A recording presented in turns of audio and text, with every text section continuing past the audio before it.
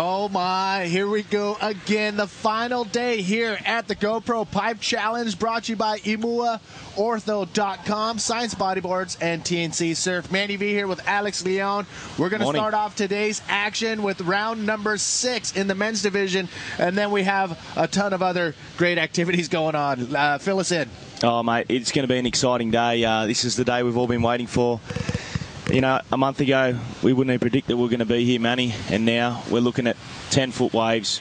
It's going to get to 12 feet again today. It's dropped overnight a little bit, and you know what? It's better for the reef this morning. There was a bit too much sand there yesterday afternoon, and now it's just pumping again this morning, and I've just seen Damien King and Nick Omrod grabbing their ashies, running down. Mate, I'm on the edge of my seat. Yes, today we're going to start off with round number 6. Heat number 1 is already in the water. In red, Jared Houston. In white, Magno Passos. In blue, Damien King. And in black, Nick Omrod. And what can we say about Nick? Yesterday pretty much gave me a heart attack. How can you get through a heated pipe with one wave? That's what I want to know. One wave in the last 15 seconds of his heat. Nick Omrod absolutely just blowing minds yesterday and pretty much giving me a brain aneurysm. That was pretty crazy of Nick. But today we have a special treat for you. We're going to run through all the finals, and to get there we're going to do round number 6, and then right after round number 6 we're going to jump into something that is pretty cool, unprecedented, and I'm excited to watch it. Yeah, it's going to be a first time in history ever at Pipeline. The expression session from hell, King of Pipe. Yeah, it's called King of Pipe. We're going to have 2 bodyboarders, 2 surfers, 2 SUP riders, and maybe one body surfer for sure, but possibly 2, but we're going to find out later as we go. Essentially, it's a bunch of friends going out and riding pipe, how pipe should be ridden. Well, these guys are in, different categories. Basically at the top of their game. They're the best at pipe, and it's something that I've always wanted to see personally. There's been a lot of, surfer versus bodyboarder type going on for years, and what's faster, what's a better watercraft. Well, you know what? We're going to find out. We're going to find out who makes these barrels better, either a surfboard or a bodyboard.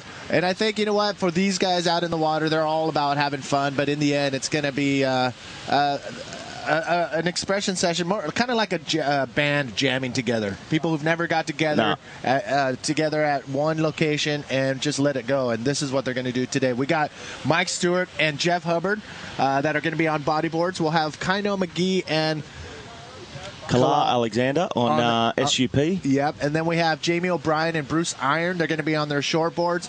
And then we'll have Mark Cunningham, our body surfer, who can ride this place. There's only one person that can rival him, and that's Mike Stewart. So we're going to have Mike Stewart and Mark Cunningham body surfing. I guarantee Mike will probably throw his board at the end of that session. But, ladies and gentlemen, this is it. We're going to get this show underway. We got an awesome King of Pipe expression session right after the last heat of round number 6. Again, Manny V here with Alex Leon.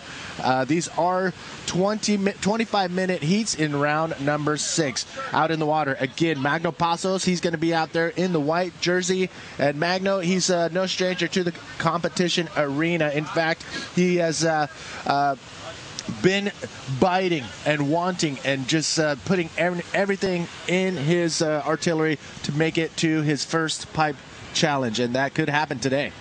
Yeah, and, well, the only Brazilian in this heat. He's taken on a South African, Jared Houston, and also Australian Damien King from Port Macquarie. First event back on the tour as a qualifier. He took a couple of years off, Damien King, but thought he'd come through the ranks last year and end up qualifying halfway through the year and didn't have to do the rest of the events. Well, we saw him this morning, and he's pretty energized right now. He's very excited, very confident, and he's ready to rock and roll. Damien King, he will be out there in the blue jersey. Well, he's a character, Kingy. You know, he's in here, he's flexing in front of us just before. That's what I'm saying. Watch out. He reckons he's got to surf 4 times today. Yeah. So, yes, the conditions are still good here at the Pipe Challenge, the GoPro Pipe Challenge, and I'm really excited. And yesterday was a spectacular day. I mean, we've seen some incredible riding and insane wipeouts, and it was a very good day for bodyboarding yesterday. Yeah, and then we just heard the hooter go. So 25 minutes, it has started, it's kicked off. Jared Houston in the red, Magno Passos in the white, Damien King in the blue, and Nick Omrod in black. Nick Omrod yesterday, amazing backdoor barrel with the only wave he caught in the heat. Ended up getting a 9.2 for it and advancing through into this round today. That was pretty crazy. His girlfriend's dad is visiting from Australia as well, and I talked to him yesterday. He's like, mate, I brought my girlfriend and her dad to come watch me here at Pipe, and I almost walked out of the heat without catching a wave. That would have been like the crusher. And how do you impress a father-in-law like that, or a girlfriend's father like that? Hey, sorry, I didn't even catch a wave in my heat. I thought it was his dad. Oh, was it his dad? Yeah, it's his dad. Oh, yeah. Man, okay. Well, either way, coming out of that heat. Well, I said, I had a chat with him too, and he said, I was so embarrassed out in the water. I thought, what am I going to do? I'm just going to paddle off the wall and run home. And then that wave came through a backdoor for him, and he rode it well. Yeah, crazy. So we got Nick Omrod. He's going to be out there in the black jersey. So it looks like we may see some of those big sets rolling in. We've seen it through a couple heats yesterday where you had these long periods where you would sit out there for 15 minutes and not even, see a wave go by or set roll in. And then when the set did roll in, there was about maybe 5 or 6 waves in the set, and that's where we saw the wave exchange. And pretty much heat situations go down with, simply one heat. And the strategies today, if that happens again, get out there, get at least one wave under your belt within that first 5 minutes just so you have something to fall back on. The criteria, it is the top 2 waves are scored, 10-wave maximum, and then we have 25-minute heats. Is that correct? That's correct. And till the final, we're going to have half-an-hour finals this afternoon. Following on from the semis, but yeah, all the way 25 minutes. Expression session will be 40 minutes, which is plenty of time to see these guys. Pretty consistent swell. We're going to see, like I touched on before, there is another northwest pulse coming through just after lunch, which should be in time for the finals. This first swell has dropped about 4 or 5 feet overnight, but all right, here we go. See Nick Omrod. Nick Omrod's not wasting any time this time. He's just going to get something going. It's going to be a 1 or 2 point ride on that drop, but you know what? Now he has a wave within that first 3 minutes of this heat. Again, 25-minute heats in round number 6. And when we move on, I'll tell you how much more time we got per heat. 40 minutes for the expression session and 25 for quarters and semis. Yeah, we're still going to see some 8-foot sets come through this morning, though, Manny. It's still a degrading swell, but there's sort of a lot of energy out there, and we're going to see part of this pulse come through this morning. You know what, but it's probably better at this size for the reef here. This guy's a bit more punchy. There's a lot of closeouts yesterday in the afternoon. Just got a bit too big. We'll just have to wait and see what happens. This is Pipe. Anything can happen. And then during the look at your sets there coming through. During the expression session, we're going to have some special guests in here as well, commentating with us. We certainly are. We're going to have a special guest come in. Big wave woman surfer, Anastasia Ashley. And there we see Kingy taking off first blood. Here he goes. Can he get round this section? Wow, look at that. He's come round. Let's see what he can do. And just opts out. And we've got another one behind this. Let's have a look. It looks like Jared Houston. Yes, Jared Houston has been riding spectacular from the last few months, and this is his first wave of the morning. Tries to find a pocket ride. You can see it still has that weird bump in the face of the wave, so the riders are going to have to maneuver around some of the chops and hope and cross their fingers that the wave is still, in that form to find a barrel. But you saw right there, Jared Houston couldn't find that pocket. Yeah, still pretty funky, isn't it? The wind was blowing and bit chopped up, this swell. It's come in a bit overnight and it's all chopped up, and we're going to see it probably clean up in the next hour or two. It always got this early morning sickness here in Hawaii. You never get that. The trade winds don't really kick in till about 8 or 9 o'clock. As soon as that sun comes over the mountain, it brings a wind with it. It's weird. But we've seen it all day yesterday. Big gusts of wind would roll through and just, make it super windy for about 5 minutes. A little rain squall would roll in for maybe 5 to 10 minutes. But for the most part, it was pretty sunny and pretty nice yesterday. We're hoping that happens again today. But I'm looking out into the horizon, and there's clouds in the sky. Let's take another look at that last wave exchange, Jared Houston. Yeah, we can see their size there. It's pretty good size. See him bottom turning around that. Knew if he pulled in there, he saw that pinch coming, so it wasn't worth pulling into it. And just bails out. Maybe probably could have punched a roll through that, but it's Jared Houston. He knows what he's doing. Plenty of time. 19.5 minutes remaining. So we've been doing it pretty much throughout the entire event. Your gateway to come in here in the commentator's booth and talk to us is through our Facebook, IBA World Tour Facebook page. And we're going to be rocking and rolling the same thing as far as the science giveaway. Out the back, it is Nick Omerod on his Magno Passos. I stand corrected. Magno Passos coming around that section, and again, it's going to be very tough. Yeah, same sort of similar wave to with Jerry's fluffed down, just pinched on the end there. You can see that's the wind blowing into it, and just as it bowls around on the reef, it's just it's got its back to the wind there. It just pushes that section down. Bit of a shame there. I thought Magno was going to have a big bowl. Let's have another look at this one. Magno, bottom turning in. You see it sets up nice there, doesn't it? See, it's just got that fluff section comes down, just ruining the bowl there for Magno. Hoping Magno would go big. I think we're going to see some pretty solid waves, and then we're going to probably see some heats where the waves don't come in at all. I mean, that's good. That is totally possible. But we still have that pulse and another swell rolling in through the morning, and crossing our fingers that it stays at this height throughout the entire day. Yeah, well, I think it might get a bit bigger, Manny, this afternoon. It's, but the direction of the swell isn't the best. It's north-northwest, so it's going to be coming in. There might be a bit of backdoor, actually, with the swell, but let's see. These guys are scrambling now at the back, trying to get deep on this one. This one could hit the reef good, Manny. It's coming in from the west. We do have the four-man priority system in place, and right now, Blue taking a look. Damian King dropping in, finds a nice little pocket, and goes straight up for a roll. Can he pull it off? And he comes out in front of the whitewash, and that is a completed maneuver right there, and he's going to be scored adequately. Here's this. Nick Omerod. Pulls back on that one. Well, Kingy, he's playing smart here, because at the moment, that's the first sort of makeable wave or manoeuvre we've seen, and he's going to be in the lead.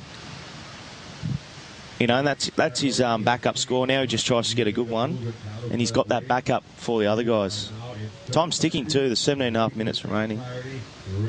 These are 25-minute heats. 25-minute heats. Round number 41. Round number 6, heat 41, out in the water again. Magno Passos currently on top. Jared Houston in the red jersey from South Africa second. Damian King in third. Nick Omerod in the black jersey. So again, Nick won't fall into that trap again, waiting for the wave through the entire heat. Looks like there could be something out the back. Yes, Jared Houston up and riding. Here he goes, just scooping in under that. Gets in the pit there. That's nice for Get Jerry. Out of there.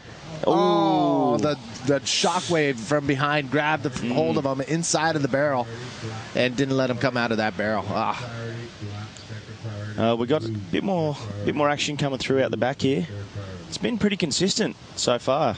Here we go, Damian King. This is his roll he just did here off this section. He saw that, so he's made use of that section that fluffed down on him. Punched a nice roll, and then Jerry locks into this pit. If he come out of this would have been one of the highest scoring waves so far, but foam ball just ankle tapped him.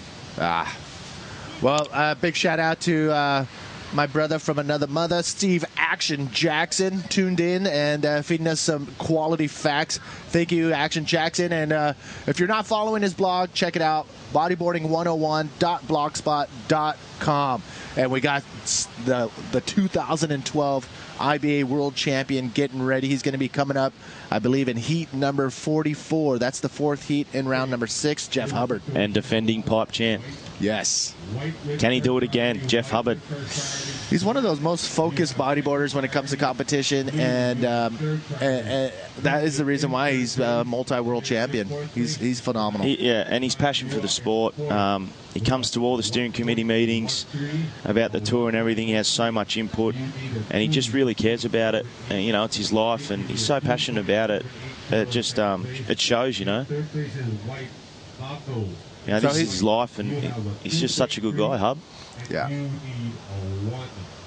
Very we're professional. gonna see Jeff Hubbard in heat number 4 face off with Eder Luciano, Andre Botha, and Diego Cabrera. That is going to be a stacked heat. If you haven't been to our IBA World Tour Facebook page, we put our round number 6 draw up on there, so you can see some of the names that are going to be facing off throughout the morning. Also, everything you need to know is on our IBA World Tour Facebook page. In fact, I posted something, the standard, where you at? It is morning. Shaggy is here on the beach, ready for the interviews. Manny V here and Alex Leon tuning in from all over the world. Let's give a couple shout-outs as we're waiting, as well as the riders are waiting for a set, but... Western Australia, Joel, what up, dog? Jamie Rowe is in New Jersey. We got San Diego again from Matt Bergman. Eugene tuned in from Richards Bay, South Africa, Brew. Pedro is in Portugal. Daryl trying to hitchhike from Miley Point to get out here. Keep your thumb out there. You will get picked up, but hopefully be careful through Nanakuli. Also, still watching from Southwest France is Mimizan Surf Club, Manu and Sintra. Thank you all for tuning in. Keep on giving us a shout out on our IBA World Tour Facebook page. So again, 4-man priority system in place. Can you talk to us about it? Okay, so the top box is first priority. The second box, the bottom box, is second priority, and those colours reflect to the colours of the rash vests out there. Priority system works. First guy out to the peak, in position, ready for the waves at pipe, will be awarded first priority. If they do show interest and paddle for a wave, they'll revert back to fourth priority, and so the hierarchy will move up in the second, third, and fourth. Wow, it looks really ugly out there. There's a rip current ripping through a back door and coming into the lineup out at pipe, and you can see everybody trying to kick and maintain their position right there. It's pretty crazy. But look at this. This is what went down with Damian King's first wave. Punches through the lip. I believe actually that was his second wave. He got a 1-point score on his first wave.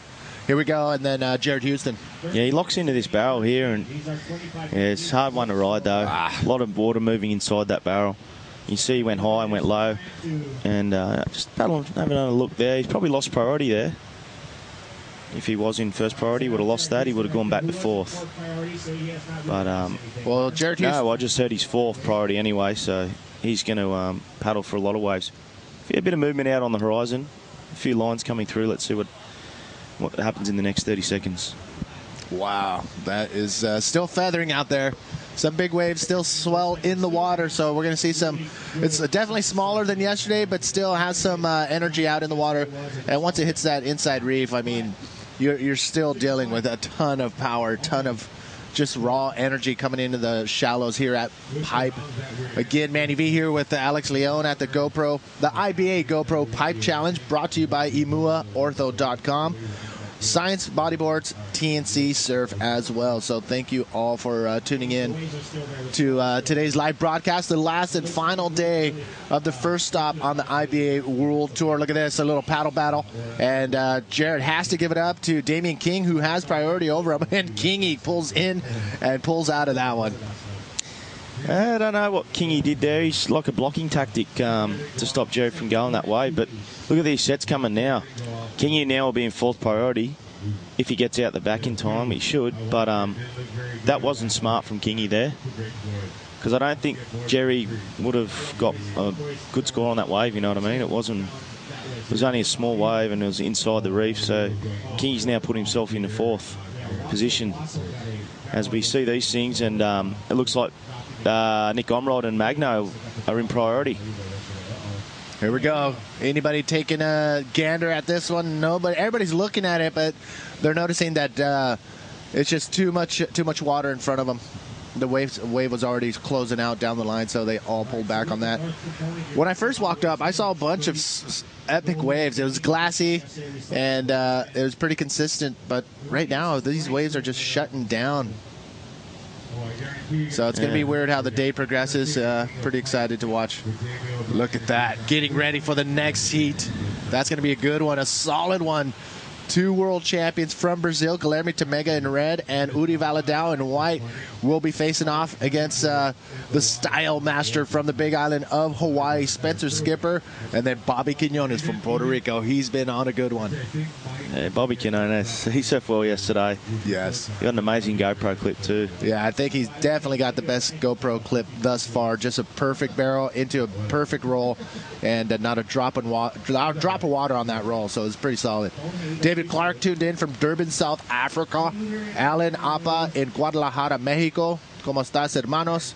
Casablanca is tuned in from Morocco. Brett in Ocean Beach, San Francisco. Rob in Puerto Rico. And Sam in Perth, Western Australia, mate. Good on ya. I wonder what time it is out there. In Western Australia, it'd be very early in the morning. It's probably about 3 o'clock.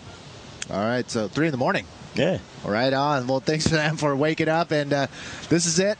The first heat in the water, heat 41, round number 6. It's we're getting off to a slow start, but we still have some swell, some pulse in the water. So we're going to see some pretty exciting action as the day progresses. Not as many barrels right now, but I guarantee a lot more people are going to be hitting the lip. Yeah. There's a little backdoor one there. Yeah, I'm still amazed on what Nick Omerod, he's out there right now in the black jersey, what he did yesterday in the last 20 seconds of his heat. Didn't catch one wave until that last 20 seconds of his heat yesterday, and was able to pull off a 9-point, I don't even know, but he was in the 9-point range. I'm going to say a 9-point. And the judges were a bit tough yesterday. There wasn't a 10 thrown out all day. Not 110. Look at this. Maybe, yes, a rider on backdoor. Jared Houston. Oh, nice solid roll in a pretty heavy section right there. Ooh, Jerry. Now, that is tough when you're at backdoor like that. Trying to get back out. I think backdoor is probably one of the hardest places to paddle out. As we see replay here. Punches out. Ooh, how's that landing? So Jared Houston with a solid roll right there. He's probably just going to keep paddling and then get... He'll end up at pipe. He should be right. But trying to paddle back out through backdoor, especially on this sort of swell. Magno Passo's dropping in. Nice clean line and a big roll for himself. Oh! Cannot land in the flats and get out in front of that lip. And you can just saw he just got annihilated. It is the guillotine here at pipe.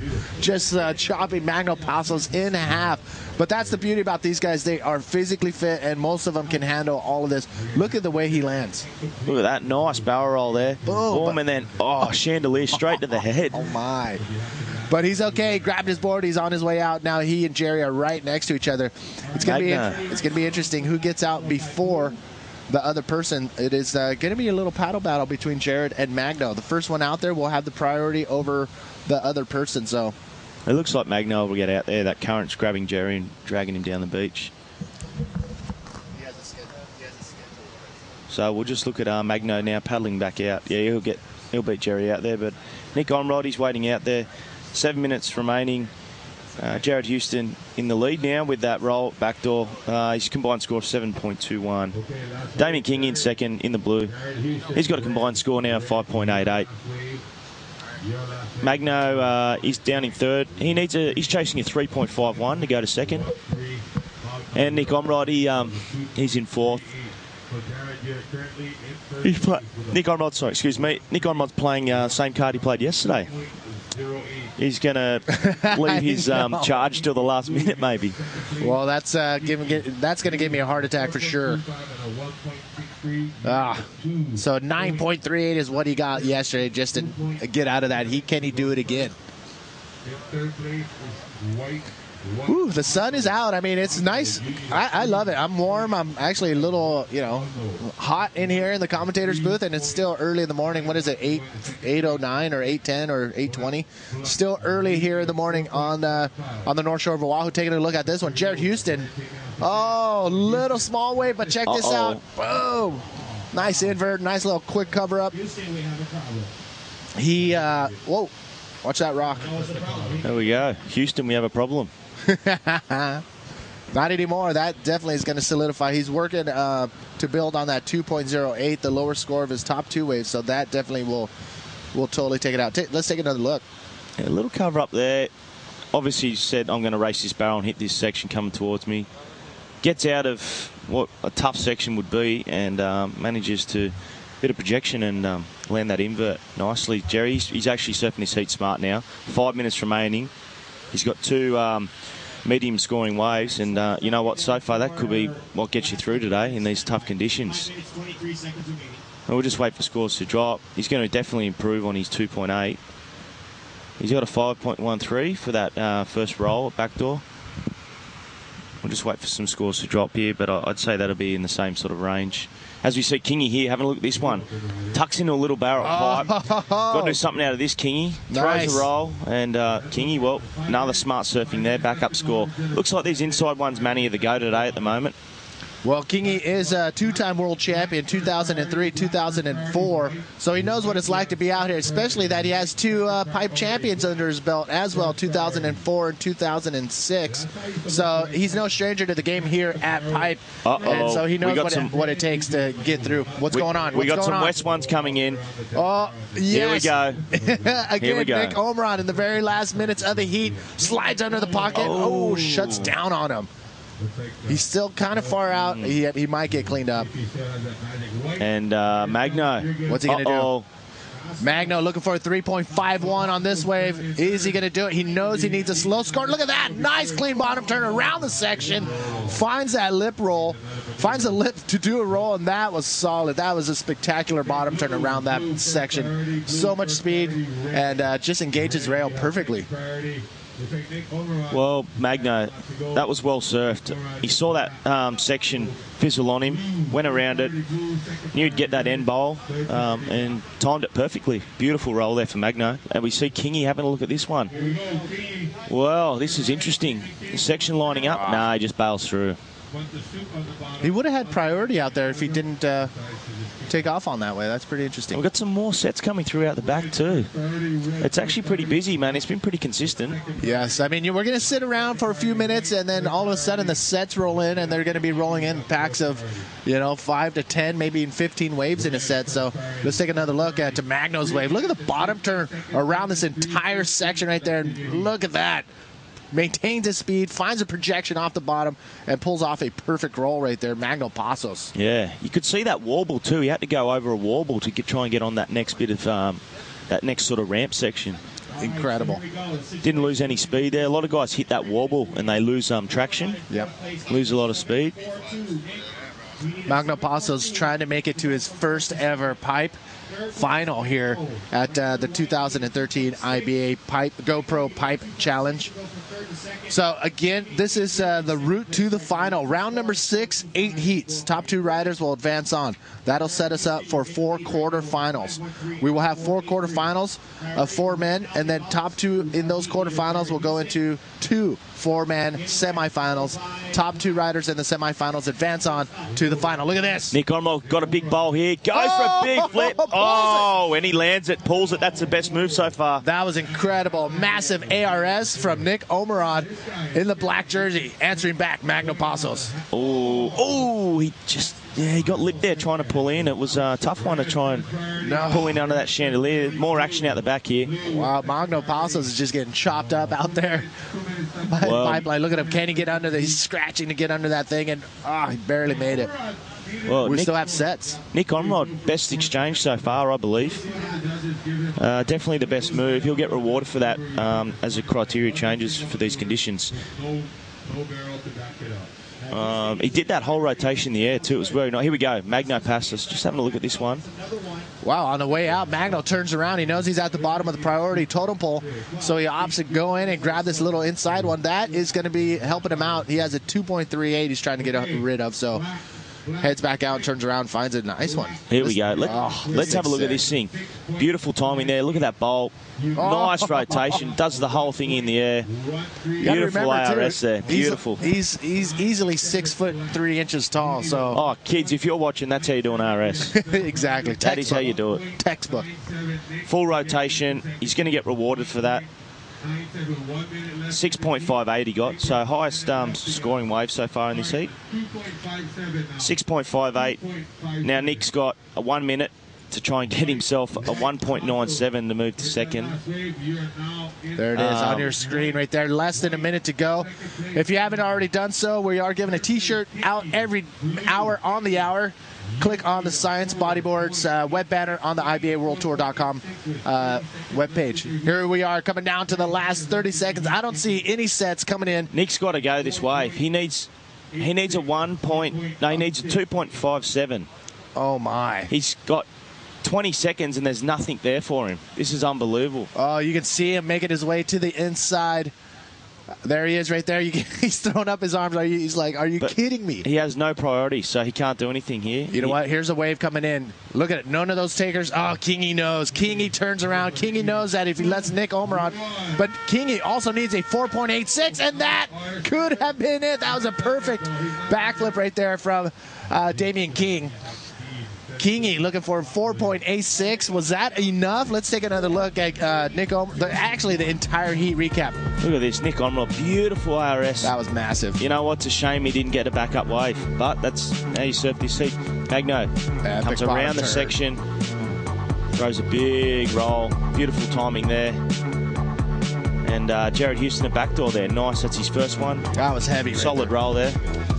Then we saw Magnos again on a perfect roll right here, but he just gets annihilated by the lip here at Pipe. And then Jared Houston on an earlier wave as well. Trying to find the pocket. It's going to be very tricky out there all day today. So you know what? Don't go anywhere. We got more action from the GoPro Pipe Challenge.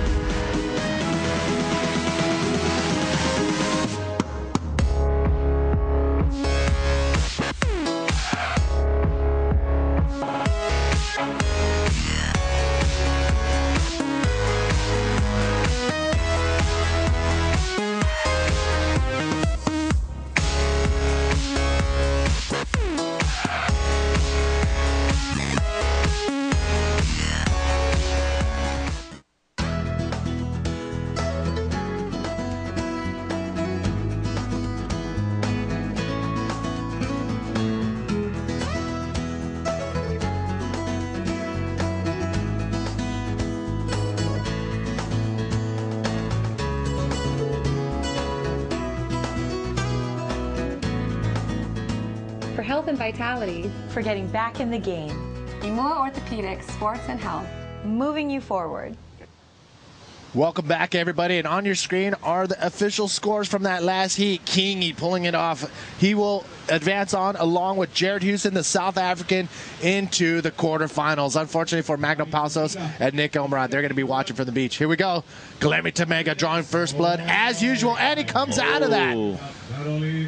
He'll force that roll over, and that's the textbook Guilherme Tamega competition book right there. Come out, get a wave in the first few minutes, and now build from there. So Guilherme Tamega, he's rocking and rolling. Yeah, nice barrel here for Tamega to start his campaign. Locks in and straight out, and that'll be he won't get scored for that roll really. It's just the barrel that they'll be scoring for that wave. Well, Guilherme Tamega, we all know him. He is a multi-world champion and multi-pipe champion, and he's out here. He wants to put another win on his checklist. So Guilherme Tamega, he is drawing first blood out here in the red jersey. Tamega, 6 times world champ. 2-time pipe champ as well. And, absolute freak. Yes. Best bodyboard to ever come out of Brazil, I'd say. He's been in the finals here at Pipe 10 times. 10 finals he's made. Yes, so Guilherme Tamega, definitely a competitor to reckon with, and I would not want him in my heat, that's for sure. Damian King's just walked past the commentary tent. Big smile on his face there, very cocky. Very stoked. Damian King, I love seeing a smile on him, but I wouldn't want to be in the same room if he went down in the heat, that's for sure. Nah. Just kidding, he's a good guy. So, no more shout-outs. Joe Beck tuned in from Port Algarve, Brazil. Carlos is in California. What up, dog? Look at this, taking a look. Here we go, dropping in blue. Spencer Skipper. Ooh, Skippy looking at this one. He's got to do something now at the end of this. Goes up. Yeah, textbook Man. skip roll. Textbook skip roll. Did you see him just set his rail on Yep. the bottom turn, and all of a sudden he hit it into 6th gear and just found all the speed and was able to pull off a perfect roll at the end of that section. So stylish too. Holds his my. line so good. That, kids, if you are watching around the world and you want to learn how to bodyboard in good waves, watch Skipper. He's one of my favourite. He's one of the best at pipe here. He's unbelievable. Here we go, Tamiga. Having a look at this thing in the red. He's going for a little... Nah, nothing there for GT. Just pulls out as it closes along the sandbar. What a good finish to that one. Damien King with that nice flip. He moved up, jumped up from 3rd to 1st. So him and Jared Houston 2nd. Those two will both be advancing through to the quarterfinals. Okay, so I stand corrected. Yes, GT 12-time pipe finalist. He's won twice, and he's at the rest, he's either got 2nd through 4th. So 12-time pipe finalist out in the water. Guilherme Tamega, this guy is an animal, and currently in that 1st place position. Woody Valadao, again, this guy is no stranger to the competition area. Arena, 2008 world champion, and ended up in 3rd at pipe in 2008. So he's no stranger here at pipe as well. And these guys go from small wave competition riding, and you put them in some big stuff, they're going to throw it down as well. Look at this. Uri Valadao, have a look at this thing. Uri from Brazil, lining this one up. Just very deep there on the reef. He had to pull through. So the conditions out in the water, I mean, they're not as of yet, not what we saw yesterday, but little by little. No, we'll see it clean up today. It'll get better later on. It's just got this early morning sickness. Another one here for Uri Valadao. So See Uri that? Valadao, Yeah, you can see it just coming down. Closes out along the sandbar on the end of the reef there. Yeah, this is Uri Valadao, 2008 world champion, and again finished 3rd at pipe in 2008. So he would love to check off pipe champion as well under his list of achievements. Uri Valadao can definitely do it, especially in these conditions. I mean, he's not afraid of the big stuff, but he loves to catch flight on the medium stuff as well. Check this out. We do have the winner of the last heat was Shaggy. Shaggy, where you at, brother? Yeah, man. Hey guys, I'm down here with Kingy, the winner of the first heat of round 6. Well done, David. That was a pretty tense moment for you out there, huh? Yeah, it was. I was a jostle between 1st and 2nd with me in Houston for a while there, and then I think Magno got a good one and bumped me down to 3rd, and then Nick Omrod got a good one, and then he only needed a 2 or something, so there was like 5 seconds left, and I got the backflip on the last wave, and went from 3rd to 1st. So, pretty stoked. Into the quarterfinals and into the final 16, huh? Now, are you a creature of habit? Like, what is your routine the morning of a final? It's been a while, so I don't know. I just try to get a good night's sleep. I don't have too much food before I surf, like an early hit this morning. Just had a cup of tea, and now I'll probably just go and try and chill out and relax as much as I can, and just pace yourself. Like, assume you're going to make the whole day, so pace yourself for the whole day, and just kind of take it as it comes. This is probably like my last comp, boys, outside. So it's like, I just want to make sure it's good to put in a bit of a show and have a crack at it. Well, you know what it's like to get to the final. You've won this competition before, so good luck and go get yourself some muesli. I will, twice. Back to you guys. Look at this. Well, I love seeing Kingy like that. Oh, here we go, out the back. Bobby Quinones on his first wave of the heat, and we are 13 minutes in already, so this is nice for Bobby Quinones to get something rolling here. So everybody now has a wave on their scorecard. Kingy, unbelievable. Had to remind us that he'd won it twice. Yeah. You see, that's a cockiness I like.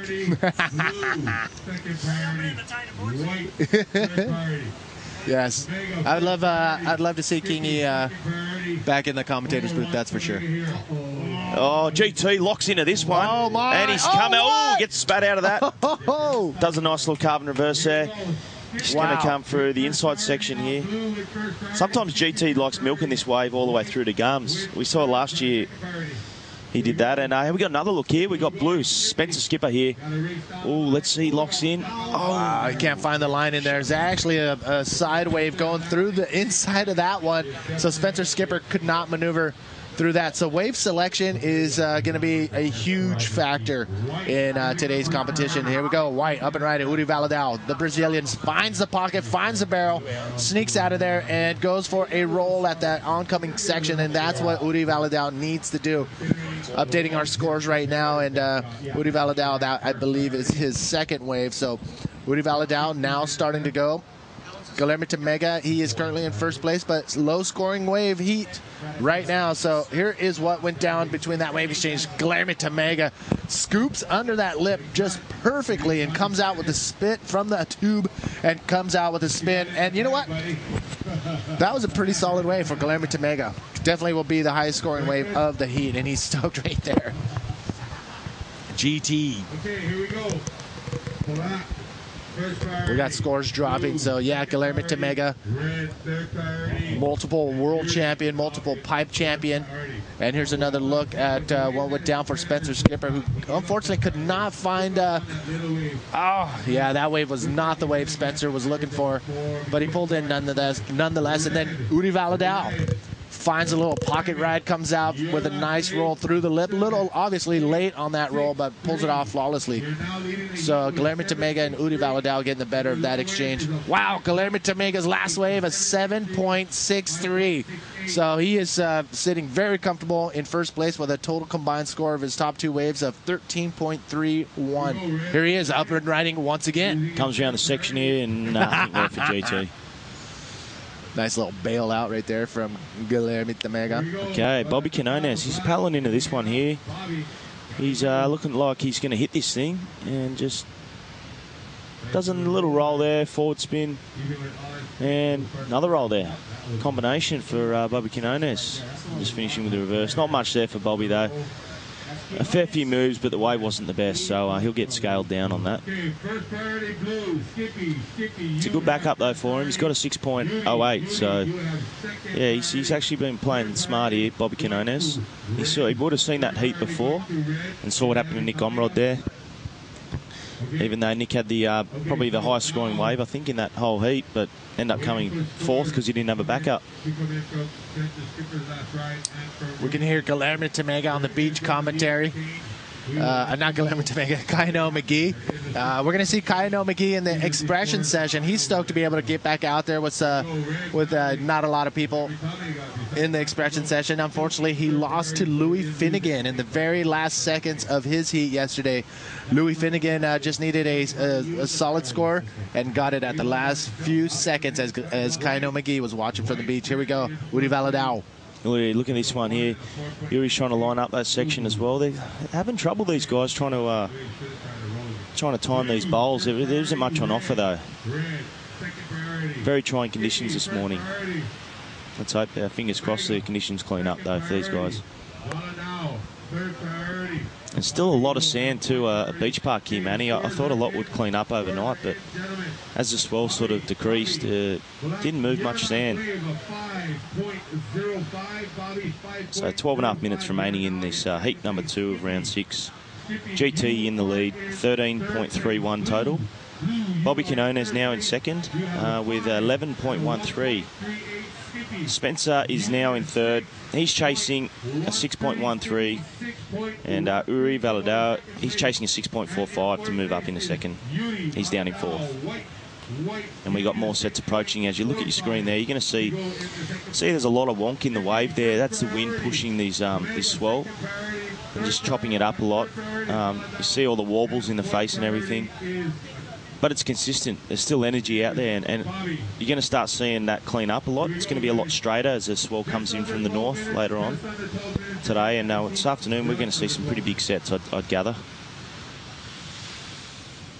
We have 11 minutes, 45 seconds remaining. Spencer Skipper taking off pretty deep on this one. What's going to happen? He's just going to go for a maneuver. Oh, goes a backflip. Oh, man, just getting launched and starts and ends it with a nice roll. Can he hold on to that? Yes, he does. Punches out in front of that. That's going to be a solid wave. Spencer Skipper looking for a 6.13 on that wave to get into that second place position. Then that definitely will be it. That was a sick ride for Spencer Skipper. Big backflip, and he rolled. Let's see it again. If I was a judge, I'd reward him on style. Look at this. Boom. The timing was... he went up late to hit that, and somehow he's pulled that off. And look at that roll. Oh, my. Those rolls are the best rolls. Look at them. Style master. If I went to the bakery, I'd order 12 of them. Spencer Skipper definitely throwing down the style here at Pipe. The IBA GoPro Pipe Challenge is underway. The second heat of round number 6. Heat 42 out in the water. Bobby Quinones in black, Guillermo Tamega in red, Spencer Skipper in blue, and Uri Valadao in white. So we've just heard some scores drop for Skip. We'll wait till they come to his on our screen. Apparently he's jumped the first, I've heard. 8.55 for that. Oh, my. Well, you go big and you do a flip like that, land a heavy section, finish off with a nice roll, you're going to get rewarded. 8.55, our highest scoring wave today.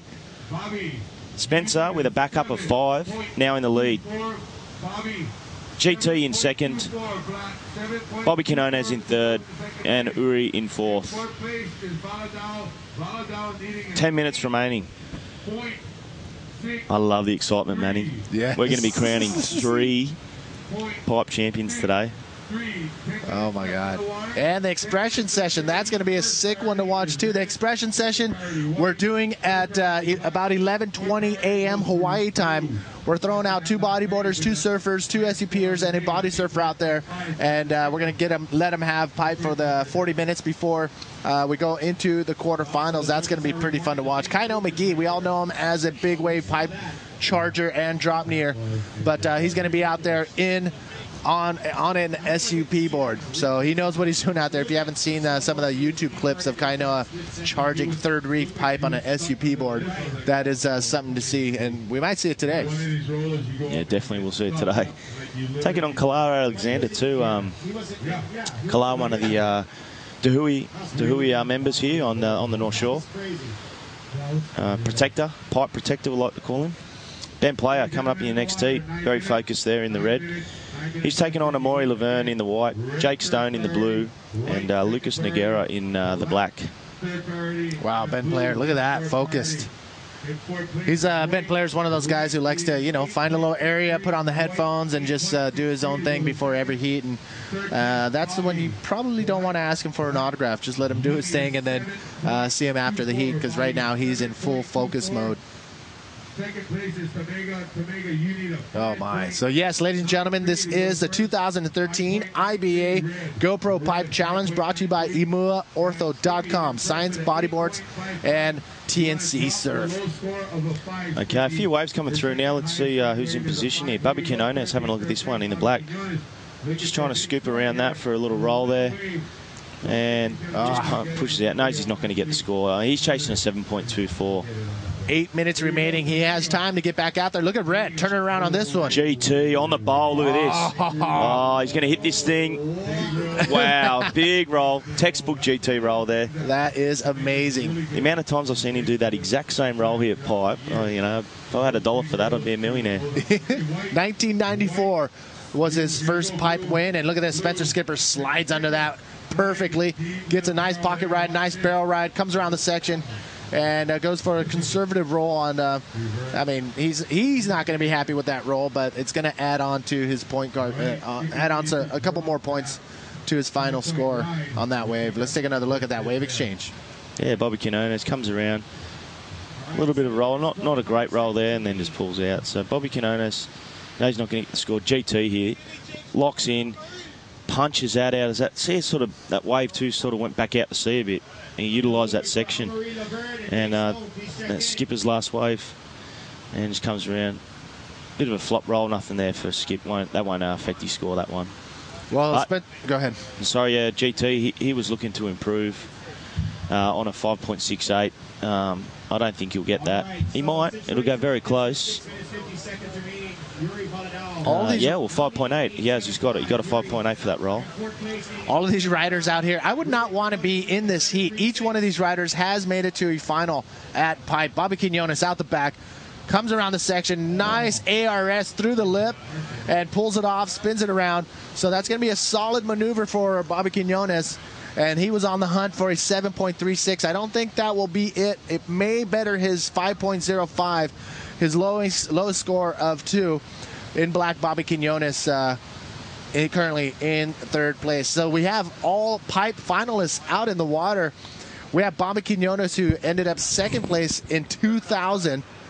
Spencer Skipper finished 2nd in 2004. Udi Valadao, he saw the finals as well back in 2008 and ended up 3rd. And we know Guilherme Tamega, he's seen the final 12 times, winning 2 of those.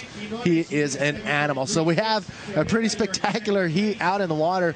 Each one of these riders has seen the finals here at Pipe. And how difficult is it to get to the finals? So difficult.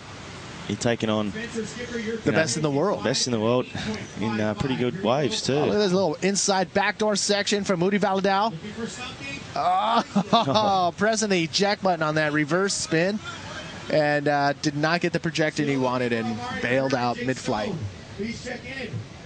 Oh, so again, the IBA World Tour Facebook page, that is your doorway to talk to us here in the commentators booth. And I'll be saying it all day long. We do have some pretty awesome t-shirts from Mike Stewart Science, MS Viper, and Gyro.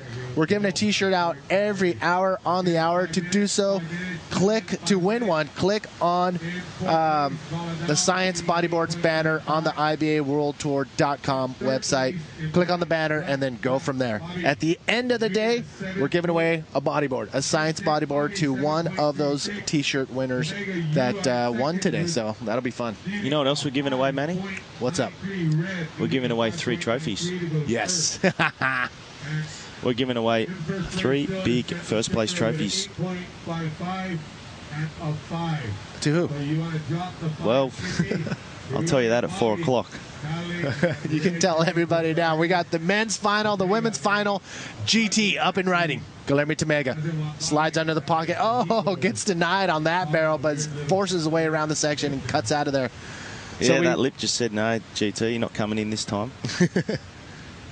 You've had too many. GT, you wonder how these guys don't get burnt out. GT's been through 3 generations of competitions bodyboarding. In the late 80s, started here at Pipe. In through to the 90s, that's where he won, his world titles. Into the turn of the century, made a few finals. And now in the 2013, GT's still at top of his game. It's amazing. I mean, coming 3rd or 4th last year on the tour, it's unbelievable. He's 40 years of age. Mike Stewart, we're going to see him coming up in a few heats. He's 50 this year. Well, bodyboarding itself, it's only 40. I believe it's 41 years old. So the sport itself, pretty new. Yeah, it's pretty young. Pretty young, and I mean, Guilherme Tamega and Mike Stewart, we still have the first generation of bodyboarders with us. So, I mean, what we're seeing is history being written as we see it. I mean, this is the first time we've seen, a bodyboarder with this much achievements, like Guilherme Tamega, Mike Stewart. I mean, both of these guys alone combined would have, amassed pretty much the entire world championships and all the pipe championships. So it's pretty awesome to watch out in the water. 2 minutes, 30 seconds remaining. Heat 42, round number 6. 2 minutes, 30 seconds. Time is ticking away. Udi Valadao looking for an 8.75 to get into that second place spot. Bobby Quinones, he's been on a roll, but now he's up against the wall, needs a 7.36 to get into that advancement spot. Guilherme Tamega, he is in second place. Spencer Skipper, 2 solid scores, an 8.55 and a 5. 2 minutes remaining. 25-minute heat. Top 2 waves are scored, and there's a 10-wave maximum. Jake Stone. 12-wave maximum. Yes, 12-wave maximum. That's why I said 10 and looked right you in your eyes. Yeah. So now we're on the same. You've got Steve Action Jackson on your pager. Oh, yeah. Steve Action Jackson I'm going to get a pager as well, and so I can just page Steve when I need to answer some questions. Steve Action Jackson sending over the codes via Skype and my pager. Thanks, Action. Yeah, Steve Action Jackson waking up early. Look at this. Back door. Can we get the camera guy over there? Oh, not much there. I think he went for a big roll, but we got it on the record button. So we'll show you what went down on that right-hander. But again, welcome everybody to another day, the last day of the live broadcast, the last day of the 2013 IBA GoPro Pipe Challenge, brought to you by EmuaOrtho.com. They have a tent right next door, and I saw somebody getting a massage. So I think I'm going to head over there during my break. Yeah. Get over there. Get a little rub out. The shoulders loose. Yeah, I need to work on my shoulders. I've actually been pretty tired, playing in the shorey with the GoPro. Very fun. I was trying to download some photos from Eunate that we got the other day here at the beach park.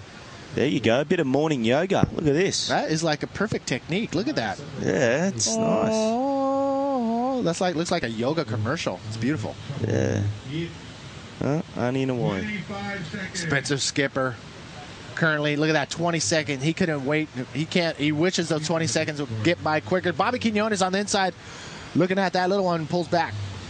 Yeah, quick shout out to bodyboardking.com in Australia. Get on there, get on the website, have a look. Science specials are going down on there. The 30% off on science boards, and Toby's throwing in free dry rolls with every science board purchased. So good sponsors and supporters of the pipe event. The heat has just ended, and we have a little break between heats, so we're going to show you a heat recap. Guillermo Tamega in St. John First Blood. Yeah, locks in there. Spencer Skipper, this was fantastic surfing from Spencer. Tough backflip to land, sticks it nicely, and finishes off with a good roll after that too. GT talks through this one. Well, GT comes around the section, punches through the lip, and we've seen that roll millions of times. Bobby Quinones couldn't really put it together, but he found some waves. So, he didn't go down in vain. He did a nice maneuver there.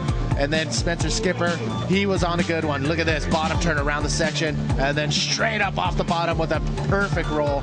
Incredible. Spencer Skipper and everybody else, you know what? Don't go anywhere. We'll be right back.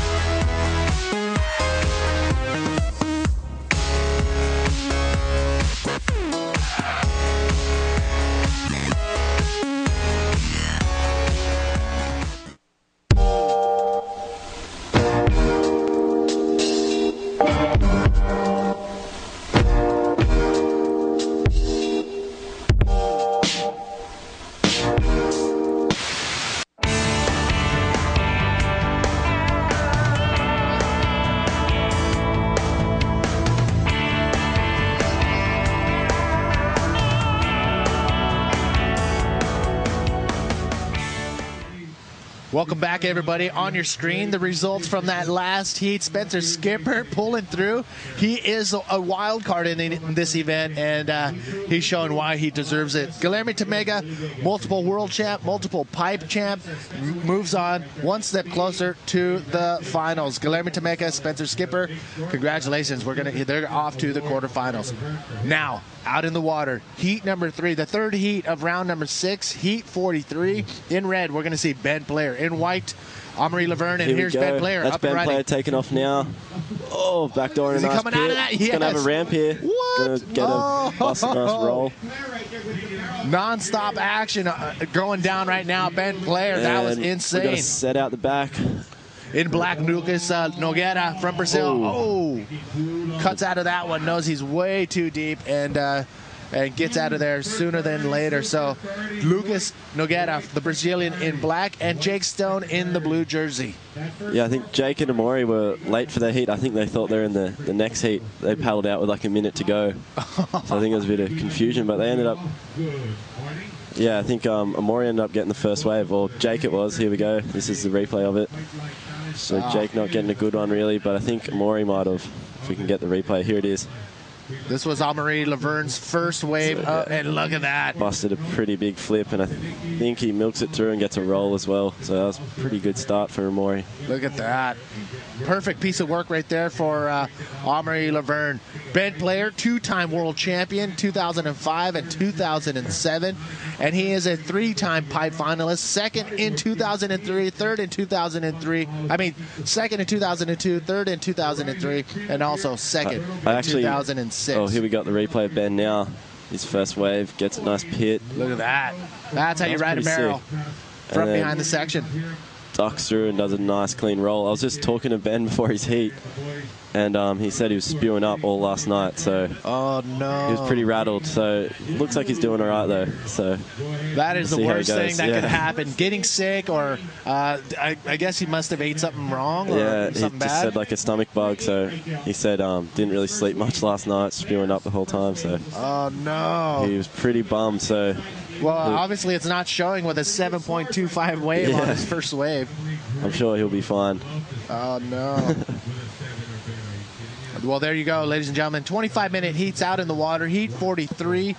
Round number 6, Amaury Laverne with a solid wave of a 7.38. Bent player with a solid wave of a 7.21. Jake Stone has a throwaway wave of 1.13, and Lucas has yet to catch a wave. Actually, no, he did catch a wave. We're just waiting for our scores to come down. Manny V here, and now in the hot seat, science team rider Thomas Rigby. So how you feeling, man? Yeah, pretty good. It's going to be a good day to watch. We got Ben taking off on a little backdoor one, actually. Ben player. The ramp. Oh. Nice. There's so much power behind these lips that, I mean, you saw how small that wave was, but there's so much projection. Look at this one out the back. Lucas up in black. He's going to have a ramp here. Boom. Oh. He's known for those big flips on lefts. He can do them all day. He's not done. Nice roll right there. So this heat's already pretty intense. Some big scores getting thrown out already. Oh, my. Ben's got a nice backup one with that invert, and Lucas now getting a solid score on the board. I think a few lines coming in. Maury's having a look at this. Taking off. What's he going to do? Amaury Laverne. He's going to have a ramp here. Big flip, maybe. Boom. Nice ARS right there from Amaury Laverne. That was sick. And we got out the back, Jake Stone. Oh, what's he going to do? Finds a section. Oh, that section just crumbled on him. Still tried to flip through it, but yeah, that was pretty unlucky for Stoney there. So we do have waves still pulsing through the shallows here at Pipe, and because it is a little smaller out here today, we're going to see, we'll probably see barrel rides, but we're going to see a lot more tactical maneuvers, aerial maneuvers, hitting the lip and big backflips. Here we go, up and riding. This was Amaury Laverne's last wave. You can see him just lining up the bowl the whole way, and then bang, clean flip for Maury. Comes through with a little roller at the end. Amaury Laverne, 2010 world champion. He's made it to the pipe twice so far. Third place in 2007, and in 2010 he actually won the event. So he knows what it takes to get to the final and to win here at Pipe as well. So Amaury Laverne, no stranger. Yeah, the Moz knows Pipe pretty well. Yes. Here's another look at Ben Player's air on that backdoor wave. That was sick. He just, such a little wedge he took off on, then it just bowled up. Ben knows backdoor pretty well, so. Oh, that was Lucas's big. Huge flip. So, I don't know if that was bigger than Amaury's. Live action there. Stoney just threw an ARS. He's getting crazy out there. Jake Stone in the blue jersey from Australia. I don't know if we can get a replay of the start of that wave. I didn't get to see. He might have got a barrel before that. Here it is now. So yeah, Stoney, while we're watching the other replays, pulls in. It's a little tube. Oh, so he did nice flip at the start. And then just bust one there. Jake Stone using he showed up very amped and hyper. Yeah. I don't know if he had a ton of sugar or a bunch of Pop-Tarts, whatever, but he is energized. As you can see, yeah, he's buzzing out there. Look at these sets rolling in. Who is in position currently right now? I believe all our scores are down. Jake Stone. It'll be good for Stoney now. He's got a score on the board, so he can relax a bit more now. Look at these sets rolling in. It's all about positioning. Are you in the right zone? Are you in the right spot? Some sets coming in. Kind of a bit of a north set. It's kind of closing out. So Stoney getting a 5.53 for that last one. He needs a 6.86 to head in the second, so that's easily doable. And Lucas needs a 5.79 to move in the second. So it's a pretty tight heat. We got Moz in first and Ben Player close behind in second. See if Lucas and Jake can catch him. Once again, welcome everybody. Manny V here with Thomas Rigby in the hot seat. 2013 IBA GoPro Pipe Challenge brought to you by imuaortho.com, Science Bodyboards, and TNC Surf. If you haven't done signed up on the Science Bodyboard t-shirt giveaway, do so. Click on the Science web banner on the IBAWorldTour.com. So we do have the winner of the last heat with Shaggy. Shaggy, where you at, brother? You want to drop. Hey, good morning, chaps. I'm down here with Skip, Big Island's famous rider. Congratulations, Skip. You're into the quarterfinals now. What are the conditions like out there? It looks pretty hectic. Yeah, it's definitely not like yesterday. You know, the swell kind of swung a little bit more north overnight. It dropped a little bit. Definitely not a lot of barrels. You won't be seeing the barrels that you saw yesterday today. But you'll probably be seeing people hit the lip a lot more, and that's kind of the only option out there on a lot of these waves. So yeah, it's a bit different. How's the landing of that backflip of yours? Looked pretty flat landing. Oh yeah, kind of got slapped on that one a little bit. I was just stoked I was able to kind of pull that and spin it around. Definitely needed that wave, you know. Well, congratulations. You got Jared Houston, my fellow countryman, in your next heat, and the next first and second from the next two heats. Oh, cool. Yeah. Well, great. Yeah, looking forward to it. Bring it. Thanks. Congratulations on that mustache, by the way. Thank you very much. Thank you very much. And Dave, how about you see the pen's missing now? Just for you, Dave. Okay, well, congratulations, and we'll see you in the quarterfinals. Thanks a lot. Back to you guys. Congratulations, Spencer, and look at just back in time for Jake Stone up and riding. Oh, he's taken off really deep on this. Just kind of closed in on him. Do you think he should have pulled in on that section? It did pinch. I don't think he would have made it from where he was. Okay. You never know. I don't know. It would have been tough. Sick to see Skip get through there. Yeah, he's one of those guys. He's actually the wild card for this event, and showing the reason why he was given that wild card. He is one of the pipe riders out here that has, you know, some of the best style. Yeah, he's probably my favorite to watch. One of, anyway. Out in the water. Especially. 14 minutes remaining, and this is where we're at. Wow, look at Amory and Ben Player's scores, almost identical. But Amory Laverne just edging over, both of them with 7s and 5s. And then Lucas, he's on the hunt right now for a 5.79 to get into that second place spot. Jake Stone, 6.86, totally doable for both of these guys as time winds down, 13 minutes, 40 seconds remaining. The first round in the water, we're going to see 25-minute heats. Then we're going to jump into an expression session, 40 minutes. They call it the King of Pipe. We're going to send out 2 surfers, 2 bodyboarders, 2 SUPers, and a body surfer for 40 minutes out at Pipe. Whoa. And they're all going to, you know, pretty much show us how pipe is ridden on each one of these watercrafts. If you have any surfer friends or SUP friends, call them right now and let them know. Roughly around 11:20 a.m. Hawaii time is when we're going to throw that down. It's going to be pretty fun to watch.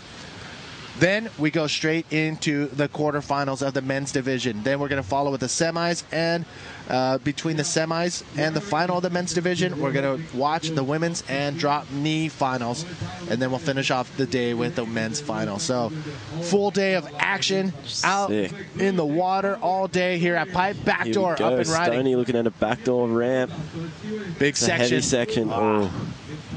A lot of the riders are opting to do backdoor more often than yesterday. I mean, we've already seen a ton of backdoor waves. That one was bending away from Stoney there, and he's getting caught inside, I think. Oh, that is one of the places you do not want to be on the entire North Shore, paddling out at backdoor. Seriously, it's like 3 feet deep. Yeah, I think he's all right. Yeah, he's charged through it. So have you ever had a paddle back out session at backdoor? Not when it's maybe only this, not when it's any bigger than this. Maybe one day when it was about this big, but I usually just give up straight away and just go straight back out pipe. Take the current over and around pipe. Take the easy route. Ladies and gentlemen, Manny V here with Thomas Rigby in the hot seat. So we had a 5-day break. What did you end up doing during that 5-day break, waiting for the waves to come up? Just cruising, surfing beach park a lot, kind of just having fun, mucking around, drop kneeing. Some of the Hardy and Winnie hired some stand-up surfboards, so they were having little contests on them. So just having fun. So small, so it's just kind of muck around surfs, and yeah, just cruising, waiting. Have you? What's your favorite food you've had on the North Shore? I haven't got to go to Cholo's this year, which I'm pretty angry about. That's usually one of my favourites, but I don't know. I've been getting into my acai bowls again this year. Yes, they've been pretty good. Yeah, probably acai bowls. There's 4 or 5 places you can get acai bowls here on the North Shore. Yeah, there's one just near pipe, kind of on that road. I've been hitting that up. That's pretty good. The yellow van. Yeah. I think one of the owners of the yellow van is a bodyboarder, Christine, I want to say. Oh, really? Yeah. Yeah. Ladies and gentlemen, waiting patiently out in the water, heat 43, round number 6. You can see right there as they duck through that one, there are still waves to be had. I mean, there's still some power out in the water, and wow, looks like a rain squall coming in out on the horizon. Yeah. So you're going to see super windy gust winds come in for about a half hour, maybe 20 minutes, and then it disappears. Then it gets glassy. Then it turns offshore, and it's crazy how much it changes throughout the day here. Yeah, so quickly. As Skip said, it's you're not going to see as many barrels, but you're going to see people hitting the lip a lot more, which is good. I reckon it's good to see more manoeuvres. Jake Stone up and riding in the blue jersey. Oh, you can see him getting frustrated out there. Jake Stone, he's on the hunt for an 6.86, and now he's at the bottom of the priority. Still plenty of time. Tons of time. Stoney. 9 minutes. You can see him. At least he's getting busy. He's going to. He's not going to give up. He's got 9 minutes. I'm sure he'll get a wave with the opportunity in that 9 minutes. Amory and Ben Player, both serious competitors, and they know they have priority over Jake Stone. So Jake Stone, he has to maybe, sit very inside of these guys or just to the side of these guys, because they're not going to let him have a wave, that's for sure. Definitely not. It's going to be interesting. Got a few lumps coming in here. So out in the water, we do have some pipe finalists and pipe winners. You've actually made it to pipe in 2011, second place, almost pulling off a win. We want to hear your experience after this wave right here. Lucas Nogara. Getting chopped right there, and finally lets go and gets over. Gets unlucky on that one, just pinched. And it looks hard to read out there. Red and white going over this one. Jake Stone. Jake had a look. No. Had a look as well. So what's it like being in a pipe final out here in... First, tell us about the conditions that you had. It wasn't really great pipe. It was more backdoor that year. We got Jeff Hubb getting ready. And he was, out the back, sliding in under the lip, Stoney. getting barreled. Oh, I thought he was going to release and get there you go. Oh, he did make it out. Rolled. I think he might have rolled there. Wow, Jake Stone looking for 6.86. That was a deep barrel ride with a maneuver. Not super clean, not the cleanest barrel that we want to see, but still pulled it off. Yeah, maybe the judges there higher up could have seen that better than us, but if he did roll out of that, could be a pretty solid score. Here we got the replay. Jake Stone slides in perfectly, gets barreled, and right here I thought he would be just released, but yeah, you're right. You did see slick, yeah. So I think he rolled out of that, so that could be a pretty good score.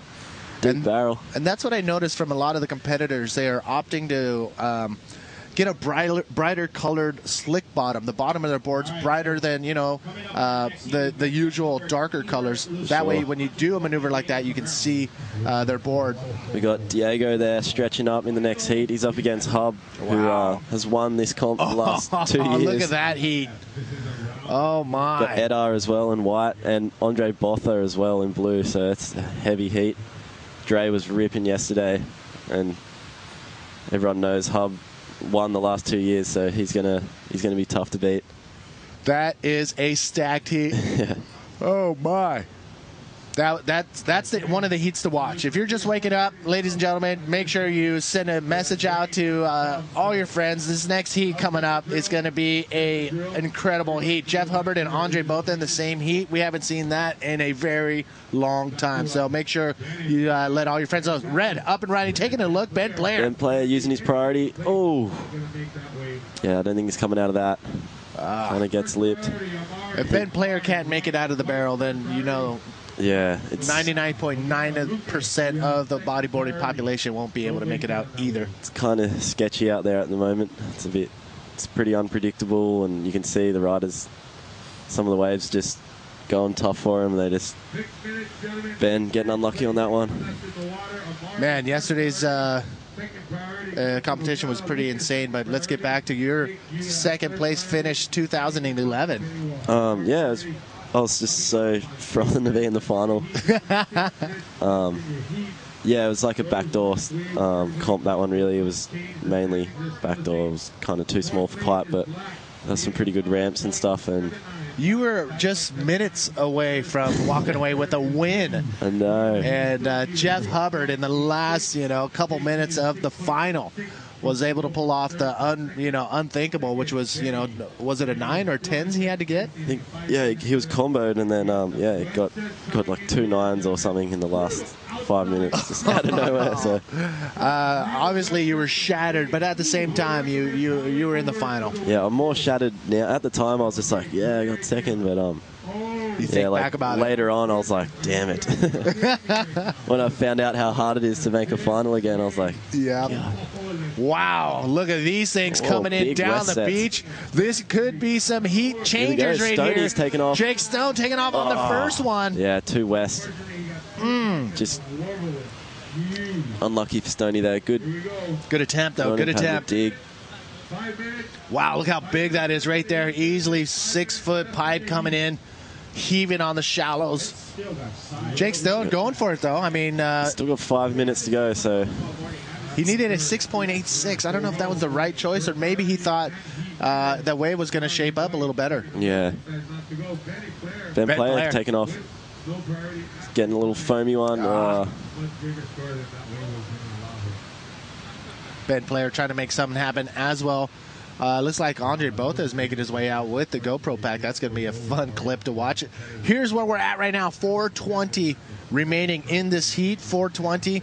Omri Laverne currently in first place. Ben Player in second. Jake Stone in third. And Lucas. You can see the scores on your screen and what they need. Jake Stone is on the hunt for a 6.86 for second. Lucas a 5.79. So those two guys totally can pull it off. See Maury just waiting. Wow, there are some waves. Keep a close eye on Stoney and Lucas though, because they're going to be scrapping to get these scores in the last few minutes. What's it like being out there as time's ticking away and you're sitting in their third and fourth place positions? It goes heaps quick, the time. Like, it feels like you've caught one wave and there's like 5 minutes to go. All of a sudden, you're like, whoa. And you keep looking at your watch. You're on the beach watching a heat and it looks like it takes forever. And when you're out there, it just goes so quick. Yeah. Do you wear a watch when you're out in your heat? No, not really. You can hear pretty well. You can hear the guys really easily. So at waves where it's really hard to hear the commentator, sometimes I do, but.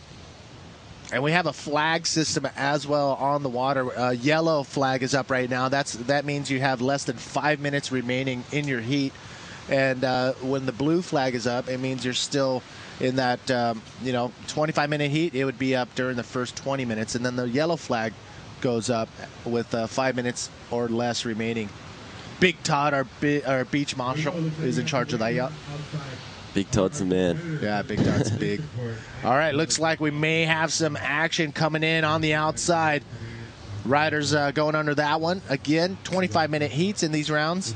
Coming down to 2 minutes and 30 seconds, and there's a set coming in, so let's see what's going to happen. We've got a Maury taking off here, using up his priority. This thing looks solid. Sick one. Nice pit. Oh, that wave was amazing. Oh, nice.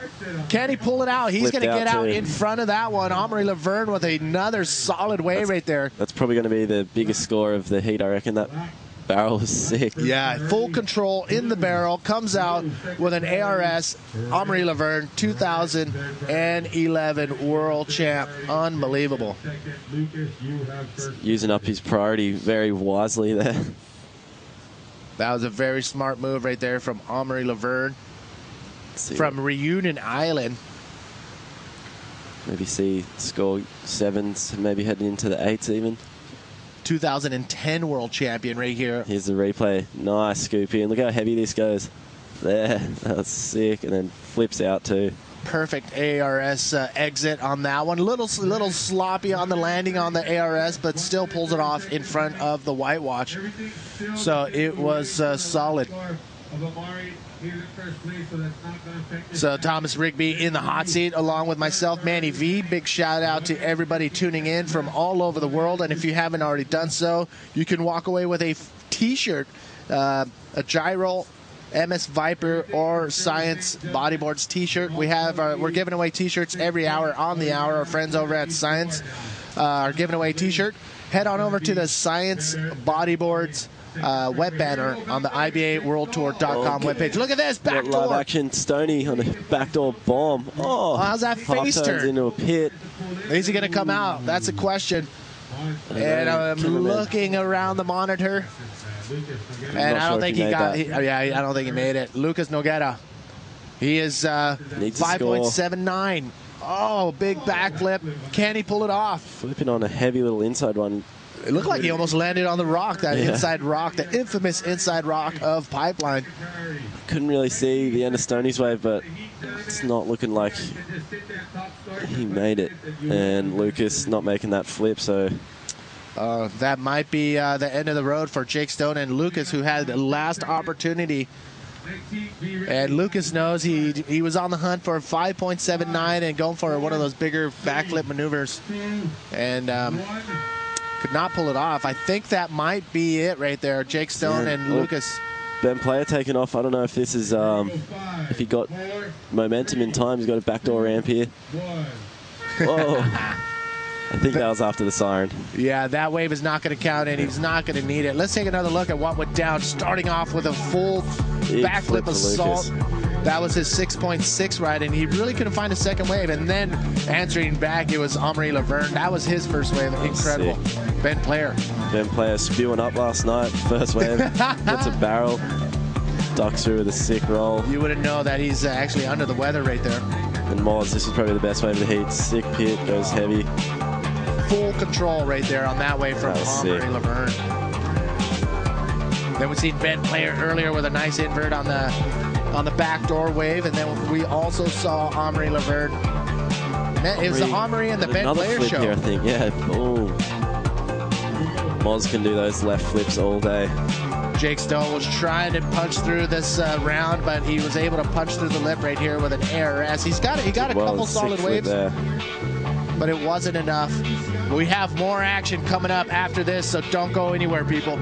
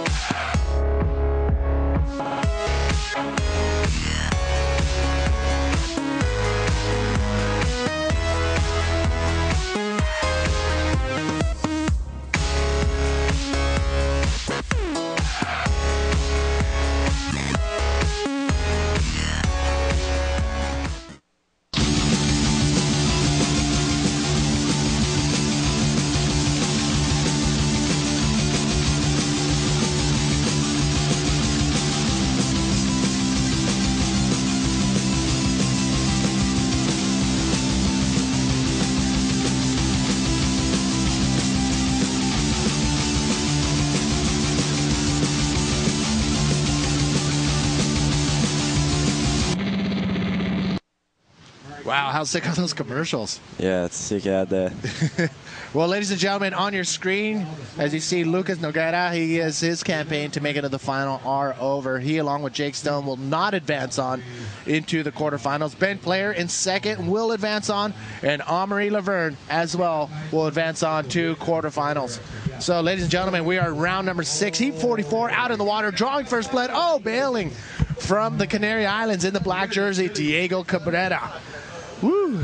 Diego Cabrera comes to us from Tenerife in the Canary Islands. And the Canary Islands, if you ever get the opportunity to get to the Canary Islands, make it happen. That place is incredible. Now, in the hot seat from South Africa, Mark McCarthy. What's going down, brother? Wow, just grateful to be on this final day and being able to compete. We've seen a couple of great heats go down, and I think the waves are going to get better all day. And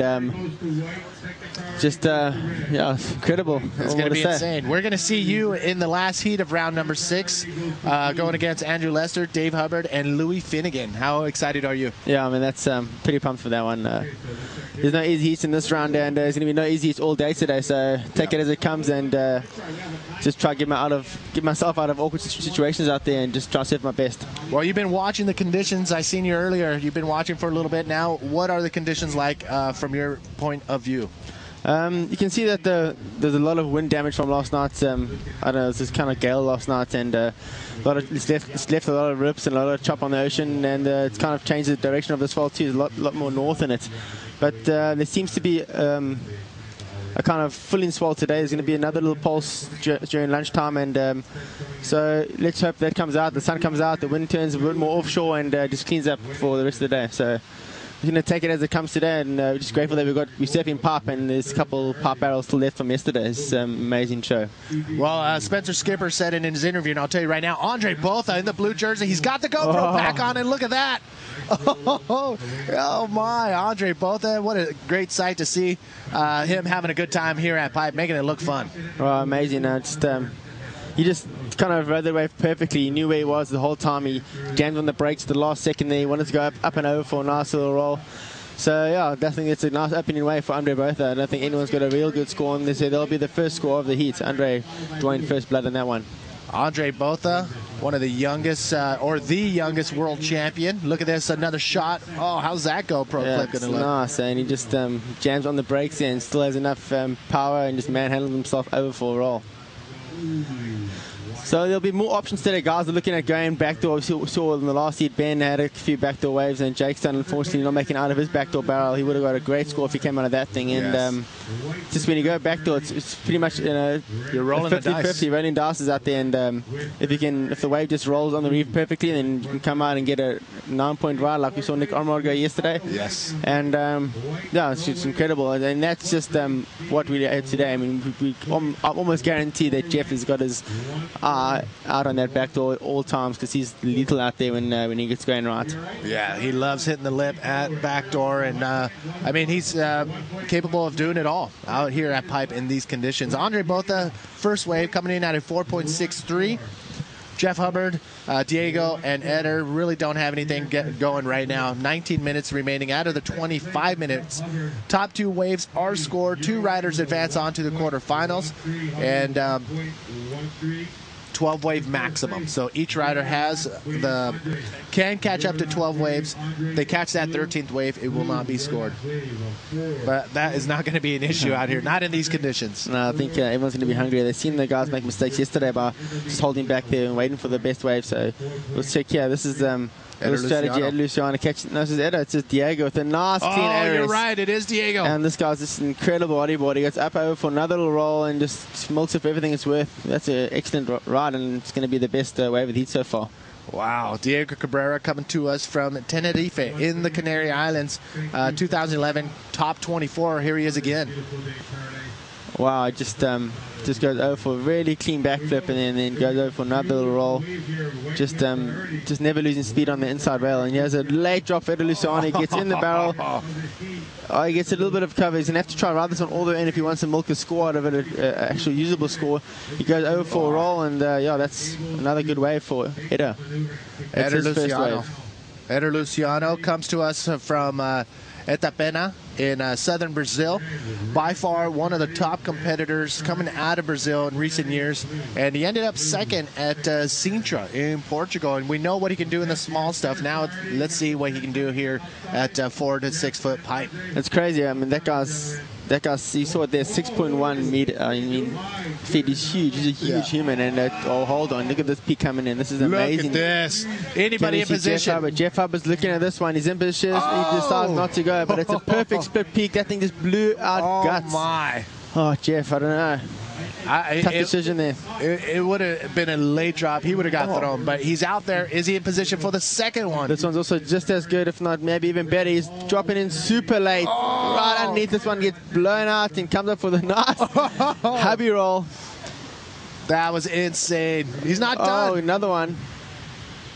Jeff Hubbard, we're all just breathless right now. That was the biggest wave of the heat so far, and Jeff Hubbard rode that perfectly. Yeah, that was a great decision. I mean, decided not to go on that first one. I thought he might have made a huge mistake there, but luckily enough for him, there was one right behind that, and he was able to utilize it, and that's definitely been the best wave of the heat so far. That was insane. So Diego Cabrera's scores have dropped for the last one. It's a 5.75, moves him up to first. But here's a replay of Hubby's one. He just gets really vertical, gets right in there, and as he comes out, flings out with a nice little roll. That was insane. So Jeff Hubbard, yes, he is. He's got the highest score of the heat so far. Jeff Hubbard, three-time world champion, your current 2012 world champion, and everybody knows him as you know, the acrobatic master. Any lip thrown his way, he's gonna think about hitting it and getting crazy.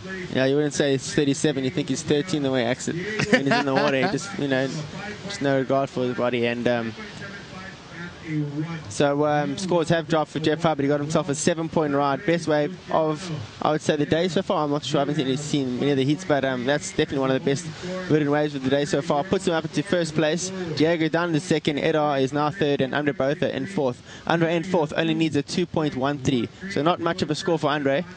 But I think Andre's still starting to warm up out there with 15 minutes, 30 seconds left. So we do have a t-shirt giveaway every hour on the hour, and our first winner is Chris Lewis, wins a pair of MS Viper fins and fin tethers courtesy of Surf Station and Mike Stewart in Florida. So congrats to Chris. Wow, look at the rains are starting to come in. Oh, wow. You can see it on the wide shot as well. You can see just the pellets hitting the surface of the water. And I like riding waves in the rain. It's never a bad thing. You wait ready, and normally after a bit of rain comes a bit of glass. So let's hope this is an indication of good things to come. And we still got some action out there. This is Andre Botha on a deeper one. I don't know if he's going to make it through this first section, but if he does, it's going to be incredible. Andre Botha comes to this one. He's going to come out with a nice big extended roll. Andre Botha. And drive this one through the whitewater for Andre Botha's second scoring wave, and that's going to be his best wave of the heat so far. Oh my, that's that was pretty sick from Andre Botha, the youngest world champion, 1998. Here he is again. Look at that thing just chandelier all over him, but he's like, this is where he started to learn how to bodyboard, and this is where he made his name out of chair pipe, and he just milked that thing, and that's going to be a good score for Andre. There's not any classic pipe waves I've seen yet. It's just still quite messy. And for Andre to pick out that one is just knows that he knows what he's doing out there, and he can just pick out the good ones. So yeah, 14 minutes left, and waiting for the last score of Andre Botha. It's going to change the situation completely. He needed a 2.13. Oh my, we still have some sets coming in out the back. 13 minutes remaining. Actually, 13 minutes and 50 seconds remaining. Again, only 2 riders will advance on to the quarterfinals, so a lot is at stake for some of these guys who want to get closer to the final. And this is the first event on the 2013 IBA World Tour, so it'd be nice to, clock in some of those higher points. Yeah, this is where it all begins, and this kind of sets the pace for the whole year. So we look, I think this is where everyone kind of judges where they're going to be for the whole year, and this is where everyone's kind of the most focused and the most driven. It's either here or in the middle of the last event, and we can kind of feel the energy between all the riders. Everyone's just really amped to do well here. And there we go. Scores have dropped. 7.2 for Andre Botha. Oh my! Rockets him into first place. From fourth. Now Jeff Hubbard's in second. Diego Cabrera in third. Diego only needs a 2.39. Edo Luciano, he's in fourth. He needs a 2.76. Well, check this out, Mark. We do have the winner of the last heat, and Shaggy. Shaggy, where you at, brother? Hey guys, I'm down here with Amaury Laverne. Amaury, congratulations on winning that heat. How was it out there for you? Yeah, I'm pretty happy. It was pretty hard conditions today when I arrived this morning. I saw it was pretty morning sickness and hard to find the good ones, and I had a pretty tough heat with Jake, Ben and Lucas. And I arrived pretty late in my heat too, and I find that good wave at the beginning and just wait another good one, and yeah, I'm pretty happy. Was that your tactic to arrive late? Not really. I thought it was a 30 minutes heat and it was just 25, but sometimes it put you in the rush and just warm me up like pretty fast and arrive in a lineup and catch that first wave really quick. I think it's the kind of condition you don't want to wait too long, and yeah, it works. And otherwise, how's life in Gran Canaria treating you? Yeah, it's really nice. Good training before to come here, heaps of waves, and yeah, just a good time, good training, and such a lovely time with my girlfriend, and yeah, I really love the place. Great stuff. Well, congratulations to the quarterfinals. A little shout out to Reunion in Gran Canaria. Yeah, dédicace tout mon monde dans la Réunion, et merci a toutes, et todos los bichillos de Canarias, y nos vemos pronto. Nos vemos. Back to you guys. Amaury Laverne, probably the most flexible bodyboarder on the tour aside from Jeff Hubbard. These two guys are rubber bands. Yeah, he's an amazing athlete, and you see it's pretty interesting that he's decided to ride in a battle out here. Just seen Amaury, he used to ride a lot of crescent tail, but just probably changing it up, having to feel, and it seems to be working for him. Well, give us a background on, or give us an insight on the difference between a bat tail and a full crescent tail. Well, it's pretty. I mean, we all know what the back tail looks like and what the crescent tail board looks like. And if you don't, we do have a crescent tail here. This is a crescent tail on a bodyboard here. You can see. I don't know if you can get this shot here. I think they're going to hold on to the live view right now. Yeah, just stand by for this. This is Andre Bertha going back to, oh my gosh, that was a sick one, but unfortunately he bogged himself a rail, and yeah, just decided not to go on that one. So I don't know if we can get a shot of this right here just to give the viewers an idea. This is a crescent tail. Here we go, yeah. This is a crescent tail here, and the difference between a bat tail is instead of coming up, you actually have it coming out just a little bit, not too much, but it just gives it more surface area on the tail. So what's the difference between these two as far as riding? As far as riding, I'd probably expect you to feel a lot more looser with the crescent tail compared to a bat tail, and but at the same time, it's all about personal preference out there. It's or any kind of surf. What do you ride out here? When it's when I ride out here, it's probably definitely a crescent tail, and when it's small, I'd probably prefer a bat tail just so I can have a bit more board underneath you for buoyancy and kind of drive and kind of get you on the wave a little bit faster than a crescent tail. But it really all comes down to the amount of pressure you put onto your inside rail, the rail that you're driving off. So crescent tail, bat tail, it's all about personal preference. We see Tomega and he has Ed Luciano going up and decided not to go on that one. But we see a lot of guys still use the bat tail. It seems to be like a bit of an older school kind of thing, but Jeff Hubbard has one. Tomega has been riding one for years. Mark Stewart, he goes back and forth between them. Damon King, he's been riding bat tails for many years now, even dropping his with a bat tail board, which is kind of very unusual, but it works for him. Yeah. So personal preference? For me, I don't know, it's just personal preference for sure, but for me it's definitely be the crescent tail. And here we go, Andre Bertha using his third priority to take this one and going up and over for a roll. He didn't need much of a score. He actually was trying to replace his 4.63. So that's Andre Bertha. He likes to catch a lot of waves in heat and just keep warm and just trying to better those scores that he's got. And this is Andre sitting pretty much off the wall when we caught this one. And he's behind the main peak there. He hits the main peak, goes over for a nice roll. It's going to be interesting to see what the judge is going to give him for that one. He's looking at bettering his 4.63. I think that's just going to better that. Ladies and gentlemen, if you're just tuning in, this is the IBA GoPro Pipe Challenge brought to you by EmuaOrtho.com, Science Bodyboards, and TNC Surf. Manny V here with Mark McCarthy holding it down in the hot seat, and shout out to everybody tuning in from all over the world. We have Ayob in Morocco, Lawrence in South Africa, John in Portugal, Tyler tuned in from Durban as well, Juan Carlo in Portugal, Johnny in Hong Kong. Hong Kong? Xixie. No, wait. I don't know any Japanese or Chinese. Tyler tuned in as well. We got Ronks in South Africa. Surfer's Yard is tuned in as well in the UK. Daniel, Gold Coast. Kerry in Florida. Medi is going for Andre and Hub. Morgan in Maui. Medi. Boom. Oh, yes, Hubbard. This is the danger man right here. Goes up over for massive invert on the backdoor wave. That wave just kind of just waged towards him, and all the energy just using his kind of advantages and flung himself over. He only weighs like 60 kg, so it's not going to take much for him to fling in the air. And we'll just try to grab a replay of that one. That's going to be the best wave of the heat so far. Hubby, out of nowhere, he just picked that one and just went to the sky. That was insane. Look at it. This heat is insane. Oh, gosh. This is round number 6. We're not even in the quarterfinals, and we're seeing these kind of heats. Dave Winchester, he is in the red jersey. Ryan Hardy, this guy's style master, in the black. Sam Bennett, we all know him. He's no fear. And we got Sasha Specker, who's on a good one as well, in the blue jersey. All these heats are stacked. I looked at your that's heat going to be amazing. Well. Go blue. We all be... Oh, here we go. There's a replay of Hubby's last one. Look how high he went. I mean, there wasn't much of a section there. He just kind of used the wave to fling him out. He knows under both on another one. Scooping into a nice little pit. He's going to look for a roll and try to get himself in the back in the barrel. Wow. Before he even lands, he's already looking at the next section. He's still going. He's still going. He does another little roll in the short break, but I don't think that one's an account. As you see, a couple of big lines rolling in here. I don't know if these ones are going to land on par, but Jazz Andre just scooping into that one. Just classic Andre Botha right there, and up and over for a roll.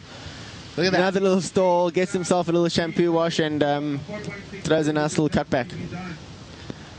So I'm sure everyone back at home in South Africa will be watching this seat. This one and the next one's going to be massive. Andre Botha in this one, he's moving to second place now. Jeff got himself a 6.73.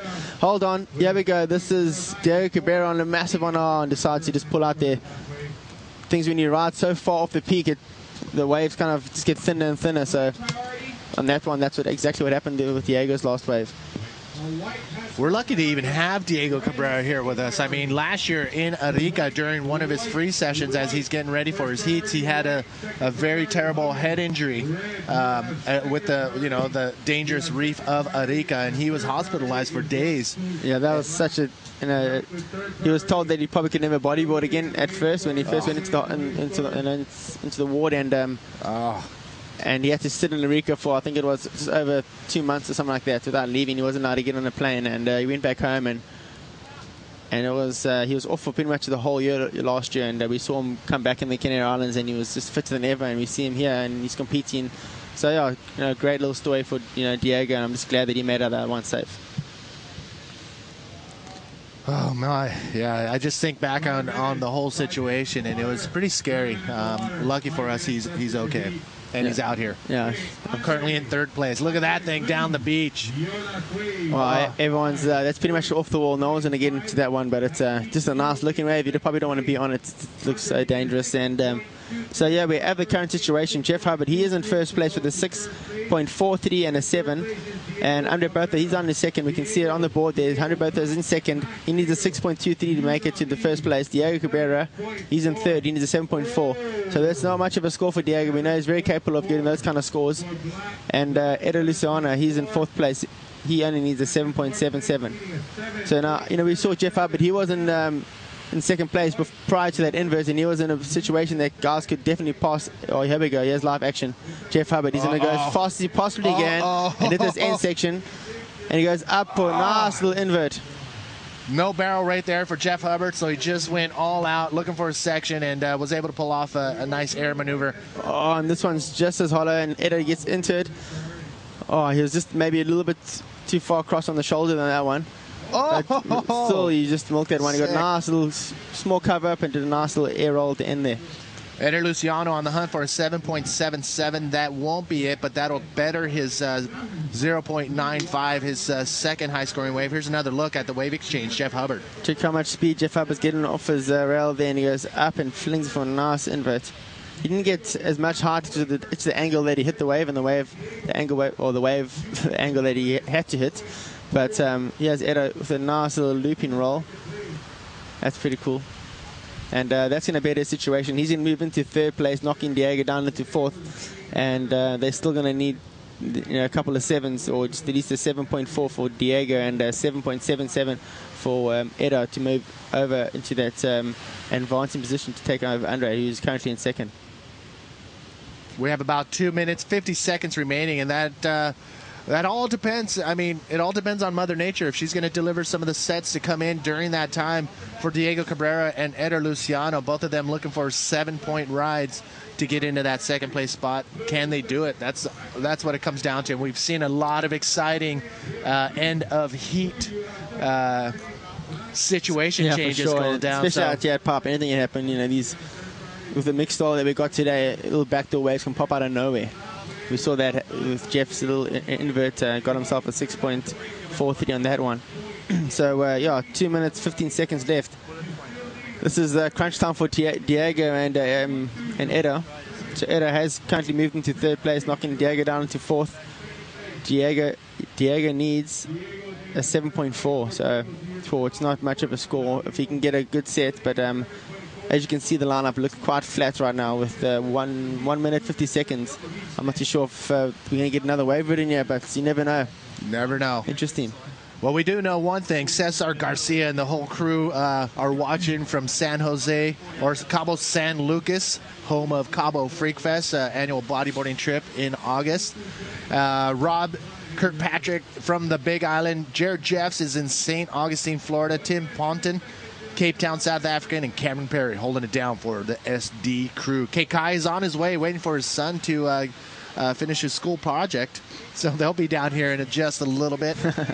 So, ladies and gentlemen, out in the water, we have Heat 44, round number 6. Jeff Hubbard holding it down in first place. Andre Botha in second. And Eder Luciano waiting for a 7.32 wave, or Diego Cabrera looking for a 7.4 wave. 1 minute to go. Is that going to happen? Is it the end for Eder Luciano and Diego Cabrera? And will Jeff Hubbard and Andre Botha advance on to the quarterfinals? We'll find out in 50 seconds, counting down. Wow, this is going to be a little interesting end to the heat. We see a couple little bumps there. We can see in the picture. I don't know if those are actually going to make it in here. Oh, 30 seconds. I don't think. I think that's all that's the heat's going to offer. Andre will be just counting these seconds, and they'll be pretty much minutes for him. So when do you throw your hands up? I mean, there's 30 seconds to go. You know you need a 7-point ride, or do you just wait and maybe something may pop up? Yeah, I don't think he ever give up. I mean, we saw that in next heat, and yes. There were a couple of times in the front time event where I gave up and I got slapped in the face and just woken up a few times, and you can almost never say it's never over till that heater goes, because if you're not in combination, you can still get a 10, and especially out at Pop where there's, here we go. There's Diego on a deep one. He's just got able to get onto this one. He flows himself into a nice little flip, but that wave is really small and it's quite far down the beach, and I don't think the judges are going to. You can see the frustration there. He's sad to see, but congratulations, Jeff Hubbard and Andre Botha still making it through this one. Let's take another look at what went down in that heat. Jeff Hubbard drawing first blood with a solid barrel and into a roll. Jeff Hubbard was maintained at that lead pretty much throughout the entire heat. And then Andre Botha put together a solid heat as well. Yeah, Andre just he just went out there and did what he needed to do. Yes, Diego. This is a nice little backflip on that one and finished it off with the roll. Yes, this is the defining moment of the heat where Jeff Hubbard goes up and over for inverts. This is Ed Luciano. He just couldn't find those winning waves in the seats, and I'm sure we'll see him in the next event in Australia. Congratulations to Jeff and Andre Botha. Don't go anywhere, people. We'll be back right after this.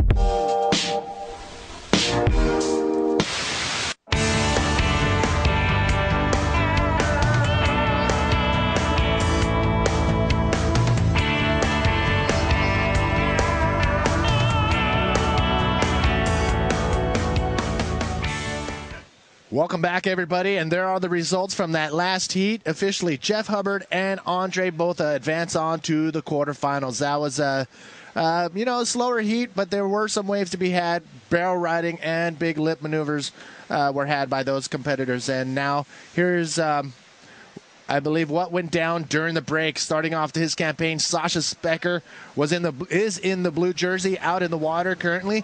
We have Sam Bennett as well. Look at Sasha. He is on fire, drawing first blood out in the water. Sam Bennett in white, Dave Winchester in red, Ryan Hardy in black. We have a stacked heat in the hot seat. In the hot seat with me now, Mr. Jared Houston. What's up, brother? Yeah, no, not too much, Manny. Just got down here, surfed my first heat this morning. I was out in the water first. It was a bit of a guinea pig experience. Definitely changed a lot since yesterday. But there's still a couple to be had out there, as you saw in the last heat. I mean, Jeff and Dre really picking off some pretty sick waves. And I think we posed for another good day of competition. Yeah, I mean, we all were up against the wall. How do we fit in 4 days of competition when the swell forecast didn't look good at all for 2 weeks that we were here on the North Shore? And they made a good choice. Yeah. We had to knock out a bunch of heats early in the contest window, but it was in some very trying conditions. But we waited for the last 2 days of the event, and Mother Nature sent us the goods. Yeah, she did. I mean, yes, I was pumping, and I think that today, hopefully as the day goes on, maybe the tide drops or something comes together and we get some sick ones. But yeah, everyone's stoked to be out there competing and really seeing some pretty high standard riding out there. How was that heat with the Murray, Ben, and Stoney and Lucas? That was out of control. All these heats from this point on, from round number 6, are stacked. That's when we meet up with the top 24 on the tour, and that's when you're going to see your favorite riders go head-to-head with those that have been battling from, in some cases, from the trials. Yeah, for sure. I mean, yeah, some guys are coming all the way from the trials. I mean, I think VJ is one of the only guys left in the event, VJ Maharaj, that came all the way through from the trials. So it's pretty impressive that. I mean, I think that really shows like just how consistent you are. You surfing. I mean, we all start in the 6th round, just go through 3 heats to get to the final, where some of these guys are going right from round 1 or even from the trials. I mean, it's out of control. And look, here we got a bit of action out the back. This is my mate Sasha Specker. Sasha, man, this is on his 2nd wave, and he's on a good one. And he has last priority, but is able to catch a wave. You saw how deep he's sitting. I mean, he's able to find the right spot to wait. I mean, with 4 priority, you kind of just you have nothing to lose. You know, you can just go and sit, pick your place you want to go sit, and just try and sniff one off the boys that have priority. So there's Sasha keeping busy down deep towards off the wall. I think that's a pretty good strategy. I think that if you pick a clean one, that's where the most reef is. So you're going to get the cleanest wave face as opposed to encountering sand on the way down, you know? So it's So what is the plus and minuses on sitting deeper? Well, I mean, the minus would be that when the really big set comes through, you might get caught a bit inside, and the guys will pick off the best part of the wave, which will most likely be the end bit on the really big ones. But the plus is that you're away from everyone. You're kind of a little more inside, so not many people can catch the waves there. And yeah, you're just gonna, you can just kind of sit there by yourself. Here we got Black. That is Ryan Hardy scooping into a pretty sick one on the end there. It comes out through the lip. Yeah, and a great roll there to finish that wave off. So I mean, that was since I've been down here, that's definitely the best wave I've seen so far. And what can you expect really from Ryan Hardy? But I mean, that's a stacked heat, eh? I know. I'm pretty damn stoked I didn't end up in that one. No, there's another heat we had earlier, the 2nd heat of round number 6. Every competitor has been a finalist here at Pipe. Yeah. So, yeah, I mean, we've got some big names on the screen all day today. Jared Houston and Damian King. Yeah. Advancing on out of that first heat. And what was it like being out there with Kingy? Yeah, it was cool. It was cool to be out there with Kingy, but I think we're gonna go to interview now, Manny. All right, let's do it. So Shaggy's with the winner of the last heat. Shaggy, where you at, brother? Hey guys, I'm down here with Jeff Hubbard, the reigning Pipe Challenge champion and winner of the last year. Congratulations. How was it out there? Thanks, Shaggy. Yeah, drinking conditions are tough, but you know what? I'm just stoked we're having a contest here. So it's pretty awesome just to be surfing again in this contest. It almost got canceled. So yeah, it's just amped to be in a heat out there. And your friends, like, you know, Andre's a good friend of mine, and he's won out here like 2 times. So it's fun competing against him in these, you know, in these conditions. We're just going back and forth, and it's nice that we both advanced. Yeah, and first win of the year. That's a good feeling too, right? Yeah, totally. It just, you know, helps relax you going into the next couple heats because they're all stacked from here on out. I mean, it's just, yeah, just going to be some crazy old 4-man heat. So yeah, it's going to be super fun and just, yeah, relax times. You got your old friend Spencer Skipper in the next heat coming up. You looking forward to that? Yeah, that'll be fun. When we surf together, we always seem to have a good time, so it'll be good. I remember a few years ago, you and Ross McBride had a heat together, had a little no friends heat again. Yeah, have another no friends heat, bringing it back, way back. Rewind. Well, congratulations, and you're into the quarterfinals. Yeah. Little shout out to the boys back home. Yeah, just want to say thanks to all my friends and family back home watching, all my sponsors, and yeah, appreciate all the support, everybody. Aloha. And guys, just remember, Bodyboard King are doing a worldwide sale on science boards, 20% off, and with every board sale you get a free gyro. So check out www.bodyboardking.com and go get yourself 20% off. Back to you guys. Epic. Congratulations, Jeff Hubbard, and that was a Bodyboard King plug if I've ever seen one. Yeah, good work from Shaggy there. We got another South African. Speaking of Shaggy, we got Sasha Specker rolling off a big heavy set there at backdoor.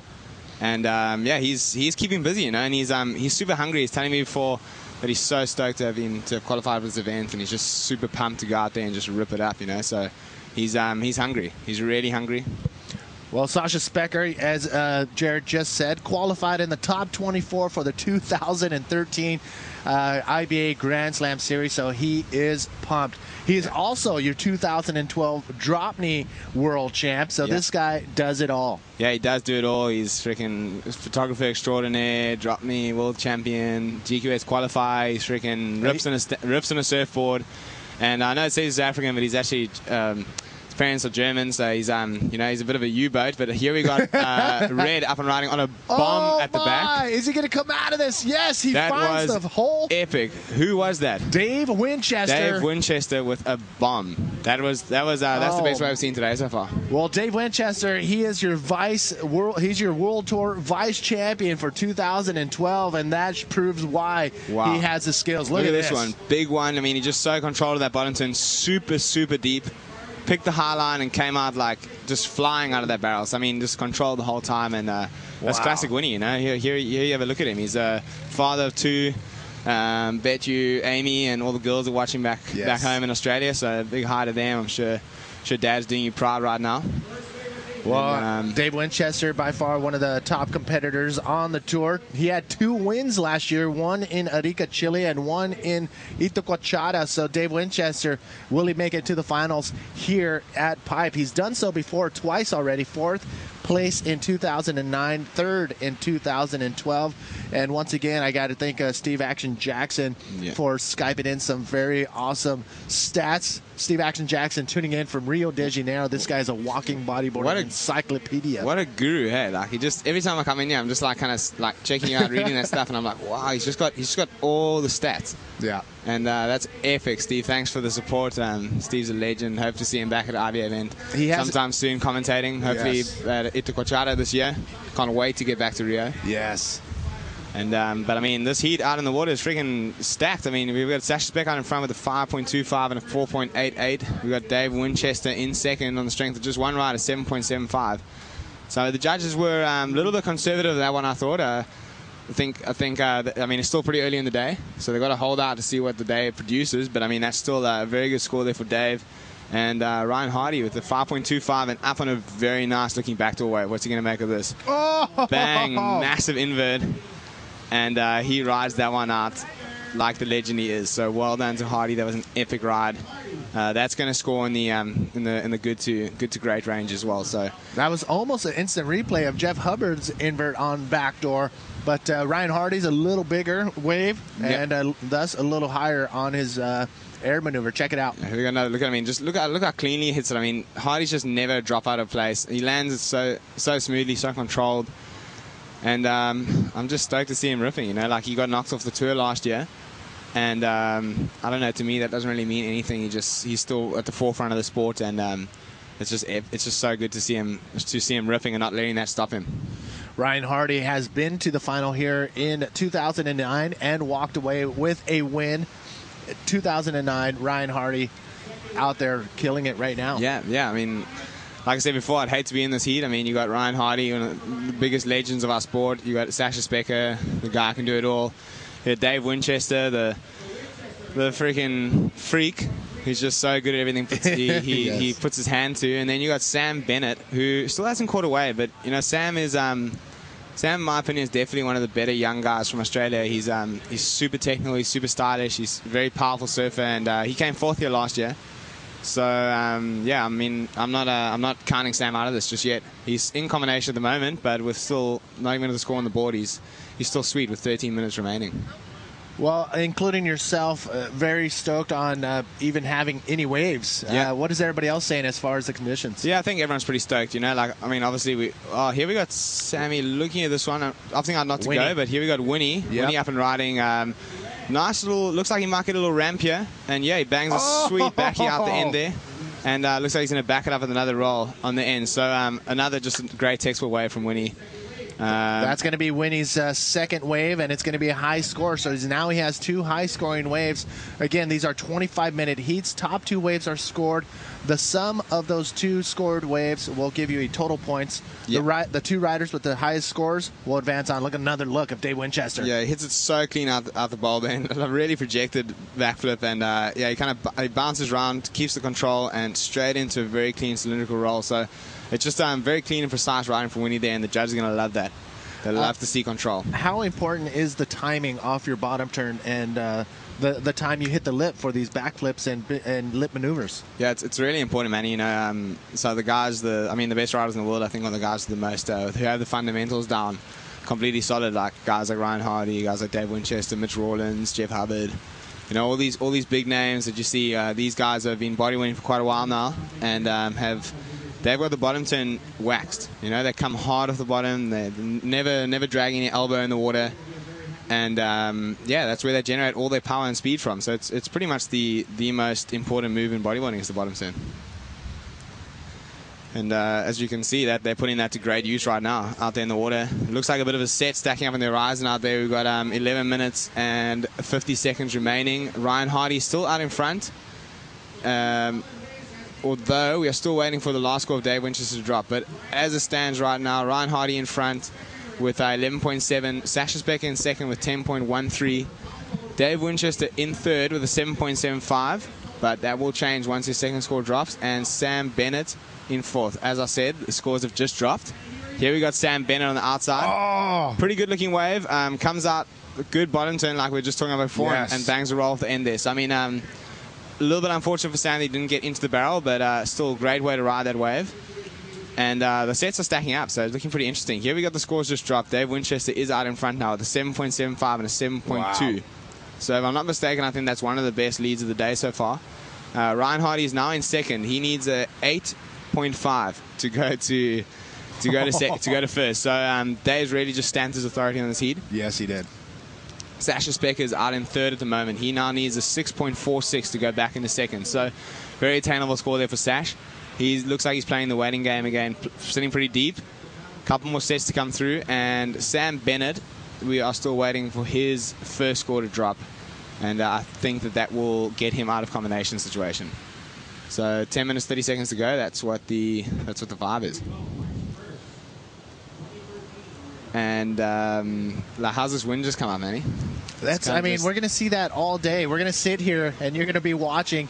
You're just going to see some gale force winds just come in through the east and just, cause mayhem out in the water. Yeah. Put a ton of texture on the surface, the face of the wave, and plus the rider's going to have a little tougher time pushing down to get down the face of the wave because the wind is pushing you up in the opposite direction. So you need all the power to get into these. You're going to need to paddle hard. Exactly, yeah. To get into the bigger ones. Really got to put your head down and get in there early so you get the best chance of trying to suss out what the wave's going to do. You get in too late, you're going to be... the wave's going to have control of you, So you really want to get in early. Looks like Sam having a look at this back to one. Opts not to go. Sasha picks that one right up. And looks like he's going to get a nice section here. Bruce a nice nice. clean roll through the lip. Rides out of that one pretty fast at speed. So, yeah, not a bad way for Sash. He's looking to drop a 4.88. So I dare say that will do. For a 6.646 in third place. He's got a handful of 5s and 4s. But if you look at Ryan Hardy, he's got a 5 and a 6, and Dave Winchester 2 7. So if Sasha wants to get in there, he's got to get a higher scoring wave. Yeah, you got another look at Sasha. I mean, he's coming off the bottom with a lot of speed. Brakes pretty quickly, but you can see because of how much speed he had at the bottom, he got through it very cleanly and landed with a lot of speed too. So nice controlled ride from Sash there. I mean, that scored him a 4.5, so not enough to even fall in his top 2. He's still looking for a 6.46, but it's pretty interesting, Manny. Like with these mid-range scores, you never quite know what to do because if you're only needing a 6.46, that is attainable on pretty much any wave out there. But you could go and get a much bigger wave and get a bigger score. So it's pretty hard to judge what you have to do. But coming up next in this heat, we've got that looks like Rui Pereira from Portugal, not mistaken. And he's going to be going up with Charlie Chaplin, Mike Stewart, and Mitch Rawlins. So another stacked heat. Charlie was ripping yesterday. Yes, Charlie Chaplin, in fact, has yesterday clocked in the highest scoring wave and the highest combination of the 2 top waves. That was in round number 5, heat 38. His high scoring wave of a 9.88 was incredible. Just a solid barrel ride from Charlie Chaplin. So he's coming up next. Mike Stewart and Mitch Rawlins. That's going to be exciting to watch too. Yeah. It's going to be an epic heat. I mean, I can't wait. Just like I was saying yesterday, I pretty much couldn't drag myself off the beach. Just so excited to watch it. Watch all the guys ripping and see all the good waves and stuff. And today's going to be no different. You know, like the top seeds all out there and they're going to be putting on a good show regardless of the conditions. And it's exciting stuff. First event of the year. Yes, not bad. And here we go. Mike Stewart, the bearded one. Yeah. And there's Emma Cobb assisting Seamus Makem with the GoPro shots throughout the day. So Mike Stewart, he is the legend, living legend. Look at this. Spexy having another one. Nice big ARS nice. Off that one. Getting back into the pocket, and he's looking to do something else to finish all this wave. Wax a little carving reverse. And that's all that he could really muster on that one. But I mean, that's another nice scoring wide. It was a little bit of a smaller wave. It'll be interesting to see how the judges saw that one. But Sash is keeping busy, and I think that's a good strategy. You know, he's only got just over 6 minutes remaining. What do you think he should do from this point on? Should he go back and wait for that bigger wave? That he may not. I mean, he's in the bottom of the priority totem pole. Yeah. So if he does wait, the other guys can fend him off. Exactly. And not allow him to catch that high scoring wave that he's after. Exactly. Sash is not in a very nice position to be in right now. He's he's in, like you said, he's in 4th priority, which plays a big part in this, and he's needing a good score. So he's kind of got to try and get away from these guys, which is hard on a single peak wave. But Sasha knows what's up. He got a 5.93, so he's actually shortened the gap. He now just needs a 5.78. You see, so even on that smaller wave, he pretty much got the score that he needs to get now. So I think Sasha's onto the right thing, and he's just got to keep doing what he's doing. 5 minutes, 50 seconds remaining. You can see it on your score. Sam Bennett only has one wave, and here he goes. Speak of the devil, drop it in, slides under the lip, and goes straight off the bottom. Nice flip right there from Sam Bennett. Again, he's over 6 feet tall, so to throw his body up and over like that is just amazing to me. Yeah, no, that was an awesome backflip. That's exactly what I was saying before, that he's just so clean and technical. I mean, look at this, so clean off the bottom. He knows exactly where he's going to hit it, and he just whacks that thing. Nice. Pretty much textbook backflip, you know, lands hard, very smooth, very controlled. And kind of rides it out, looking for something else. Here we go, Winnie on another nice-looking peak. Oh, is he going to come out of that? There he is! Whoa. Able to ride the phone ball out of that barrel, and that is some serious tube riding skills getting thrown down from Dave Winchester. That was epic. That was an epic little ride there. Good exchange there from Sam Bennett and Dave Winchester. I mean, here goes Dave again. I thought he was gone. Yeah, me too. I mean, look how deep he is in that thing. He's so far behind the section. Oh. He's pretty much behind the foam ball, and it just pushes him out there. So, I mean, great commitment there from Dave, just holding on and lining up stuff. Here we got Sasha on a really good looking wave. Get out of there. Just cuts out. I hope he didn't go over. Well, Sam Bennett and Dave Winchester caught a wave. That would have put him second in priority against Ryan Hardy. I'm wondering why he went on that. Now he just he lost that. Yeah, well, I mean, it looked pretty good, man. Like, as he was going in, I thought, oh wow, this is a good wave. Well done, Sash. And I thought he was going. And he lost his he board. just lost his board. I hope someone's seen that and are around to get him another board. Oh, that is so unfortunate. That's 4 minutes remaining. Sasha Specker losing his board. Guaranteed a fellow South African bodyboarder will run down to the beach and just throw him aboard. Oh, man, this could be make or break for Sasha Specker. Will fellow competitor. Can Mike Stewart cannot touch that board, can he? That's going to be very interesting to see what Mike Stewart does here. Wow. Yeah, well, Sasha's right there next to his board, pretty much, you know. So yeah, Mark is kind of. I think he's got his hand underwater, maybe. I don't know. But he's he's doing. I don't know. If I was in Mark's position, I think that I would quite like to touch that board. Yeah.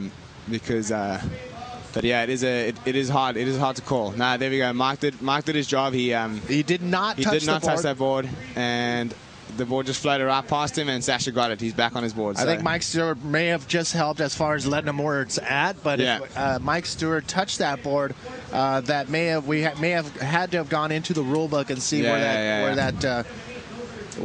would have happened if Mike Stewart did hold and grab the board and push it to Sasha. Maybe we can get Alex Leone to look that up, just so we know for future reference. Yeah, exactly. Exactly. It would be very good to know, especially because that kind of stuff is going to happen here at Pipe. You know, it's a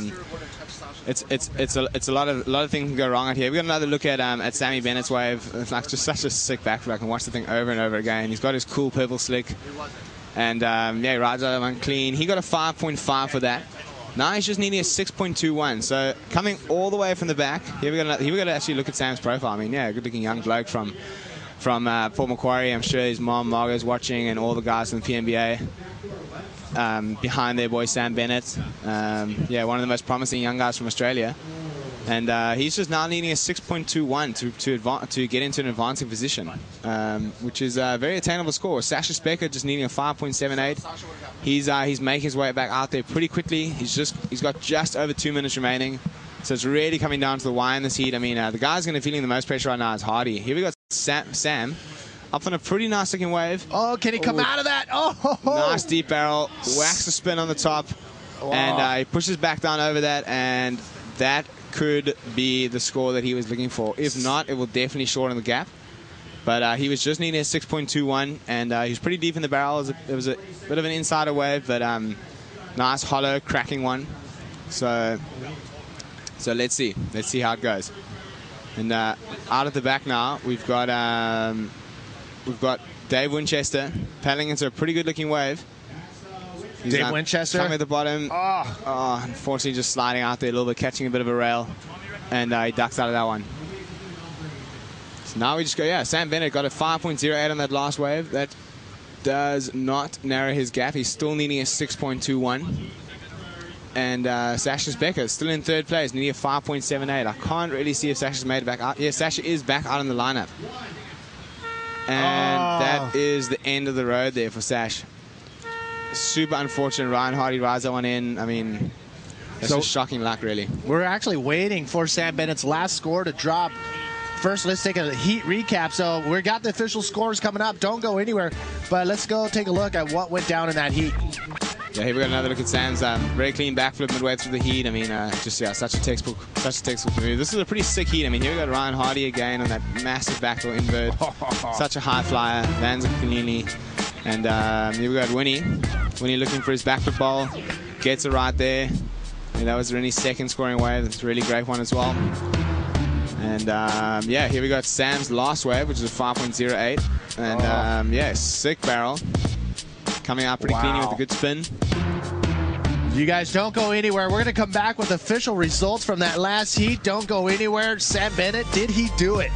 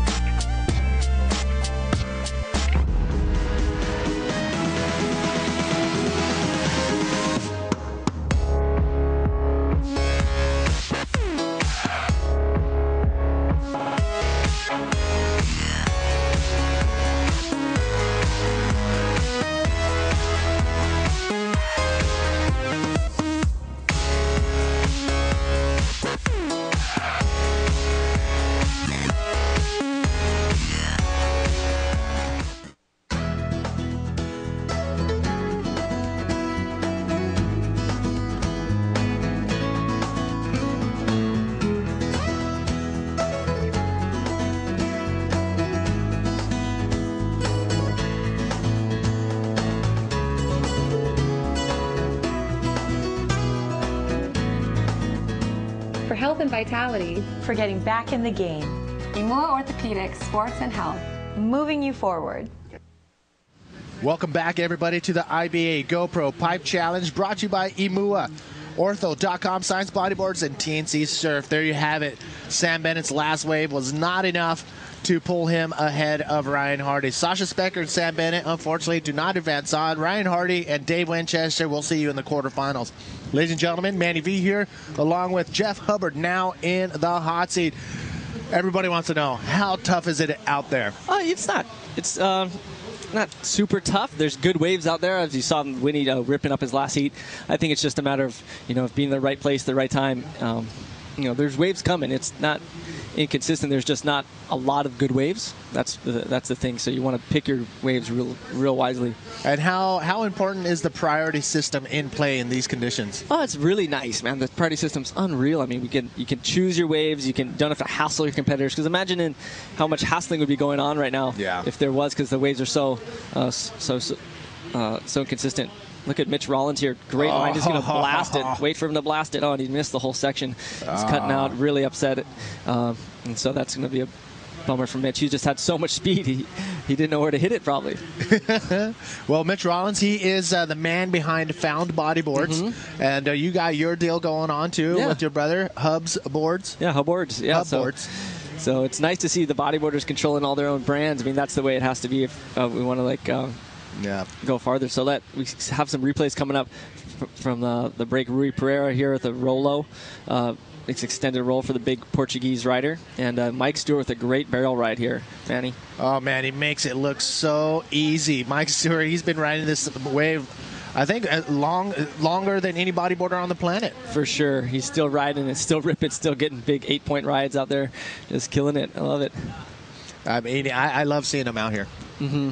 He's so entertaining. Have you talked to him about his beard? What's up? Oh, we really like his beard. All the Kauai guys really appreciate that facial hair he's got going on. And I'm the only Hawaiian guy with no facial hair right now. Mike Stewart, 49 years old. Great facial hair, and sponsor this contest with Science Bodyboards. Wonderful support here for the industry. We really appreciate that. Well, he's the reason why I'm here, and I can't thank him enough. So Mike Stewart, he is a 9-time world champion, and he 25,000-time pipe champ or something. He's definitely a living legend, and I don't see him stopping anytime soon. No, he's fitter than ever, surfing as good as he's ever surfed, and it's great to watch him out there. And I remember last year, one of the questions that sticks into my mind, Stuart, what are you going to do after bodyboarding? Die. Exactly. That was his answer. He's done. He's going to die. He's going to take bodyboarding to the grave with him, and I don't see that coming anytime soon. So shout out to Mike Stewart for everything you've done, not only for the IBA, but for bodyboarding in general. Yep. Mahalo. Yes, mahalos. Out in the water, a 25-minute heat. We're down to the 20-minute mark. In white, we have Mike Stewart leading the charge with a solid 7.25. And in third place is this guy right here, Mitch Rollins. Oh, look at Mitch. Backdoor. He's going to go big. We love Mitch Rollins going big. Reverse. That's what he does, and that's what we've been waiting to see. Wow. It's going to be a huge score, Manny.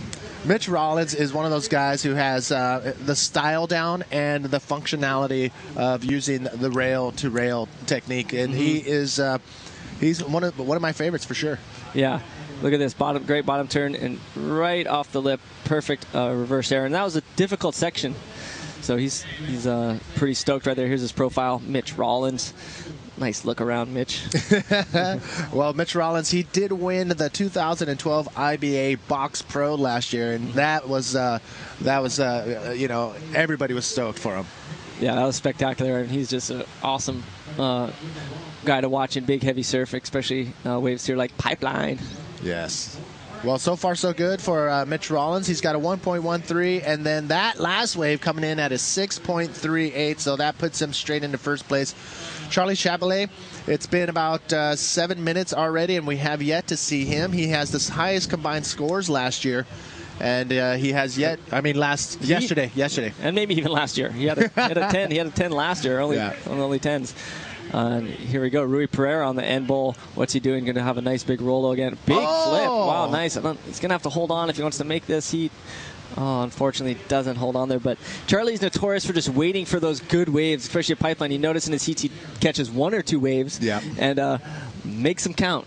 Yes, hopefully that doesn't backfire on him because the sets aren't as consistent as yesterday. Rui Pereira on his last wave, big extension on that ARS out into the flats, but not out far enough, and just gets clipped by the lip coming in over on that last part. Yeah, he got a little caught up there, but nice to see Rui going for it, and he's pretty happy with his result. I'm pretty sure being here in the round 6, he fought a fair few heats to get here, Manny. Well, he's not one of the most popular riders on the tour, but believe it or not, he's been to the pipe final twice already. He got 4th place in 2002 and ended up 3rd in 2004. So he's no stranger to the finals. Actually, talking about Rui Ferreira, though, so this is Rui Pereira. There's 2 different guys, and Rui Ferreira was the one that has been to the pipe final. You know what? I totally stand corrected, and that's why you are sitting here in the hot seat, Mr. Hubbard. So 2012 World Champion. What's that feel like? Feels cool. Yeah, stoked. I mean, that was just an awesome finale last year. Winnie and I were battling it out, and it was really fun. And come out on top was really cool. And I'm ready for another fun year on tour with the boys. Surfing against them, it's nice. Everyone just raises their level. I mean, the level of surfing goes higher and higher. You have to just rip if you want to make it through heats. There's no safety moves. And once you get to these later rounds, you'll see guys just going all out, like Mitch Rollins with that air reverse. Yeah. How difficult is it to get to the final? I mean, a lot of people think they can just show up and wish they can have perfect pipe, but when they don't, it makes everything. Ooh, I see you looking at that back door. Well, you know what? Hold that thought. I'm going to ask you about that when we get back from the interview with Shaggy and the winner of the last heat. Shaggy, where are you at? Hey guys, I'm down here with Winnie. He's got a wave catching magnet somewhere in this board because he managed to hang around and then catch 2 grey waves near the end. Yeah, it was a nervous wait. I hadn't surfed pipe since last year, so a whole year, and I guess waiting 10 minutes in your first heat of the year is pretty nerve-wracking, but it paid off, and I was pretty happy to get off with a 7.75. Yeah, that was really good. So what have you been up to since you arrived? We've been surfing every day, but just not out here. The wind's been kind of bad. I've been beating you at tennis. I mean, losing. And just sort of, just hanging out, waiting for this to happen. So I was glad there's waves. Well, yeah, definitely. And it's a great long wait you've had into the quarterfinals. You don't know who's going to be because we've got all these guys in the water still. But in a perfect world, who do you think you'd like to have? I just don't want Mitch because he's in our house and it could cause a bit of conflict. So I'd just rather not Mitch, any of the other guys. So hold fingers, Mitch comes first. Well, congratulations. Is your wife and kids awake yet? Yeah, they'll probably be up. Hi, happy birthday to Autumn yesterday, and hope you guys had a good move. Love you. That was a very strategic decision to come here while they had to move house. It was very good. Well, back to you guys in the studio.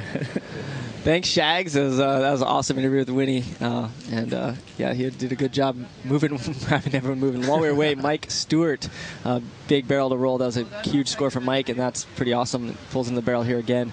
Doesn't quite come out of this one, but it's still going to be a good score. And Rui Pereira got a little wave. I don't know if he made this one. But we do want to let people... Oh, he does kind of make it. But we do want to let the riders at home know we have that King of Pipe expression session. That's not going to be happening right after this round. We'll be moving it later in the day when the waves get better. So we're going to go directly into the quarterfinals of the men's after this round 6, and then we'll be quarterfinals of men's, and then we'll be doing the King of Pipe expression session later on today, waiting for the waves to get a little better and better.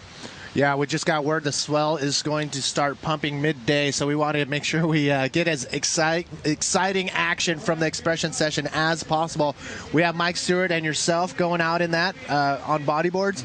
We got Kaino McGee and Kala Alexander on SUP boards, and we got Jamie O'Brien and Bruce Iron out there on their shortboards. It's going to be pretty... You know what? You guys snuck in there and got an extra 40 minutes to ride pipe with your friends. It's going to be pretty cool. I mean, gosh, if it's pumping, it's just going to be awesome to watch these guys, just all of us go at it and just get wave after wave together. It's cool. I mean, I think the waves are getting bigger. There seems like to be a little more sets coming. Look at these sets out the horizon. There's kind of some bombs, and I expect it to get bigger throughout the day. And we do have Mark Cunningham, body surfer here at Pipeline, one of the best, along with Mike Stewart. He's going to be out there body surfing And if you haven't seen proper body surfing, this guy is amazing. He comes out, pulls in, and is able to make it out of super deep barrels. Don't ask me how. That guy right there, the Japanese rider, he is coming up next, and he has opened a lot of eyes yesterday, not only for the Japanese bodyboarding community, but as well as the other riders on the tour. They're saying Yoshitada Kondo. He is somebody to be reckoned with now. He's able to find those waves in his heats and pull off a double win. First 2 heats he won, and then ended up in second in his last heat yesterday. And here he is trying to get into the quarterfinals. Yeah, it's pretty cool to see. We'll be watching him coming up in the next heat. So he's a pretty exciting Japanese rider. Well, he's got his work cut out for him. He's got to face off with PLC 2011 world champion. That's hard to do. Alex Uranga and Jones Russell. So.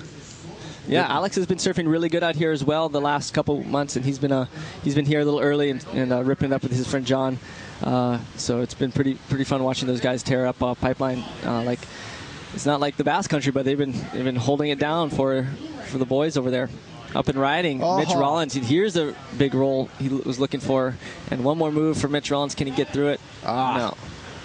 But Mike Stewart is in the lead with at the moment. Rui Perez in second. Mitch Rollins will probably go to second after that last wave. So that'll be very helpful for Mitch. And looks like there's more sets coming, Manny. So it's pretty awesome. Here's a replay of Mitch's Rolo, and we see him taking off from the get-go. There it is. No one wants it? Okay, I'll take it. Scoop in. There's Kino McGee and Kala Alexander. They'll be coming up in the expression session later on today. Next we will go into the quarterfinals of men's. So Damien King, if you're watching, please come back down to the beach. We heard you left the beach, so hopefully come back and make your heat. Well, one more thing. You said it right when we got back from the interview, but we are postponing the awesome expression session, the King of Pipe, till a later time. Yep. The waves are picking up, so Kainoa and Kala on the SUP boards, they are pumped. They want to ride as big as pipe as possible, so they're stoked on that decision. I'm sure Jamie Bryan and Bruce Irons, they're pumped. They want to surf pipe bigger, and I'm sure you're stoked on that too. Oh yeah, I think it's a great call. I mean, the waves are getting bigger. The sun's, pipe notoriously is a midday spotted, and it just gets better and better, towards the afternoon. Too late in the afternoon, maybe not so much, but right around that midday mark is like 1 to 2 o'clock. It's kind of magical for Pipeline, it seems. So, yeah, we're postponing that. It was supposed to start around 11:20 a.m. Hawaii time, but we're going to move it on later on into the day. So we'll keep letting you know when that will go down. Look at in the water. This is Heat 46, round number 6, and there it is. Charlie Chapelet has yet to catch a wave. Yep, that's his strategy, his MO here. 10 minutes left. Can Charlie advance with a 10 and a 1? He can, because he only needs he's combinated, but Mitch only has a 10.26, so he can do it if he gets the 10-point ride and just catches a straight-hander. Oh, no, Charlie Chapelet. Time is running out, brother. Yeah, but he's pretty calm and cool. He's a chill character, so he's been here before, and he probably do the same thing he always does. Just catch a wave in the last 10 minutes and make it count. And he has 10 minutes, which is still plenty of time to catch 2 good waves out here. Big shout out to everybody tuning in. Victor's over in Aviones, Puerto Rico. I love that wave. Indica is tripping out on your mini watch. What's up with that? My mini watch? Yeah. Yes. The mini watch is the... I don't know if we can show it right here, the mini watch. Whoa, a little uke. Yeah, I guess it's the expert watch. No, I'm just kidding. So I started wearing these little baby watches around about 10, 12 years ago out on tour, because I just, if you hit your head, it doesn't hurt. And it's real lightweight when you're flying through there. You don't want anything weighing you down like those big, ugly G-Shocks. Those things just weigh you down. So it's a nice little baby Casio, $10 at Longs.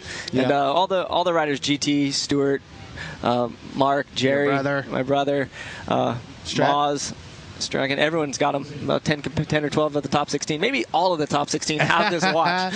So there you go. Should get sponsored by Casio, because they'd be pretty psyched on selling more of these little watches. I know. What do they run? Like $5-10? Yeah, $11. $11. All right, so there you go. Top competitors wearing the smaller watches. They're not in the way. You still got the time on your wrist, so you're golden. Yep, it's good to go. And so, see the wind out the back, Manny. That is kind of the enemy today. It seems like we have plenty of swell, but the wind, you know, if you guys can see those wind chops out the back, it's what's causing havoc. And I think that's why we're not seeing the perfect pipeline we know at this size. But, you know, there are great waves. We see guys like Mike Stewart just getting spit out of pits. Mitch Rollins doing air reverses in the seat. So, I mean, there's definitely good waves here for everyone to rip it up at. I mean, we're going to be seeing the swell building throughout the day as well.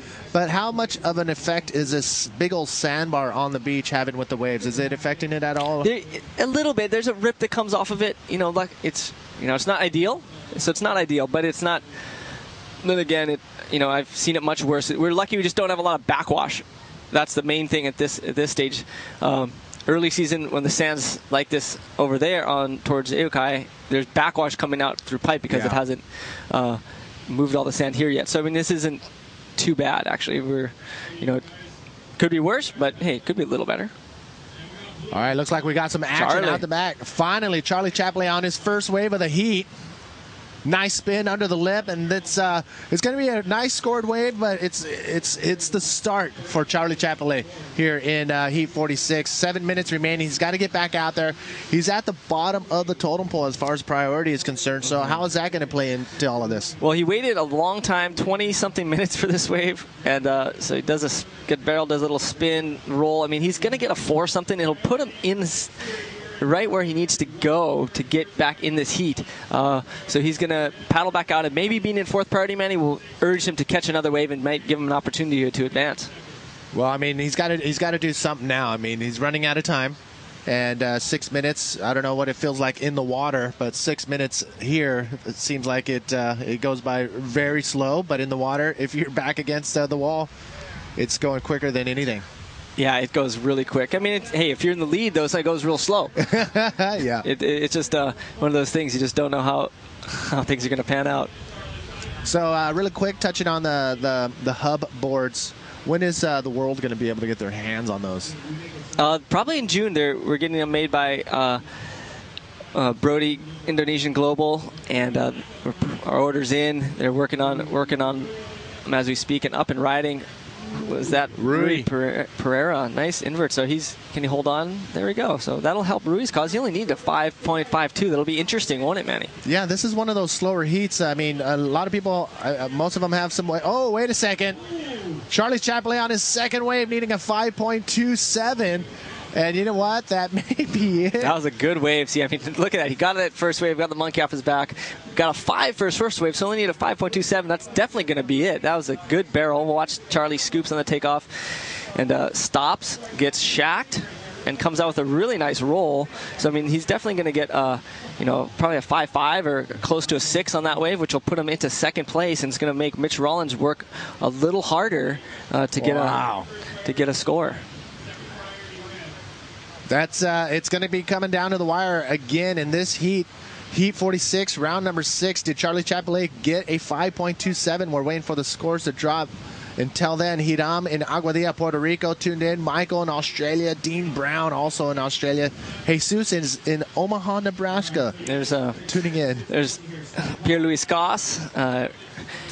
2009, second place here at Pipeline, and so he did pretty good in that year, and so we're thinking he might have a good chance at doing good this year. He's a good competitor. He's been ripping in the free surfs, and he's a world champ. I mean, he's just surfing the top of his game, and we really like to see what he's got for us. Here's another look at Rui's last wave. As you can see, just all he had to do on that one, come around the section. It was a nice invert, and I believe that was one of his... He got a 4.75 for it, but he's still in fourth place. But Charlie Chapley, 5.75, moves into second. Mitch Rollins only needs a 4.37. We got 4 minutes left. It's really possible for Mitch. He's out the back. He's probably got second priority. Mike's in first priority. So, I mean, it's... And we got waves at the back. Yeah, bomb sets coming, so everyone's going to get some action. Be cool. Oh, my. Sets are rolling in. Are they going to be in the right spot? Does it have the right angle? Mitch is going. Here we go. Mitch Rollins. 4.37 is what he needs. He's going to get it. Big wave. Oh, nice roll. So he's going to move back into second place there. That's a good wave for Mitch. 4.37 is what he was after. That was a bigger wave and a nice clean roll. That will definitely be a keeper. More than that. He's building on that 3.88. So let's take another look. Yeah, look, set wave drives off the bottom and right to the top. Slick showing, clean landing, and a quick exit. So really, really well done by Mitch Rollins to get in and out of that wave. We got Caleb tuned in from Maui as well. Ricardo in, well, I don't know how to pronounce that, but he's watching. Gendra and everybody else, thank you for tuning in to the IBA World Tour's first stop here at Pipe for the IBA GoPro Pipe Challenge, brought to you by EmuaOrtho.com, Science Bodyboards, and TNC Surf. Manny V here with Jeff Hubbard, sitting in the hot seat, nice and relaxed. It's pretty scary to get comfortable on this couch right here. Yeah, I just realized, hey, I might as well just sit back and relax. I got a couple of heats coming up today. I'm just going to try and reserve some energy. And, yeah, it's going to be, could be a long day, so we're excited. So we're going to see you coming up in the quarterfinals. Yeah, quarterfinal number 2 with Jared Houston, Spencer Skipper, and myself and Benjamin Z Player. So it's going to be really fun. That's a stacked heat. Oh, yeah, I love it. It's so rad surfing against like such a heavy heat. You just cruise. You just go out there and surf because there's nothing you can do. So, yeah, Mitch Rollins back in second place with a 4.75, Manny. Charlie now needs 5.39. 5.39, not much. So it's a great 2-minute battle. Charlie has second priority. Will Charlie be able to catch a wave? The ocean looks a little small at the moment, but no. you know, but hey, he only needs a 5.2 something. He could get on the inside, get another combo wave, and see what he can do. Rui also, he is Rui Pereira, he is currently in fourth place, and here's another look at Mitch Rollins' last wave right there. Nice clean roll.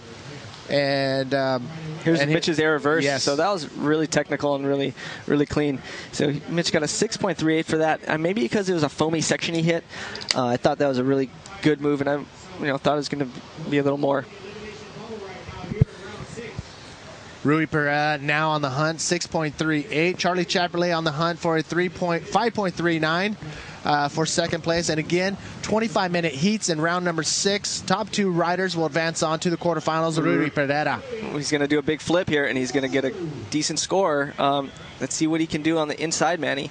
Probably not much. Nice cutback, though. That's cool. That's cute. He's got to go to the beach. And so this may change the situation. He needs a 6.38.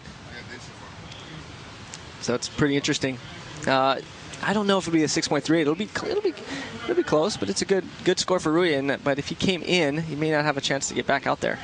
Perfect ARS right there, lands it. And again, this guy's like 6'3", so to fling his body up for an ARS, impressive, very impressive. So he was on the hunt for 6.38, and I don't think that was a 6-point ride, but it may better. It'll better his score. Yeah. It'll be a 6. I don't know if it'll be a 6.38, but yeah, maybe not even a 6.55.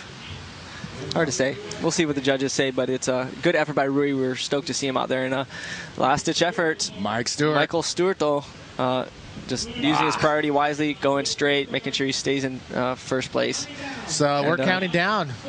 This is if nothing happens in the next second or so, will this wave count? That is the question. I don't think it will for Charlie, and it won't matter either. No. It didn't matter. So unfortunately for Charlie, it doesn't matter. Sometimes it's better if that wave had been just an absolute smoker. He would have just been so bummed. But he did a good heat, did what he had to do, and started off with Rui just going for it, giving us some Rolos. Well, Rui can't put his head down. Nope. He actually did a great performance yesterday. Unfortunately, the show has stopped for Mike Stewart, legend. Yeah, Mike Stewart's still going. Man. Mad skills. He loves these tricky conditions here at Pipeline. He's going to be really, really good today. And Mitch Rollins, really explosive rider. Love seeing that action from the get-go. Look at that. Another perfect drop right there, scooping in under the lip, and then nice roll at the end for Mike Stewart. Also, Charlie Chaperle waited and waited up until like the 12th minute of the heat before he could catch his first wave, and the strategy did not pay off for him. And then Mitch Rollins on this epic backdoor reverse air. That was epic. Don't go anywhere. We'll be back right after this.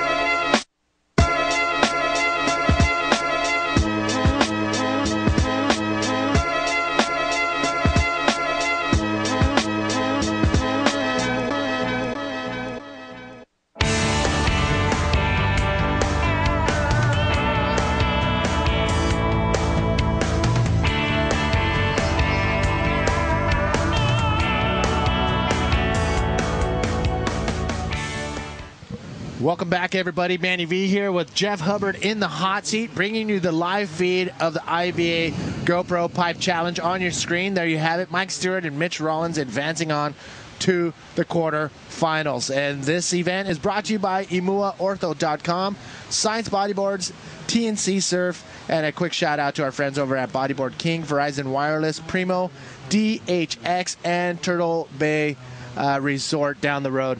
And how stoked are we?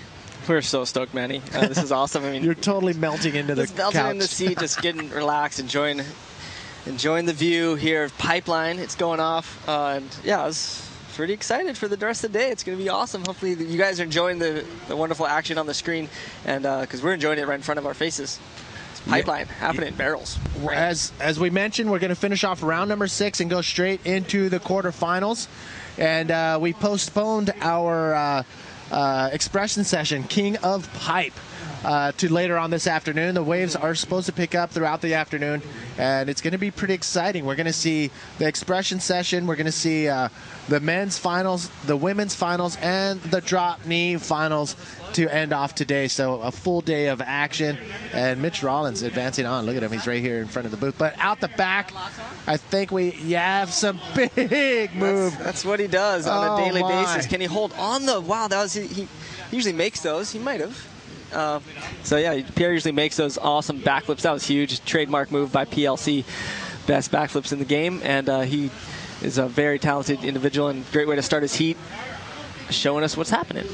We do have a t-shirt giveaway every hour on the hour. 10 o'clock winner, Kea Sasaki Tom, walks away with a sick t-shirt. And look at this. This is a sick textbook backflip, but did not pull it off. Yeah, you saw the section grow. He hit it, and it didn't look too big, and then he flew himself up, and he dropped really far. And I think that might have even surprised him, because the section didn't seem too powerful. Then, boom, massive backflip, lands, and tries to spin it around and just got caught up there.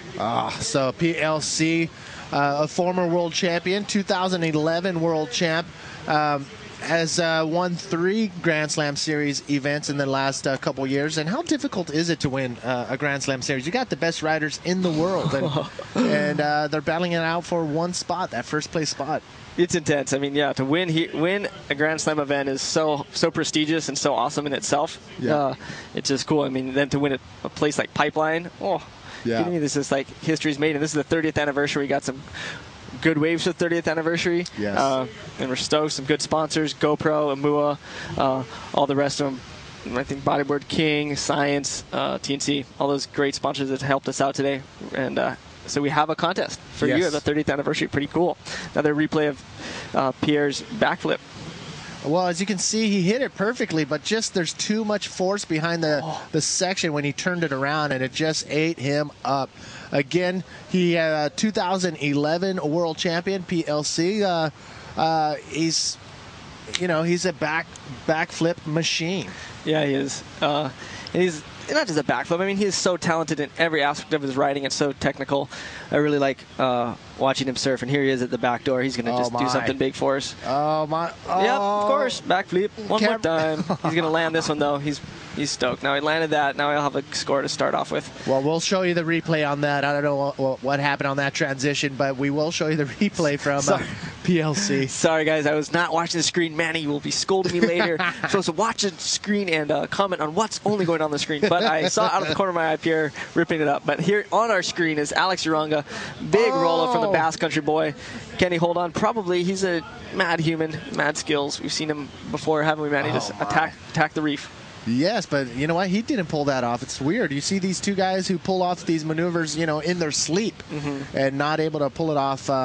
I mean, that was a roll, but he was just landing in the wrong position. It was a big roll. I mean, it's the first wave of the heat. You get your nerves out of the way. I mean, that sometimes happens. As soon as your nerves are gone, boom, like Pierre, boom. Next wave, backflip, lands it. Yeah. And there's even a harder one. He did that. It wasn't as good, but it was a harder, more technical one because it was through the lip, and he pulled that one off in a difficult fashion. Again, I don't know if I told you, but yes, if you want to get in on the t-shirt giveaway, head over to the IBAWorldTour.com website. Click on the Science Bodyboards web banner, and that's where you begin your yellow brick road to go find a t-shirt. I think there is a question of the day that you got to answer, and then we will pick them randomly. And at the end of the day, the t-shirt winners will go into a pool and may walk away with a Science bodyboard as well. Wow. Yeah. That's nice to get free stuff just for watching TV. Yeah, talk about interactive. And being interactive, we got the IBA World Tour Facebook page. Let me know where you're at. And there's a couple more shout-outs. Oh, Clive Richter tuned in, but he's in Lake Tahoe. Wow, Clive. Get some powder, some fresh powder for the boys. We love it. Clive's the man. He is the Aqualuna Resort owner and makes your stay in Puerto Escondido better than ever all the time. And check out the crew at Aqualuna, and Clive will take care of you.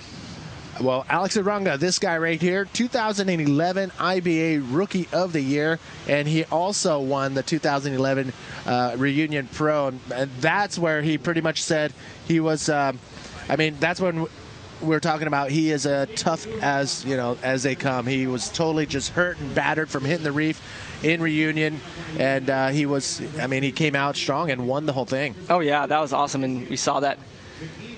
So it was really cool to see Alex in that aspect. So we know he's a warrior, and we know he's going to be fighting here at Pipeline, and he can do good in any condition, especially heavy left-handers. All right, check it out, hubby guys. We do have the winner of the last heat, which Shaggy. Shaggy, where you at, brother? Hey guys, I'm down here with Mike Stewart and his daughter. What's your name, little girl? Anella. Anella. Anella, how are you keeping? Good. Good. Are you happy about your dad's performance today? Mhm. Very good. Mark, how'd you go out there? Yeah, okay. Yeah, it was all right. Yeah. What would you say was something that you got to look out for today with these sort of conditions? Well, I got to pick up my air game for sure. I wish, that was kind of a tactful heat, so I was just kind of like, making sure I was on the best waves and not being real selective. I know I got to open it up quite a bit more if I want to be competitive. So, I'm looking forward to those. It's pretty exciting. Will we be seeing any forward spins into the barrel to invert out like Erika last year? Jeez, if I can pull that, I'll be stoked. Out the screen at Pipeline. Yeah, that'd be sick. Well, you're into the quarterfinals. Congratulations. Little shout out to yourself, seeing you sponsoring this event. Thanks. Actually, special shout out to Ben and Bitcher. I kind of set off a little thing in their ear, and they just took it and ran and got it going again. And then awesome, the bodyboarding collective coming together and just getting behind it all, and prodding GoPro to get into it, and then stoked for GoPro to get behind it, and hopefully they're getting some pretty good stuff. I've seen some pretty amazing waves. Yeah, the highlights package yesterday was pretty amazing, huh? Yeah, pretty amped. So stoked. Thank you, GoPro. Adam, all you guys at GoPro, thanks a lot. Will we be seeing Mark Stewart wearing a GoPro on his back? Probably for the expression session. Yeah. Oh, epic. Yeah, that's something to look out for, guys. Also, Bodyboard King are doing a 20% sale on all science boards. You get a free gyro leash, so get onto www.bodyboardking.com and get hooked up. All right, back to you guys in the studio. Well done, Mike. Well, welcome the one and only Sasha Specker into the hot seat. How you doing, Sasha? I'm very well, Manny. Thanks for having me. Sorry about your heat. You were picking off a lot of the solid ones on the inside, but that one, super high scoring wave never really came to you. Yeah, my strategy was just to keep busy and just try to get wave count up. It looked kind of messy and all over the place when I was watching it, so that's kind of where my strategy originated, and it seemed to work for the most part of the heat. And then with about 5 minutes left, I went for a set wave, and I was coming off the bottom, and I could see it crumbling, so I tried to pull out the back, and my leash snapped. Yeah, I saw that. And so I had to adapt some body surfing skills to try and hunt down my board on the sandbar down the other end. Luckily, it didn't wash all the way in, which was a bit of a blessing. But I got out back into the lineup with about 10 seconds left, and Hardy had priority, and obviously Hardy's a good competitor, and he wasn't going to let me catch a wave. So that's how it goes, sometimes it just doesn't go your way. But I'm pretty happy. I didn't surf a bad heat for myself, and I'm just stoked to be a part of the event. Yeah, how does it feel to be in the top 24? It's awesome. It's something I've always dreamed of doing, and being on it for the first time is kind of weird because I've been around these guys for so long, and they've been my friends, and I've traveled with them, and I've been working with them for so long. But now, actually locked in and competing with them on every event, that's an awesome privilege to have, and I'm super amped. I'm pumped on it. Well, check it out. We are underway here in Heat 47 out in the water. We got PLC in the red, Jones Russell in blue, Alex Arunga in white, Yoshitada Kondo. I saw Yoshitada get an amazing wave just a couple of minutes ago. Okay, we'll bring that up from the hard drives. Yeah, for sure. And we're going to see some scores dropping for that, 100%. There we go. Look at that. I just seen a score come in there, 6.25 for Yoshitada Tarakondo. He did a big RS out the ball. Here he is, replay on the screen. Oh my, as you can see, the timing was perfect. Look at this. Wow, that is flawless. He's got good technique going there. Nice spin in the pocket. Wow, that was a perfect wave rated for Yoshitada, and then PLC answers back. Wow. With a big backflip. But look at this. He could not pull it around, and that's very uncharacteristic of PLC. Yeah, he's probably the most consistent backflip guy on tour, and the fact that he pulled on that coming around in the flats there was quite surprising to see. But it's not like he's looking for any major scores. He's got a 2.63 and a 4.75 banked already, so he's in a comfortable lead. But Yoshitada Kondo, that 6.25 is going to be a very valuable score later in the heat, because it is the highest score of the heat so far. Jones Russell sitting with a 2. He needs a 4.26 to go into second. And Alex Uranga, small score, 1.65. He's looking for a 4.61 to get a second place. Early stages. Here we go. Jones Russell dropping in. Nice, clean bottom turn. Slides under the pocket. Gets barreled, and he finds the exit right there. Jones Russell, I mean, he couldn't have ridden that barrel any better. I mean, he stalled on the beginning, got under the lip perfectly, and a solid way for Jones Russell. And out the back, Alex Uranga. Nice little pocket RS. He whipped it around pretty quick. I don't know if the judges are going to like the fact that he whipped it around so fast, but nonetheless, he's going to improve his situation.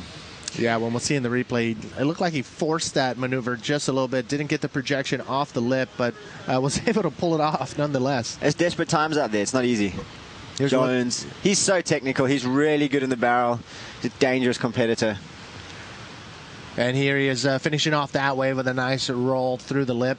And then Alex... You can see Uranga. Yeah. Just didn't quite get off that lip. Like you said, he didn't get enough projection from the wave, so you had to kind of force the RS. But nonetheless, complete. Judges are going to reward him for that, and it will probably be a score that he needs right now. Well, if you haven't heard, our expression session, the King of Pipe, has been postponed. Whoa, out the back action. PLC locked into a barrel, and a big roll. Oh, my. He's so smooth, so controlled. That's going to be a big score for him. He's going to be rocketed into a solid first place position. Answering back from the Japanese rider. Oh, straightens out. Oh, he's lucky to get away with that. That's okay. He can get back out there and get another one. He's got a good score, so he's in a good position. You can see Alex Uranga, he got a 4.25 for that, whereas Jones Russell got rewarded a whole point more, 5.25 for that nice barrel ride. Uranga on again, coming off the bottom, and a much better RS there. Judges are going to love that. Backs it up with a roll. Uranga is on form. He's a very fierce competitor, this guy. You do not want him in a heat. No. He's all business. Well, Guillermo Tamega, same thing. He's not your friend in the water until that horn has sounded, and then he'll shake your hand. Yeah, absolutely. He'll never give up. No, never. So, yeah, Alex Uranga, fierce competitor. He's not going to let her down. And here's another look at Here's a what went replay down. for PLC. Locked into the tube. Not very deep, but nice control. Power roll through the lip here. Good extension. Judge is going to love that. Nice and smooth. And Uranga replay. This RS is much better than his first. Judges are going to like that. And backs it up with a roll. That's some good combination riding there from Uranga.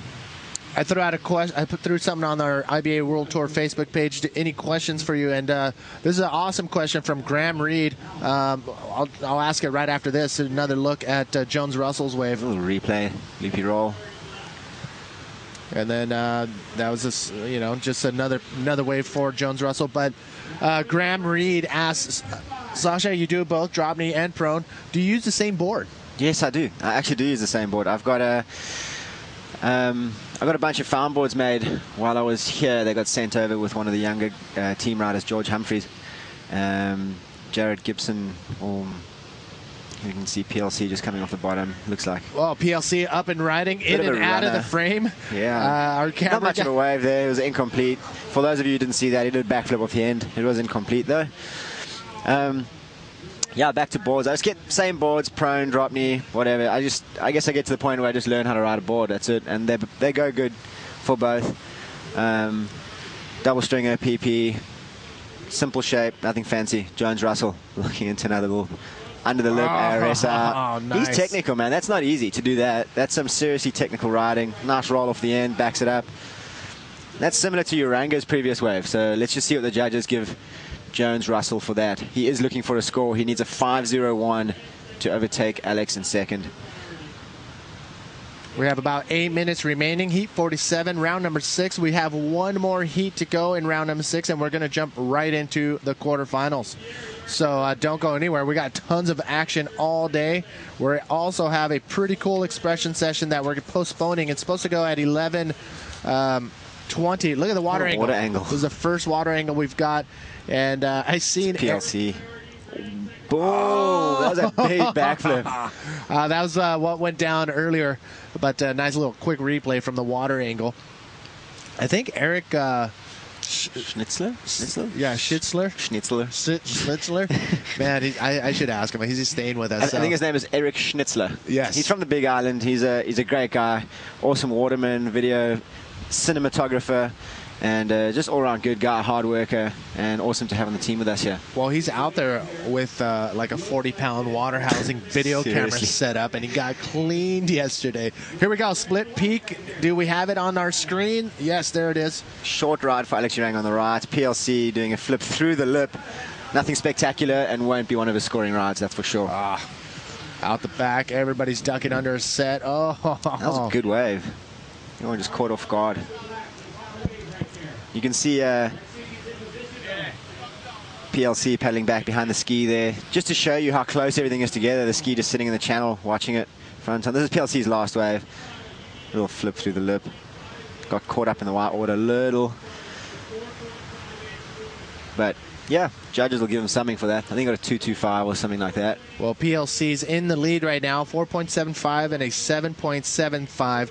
Those two scores equal up to 12.5. Again, the judges are taking the top 2 waves of their heat. There's a 12-wave maximum, and then those 2 waves are combined. You got your total points, and the winner, the 2 top scores of the heat advance on. Right now, it's PLC and Jones Russell. Alex Uranga in 3rd place needs a 4.83 on his next wave, and Yoshitara Kondo needing only a 4.58. And look at Yoshitara. He's got a 6.25 out of Jones and Alex. That is the highest score between them, but he's sitting in 4th, so he actually doesn't need much. That 4.58 is pretty easy to get out here. Yep. And you know, I don't want to count him out. No, he's been in this position so many times this contest, and he's caught guys off guard, big names, taking him down at pipe, you know, last dying seconds, sneaking into some crazy barrels, doing his, you know, textbook RS out. He's got the skills. I don't see why not. Well, you see Jones Russell out in the lineup waving his hands. He's, you know, signaling to the beach commentators. And, you know, we got loudspeakers on the beach. And the commentators, when they see that, they give them the situation that's out in the water. Who's winning, how many points you need, la-da-da, everything. And Kaino McGee is currently up top with Judah. So they're giving him the info in the water. But on your screen here, you can actually see the next heats. This is round 6, heat 48. It's Lester in the white singlet, and I see Dub just jumping into the water there. These guys are going to put on a good show out here. Lester is a pipe guru. Yes. He's got some crazy skills in the barrel and some huge projection aerial maneuvers. And for those of you who don't know Dave Hubbard, he's just a crazy, multi-talented freak in the ocean. Yeah, freak in nature, for seriously, sure. He can do it all. You know, yesterday I saw him just getting some crazy barrels, full rotation, reverse heads off the end. And, you know, other guys are struggling to get, you know, 4s. Exactly. So he was killing it, and I'm sure he's going to put on a good show today. Always an awesome competitor to watch. Time is winding down. Heat 47, 4 minutes, 12 seconds remaining. PLC still in the lead. Jones Russell in 2nd. It's Alex Uranga and Yoshitara Kondo who are on the hunt for, you know, close to 5-point waves to get back into that advancement spot. You can see PLC here we go. On the inside. Here. Oh, PLC finding a nice little inside wave and big backflip out the back. Comes into the inside. Smooth. Tries to force a roll. Can he pull that off? Can he get out in front of the whitewash? No, but that backflip is a solid wave. Why did they pull back on that one? Who was that? I don't know. I think it looked like Yoshitara Kondo. He knows. He needs a score. Well, if he did. Alex Uranga. Alex Uranga. He's in. He's going, coming off the bottom. Big invert off the top. That was risky. Did he pull it off? The scores won't be written down unless you pull these maneuvers off. They'll give you a 1 just for attempting it, but if you pull it off, you're just going to get that many more that many more points on your score. So Alex Uranga going big, but could not pull it off. What do you got there, Manny? Well, Alex Leon just handed me the phone with an Instagram from Kelly Slater. Kelly Slater posted an Instagram shot of the photo that we have, the little advertisement for King of Pipe Expression Session. So I think Kelly will be watching too. He's going to watch his friends Bruce Irons and Jamie O'Brien out at Pipe with 2 bodyboarders, Mike Stewart and Jeff Hubbard, along with 2 SUP riders, Kala Alexander and Kayano McGee, along with the sole body surfer, Mark Cunningham. King of Pipe. All these boards, all these surfers are going to be out in the water for 40 minutes, and you, the viewers, will be able to choose who you think can be called King of Pipe today. That sounds crazy. It's pretty cool. What's going on here? Unprecedented. Yeah, why not? I mean, you've got all these guys here. They're all staying on the North Shore they're on. They're frothing on the waves. They want to get out there. The waves are pumping. Why not just take a couple minutes of the day and put on a show for everyone to watch? It'll give the finalists a little break. I mean, the guys who are in the semifinals a little break to get ready for the final in the men's division. So you know what it is. It's just the boys out there having a good time. That's what it's going to come down to. And it is a show. You know, these guys are the best out here. Yeah. Let's watch them. And I mean, even us top 24 guys can learn something from these guys. You know, they know what's going on. Yeah, they're going to be riding pipe the way you're supposed to be riding it on each of those wave riding crafts. Out in the water, 1 minute, 30 seconds remaining. Alex Uranga, he is on the hunt for an 4.83. This guy is an animal. He's not going to lay down until the very last second. Yoshitada Kondo, the Japanese rider, just shocking everybody yesterday for winning his first 2 heats and advancing on out of his third heat. Can he do it again? He is on the hunt for a 4.58. This has been the dangerous time in the heats with him. Yeah. That last minute when everyone's scratching to get their last wave. Look at this. Desperate look moments. At this. I see something on the horizon here. He looks like he's deepest. Having a look at this wave, he's not going. Does he have priority? Can we get a shot of the priority box? On the inside, Alex Uranga, he needs a 4.83. Oh! That was a clean ARS. And he pulls it off. Tries to roll off the foam just to finish it off. Wow, that may have definitely made a situation change. 4.83 for Alex Uranga if he want. I mean, that's what he's looking for on that last wave. There is the priority mail. I mean, the priority boxes. Disc. So he wasn't actually in priority, Yoshitada. That's maybe why he didn't go. Yes, Jones Russell is going to fend him off until the very end. Absolutely. Oh, I think Uranga would have got the score. I can see PLC paddling into wave here. Here we go. The other angle's good. He's coming in. All right, heat's over for him. He's oh no, here we go. One last ditch effort out the back. Who we got? Yoshitada and Jones is splitting the peak. This is dangerous. The peak. Jones Russell in second. Yoshi Kondo. Did he do it? Oh, we're holding on to Jones Russell on the left. Okay. Jones Russell. Jonesy's wave was good. Okay. Oh. I snuck a peek out of the tent and I watched Yoshi. Oh, he was going right. Snuck into the barrel. We can get a replay of this. If we can get a replay of Yoshitada's wave, this is pretty intense. This is what would happen on the split peak on the right. Look at this. Okay, Yoshitada in the barrel at backdoor. Judge is going to like that. Nice carve into a spin. He's going to get a score on this. He didn't need much. Oh my. And a roll. This is dangerous times for Jones Russell. Wow. Jones Russell just moved into third after Alex Uranga's last wave, which is a 5.1. Oh, ladies and gentlemen, don't go anywhere. We're going to get the official results in just a few seconds. Let's take a look at what went down in the heat recap. Wow. PLC, he started off the campaign with a giant backflip right there, but just got gobbled up by that other section. Yoshitada, textbook ARS. Look at this thing. I love this guy. Yes, Kondo is the man on fire. PLC, he came back firing with the sun out, going for another backflip, but right here, uncharacteristically loses the handle. And look at Yoshitada Kondo. Did he do it? Did he finish off in second and advance on to the quarterfinals? We are waiting for the scores to drop from Jones Russell and Yoshitada Kondo. Don't go anywhere. We'll be back right after this. Did he do it?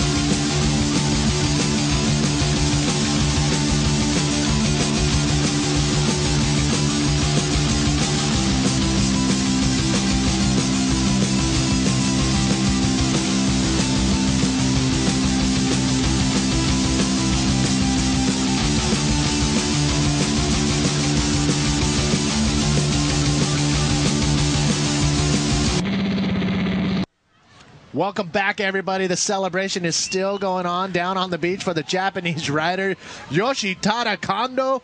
Kondo has advanced out of that heat, and it looks like he just won the whole event right there, but in fact, he just made it to the quarterfinals. Jones Russell, he got the highest score out of that last wave exchange, but it wasn't enough to to get into that second place spot. Wow. That was intense last-second heroics again from Mr. Kondo. That was quite intense because Jonesy actually had priority, and he could have gone right to keep Yoshi off. Oh, that's right. But he was I mean, that just shows sportsmanship, you know. Fair's fair, split the peak, let the better man win, and Yoshi just came out on top. Oh, wow, man. Intense moments. Well, that was, I guess, for Jonesy, live and learn. Yeah, totally. You know, you're just in a heat, you don't have any friends. You gotta be in it to win it. That's how you gotta go. But awesome effort and great performance from Jonesy and Alex Uranga. You guys did well. That was a great heat to watch and a nail-biting finish. I can see here round 6. I think this is the final heat in the order, if I'm not mistaken. And Mark McCarthy, Andrew Lester, Dave Hubbard, and Louis Finnegan.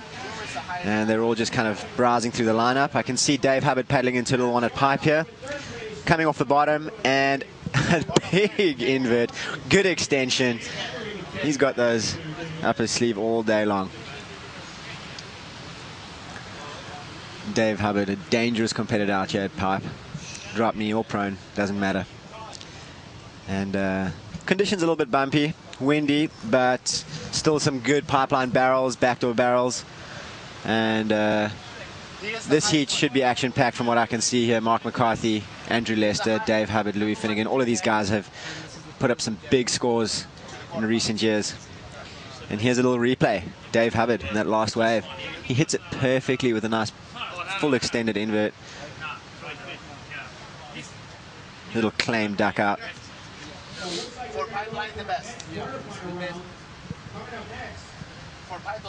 Right, we'll just wait for those scores to come in. Judges just contemplating what to reward Dave Hubbard for his last wave. Good way to start a heat. A nice clean move. And Louis Finnegan having a look here. Andrew Lester deeper, taking priority. And a nice big, that's the textbook roll that I was talking about. He's got these down. Yeah, he's one of my favorite riders to watch out here at pipe because he makes it look so easy. And I mean, he's riding it like it's you know, a 2-foot day at a beachy. Yeah, Lester's been around long enough to know how to do things right. He did win this event back in the day. I think it was 2001 or something, or 2002 maybe. I can't remember the year. But I know he is a pipe champion, a past pipe champion. And for those of you who don't know, he was actually a runner-up to a world title. Yes, so Andrew Lester, you're right, 2001 pipe champion. He knows what it takes to be out here and knows what it takes to be a finalist and a winner. So, Sasha, you got your history down, brother? Oh, I've been around. Here's another look at Andrew's wave. That's how you do a roll, for those of you who are watching. Yeah. A pleasure, absolute pleasure to watch Andrew Lester. This is Heat 48, the last heat of round number 6. We're going to go straight into the quarterfinals, and we're going to bring you a pretty cool event. But this is Mark McCarthy on the right. Oh, ducking out. All right. He was having a look at the back door. I think he may have seen Yoshi's last wave in that last heat and realized there's some good scoring potential on the right. So a quick in and out for him. And judges haven't put a score in yet, but it'll probably be a 1.5, something like that. So everyone's actually got a pretty decent score, other than McCarthy right now. Dave Hubbard with a 6.25, Louis Finnegan with a 5.38, and Andrew Lester with a 5.25. Mark McCarthy is going to have to still work on some scores there, but don't count him out. This is early days in this heat. 18 minutes and 50 seconds remaining. Bit of a mixed peak situation out here. Well, before I was going to say we do have a pretty cool expression session going down. The King of Pipe. We'll tell you more right after this. Okay, here we go. This is Louis Finnegan's wave. He, nice under the lip ARS. So we do have word that the swell is rising. So we've been postponing this expression session until later in the day, which is going to be pretty fun to watch the finals drop knee, which you're in, as well as the women's division and the men's division. Yeah. Well, I'm not in the women's and the men's division. I'm just in the drop knee finals. You're right. I'm actually quite excited for that. I've got Dave Winchester, Cesar Bauer, and Dave Hubbard. Yes. In that drop knee final. So it's going to be a. I don't know. I got my work cut out for me. I know that I'm going to have to go for it. But I'm excited. You know, those guys are all good competitors, and they're awesome to be in heat with. And there's waves, pipes pumping. I'm amped. Well, we got some sick conditions. I mean, we were a lot of people were stressed when they saw the forecast during the contest window. Oh, wait, taking a look. Yes, blue. Dave Hubbard. He's keeping busy, locking into a little barrel. And he's just struggling there with a section. He was looking for a section to hit, and it just kind of crumbled on him. He's had a little bit of a barrel, in and out, spin. And I think he's just having fun out there. That's what it's looking like. That's typical Dave Hubbard exit right there. Just having a good time out in his heat, even though he's competitive. He is. He's as much as he looks like he's joking around. He's a pretty serious guy, and he does not like to lose. So he will do what it takes, and he definitely has the skill to back it up. So I think we got a lot more to see from him. Hey, we do have the winner of the last heat with Shaggy for the beach interview. Shaggy, where you at, brother? Hey guys, I'm down here at PLC, looking the other way, but anyway. Hey Pierre, last time you were in a contest, you won the contest, and now you've won your first heat of 2013. Must feel good, huh? Yeah, it feels good. It's always hard coming back on the tour after such a long break, so pretty happy to win our first heat. And yeah. What have you been up to on your break? Just spending quality time with my girlfriend, my family, my friends. We actually had some really good waves in Europe this winter. Winter is a good period in Europe, so I've been working on some video, and so it was a good winter. Not so relaxing, actually, because we got good waves, but just good to be out of competition for a while. Yeah, I saw some huge waves of Nazaré. Did you guys get some swell somewhere else around Portugal? That massive big day at Nazaré? Yeah, those big days at Nazaré. Some of the waves in Portugal that never breaks woke up, and we had some pretty intense surfs. And yeah, like I said, the winter in Europe is a pretty good place to be. Nice. And how are your boards going today? Yeah, it's going good. I mean, I probably would have been better if it was bigger, because I've been surfing the whole season with this board, and it's kind of soft now, but still works really good. Like, pipe is powerful, and knowing that we're only 4 people in the water, we choose for the right one, so sweet. Maybe change up a stiffer board next heat? No, I'm just going to keep on this one. Okay, it's your old favourite, huh? Yeah. Well, congratulations. A little shout out to your friends and family back in France and Portugal. Yeah, for sure. I think my family is probably watching right now. It's still not too late in France, so hello to my family. Just hello to my friends. I should say shout out to my girlfriend, but she's on the beach there, so I don't need to. Well, congratulations, Pierre, into the quarterfinals. Good luck, huh? Yeah, thanks, man. And before we go, don't forget Bodyboard King are doing a 20% sale on the science boards. You get a bar board, you get a free jar roll each with it. www.bodyboardking.com. Back to you guys. Shaggy's got that down. Yeah, good job, Shaggy. That was the ultimate plug right there.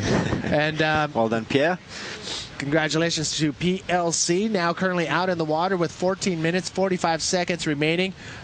This guy right here, Mark McCarthy. He just locked into a little tube.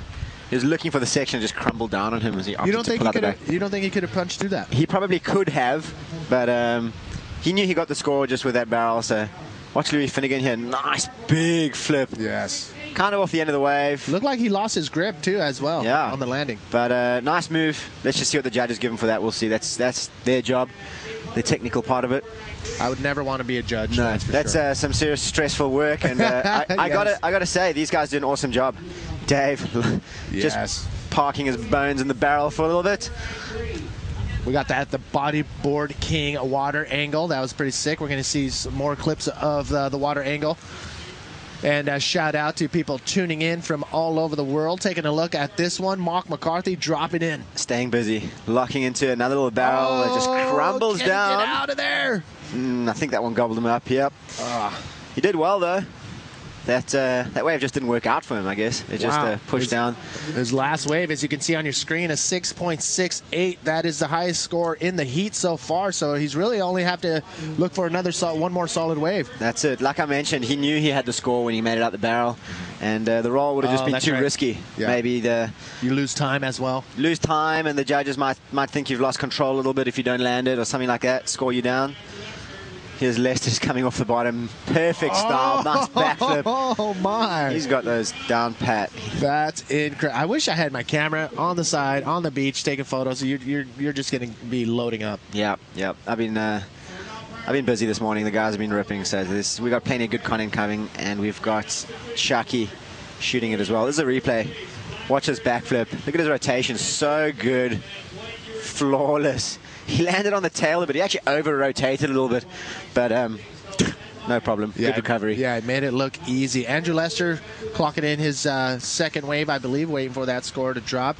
So shout out to Chris Costantino in New Jersey, Alan in the Gold Coast.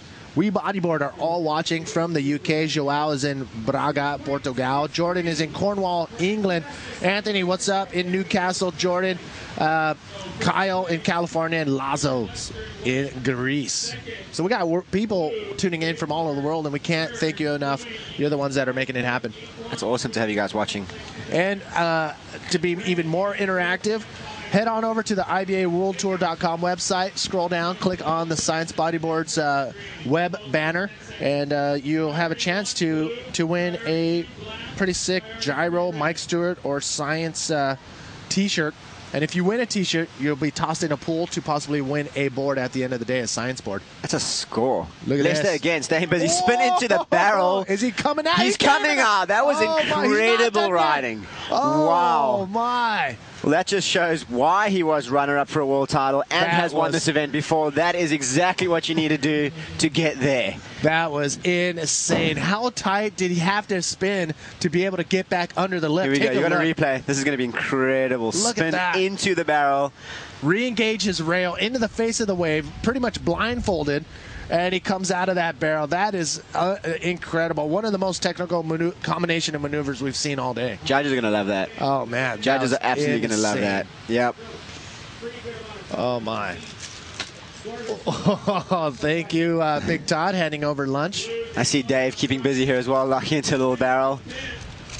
And just in and out, little barrel. Why not? And you're being spoiled here. Look at you. Well, check this out. Big Todd brought me some food, and I get to try some of this. This is Jacob Romero's sponsored The Secret Sauce. It looks dangerous. Look at this, The Secret Sauce. Pick one of these up. It's for me. It is amazing. Okay, yeah, but I know what you like. No. But look at. Not too spicy, not too sweet, and that's exactly what this is. Our friend Rex Moribe, former or still bodyboarder. Yeah, you're shredder. This is his company. No way. The Secret Sauce. I don't know if you can focus on that. There we go. The Secret Sauce. Pick up a 6-pack of these, and you'll be supporting Jacob Romero. No way. That's so cool. I'm glad to see them supporting a Hawaiian. Yeah, no, they're why not? Pretty cool. So keeping it local. The Secret Sauce. Google it and make sure you click on the right one. Jacob Romero's name should be attached to that. So DA Secret Sauce. It's pretty good. We'll sample that today. Hawaiian chili pepper water. That's the way. Oh, it's so good. Actually, I tasted it, talked to the Puerto Ricans that were chilling out, and they picked up 3 bottles just like that. It's pretty good. We're going to taste that before you take off. Can't wait to get my hands on some of that.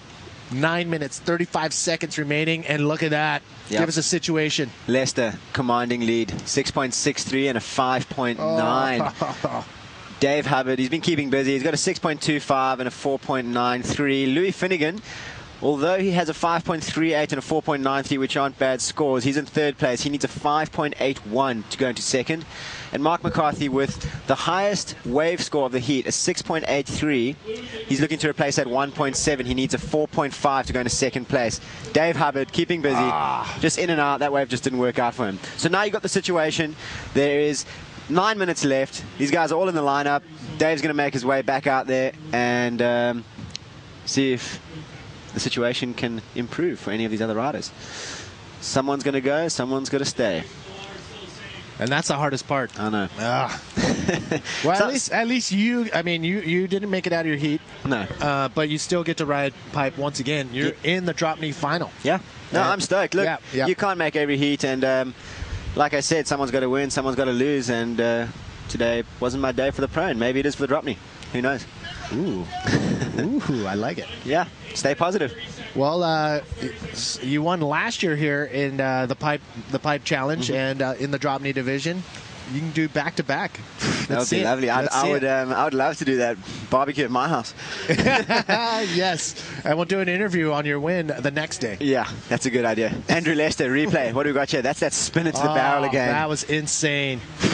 Judges gave him a 5.9 for that. Might have been size of wave. It's the size of wave. Must have been, because the technicality of that was ridiculous. That was awesome to watch. There's a profile shot of him. 32 years old, 178. 80 kilos. I think he's a little bit lighter now. He's looking in excellent shape. Yes. And 11th place. I think he can move up a couple spots there if he keeps up the performance. Mark McCarthy's out there right now in the red jersey. He's currently in 4th place, looking for a 4.5 wave. 7 minutes to go, so tons of time to make things happen out in the water. Absolutely. I think McCarthy is the most dangerous man in the heat right now, just because of that high score, the 6.68. Yep. It's a small score that he requires, a 4.5, and it's pretty easy to get out here. He's just waiting for the heat to count down and maybe try to get that score in the last moments just to change the situation as time runs out. On our hourly T-shirt giveaway from Science, 11 a.m. winner goes to Alan Allen from Barbados. I know this guy. Me too. I met him. Yeah. So he's, I think he's like 8 foot tall, super dark dude from Barbados, but now living in NYC. So, Alan, you walked away with a T-shirt, brother. Make sure you get to extra, extra large. Yes. So he pretty much runs the DK Wars in Barbados, and we got to get over for one of those. I'd love to. Maybe around the time of the Puerto Rico event. That's pretty close. Yeah. Check this out on your screen. Mars, focus. Super focus. What he's doing there now is actually he's engaging his core. It's actually just to get it activated so the muscles are ready to go when he gets out there and he really has to perform. Look at that heat. He is. He has got his work cut out for him, let me say. Oh, my. Damien King, Guilherme Tamega, Maury Laverne, and Andre Buerta. I'm pretty sure those are all world champions. I think you are 100% correct. We got a stacked heat quarterfinal number 1. Don't go anywhere. That's coming up next. We're about at the 6-minute mark here in the last heat of round number 6. Coming up next, quarterfinal number 1. You just saw it on your screen. Oh my, that's going to be insane. Kingy, GT, Maz, and Botha, they're coming up, quarterfinal number 1. If you have, look at this. All these guys are at the top of their game, and nobody wants to miss out on the semifinals. Out in the water, D-Hub. Oh, wow, that was big. ARS from David Hubbard. And he was on, actually, he's in 2nd place, so if he wants to get into that 1st place spot, he's looking for a 6.29. And that's what you're going to see today. Spencer Skipper mentioned that. There's our barrels, but it's going to be about the big lip maneuvers. Look at this. Once again, Dave Hubbard, straight off the bottom, big ARS. An air roll spin is what that was from D-Hub from Kauai, Hawaii. So his brother, Jeff Hubbard, he's going to be coming up next in... I think quarterfinal number 2. So you're going to see him in quarterfinal number 2. Woo! Ladies and gentlemen, more waves, more action coming to you from the 2013 IBA GoPro Pipe Challenge, brought to you by EmuaOrtho.com, Science Bodyboards, and TNC Surf. Unbelievable action went down yesterday, and we still have some pulse and energy out in the water today for the last day of our event. Manny V here holding it down in the hot seat, the one and only from South Africa, Sasha Specker. Welcome. Thanks, Manny. I love hanging out here with you. Look at the office. You got your feet my feet are in the sand. I'm sitting on a couch watching pipe right here going. Look at that out the back. Going off. And Mark McCarthy keeping busy. He's just slotting into a little barrel there. Just kind of licked him on the back. That didn't quite work out the way he wanted it, but he's got plenty of time. He's got plenty more. That couch is not moving forward. There we go. There Louis we go. Finnegan. Louis Finnegan dropping in, trying to find a pocket. This is dangerous. He could get a big ramp. Oh, that thing just crumbling down on him. He's a talented young bodyboarder from Australia. I mean, if anyone can do it, he can. You know, he's never one to be counted out. Did you see that that last wave he had with Kaino McGee? Kaino McGee was able to get a final wave in the last few minutes, and then he sat on the beach and watched Louis Finnegan catch a wave to knock Kaino into third. I was watching that. I saw that. I was just watching Kaino's reactions. Oh yeah. You know, it's always one of those things that, you know, it's pain for someone else, but you got to watch it. It's something that you want to see. It's for the spectators. I don't think Louis Finnegan wanted to come out of the water. No, I saw him drifting down towards the beach park area there, and he did ride the wave very far, but I think that might have been intentional. Yeah. Look at this in the foreground. I mean, in the background, you got these big swells coming in. Riders are trying to get in position. Wow, look at these waves coming in. These look like they might be coming from the west here. These are looking like good sets coming in here. But you got the wind just all of a sudden kicked up full blast right now. I don't know how fast, but you're looking at 30-mile-per-hour winds going into the face of Pipeline. It's looking good. It's looking really good. And look at Red taking a look. Mark McCarthy. Oh, this was a good wave unloading onto the inside there. It did close out at the end, which you couldn't see outside the screen, but that moment there looked amazing. Picturesque Pipeline. Look at this. All right, everyone's scratching into position here. I can see blue Dave Hubbard. He looks like the most committed competitor on this Here one. he comes. Scooping off the bottom. He's looking into the flats. Safety. And just kicking out of that one. Dave Hubbard currently in that first place spot, so that's not going to change anything. Now, there it is. Andrew Lester in the white jersey has priority. That's what the box with the white on top means. First priority goes to Andrew Lester. And Mark McCarthy in the red jersey has second priority. That's right. So that's going to be actually in his favor because he needs a 5.85 to get out of that fourth place and into second. Louis Finnegan is in a much more sticky situation. He needs a 7.15, which, let me tell you, is not a big feat out here, but exactly. it is still a bigger score, and he'll need to get to work ASAP. 1 minute, 30 seconds remaining. Oh, no. Pretty much, I think almost every heat has ended in the last minute and a half or so. So it's going to be pretty fun to watch, especially when there are a couple little waves coming in. Not the bigger sets, but anything could happen in this last minute, so keep your eyes on the screen. Can Louis Finnegan find that 7.15 wave? And Mark McCarthy, can he get that 5.85 wave delivered? And let's take another look where we're at right now. A little replay. McCarthy, that was his first score. That was at 6.68. Judges like that. If he can get another one of those, he's in the clear. Mark McCarthy, 29 years old. I actually grew up with this guy. We've been childhood friends here. Ranking number 6. I think he's been top 10 for the last 10 years or something like that. How incredible was his performance at Fronton? Oh, my goodness. Yeah, he ended up in third place and with a big old scratch on his head. He's a mad dog. He's a mad dog. When he gets put into a corner and under pressure, he just goes nuts. Yeah, and well, Mark McCarthy probably wish he had that helmet at Fronton because he did take a header on one of the heaviest waves I've seen during the whole event. Absolutely. He had a standout, stellar performance during that event, and it was awesome to watch. Just the waves in general. I mean, there was no competitor out there that didn't have a crazy heat. 10 seconds left. He's going to be bummed if he doesn't get something going right now. Mark McCarthy. He's looking. Wait a second. 5 seconds left. Can it happen? He's going to go backdoor on this thing. He's got to go. And Mark McCarthy up and riding as the buzzer goes. So this wave is going to count. Big roll at backdoor. Hold on to that. He just got annihilated. He knew he had to go for it. He put everything on the line there and just got smashed by that wave. Darn. I don't know if he's okay, but oh man, I don't think he's going to get the score. He did lay. Here's another look at that last wave right now, and look, it's probably like 2 feet deep right there, just reef, and he knew he had to go for it, but unfortunately he did not draw the right line to hit that lip properly. But Mark McCarthy going all out. Let's take another look at the heat recap. I'm looking outside the tent here and I can see McCarthy with no fins on.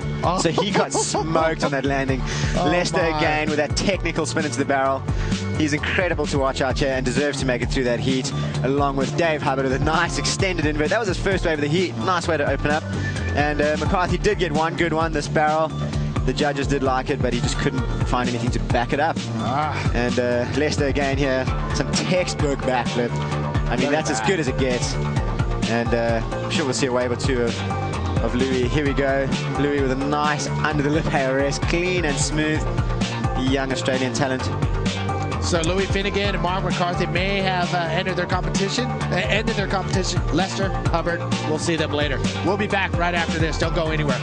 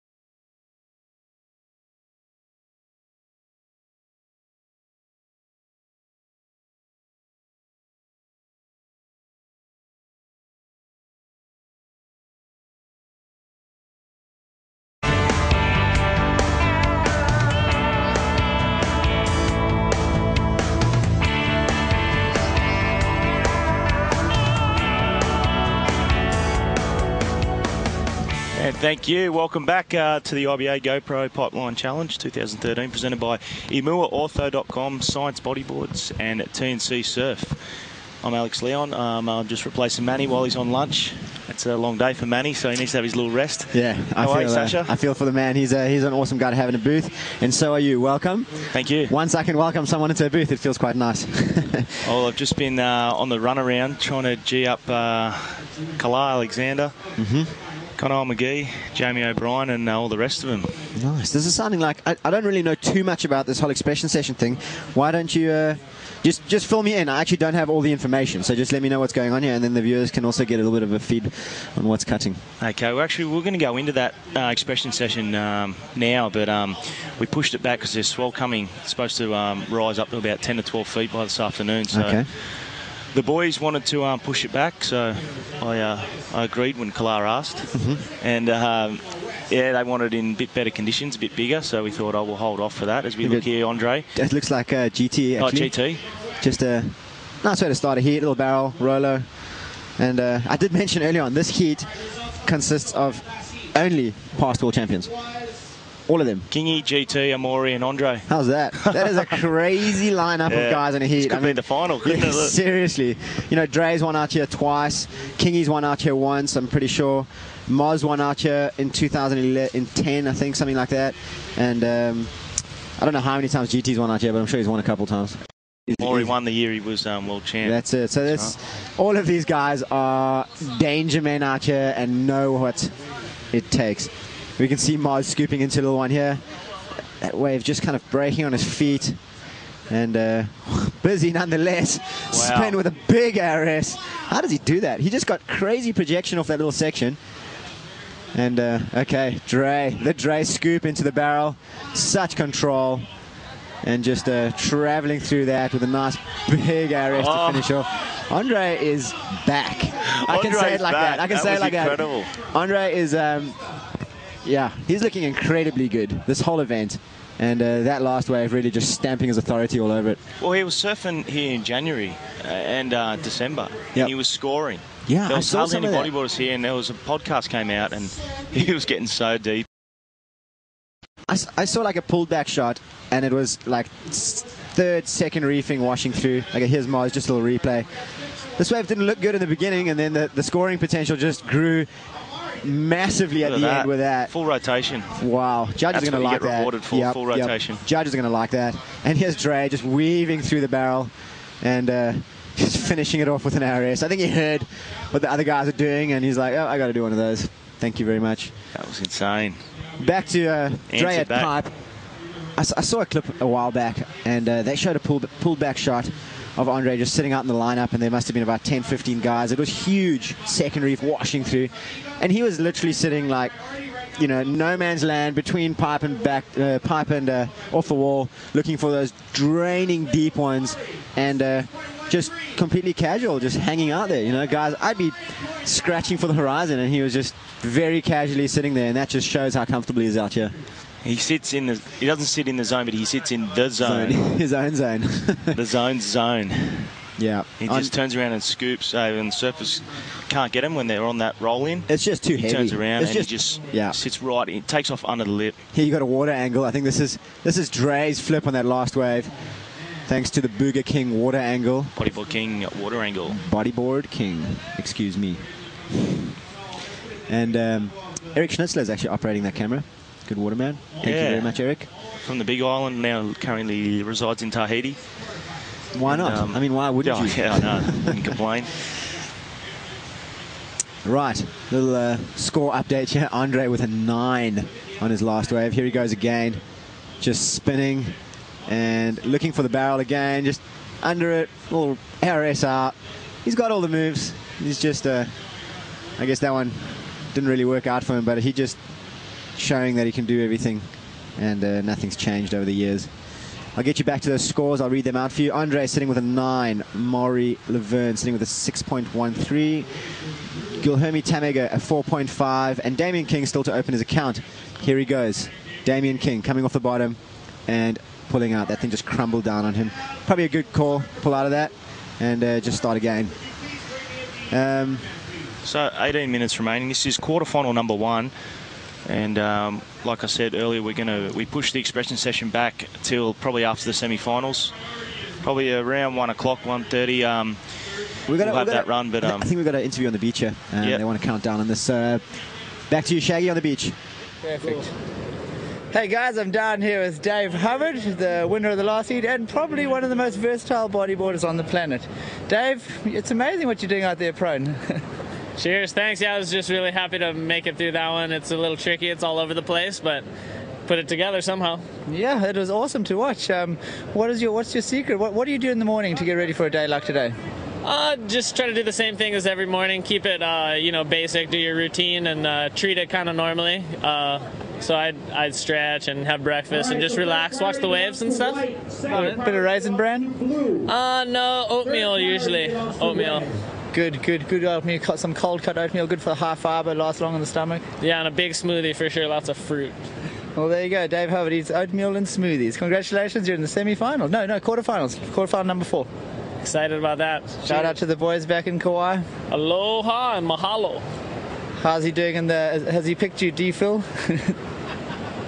All right, well, there's a long big grin. Back to you guys in the studio. Yeah, thanks, Shaggy. That heat interview is brought to you by bodyboardking.com. And Dave Harbour advancing through the quarterfinals with along with Andrew Lester, placed second. That was spin in the barrel. That was incredible. That was a crazy heat to watch. Back to this heat now. Eyes on the water. Damien King taking off deep. Oh, this is locking into a little barrel and air forward out. Oh my! That was massive.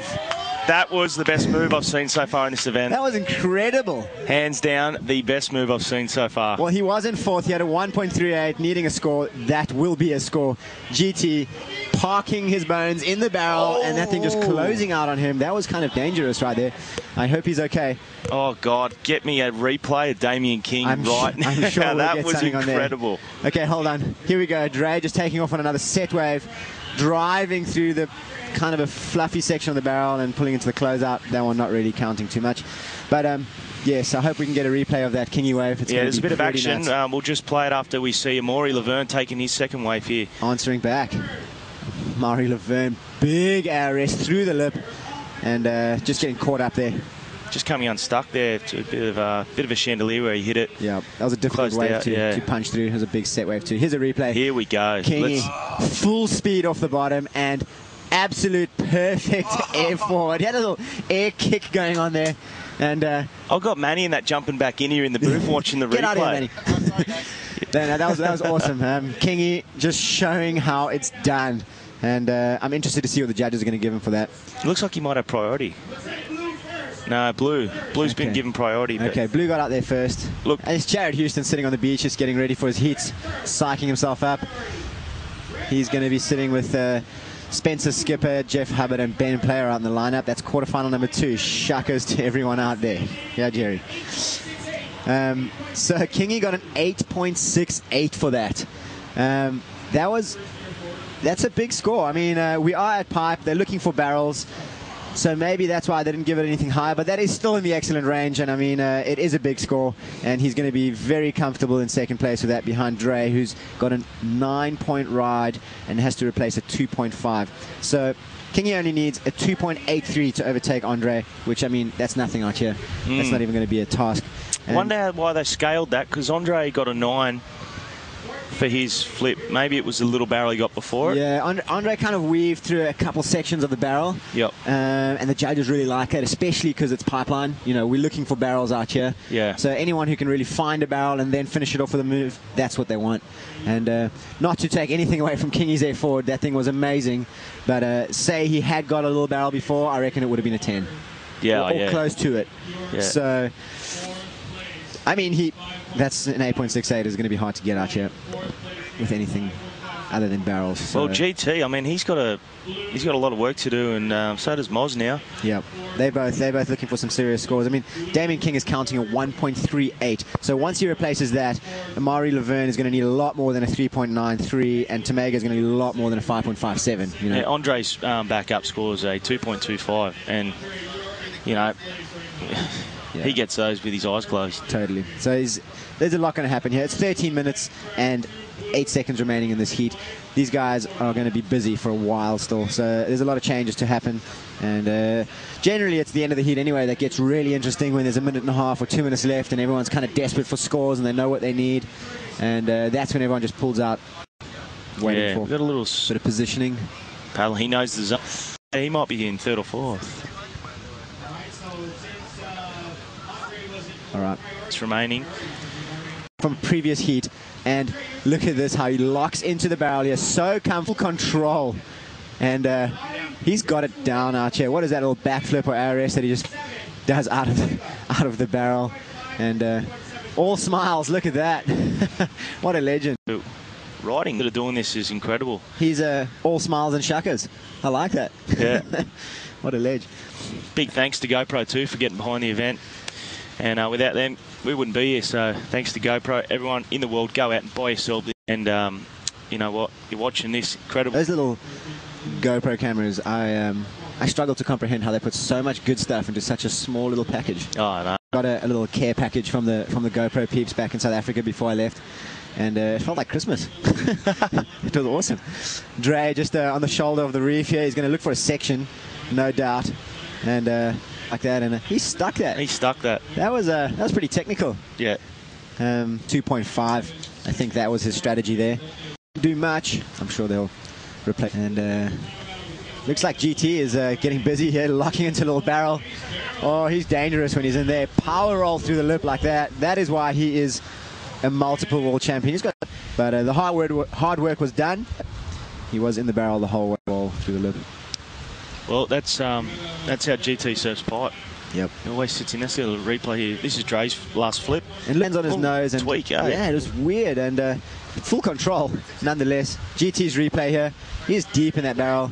And good control with that roll. Happened there, but he's going to get a score. He got a 6.5 for that. So GT, Damien King. Here we go. Fourth position. Going to utilise that spot and sit in there and just take these little pits. Look at him. Oh, rotor arm. He's just playing with it now. Look at this thing behind. And there's some serious sets coming, people. Watch out for this. And who is that? That is Mauri Laverne just coming off the bottom. Good drive. And he's got a big section with a looping roll. And looks like he's going to have another one. He just backed that roll up. Can he come out of this? He'll get scored I well think he for this. will. He's got some good power on him. And yeah, judge is going to like that. That was awesome control. Big wave, big bottom turn, big section. Yeah, Maury punches Laverne. through the front of that there. So Maury Laverne, he's going to, well, I mean, he was trying to improve his 1.7 back up. He only needs a 4.88. I think the judges might give him what he needs there. Yeah, there's a lot to happen out here. If I'm looking at the scores correctly, there's Amari Laverne needs to replace a 1.7. He needs a 4.88 or better, so judges should give him that. He's sitting in fourth place, so that could change again. Damien King is trying to replace a 1.38. He needs a 2.32 or better. So these guys are counting really small scores.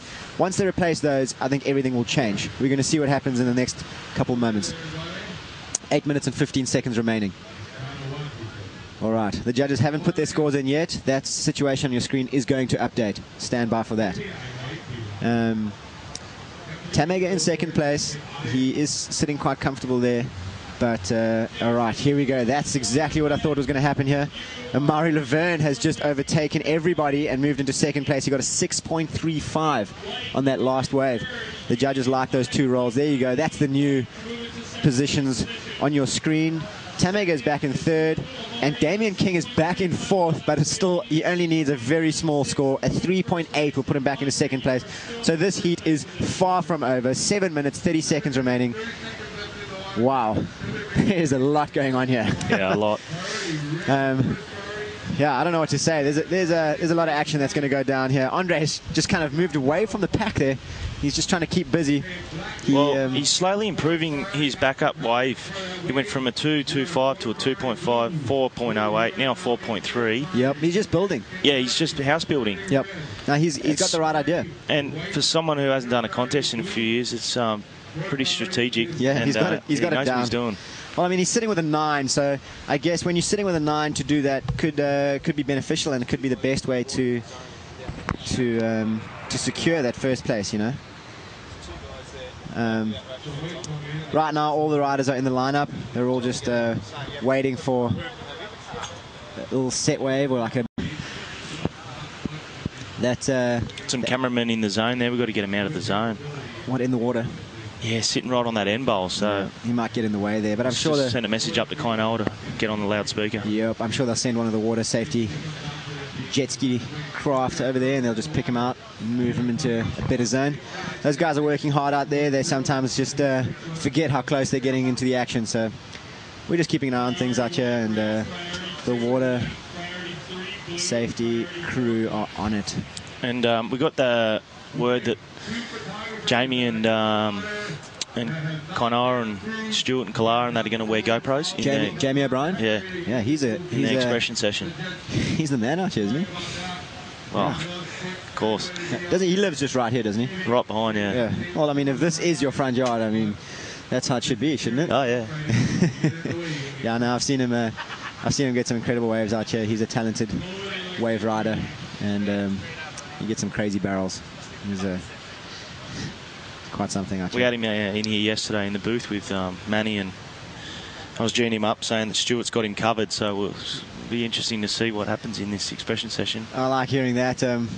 I know at the top of their game, Stuart, Hub, Jamie, Kalar, Bruce Irons, you know, all these guys, they might be riding different crafts, but they all appreciate what they do and what each other, you know, what each other guy is doing, and they understand how difficult it is and the technicality of it, which is awesome to see. You know, these guys are all good friends out in the lineup, and they love to share the big pits out of the pipe. Yeah, I mean, that's why we created it, because we wanted to see it's something that I wanted to see for years about the you know, different watercrafts sort of going head to head in, you know, like 10-foot pipe. Absolutely. Hopefully it does get to 10 foot by the time we put them out here, if this swell kicks in.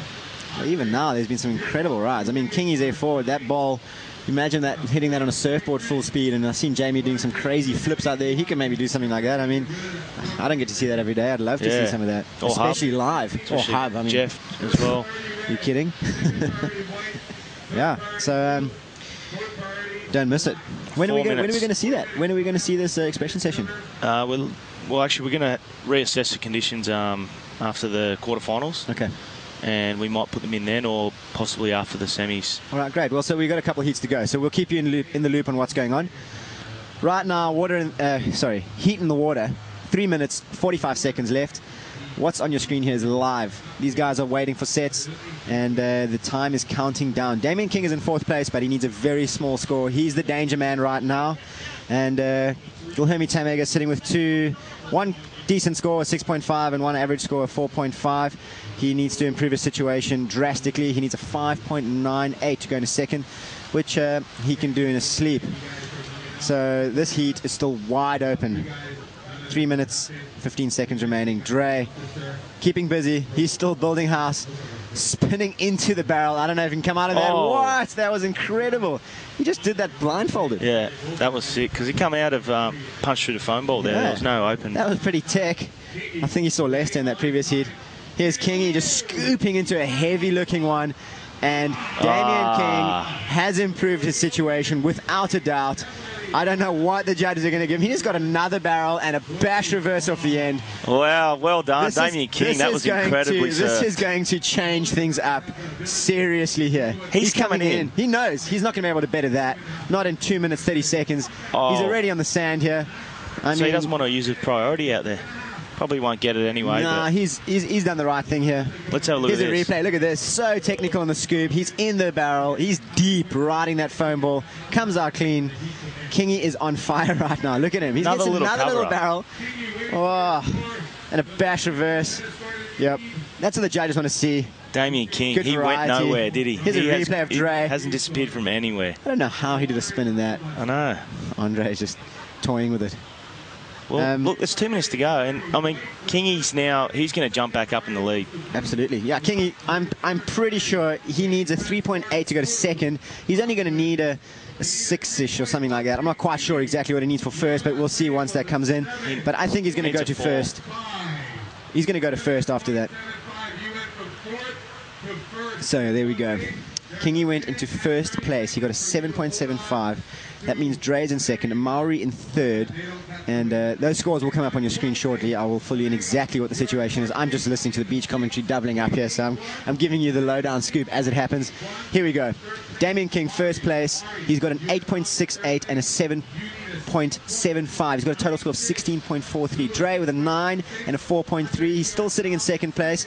But Amari Laverne, he needs a 6.97 to catch Andre and move into second place, whereas Guilherme Tamega needs a 6.81 to move out of fourth and into second. This heat is still not over. 1 minute remaining. These guys are all in the lineup that need to get into second place. This is danger time. This is when it all happens. Andre could be in trouble here if he does not improve his score or the other guys get a good score here. And here we go. Look at this. GT scooping into a sick one at pipe, riding the barrel perfectly and punching through the lip with a roll. If he can hold on to this, the judges are going to reward him well. And it looks like he's fighting in there. He's fighting in there. No, he's come unstuck. All right, GT unable to land that roll, but he only needed a 6.81, and he did get a pretty good barrel before that. I saw Mark McCarthy get a 6.8 on just a barrel earlier. Here's a replay of that.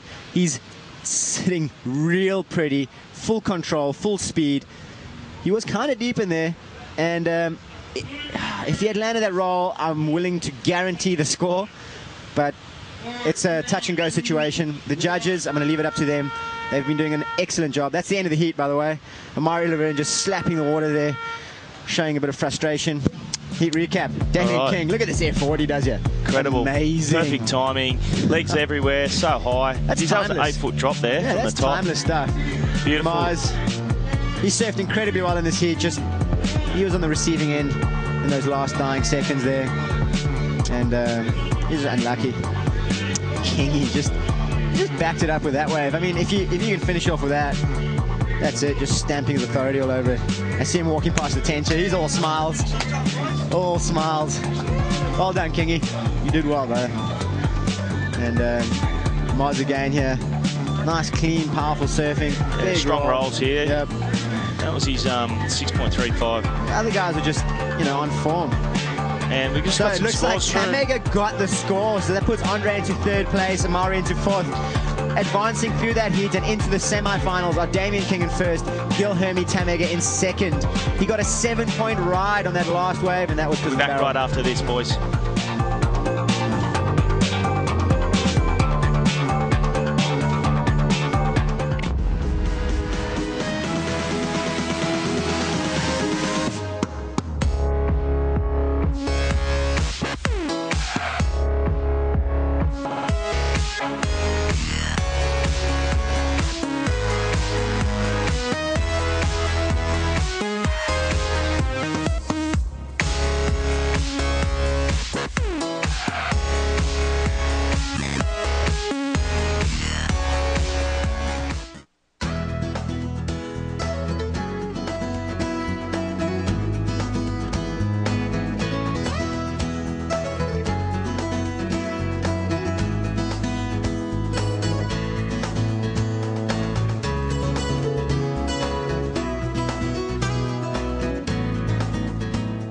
health and vitality. For getting back in the game.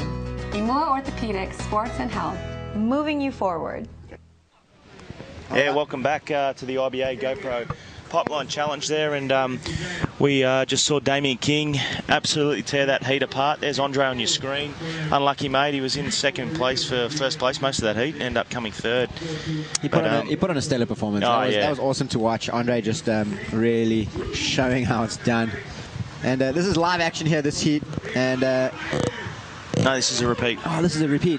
Replay of Andre Botha. Sorry, Isa. Look at that backflip he did there. He surfed well. He surfed well in this whole contest, Andre. Yeah, awesome performance, and yeah, he should be stoked. I mean, he put on a show. He's back. Yep. Coming up in this heat, quarterfinal number 2, it has started. It is Spencer Skipper in the red, Jared Houston in the white, Jeff Hubbard in the blue, and Ben Player in black. This is a stacked heat. My goodness. Well, we're down the money end now, and we're going to see a lot of action and competitive strategies go down in these heats.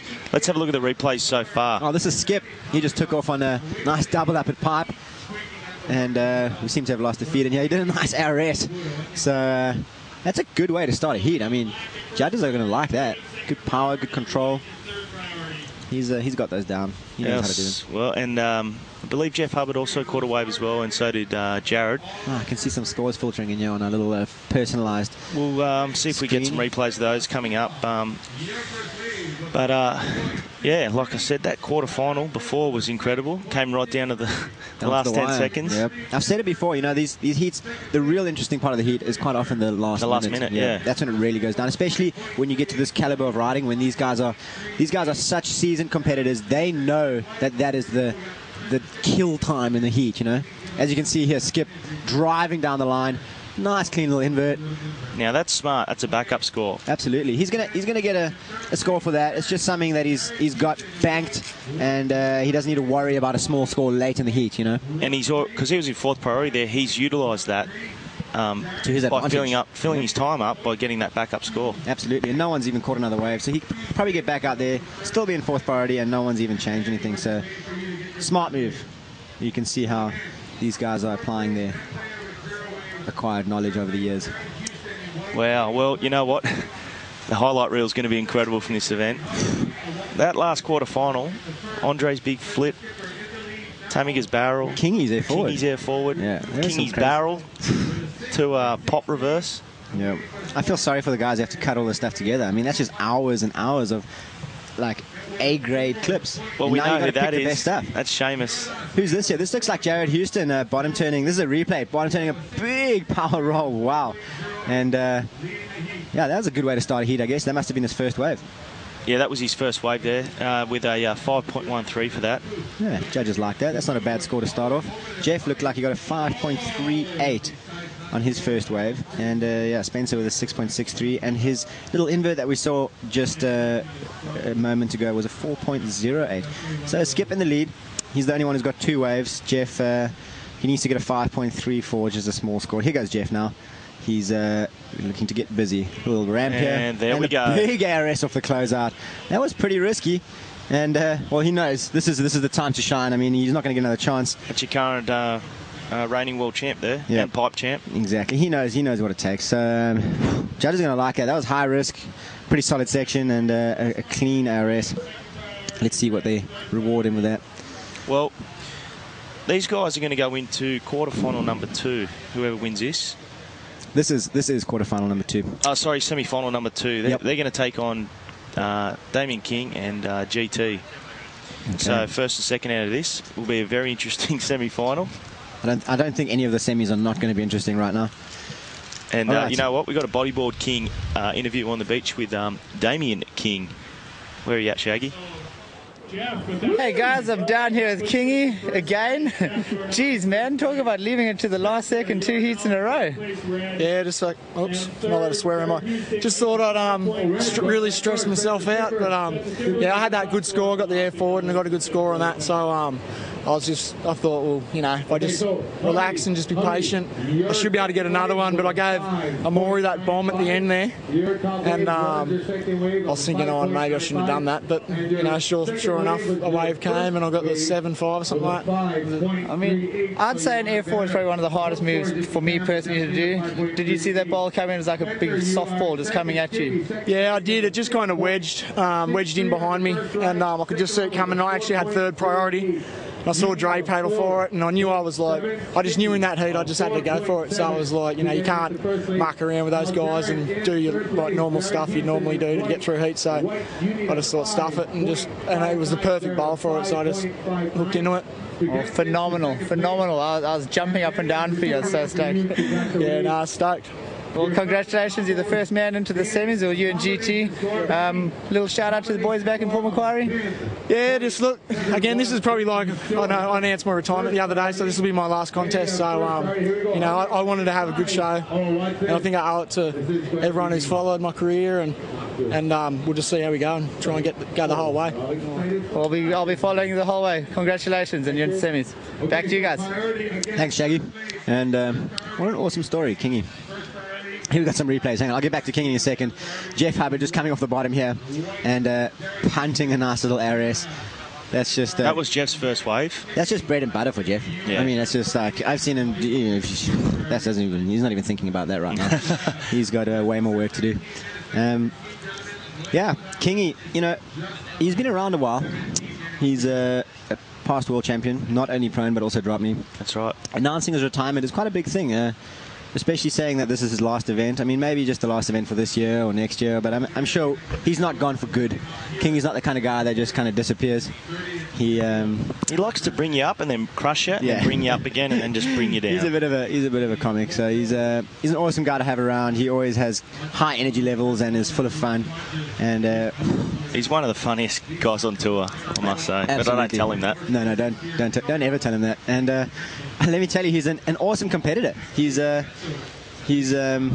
wins contests all the way from Sintra to pipe. You know, that's serious stuff. We can see Jared Houston just trying to drive through a frothy barrel, and that one just didn't work out for him, I guess. So if you have just tuned in, we'll just show this replay first. This is Hub's second wave. This is that RS off the closeout. That is mega landing on that thing, and he does so well to come out clean. I don't know how. Clean landing. Yeah, I think he.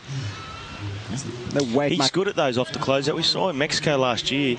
All those closeouts, he was doing those same flips and just sticking them all. Yeah, I think maybe he's riding a slightly bigger board. He does weigh a fair bit less than most guys. So similar to you. Yeah, like we're similar hat, but I mean, I don't do the stuff he does. My body would break in half. There we go. Skip just scooping into a nugget. It's kind of windy and frothy, but he could come through. Oh, I saw him coming through the roof. Did you see that? Yep. So yeah, Skip kind of drove it as long as he could, and then it just pushed him out the back. But he's still in a good position. He's got a 6.63 and a 4.08 in second place. He just needs to improve that 4.0, replace it with a 4.7 or better to move into first. So he's all right. And you know, Jared's looking for a half-decent score, a 5.59 to move into second. So the early stage of this heat are wide open. 16 minutes and 15 seconds remaining. And here you can see Jeff Hubbard's profile. Here we go. This is what I was looking for. He says he's 180, but he's a little bit shorter than that, definitely. And his weight is 64. That's pretty much as me. And his current ranking is first place, since he did win the last world title in 2012 at Fronton. And you know, it also shows age does not matter out here. 34 years old and he's dominating. So absolutely, you know, Jeff is he's a freak of nature. I mean, some of the stuff that he launches off and lands in the flats. I don't know many people who wouldn't, you know, give up in total after that. So he's a little rubber band. And he's broken his back before. Yeah, half point. He's got some crazy stories, I'm sure. Stuff he does. And 15 and a half minutes remaining in quarter number 2. Yep. Big shout out to bodyboardking.com, Verizon Wireless, Primo Beer, DHX Hawaii and Turtle Bay Resort. Supporting sponsors there. Thanks, guys. Also, imuaortho.com Science Bodyboards and TNC Surf. They will be the presenting sponsors for this event, and you know, without these guys, this wouldn't happen. So thank you. And of course, GoPro. GoPro's everywhere. This event, everywhere I'm looking, there is a GoPro. Someone's getting the shot and doing all interviews and outside, inside barrel, POVs. You know, they got it covered. It's awesome. And you can see the little Drop Me crew sitting on the beach there, Puerto Rico. So, Ben Player still hasn't caught a wave yet. He's sitting in 4th place, but I mean, he just has to start as a count. It's 14 minutes and 30 seconds. Here's a little profile on him. 34 years of age. Benny P. The guys are getting on, aren't they? Yeah. They're getting on. He's still dangerous as ever. I mean, I think he's been in the top 10 for the last 10, 15 years, hasn't he? Something like that. Yeah. I mean, he's always been in there. And, you know, some of the waves I saw him riding at Fronton. Oh, my God. That Fronton event I thought, incredible. I'm surprised no one got hurt at that event. There were some serious waves going down. And he did get a perfect 10 for an F4. He did up into the flats of the wave. And he's a bit of a freak too, Ben. He's always consistent and he's always putting on a good show. So I wouldn't count him out. Not just yet. 13 minutes and 45 seconds remaining in this heat. All the competitors in the lineup. Looks like they're repositioning themselves a little bit. Paddling slightly to the north. Skip having a look here. Deciding not to go. So it's been a slow heat when compared to the previous one, but by no means lacking in action.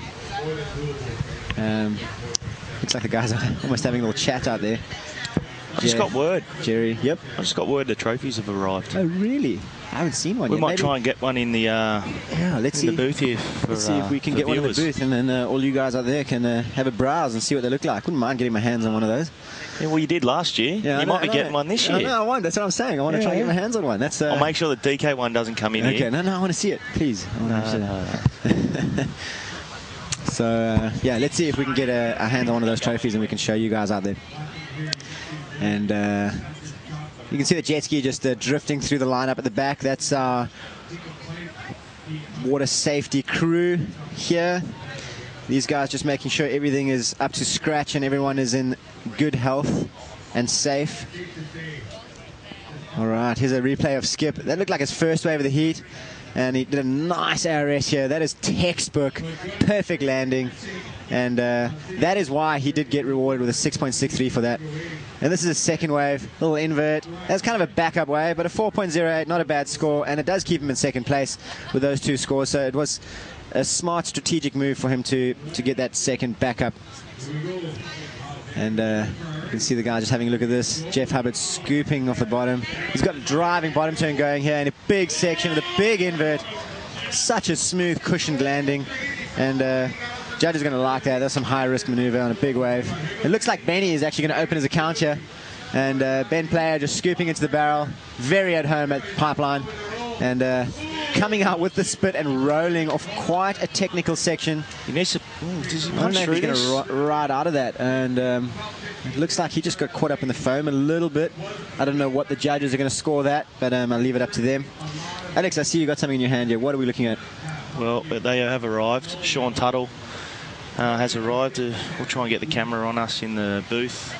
Yeah, there's a bit of a break in the action, so let's see if we can get the camera to cover just us have a here. look at this replay first, Oh, Jeff. yeah, this is Jeff's sick invert for closeout. Here, look how he approaches that thing vertical, gets thrown out, and just he kind of lands up on that bounce, just giving him a nice cushioning. Yeah. And here's Benny, good barrel, comes out with the spit, punches through the lip there, and just somehow got caught up on that. I think a lot of water was pushing together from those two waves. Looked like it wedges a little bit. Yep.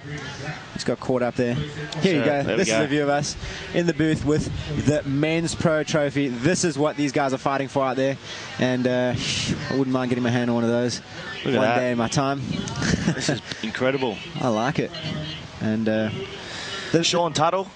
This guy's got skills. Steelworks, yeah, in the States. He makes these, and he did all last year's ones, and he hand makes them. They're incredible. I almost, not to sound biased in any way to Hawaiians here, but I hope a local wins that, because if you have to travel with that, you've got a serious conundrum on your hands. You can't undo this. There's no screws or anything. This is just a heavy piece of metal. Yeah, you might have to just stick it in a box and ship it home.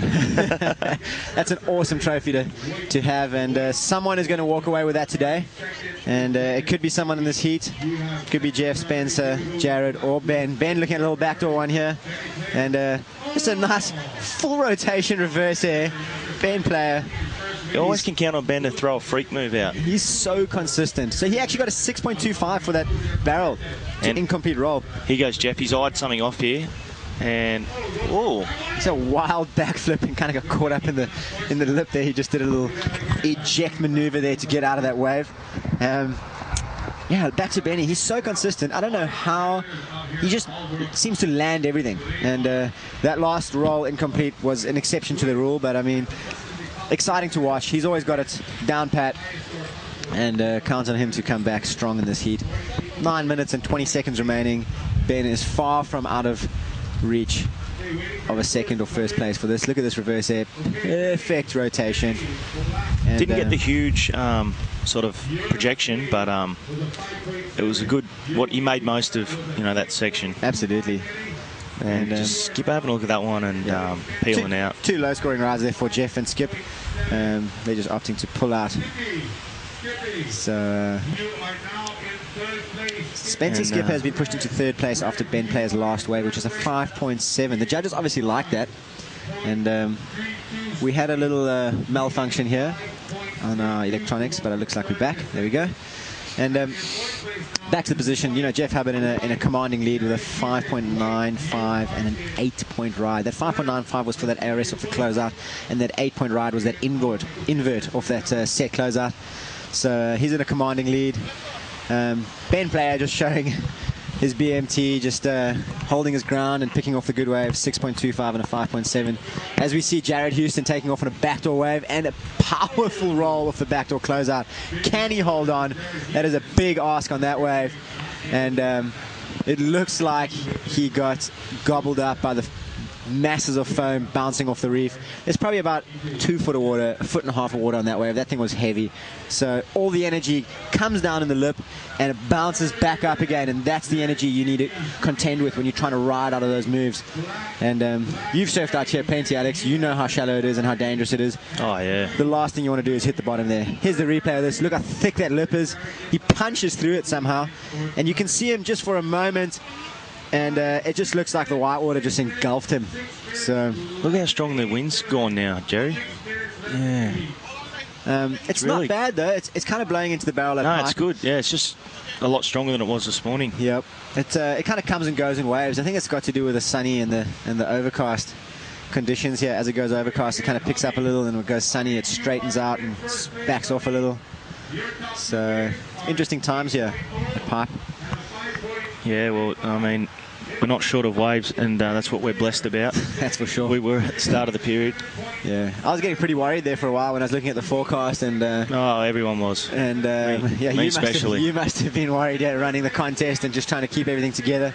And you got to keep the team's spirits high and keep them all, good morale, and that's kind of what gives you a good product at the end. And we've managed to pull it off here. Final day of the waiting period, pumping waves. What more do you want? Yeah, and the highlights clip is up on the IBA YouTube channel from yesterday. Shamo did his little edit last night. He was up to about midnight. But you know what? It's incredible. Some incredible footage. It goes for about 3 minutes, a little over, and it's check it out. You got some serious angles going in there. Yep.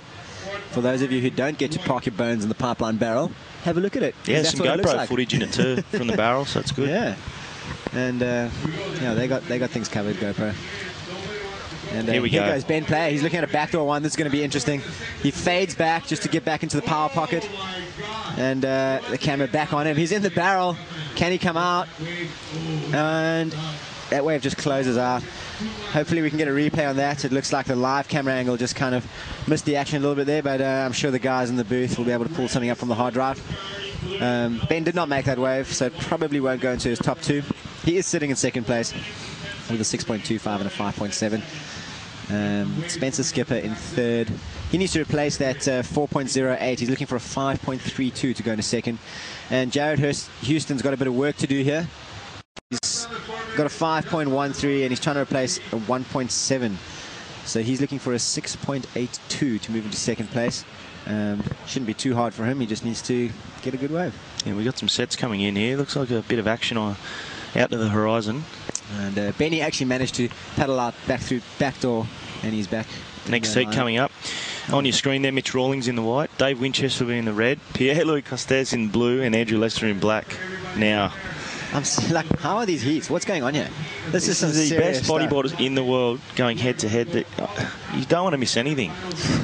This is head-to-head, the best bodyboarders in the world. I'm going to have to seriously up my game if I'm to compete against these guys for the rest of the year. Wow.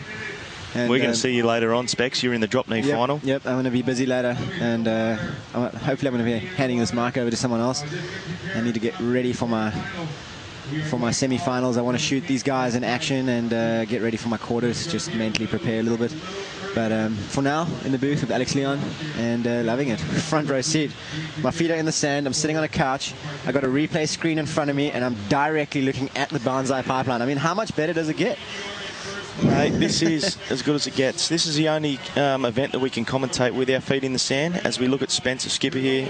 Just driving off the bottom. He's got a section here. Nice backflip. Does he hold on to it? Oh, it looked like he just caught a rail on the landing. That was a serious high-risk move, landing in a power pocket of the wave. He just got unstuck there. Jared Houston paddling into this. He's committed on this one. And looking for a speed line here. He's going to be looking for a ramp. And let's see what he gets here. Nice ARS backflip combination, and looks like he just got unstuck on that. A little bit of difficult landing. Just the wind. I think the wind might be affecting their timing. Yeah, the timing. The section looks quite difficult to hit with this wind. It looks like it might be crumbling down a little bit at moments. Was it like that when you were out there? It looked very tricky to get a good section. I mean, I was lucky. I got a couple ramps. But, you know, Winnie and Hardy were just seasoned competitors. They know what they're doing. They were just hard to beat. And it seemed like Sam Bennett just couldn't find his rhythm in that heat. He's such a dangerous competitor and so skilled. He was just unlucky, I think. And look at the scores now. Ben Play's jumped up in a second in the last couple of minutes there. Yep. Well, there's 3 minutes left, just under 3 minutes left. So this is kind of the dangerous time in the heat. This is when most of the action goes down. And all the riders are back in the lineup now. So we'll see how this happens. How this unfolds, I should say, in the dying minutes here. 2 minutes 40 seconds. Jared Houston is in 4th place. He is looking to replace a 2-point ride. He needs a 6.82 now. Spencer Skipper in 3rd. Skip's been riding well. He was just unlucky on a couple moves there, not landing them. He's sitting with a 6.63 and a 4.08. He needs a 5.32 to move into 2nd. So Jared Houston needing a 6.82, Skip needing a 5.32, and Ben in 2nd. Here you can see Hub just coming off the bottom. This is our heat leader, and he's opting to pull out. That one's not going to give him much scoring potential. His 2nd scoring ride is a 5.95, so he would have had to replace that on that wave. He knew he couldn't. He pulled out. Ben Player, slow start in the heat, but came back strong, and he's looking pretty good here. Right here you can see a little paddle. Ben Player using up his priority here. Coming onto the inside, he's going to look for a little ramp if he can. And reverse air out the bowl. I mean, that is as technical as it gets. You know, most of us are dreaming of doing moves like that, and he's just doing them in his sleep. Oh, okay. 54 seconds remaining. Oh, sorry, on the buzzer there, Skip. He needs something big here. He needs a 5.3. Nah, just closed out. Yeah, so he didn't get much there. He was looking at the beach. Do you see that? Just a little one for the boys. And so that was that looked like the end of the heat. Is that right? Yeah, it looks like Jeff winning that one with Ben Play coming in 2nd. Not much happened at the end there. It was let's have a look at the recap, Sasha. We'll talk you through this one. Jeff Hubbard on his lost power. Power's gone completely. Power's gone. Completely blown power.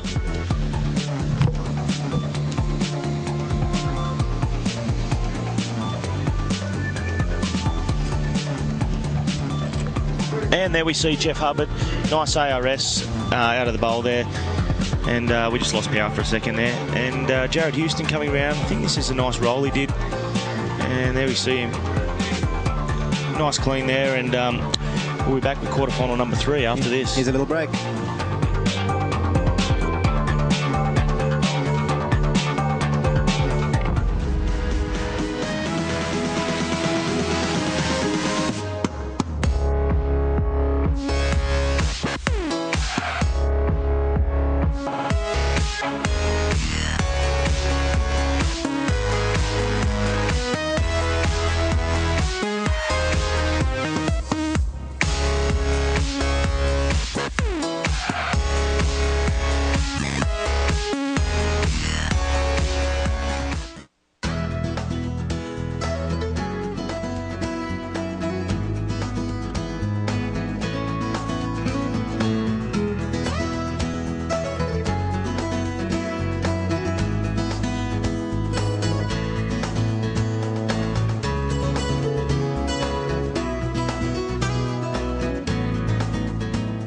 health and vitality. For getting back in the game. Imua Orthopedics, sports and health. Moving you forward. Welcome back, everybody, to the 2013 IBA GoPro Pipe Challenge. Manny V back in the commentator's booth with Sasha Specker holding it down, brother. Yeah, I kind of just walked past the booth and I saw Jeff going, hey, do you want to come sit here? Do you want to come sit here? So he had to get ready for his heat, so I was like, yeah, I'll come sit. Why not? This is the best seat in the house. Not only do we get to see some of the live action, but we got the monitor in front of us as well to see some of the replays. So spoiled for choice. Best heat in the house right here. Manny V, Sasha Specker bringing you the GoPro Pipe Challenge. And here this is a replay. This is a replay of Mitch Rollins' first wave. This is what went down during the break. Mitch Rollins in the white jersey throwing a backflip right there. Pulls it off. Not the cleanest backflip from Mitch, but still points nonetheless. This wave. There's a set wave for Winnie. This thing. And boom. He punts a huge invert off that. Judges are going to like that. That was some serious high risk, good control, good commitment, and it'll be interesting to see what he gets for that. Out in the water in red, Dave Winchester. In white, Mitch Rollins. In blue, PLC, Pierre-Louis Costas. And in black, Andrew Lesser. Man, these quarterfinals are insane. Manny V here and Sasha Specker taking a little quick a nibble, because once you get stuck in the commentator's booth, you never know when you're going to be able to leave and find something to eat. And I took full advantage. Had a burrito from Cholos, and check this out. I'm actually going to dig into my acai bowl from Chris. So good. She's right across the street from Pipeline in the yellow bus, so go check her out. Acai from her. That's some serious good clean energy, isn't it? Oh man, it's awesome. But if you want something tasty and deep fried, she also has that pastels, different pastels, and coxina, yeah, something like that. That's a Portuguese word, I think. Yes, but Brazilian stuff, Brazilian foods. Yeah. So check them out, the little little yellow bus across the street from Pipe. All right, so here we go. We are underway, finishing off the quarterfinals. Number 3 and 4 coming up. And the quarterfinals themselves could be finals in their own, in their own right. I mean, we got Dave Winchester. Here's another look at what he did on his first wave. Just comes around the section, sets his eyes just a little too late right there, but still so much power behind Pipe that he gets projected out into the flats. That was incredible. I don't know how he got so much air off that. Yeah. So, Winnie just surprises me all the time. He's always got that, low-key, yeah, whatever happens, bro. Yeah, and then he gets like a 7.75, 8.25. How's that his first? 8.25. Wow. So Dave Winchester in a commanding lead. That was insane. He, last year he looked like he was the man to beat. He was the man to beat. Jeff beat him. This year he's on a mission. PLC. High speed line going on here, and he's got a big ramp coming up. He is going to be eyeing that out, and it just wrapped away from him there. Unlucky for PLC. He really had his eye on the pie. And you can see Dave Winchester again here, setting up possible little bowl, and nice big huge backflip. I don't know how he got so much air, and rolls through the roof just to finish it off. Judges are going to love that. And a flurry of waves here. Mitch Rollins just taking off on that last one, trying to spin into the barrel. I saw him fighting with the lip. He just got pushed out the back on that one. But that was a serious exchange there. Dave Winchester, the only one really coming out on top, getting a score. And Dave Winchester is going to be in a commanding lead here.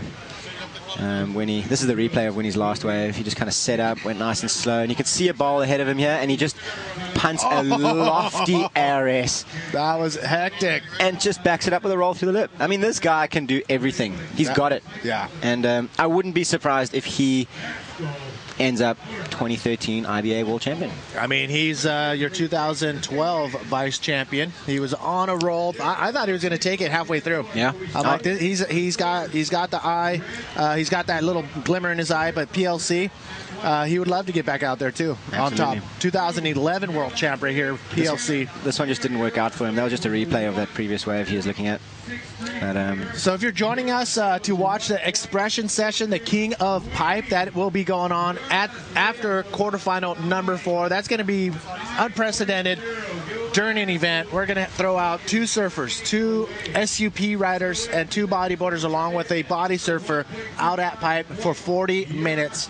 And you, the viewers, will determine you will determine who is the King of Pipe today. And you're going to do that through, I believe, our IBA World Tour Facebook page. Sasha, I think we're ready with the winner and Shaggy. Shaggy, where you at, brother? Hey guys, I'm down here with Jeff Hubbard again. Jeff, 2 more heats from on a chance to retain your title again, huh? Yeah, I mean, gosh, the conditions are pretty tough, but that was a fun heat. I had, Spencer and Benny and Jared, so it was just like, yeah, and not really any really mental waves came through. It was just kind of like we caught some average ones and got some good scores, but it was pretty interesting that nothing firing was happening in that heat, so I just got lucky and was able to get through. Yeah, a couple ways the back door, a little trip over the falls. Yeah, I took a little trip on the falls to the reef. Wish I didn't do that. That was a bummer. But yeah, I saw Benny go on the wave before. I was like, oh, maybe I'll get one too. And oh no. Did the wind hold you up or what happened? Yeah, the wind held me up and it held the lip up, and I just kind of thought, oh, maybe, and then no. Oh no. Yeah, hell no. But yeah, you did great out there in the semi-finals. You got an action-packed semi-final again, huh? Oh yeah, it's on another pipe fight world title semi-final. Love it. So cool. Now in the quarterfinals, was there much banter going on out there?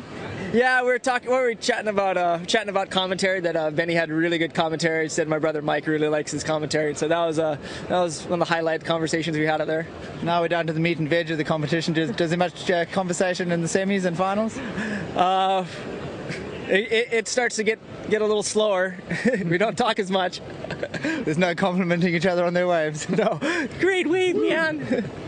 Well, congratulations. You're into the series. Go have another banana and relax, huh? Yeah, thanks, Shags. Have a good one. Thanks, everybody. Aloha. Back to you guys. Yeah, Shaggy. And well done to Jeff Hubbard there. That was an awesome performance. Him going through on that last heat along with Ben Player. That was... We're trying to... Of the best. You know what I mean? Like, these guys... That's 2 world champions again going through in that heat. And it just shows you this is not a young sport anymore. We've got past world champions, multiple past world champions who are still competing at the best top level, and along with the young guns, the best of the best young guys that are really pushing the limits. And some of these guys are forefathers of the sport.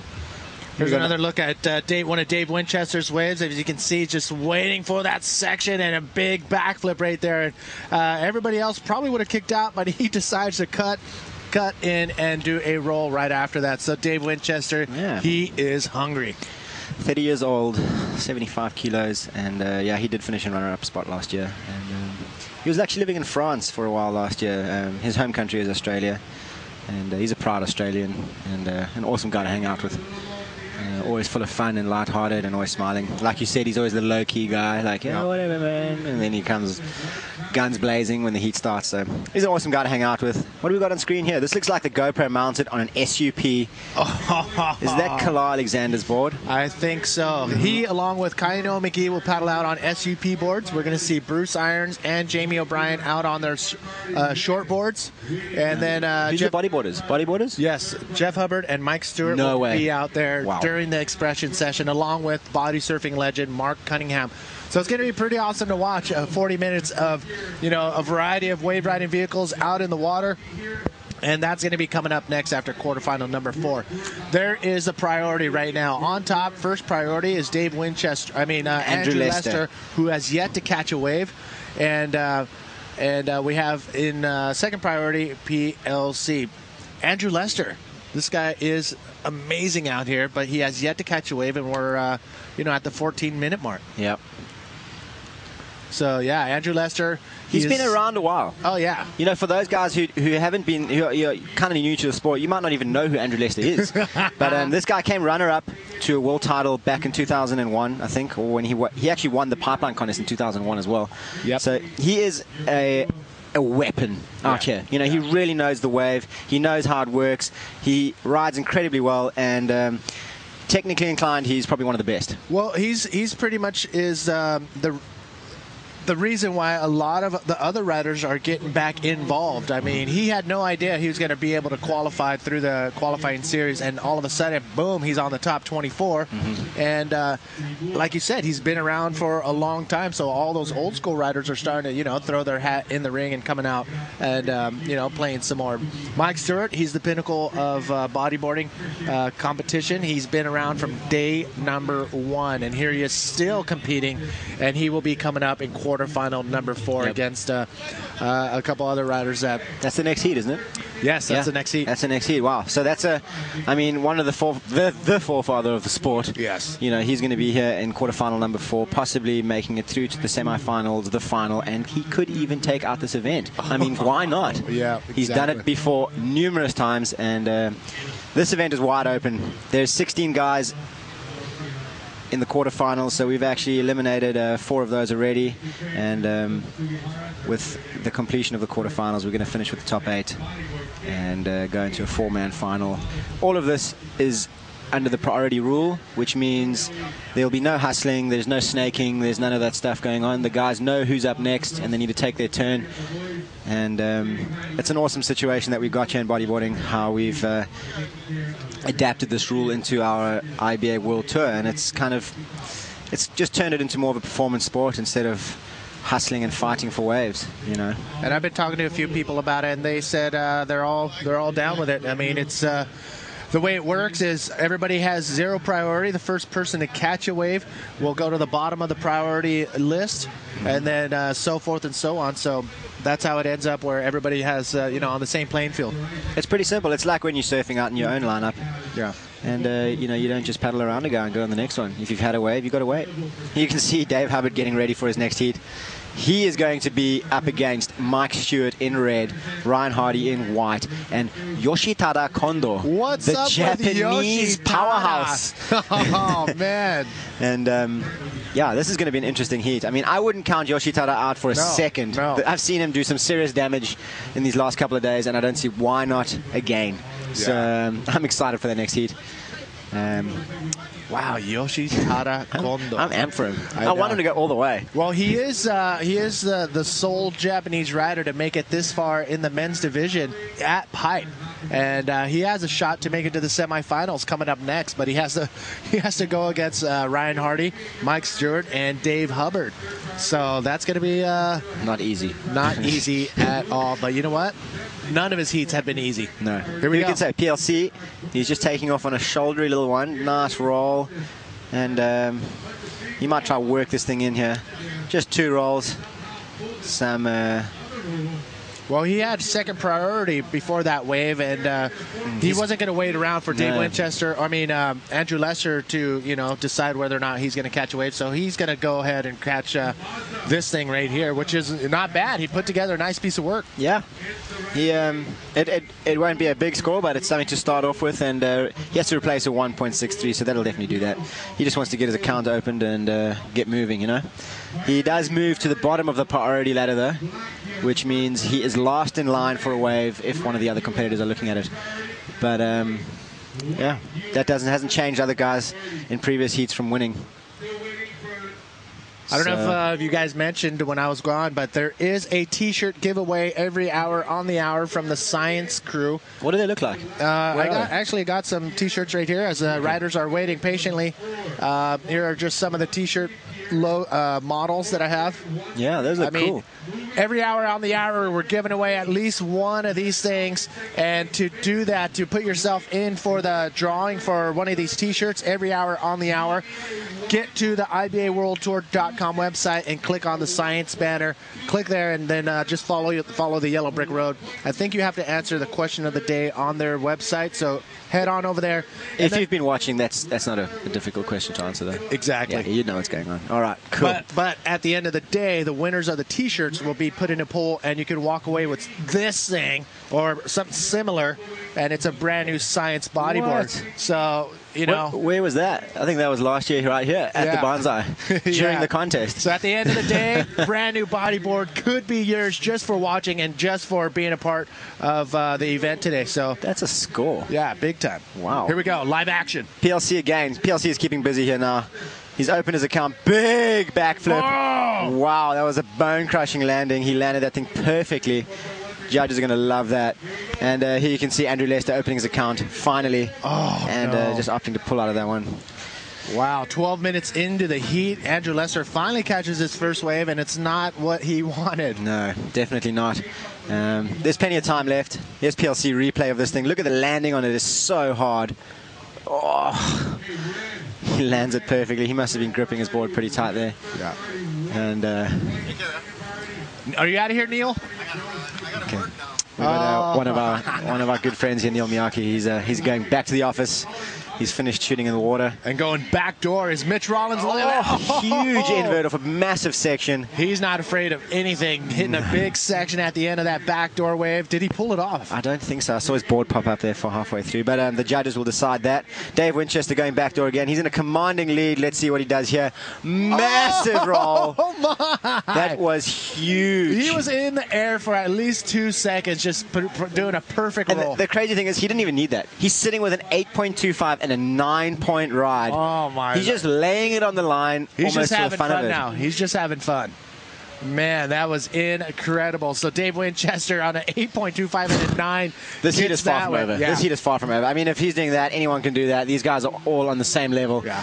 There's no way that you can count anyone out of this heat yet. This is a replay of Rawlins hitting an incredibly big section with a huge invert and just landing in the trough. Yeah. He must have got pumped on that. And this is Winnie's roll. Wow. Lofty. Awesome style there. Incredible wave raise there from Dave Winchester, which he probably didn't need. He's trying to better an 8.25, the lowest. He would have maybe got it. If he had landed that, he would have maybe got it on that. But, I mean, he didn't need to. No. He's sitting in such a commanding lead. Second place is comboed for first. Which means third and fourth are comboed for first. Yeah, exactly. So Winchester can pretty much relax.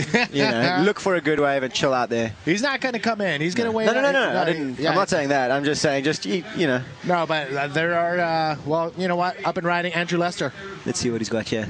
A nice, textbook IRS, but he just caught a rail on the If he would have landing. landed that, he would probably have to pull it around quick because the lip came out right where came over right where he landed. I've seen him land those kind of things in the barrel and come out. He's got that kind of skill and knowledge. Wave knowledge is incredible on this level. So, that kind of stuff is bread and butter for these guys.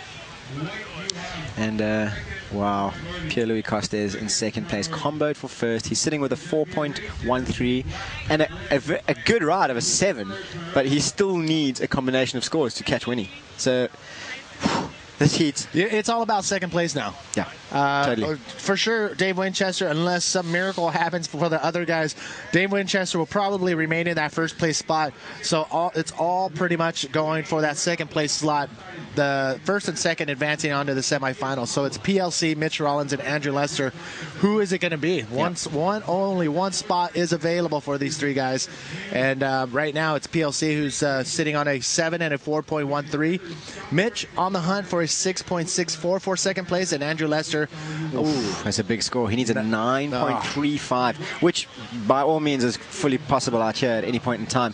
It's 5 minutes and 15 seconds remaining. So there is time. Yeah. These guys have got time on their hands, and I'm not going to count anyone out of this. Yeah. Leicester's sitting with a tiny little score there, 1.38. He can get 2 good scores and just get what he needs. So it's still wide open, and we've seen it all too much today, where the last minute or two everything changes, and interesting times coming up. Once again, this is Manny V and Sasha Specker holding it down for the IBA GoPro Pipe Challenge presented by ImuaOrtho.com, Science Bodyboards, and TNC Surf. So Sasha Specker, he's going to step out. And thank you, Manny. It's been real. Yeah, man. Enjoy the rest of the show. Thank you. Oh, yeah. We'll see you in the DK final. Yeah. Epic. All right. So we got Ewan Donachie. Did I pronounce that right? Donachie. Okay.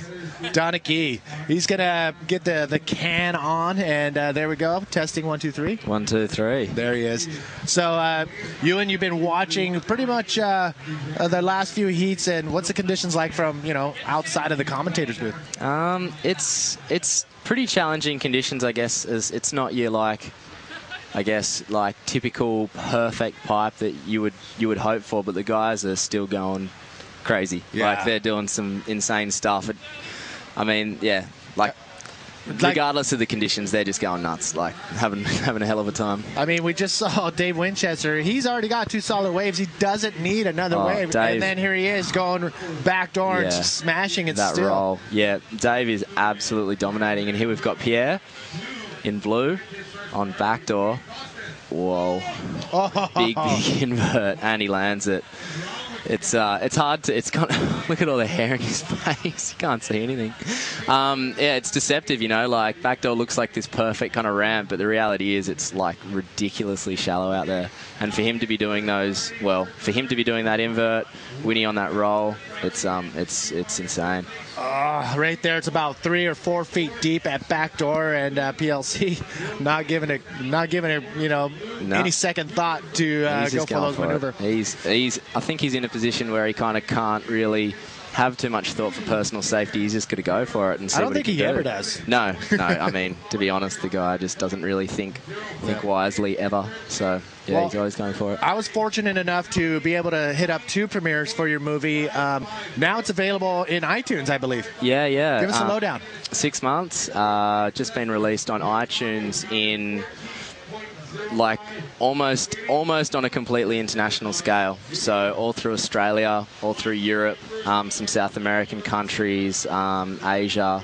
What's it going to cost to pick that up on iTunes? I think it varies from country to country, but it's no more than about $8. So depending on whether you want to rent it, whether you want to buy it, it's not too much. So, but yeah, it's pretty much a year exactly since we released it, and now you can go get yourself the digital version. So yeah, if pretty you stoked about that. Definitely put that in your collection, especially if you put it on your iPad or your iPhone. You can have some watch. You know, how long is it?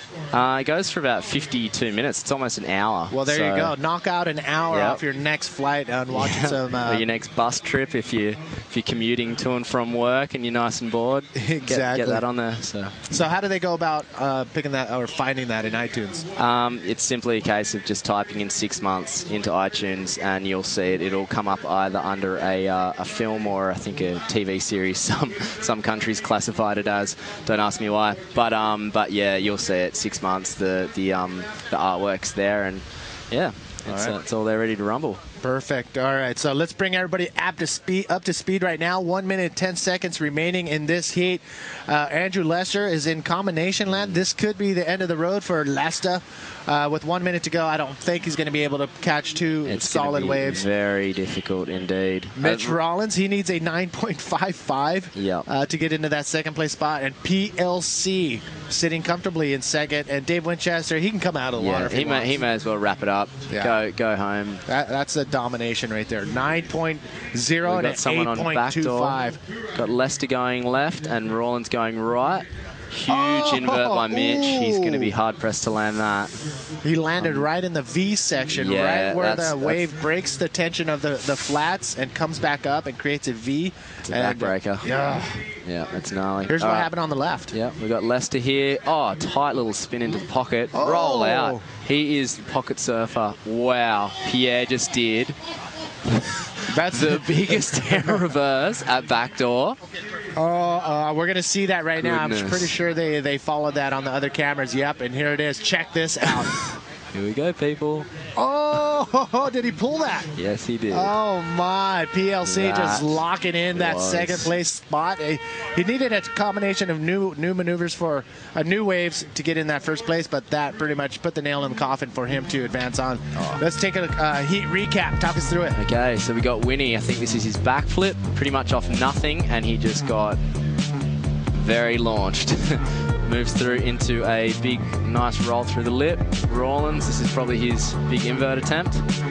Got kind of caught up in the lip there, and it's just like dangerous at backdoor. And I think he goes for something similar here. Bit cleaner, but landing in that V, very hard to ride out of. Pierre, probably a backflip. Yep, a backflip. Very clean, straight around like the judges want to see. And this is probably Dave's roll, which was big and loopy. Couldn't ride out of it, but he didn't need to. Yeah, big invert. Huge invert. And we'll probably see the air reverse if we're lucky as well. Now, that's going to be our last wave on the heat recap. Don't go anywhere, people. We got quarterfinal number 4 coming up. Don't go anywhere.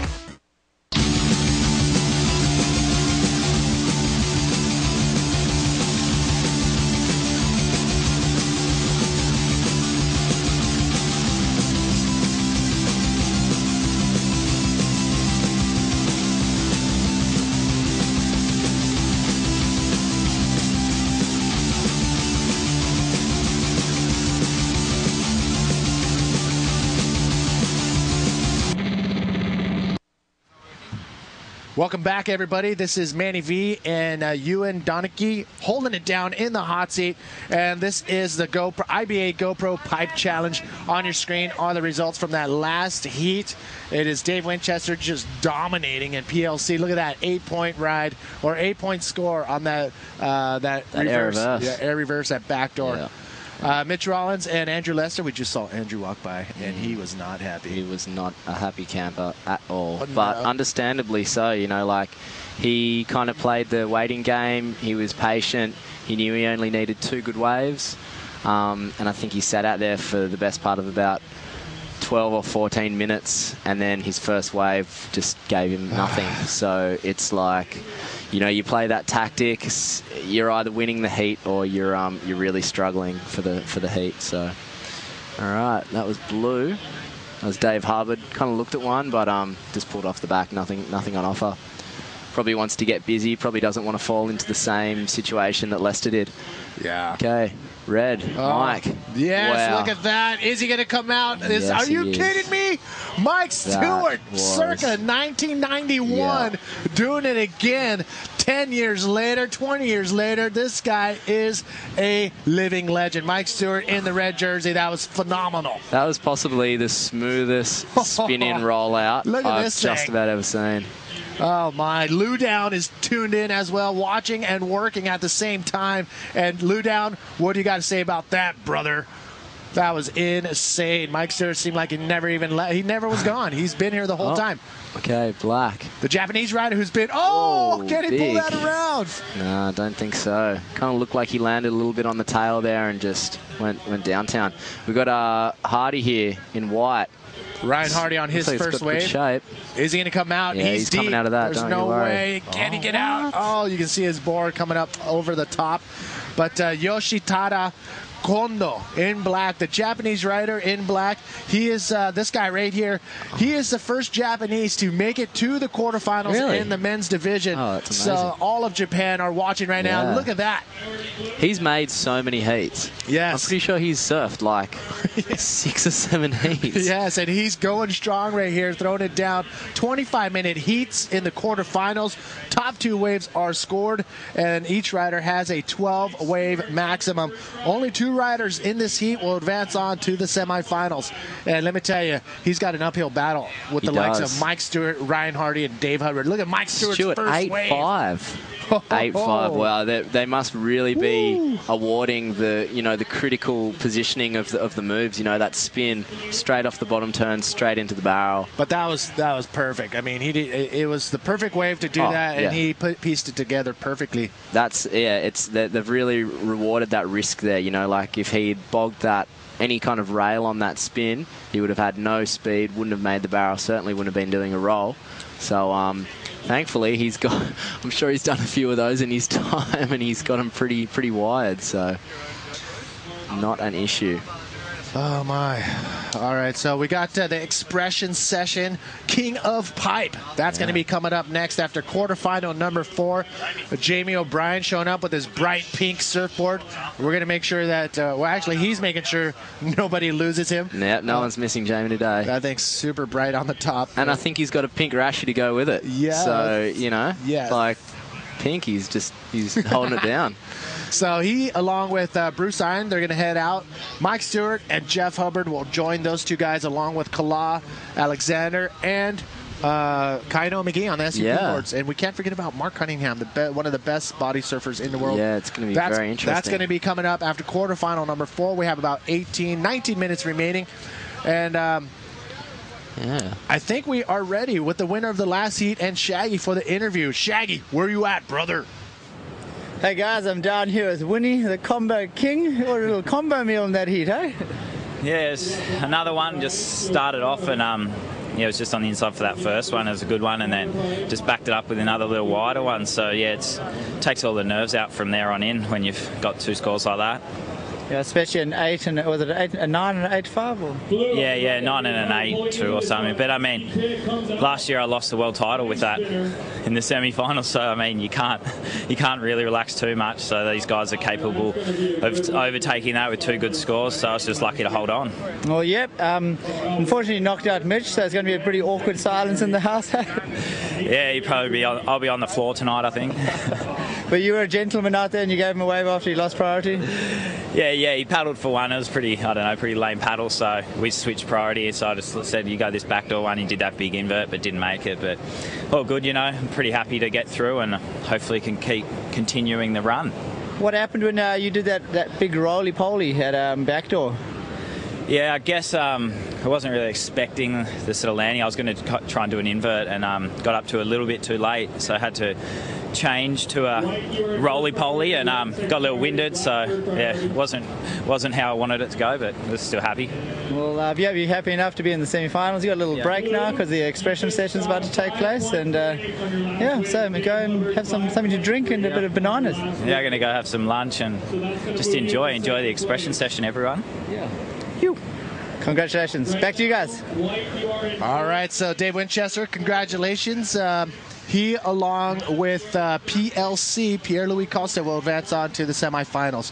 We got about 16 minutes, 50 seconds remaining in the water. This is quarterfinal number 4 at the IBA GoPro Pipe Challenge. Manny V here with Ewan Donachie holding it down in the booth here.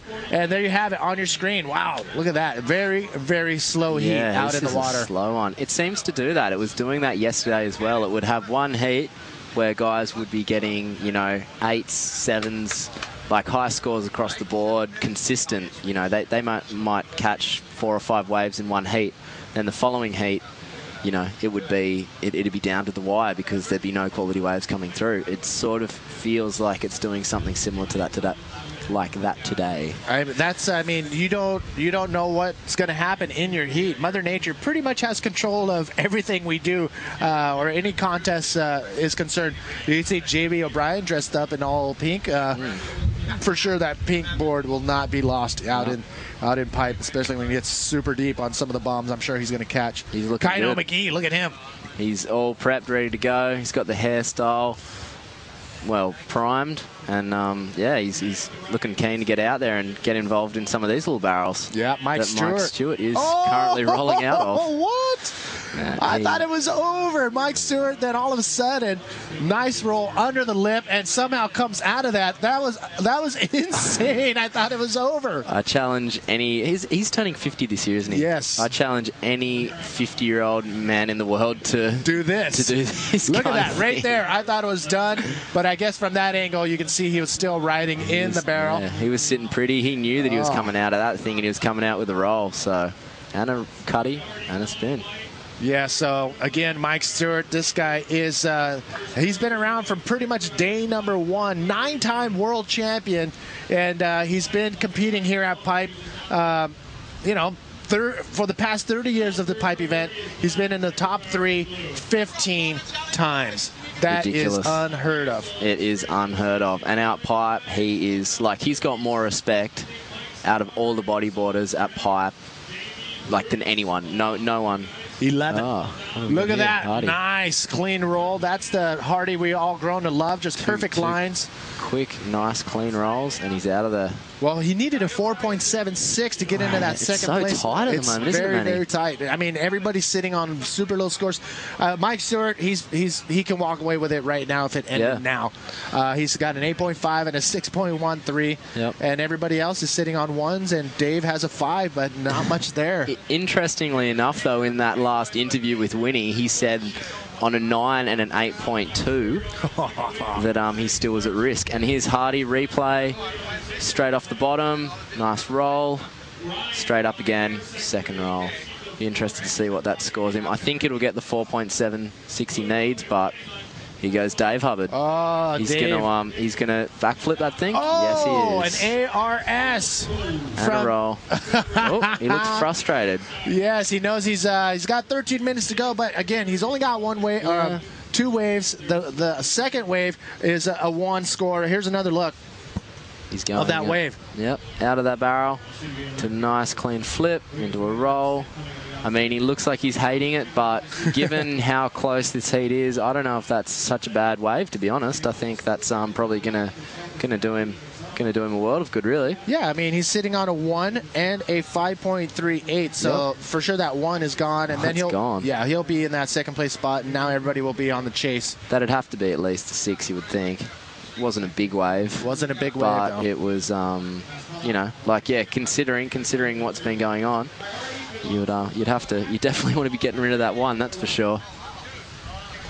And we're seeing some of the expression session riders showing up, and the one who won't have a board, Mark Cunningham, body surfing extraordinaire. And if you haven't seen body surfing ridden properly, you're going to see some pretty incredible riding from this guy. Yeah, Mark stick around. Cunningham. Yeah. Stick around, check it out for sure. It's going to be very interesting. It's a really cool concept, isn't it, Manny? Like sort of bridging the gap, I suppose, between the different forms of surf riding and bringing it all together, letting them go out and sort of, you know, well, as the name says, express what it is that they do and how they like to do it. It's a cool idea. Well, if you look at the roster, they're all friends. I mean, they've been riding pipe for forever, and it's pretty much all it is a bunch of guys going out on pipe for 40 minutes. It's effectively just a free surf. That's what it is. It's called an expression session. They're just going out to get a couple waves together. You know what? Yeah, if you lift up the carpet, all it is guys, hey, we get to have 40 minutes at pipe by ourselves. I'm in. Here we go. Look at this. Yoshitada. Kondo, can he do it? He is he needs a 9-point ride, but you know what? This is going to help his campaign. Yep. He's not done yet. No, it's definitely not a 9, but it's something that's going to... Oh, and we got Hardy as well, who's just... If he makes that... Is he coming out of that? No, it washed down on him. Well, as you can see on your screen, the conditions aren't as prime as they were yesterday or this morning for that matter, but there still is a pulse in the ocean. Oh, for sure. So we'll take it. Yeah, well, Winnie, like a 9 and an 8.2, like... If that's capable, I mean, Winnie is a freak, but if that's capable, then you know you got good waves on your hands. Oh my. Blue having a look at backdoor, but I think he opted out of that. With the wind direction today, backdoor is going to be a little more difficult to negotiate. Basically, you know, all the lip line, all the wash, everything like that is going to be blowing down on the barrel as opposed to blowing into the barrel, which will hollow it out. So if you see guys going backdoor, chances are they're probably going to be, if they're getting barrel, they're probably not going to be sitting deep in the barrel, because with that chandeliering lip line, it's going to be really hard for them to come out of the barrel with any speed to do any sort of a move. So if they sit in the pocket, it's because like they're not wanting to get too deep, because they're going to still want to come out and smack the lip at backdoor. So whereas pipe, the wind's blowing straight into it, hollowing it out. It's a little more user friendly for the barrel rides. As you could see with Stewart's before, kind of just parking himself in there and just hanging out, doing a spin, doing a roll, you know, no big deal. Exactly. It's like going from the living room to the kitchen. Yeah, he's just, you know, he's at home there. This is the home. This is Mike Stewart's home, basically. Yeah. Just walks around. Does his thing. Check it out. Quick shout outs before next person gets up on a wave here. I just posted something on our IBA World Tour Facebook page, and that's where you can give a shout out. Jordan says, "What's up, George?" In Puerto Rico. Ben is where is Ben? Well, Ben's watching. Charles is in Vegas. Yeah, Vegas, baby. Ben is tuned in from Bali.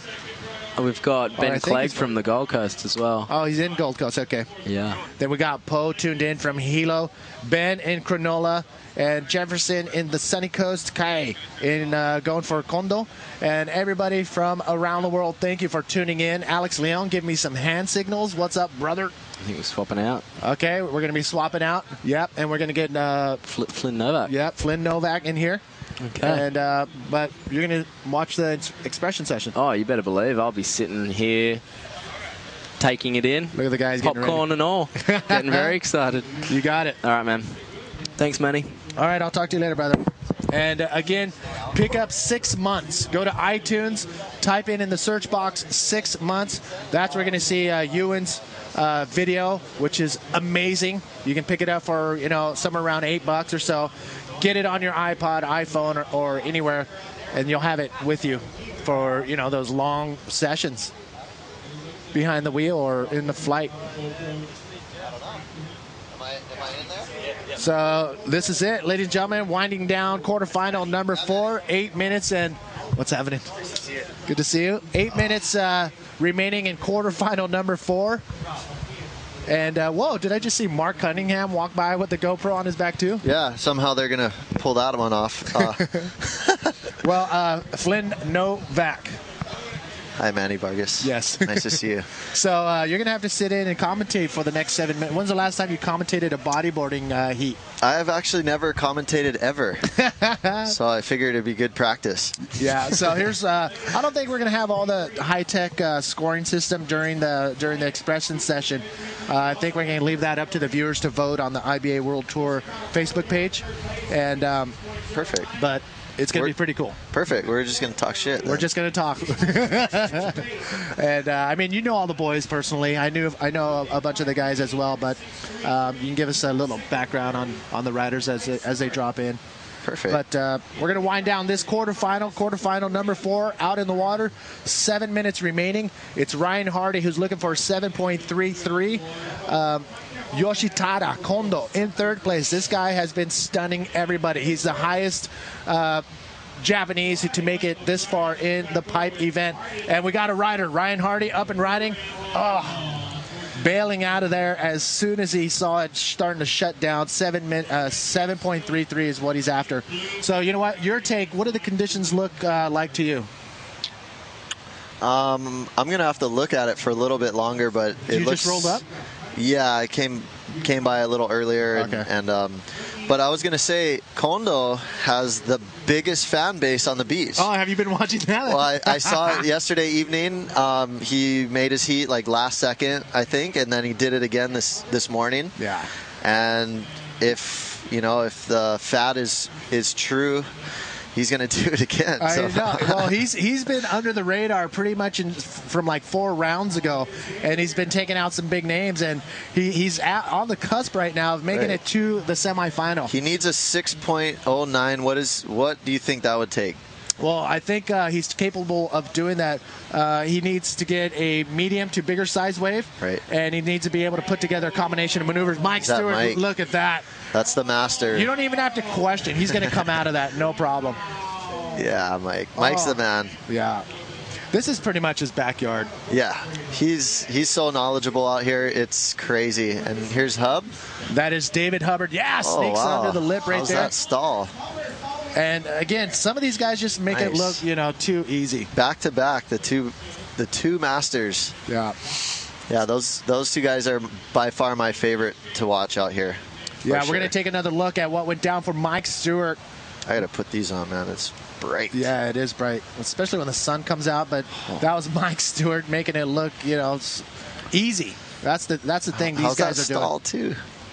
And we've seen a lot of people getting lipped by pipe for not being able to get projected off that bottom turn and make it into the barrel. But these guys, they have it wired. Yeah, it looks like they're just having fun out there. And usually whenever you do that, you do well. Yeah.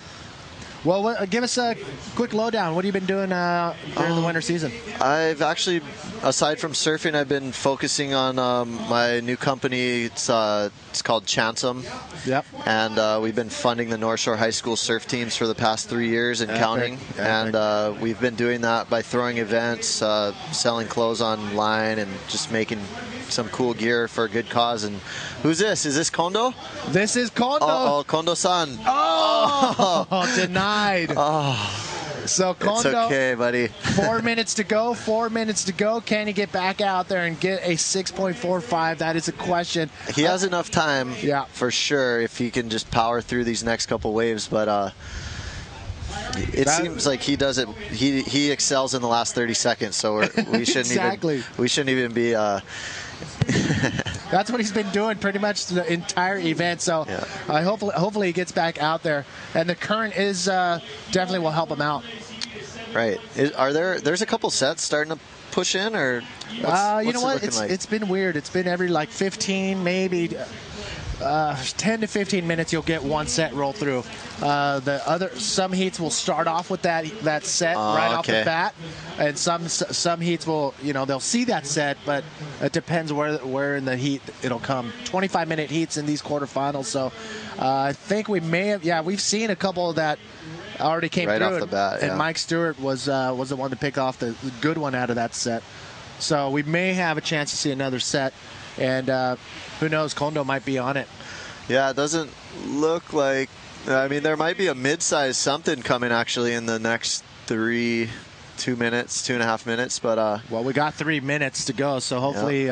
For Kondo's sake, that does come through. And Ryan Hardy, he needs a 7.7. He's currently in 4th place. He needs a 7.7 to get into that 2nd place advancement mark. So anything is still possible for all these guys. Yeah, so basically all 3rd and 4th really need to do is back up their smaller scores. Top 2 waves are scored, and Kondo's lowest scoring wave of those 2 is a 1.88. So that means he needs a 6.45 to get into that 2nd place spot. Again, what's up, everybody? This is Manny V in the hot seat. With me is Flynn Novak. How's it, everybody? Legendary surfer. Where are you living now? I've been on the beach at Rocky Point for the past 11 years. Okay. But born and raised on the North Shore. Okay. Went to Wailua Elementary and high school, and I'm still here, kicking. So give us what's it like living the North Shore life?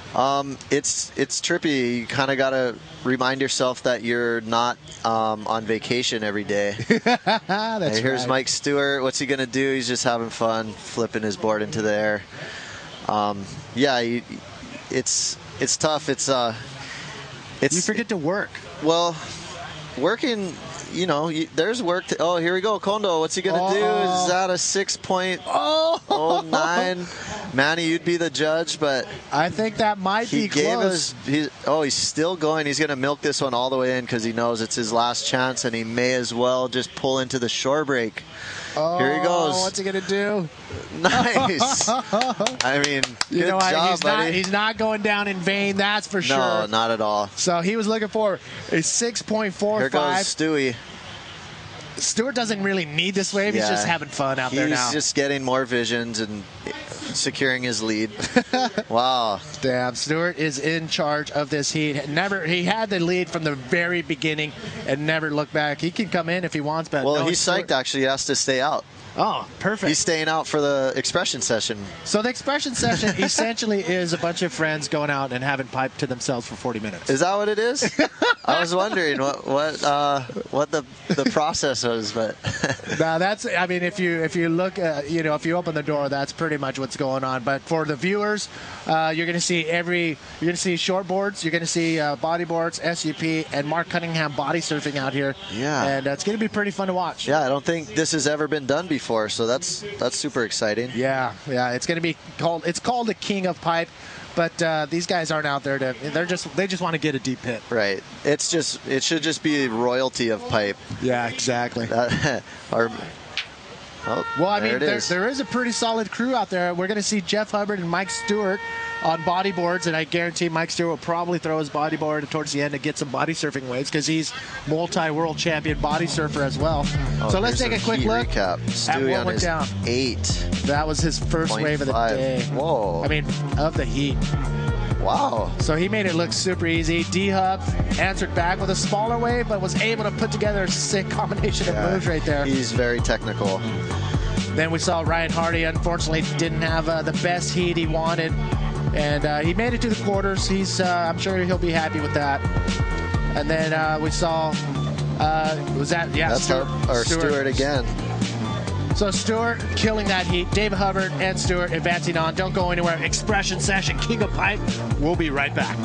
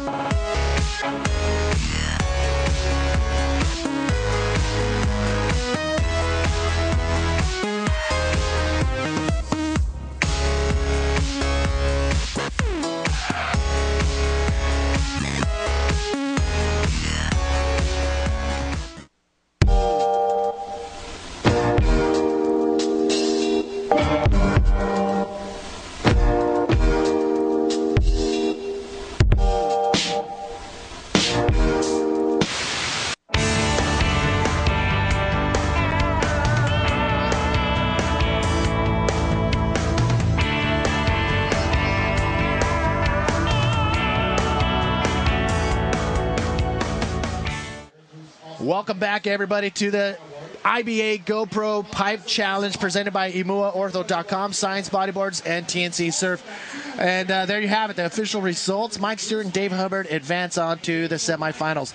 Got to give props to Kondo for making it this far. Quarterfinals, not bad for the Japanese rider. And Ryan Hardy, never hold your head down, dude. You always will be on the top of my list. Yeah, and plus, too, today conditions are very challenging, and basically the most knowledgeable are probably going to prevail. But look outside. Looks like there might be something. If it weren't so north, it would... Ooh, it looks like there's a set coming out the back. And look at paddling right now. It looks like Jamie O'Brien drawing first blood here. King of Pipe. Will Jamie O'Brien be in? An air after this. Yes, guaranteed. Yeah, there we go. Sick. That was mental. Wow. Thank you all for tuning in. This is it. Unprecedented. First time ever. The King of Pipe. We have two bodyboarders, Mike Stewart, Jeff Hubbard, along with Jamie O'Brien. Just saw him right here. Check this out. Oh, steep and deep, in there, slotted, out. Pipeline resident, Jamie O'Brien, having fun. Look at that. Has he pulled those maneuvers before? Yeah. Oh, man. I thought he was going to pull that one. Oh, that was insane. That was sick. Good job. So we have two riders on the SUP boards, Kalal like Alexander and Kaino McGee. Looking Where's he goes. Bruce on the right, Bruce on the right. We're going to stay on the right. Kick out both of them, but nice action already. I like that. Yeah, if we can you imagine if we had it yesterday? Oh, that would have been insane. Oh, I was mind surfing every single one of those waves. Look at Kaino on his stand up. Yeah, there you go. He's loving it. Kaino is the man. He's good at everything. Drop knee, stand up, surfing, lifeguarding, overall general aloha.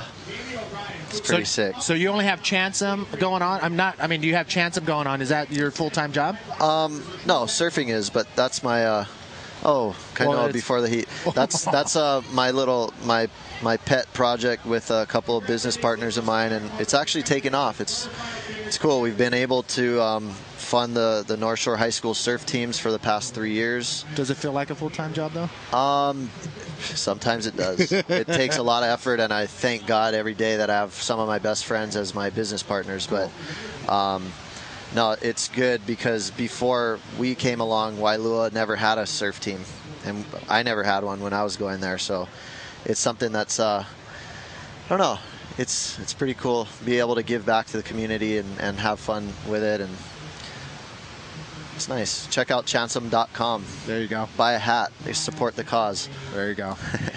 So Flynn Novak and Manny V holding it down during the expression session. 40 minutes of pipeline. Pretty much handed over to a bunch of friends to go out there. But these guys are the best out here. I mean, there's a lot of quality riders that come out here, but these guys have been around from day one. For sure. I mean, Jamie, he's a pipeline resident. He's won almost every single pipe event I think maybe he has won every pipe event that's been out over here. And looks like we may have something out the back. Here comes a set. It's looking like guaranteed somebody's going to take something. Kaino's paddling into it. Kaino's going to try to catch as many waves as possible. Yeah, I like that attitude. Why not? There you go. Oh! Pulling in. If you've ever picked up an SUP surfboard, you know how heavy these things are. And if that thing hits you, it's going to hurt you. And just balancing on it, just in general, but much less with these conditions where it's windy coming from one side of your body and all this lump. Here he goes. He got in. Oh, nice. Oh, my. He got the view. I think Cunningham did, too. He was right under there. Kaino is the man, though. I really enjoy seeing him, whether it's in or out of the water. And he's definitely a pure aloha. I love it. Down the beach. Oh, Kala taking a dig. He's got like 4 GoPros, one on his paddle, one. Oh, watch out! Please don't hit him. That's a gnarly board to hit you. Yes. Yeah, these guys are going for it. They're having fun. Here goes Bruce on the left. He's looking for something on his shortboard, guaranteed. Kala's watching. Yeah, nice air out the back. That's sick.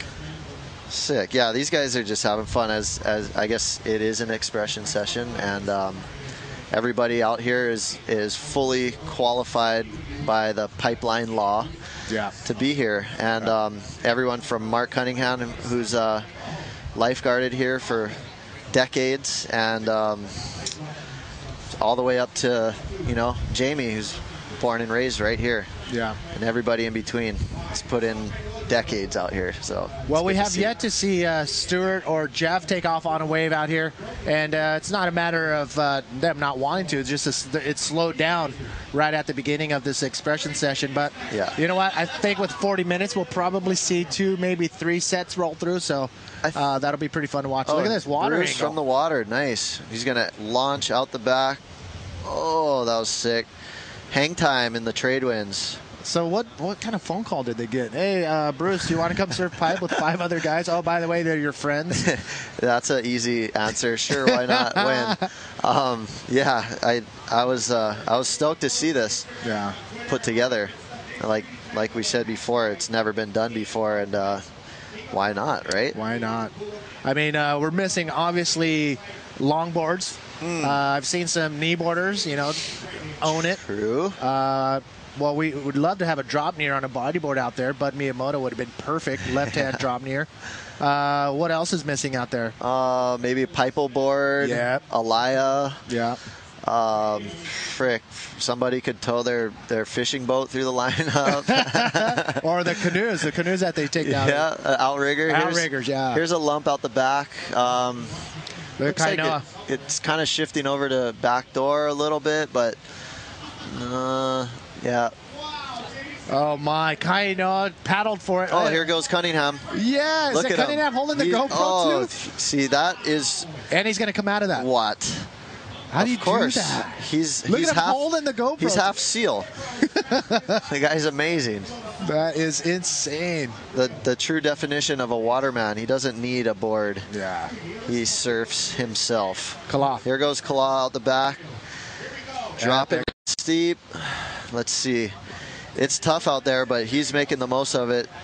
He's probably going to do a little right here. Yeah, nice. How do you do at the Sunset event? There was a stand-up paddle surf event down the road about 2 weeks ago. Yeah, there was. They had the full-on stand-up world tour over there, and I'm pretty sure he did really well. A good friend of mine, Pomai Ho'opili, actually did really good too. But here's Mark on that last wave. Wow, wonder how that came out. But here goes Kainoa out the back.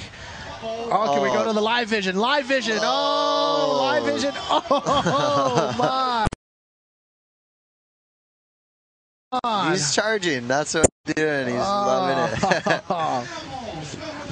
I mean, how deep is it where he pulled into that section? Here you go. Kainoa super deep on the peak, battling the wind down the face, but he's about 220 of pure muscle and just powers through that lip and into the barrel, and he's putting on a show, man. He's epic, and I think he's okay too. I hope he's kind of bobbing around, hasn't grabbed his board yet. Maybe he's just waiting for these waves to end. There's nothing you can really do with the board in your hands when these whitewash are coming through. Especially one with all that flotation. That's those things are staying up. Whoa, here we go. Some beach candy for you viewers. Well, that's PLC and his beautiful girlfriend in the pink root. She's from Portugal, he's from France, and he's 2011 world champion out the back. Oh, no, Jamie. He saw a lobster. I was going to say the bodyboard event really attracts some very, very beautiful specimens. And you can say ladies. I'd like to commend you guys on that. That's sick. Here's the water shot of Mark Cunningham, just pure master, getting slotted, and yes, he made that. Yeah. How did he come out under the lip? I mean, it's the seal jeans, man. It's just, he's got his silver hair, and he's just. Tell me the best wave you've seen of him ride out here. Mark, man, that's a tough one, but a lot of the time he's on the shoulder. They do have the surf contests like the Pipe Masters and your bodyboard events as well, and he's always picking off the gems that just run into the sandbar. I'm pretty sure I've seen him get a double barrel from close to the peak all the way through and pretty much like wash up on the sand in front of the lifeguard tower on a perfect west day. And yeah, Cunningham is a master, even though he's retired from lifeguarding here at Aukai Beach Park. He's always frequenting this place still. It really he holds this place dear to him. He's still living here on the North Shore, right? I'm pretty sure. Yeah. But there's a big set out the back. Kala is surveying the lineup. Wow, yes. Here we go.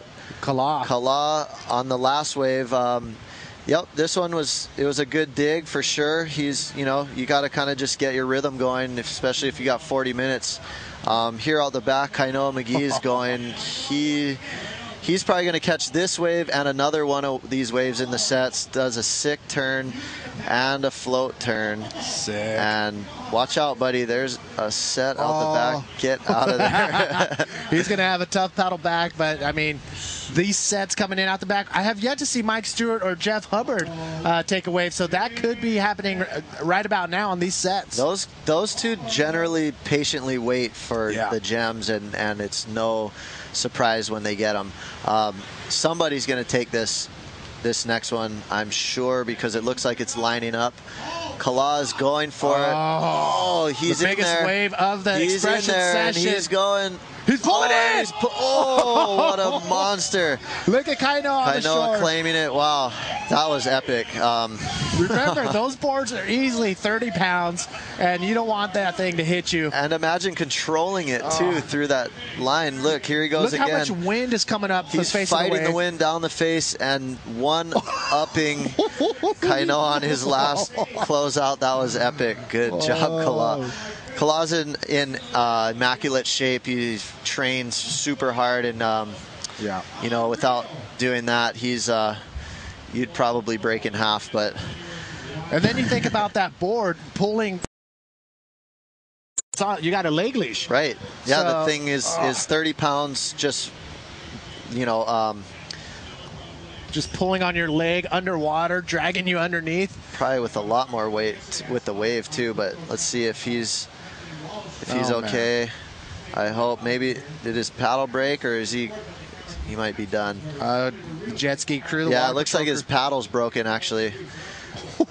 He broke his paddle. Jeez. Pulling in. That was the best way to break it, for sure. That was the biggest wave of the expression session, and there was no option of going straight for these guys. No. They're out here putting on a show, and they're loving it. They're probably laughing the whole time, but that was epic. Kala is a mad dog, and he loves it. It's always good to see. Well, we're still waiting for a solid wave to come in. We saw Bruce, and we saw Jamie catch a wave. Here we go. Mike Stewart taking a look at this on the left, and Bruce Jamie, on the right. Jamie on the right. Oh, Jamie, both of these guys. It's Jamie. Jamie came just out. made the backdoor wave. That was sick. Yep, putting on a show. That I don't think we could ask for anything else. Stewart on pipe, Jamie on the right. Here's the backdoor replay of Jamie pumping. Backdoor in that section at backdoor. The cameraman even thought he didn't make it. and then there he is. That was sick. Jamie knows this wave like the back of his hand. Probably better. And I mean, you couldn't ask for anybody else to split that peak. I mean, oh yeah, with another pipe master, Mike Stewart. That was. I'm sure they were saying, "I'll go left, you go right." And exactly. Laughing the whole time in the barrel. Here goes Kala running up the beach. Paddle. He's not even winded. That was epic. Look at him. He's the loving crowd it. is cheering. Warrior. Yeah. They just asked him if he's all right, and he's like, "Yeah." Give him the fist. Yeah, I think he might have a backup. Shape. I think he's running to get a backup right now. Yeah. He'll be back out there within about 5 minutes. Man, he's pretty yoked out. Oh, man. yeah. Kala is a monster. You don't want to see him in a dark alley. No way, man. No. Wow, look at that. There's his paddle that he just broke on Carbon that fiber 8-foot wave. Pulling into a closeout. We don't know if it's the reef or just the sheer force of that lip hitting it, but man. That could have been your bone. That could have been a bone. Look at Mike Stewart split peak with Jamie O'Brien. Oh, he's going to do a rollover Cunningham. How is that? They're just having fun. They are loving it. They're teasing each other the whole time. Look at this next one. Bruce going right and Hub going left. Oh, the Kauai boys. The Kauai pulling boys into a second one. No, that was, there we go. See, 2 more pipe masters. Jeff didn't have much of a left on that. Kind of shut down on him. Tried to go around the peak. Here's Kainoa and Jamie sharing. That's all right. Oh, holding on. Oh, is he going to come out? Can you imagine? How hard is it to come down the face of the wave with that SUP board? There's so much volume. I've only tried a couple times, and here's the replay for Bruce's backdoor wave, splitting the peak with Jeff Hubbard. Yep. Right, and yeah, Bruce got a nice little hole, and Hubby had a ride on the left. And yeah, there wasn't much there for Jeff. He dropped in, and then a big old section came out in front of him. He didn't even try to pull in because he wasn't going to make it. Kainoa had a nice runner, too, that he shared with Jamie on the, here we go. He was sharing with Jamie. He's saying, come around, and pulls right into the sandbar on the side. Nice run in there. And here's Hubbard on the right looking for it. Oh, wow. What? See, that is what we were waiting for right there. That was, what do you call that? That's a big backflip. That's what it was. That's what it was. Here's Cunningham on the left. Cunningham on the left. left. Doing his thing, getting shacked. Here's a replay of Hubby's backflip. Oh, how's that landing? Perfect landing. I was always wondering how they don't like rupture their appendix from. Yeah. Yeah. Well, everybody's doing it. It's all about landing tail first and then rolling it out instead of flat, right? Yeah. It looks like they're landing flat, but they're actually. There's a backdoor replay of Hubby's. Look how much projection. Again. That's why he's your current bodyboarding world champion. Into the flats. That was pretty sick. And just stomps it. That was sick. That was super sick. So, Dave, Jeff Hubbard, we're going to see him in the semifinal of the event. So he's out here just, I don't know how much energy. He's warming up. Here's another replay of, from the water, steep drop, Jamie behind, and then Kainoa pulling right in for the. That was there, you know. You know what? We haven't done yet. Give a shout out on our IBA World Tour Facebook page, and if you're watching this expression session, as of right now, with 20 minutes remaining, who is your favorite king of pipe right now? So I'm gonna write who's your favorite, and get on there. IBA World Tour Facebook page, and this is at the halfway point. Hold on, I'm getting the words from Alex Leon. You want to talk about what's going on? Hashtag. So, yeah, here we are, pipeline. It's windy, and guys are getting shacked out here. That's the emergency response code that you call whenever somebody gets hurt or dies, and that's the Volcom House to the right and the Volcom House to the left, and the pipeline pathway. It used to just be a dirt slide, and now they paved it with some steps and a rail, and that's pretty cool. We got a set out the back too. Let's see what these 7 masters of pipeline are going to do on this mid-size set. They're looking at the first one. It's pretty. They know that there's more, and let's see. I'm guessing the second wave in this set, not this one they're going over, but the next one is going to shape up. Kalaw's stretching out the back on his new paddle. He's out there already. I think it took him about 4.5 minutes sharp. And no, that set didn't really materialize. That was weird. Here goes Cunningham on the shoulder. No. Let's see. Yeah, these winds are whipping. Manny, is it? Are the waves coming up? Well, they're calling for a little north to fill in throughout the afternoon, and that's why we postponed this expression session from the morning till now, because we were hoping for more surf and more consistent sets to roll through. So yeah, and we're all pumped because we still have the semifinals and finals of the men's division. We got the drop knee division and the women's division, and then we are done here at Pipe for 2013. So Nice. that's why we're hoping for that swell to fill in. Yeah, it's definitely more than contestable out there. Guys Yeah. are dropping big scores. I mean, this heat's halfway done, and pretty much everyone's got a sick wave or two under their belt. So that says a lot because there's 7 guys out there instead of just 4. So yeah, that is probably the best call that could have been made at the time by the contest officials. So good on you.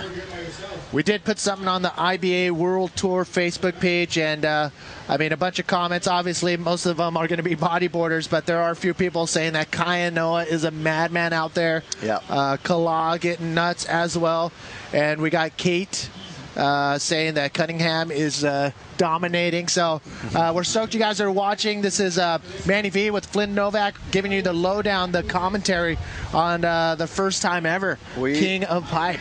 We are making history. Look at There's this. Cunningham. He's got the GoPro, getting the GoPro He's angle. got the slide down too. I love it. The first time I've ever seen a wave ridden properly body surfing was right here with Mark Cunningham. Coming out of a barrel. I've never seen that before from body surfing. Yeah, and now they're making barrels, pulling into another barrel. Here he is, the master himself, decades on this beach and in these waters. Pure Aloha style. I think he, along with Mike Stewart, own all the body surfing championships. I could be wrong. I think you're right. Here's Kala's big, huge barrel from the water. Oh what my God. an animal! That was massive. That's the one where his paddle broke. Yeah, that was crazy, and a valiant effort for sure. You know what would be nice is a Primo beer. I mean, why not? Why not? It looked like you had Pokey, but what is that? Aussie Bowl from Chris, right across the street from the yellow bus. Here's hubby going. He's looking for something nice, little swan dive. Yeah, a Primo or any kind of brewski right now made in the shade. Watching Perfect Pipeline. Well, we do have Primo as a sponsor. So, Alex, can we get a couple Primos here, please? A couple Primo beers. Yeah. Are there any on tap? Where's the keg? Yeah, for the after party. Is there an after party tonight at B's Bar and Grinds tonight in Haleiwa? $3 Primos all night. You heard it here. Oh my! And I hope all those specimens on the beach come and partake in drinking Primo and celebrating this event. Well, ladies and gentlemen, we're coming down to the wire. I might be there because I'm. Why not? What are you gonna? I'm on the market too. Shit. Oh, you're single. Yeah. All right. Well, yeah. I mean, speaking in codes here.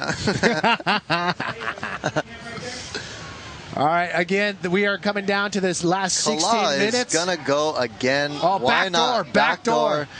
Cameraman, there he is. With a new paddle. Oh, nice ride. Oh, that's about 6 inches of water. Actually, no, the tide's coming up, maybe 7. Super shallow. The shallowest part of this whole area right there, backdoor, that's where you bailed out. Oh, man. Where is he? Okay, yeah, he's going to have to take the little roundabout. Here he goes again.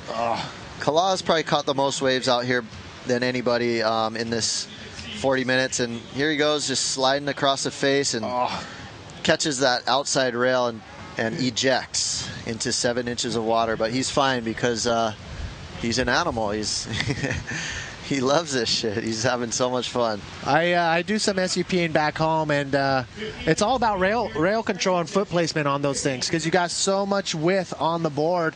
You got to have your foot in the right spot to be able to turn those things.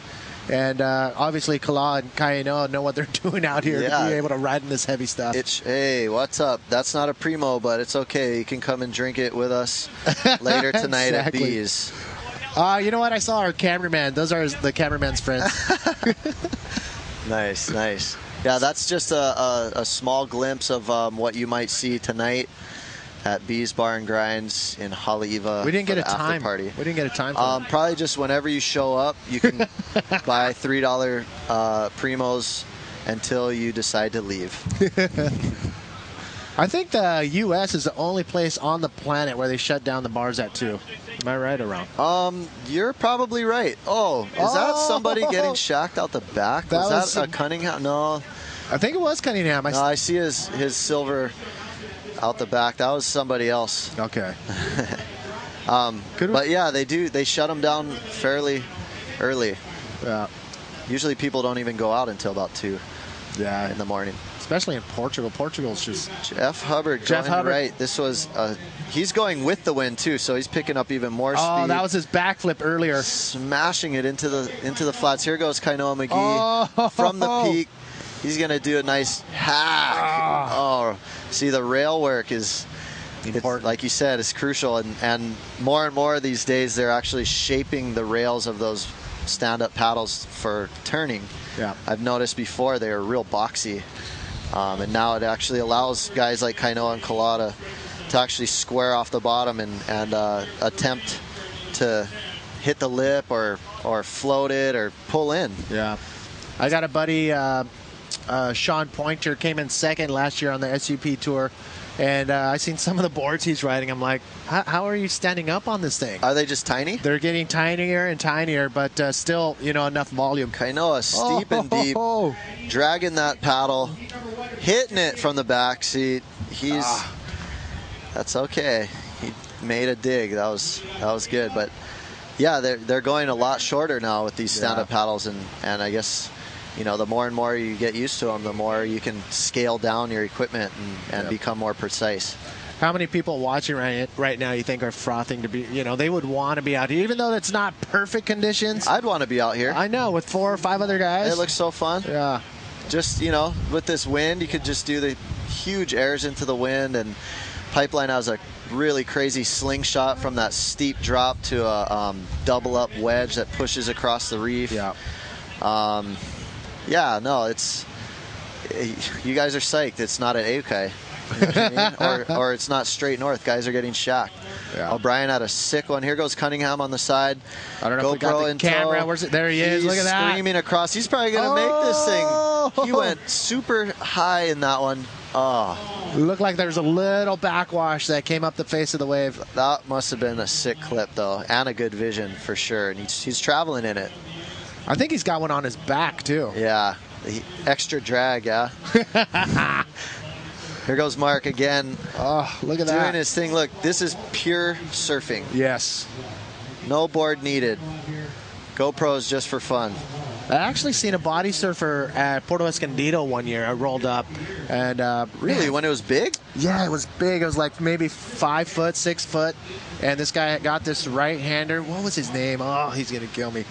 But he got shacked out of his mind and came out with a spit. And I was, that was after seeing what I saw here at Pipe with Mark Cunningham. But it's pretty cool. And then there's a full-on subculture that I just saw in La Jolla in San Diego. Yep. There's a whole little stretch in La Jolla where only, body surfers can ride. And we even have a spot like that on the South Shore, Panic. Oh, yeah. Point Panic. That's right.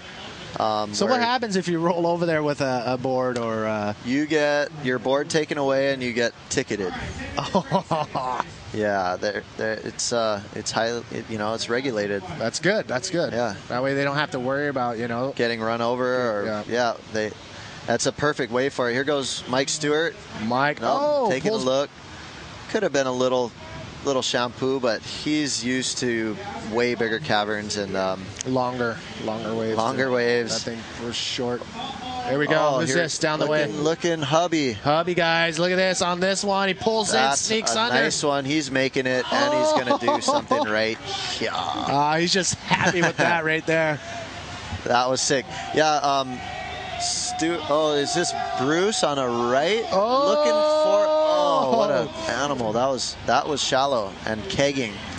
But yeah, Hubby, the Hubbards and Stewart are probably some of the they're epic. They always sit really deep and get the best long barrels. A lot of the time, guys will sit on the shoulder and kind of like dig in their legs and ride the foam ball and come right out. But I've noticed Stewart and the Hubbards are are some of the few that actually ride that whole line, sometimes even from second reef, and it's pretty sick. Here he goes, showing us how it's done, riding the line of the pipe. Look at the spit, everything. I thought he was going to do something. Here's Bruce on the right too, and kicking out the back. Good move on their part, both of them. But yeah, hubby, he's so cool too. It's always a pleasure to see Mike and Jeff out at pipe. Always, anywhere, even at Rockies. Yeah, you know I've been seeing them, and they're just always smiling and just happy and positive. Here goes Kainoa chasing a sidewinder. That one was looking for it. He's off the peak too. He's like right in front of us, which is just to. Yeah, but every once in a while there's one that'll swing over there, and it's not a bad technique. There are 7 guys out. Oh, excuse me. Did you just have a primo? I did. There's going to be more of those later tonight, for sure. By the way, the mic's at your mouth. Yes. Sorry, whoever's back in here using this headphone, but the 7 guys out, 8 minutes remaining. Kainoa was looking to get a couple more under his belt, and well, you know what? The thing about SUPing is you get a lot more waves. I mean, you're able to sit. Kalah's going again. Here we go. Out the back. Where's the camera angle? There it is. How? He's going to pull in right here. Second section. Oh, man, that thing's scary. It's so tough to fit those things in there, but he is doing a great job. Look at Mike Stewart. Kainoa pulling back on that one. Nice. Is this thing going to stay open? No. Shuts down on Stewbag. Stewie giving a good dig. Getting a vision. Kalah coming around that section, finds that other second section. He found the pocket. It kind of nipped him a little bit, and here's a replay of let's see, Kalah. He's just cruising into there. So as you see him just stomp his back foot and then just turn that thing. And yeah, it nipped him, and it looks like he's fine. But yeah, it looked like that thing that big board almost hit him. Those things are gnarly. Yeah. Kalah's gnarly. Yeah. What kind of training does he do? A lot of stand-up, actually. But is he like jiu-jitsu? He trains a lot of jiu-jitsu, stand-up, boxing. I'm sure some Muay Thai here and there, and then he's always in the water too. He's canoe paddling, stand-up paddling, a lot of core strength training, surfs a lot too, and it's nice to see the guy. He's I don't know how, I think he might be like 45. He told me the other day, and you can't tell. So the water, the sea water's just flowing through his veins. Yeah, he's got the Hawaiian blood, good genes, and he actually takes really good care of himself. So I think those 3 things are definite assets to his advantage. Well, we know Jeff Hubbard. He's our 2012 world champ. This guy's the most flexible guys that I know. Did he win that at Fronton? He won that. Yes. Yeah. I watched that, and you were emceeing, right? Yeah, I was commentating that event. I had a blast watching that. Did you see some of the? I've been there before, and so you know how mental that wave is. That wave is so crazy in the Canaries, and that's another pipeline-esque wave where it's just like heart in your throat. Even just watching it, you're like, yeah. But some of these guys on the tour, Mark McCarthy from South Africa, got the biggest bomb of I think of the contest and went straight down and just knocked his head onto the reef. I saw that. And then he got. And here goes Kalah again. No, this guy. See, he's in such good shape. He's not winded at all. He's just right back out there on another wave like it's nothing. So there's a couple other body surfers out there who snuck in, and why not? Yeah, why not? I think it might be some of the boys from the Water Patrol. They tend to do that every once in a while, but just to make sure everybody's safe, and the Hawaiian Water Patrol by far is the best team of watermen you could ask for. Yeah. Check out this water angle right here. Replay of Stewie. You see Kainoa pull back. Kainoa gave him way, and Stewie just on the foam ball, and it gobbles him. But that was good. We thought he was going to make it almost, and he almost did. We got about 4 minutes remaining, and there is a third reef feathering way out the back. Yeah. And everybody's going to wait for that one. It's going to be, if we can just have seven waves in this set, and each one catch a perfect wave to come in, that would be epic. You know what? Your wish might be granted. Look at this. Here's the first one, Jamie. Oh, too much wind. Just blew him out the back. Oh, he's going to be in the zone probably. Yeah, it'll put him right on the reef, right where he is. You probably have to come out a little bit more, but here goes Jeff. He's giving a dig. Nope, but here goes Cunningham on the side. Oh, I think turned away from him. Still making it. How did he do that? It's magic. Here we go. It looks like Mike Stewart way down. Oh, he saw that section. Deep.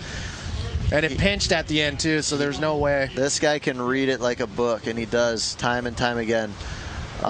He'll have enough time to get back out there for one more squeaker, but there's a bomb set coming through. This is a good one, a good set, isn't it?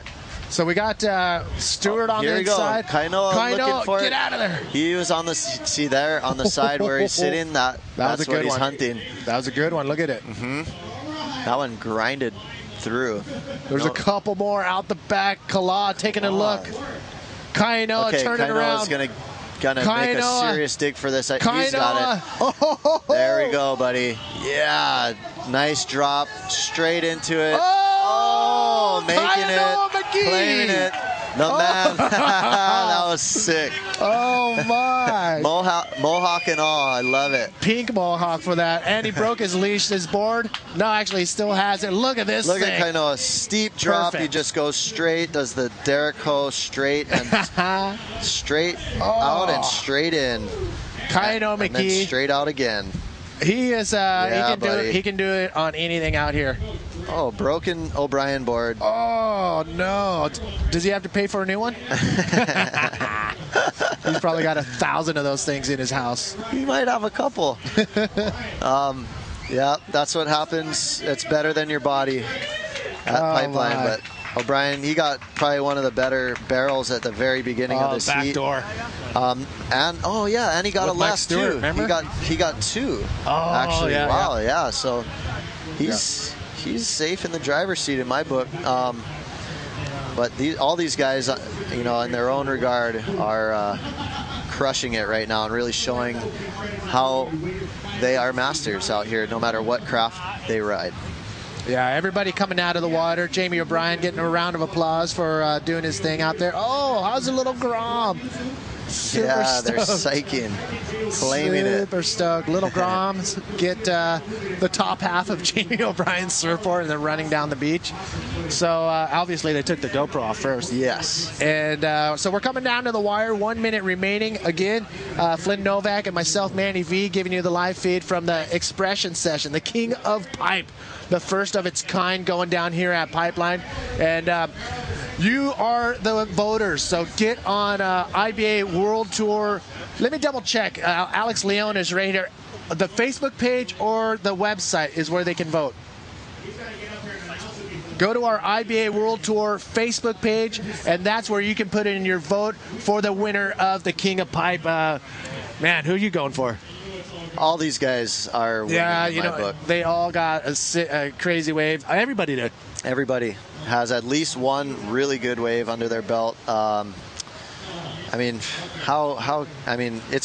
a favorites question, basically. Yeah, that's what it is. Oh, man. So they're chatting it up out the back.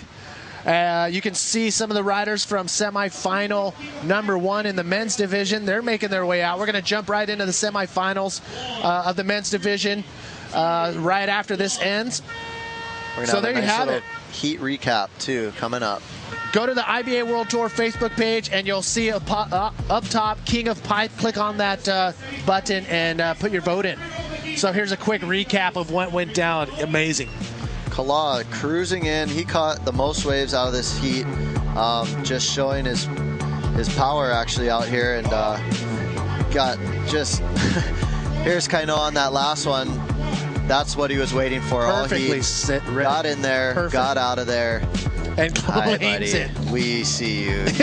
Hubby, he got shacked too on a nice left and did a huge backflip on a sick right. Here's O'Brien's opening wave. Yep, that was the first wave of the expression session. Goes ahead and just airs it. Mark Cunningham, this guy is he's a seal.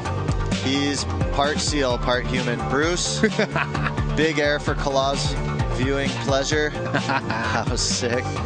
And Mike Stewart, the master.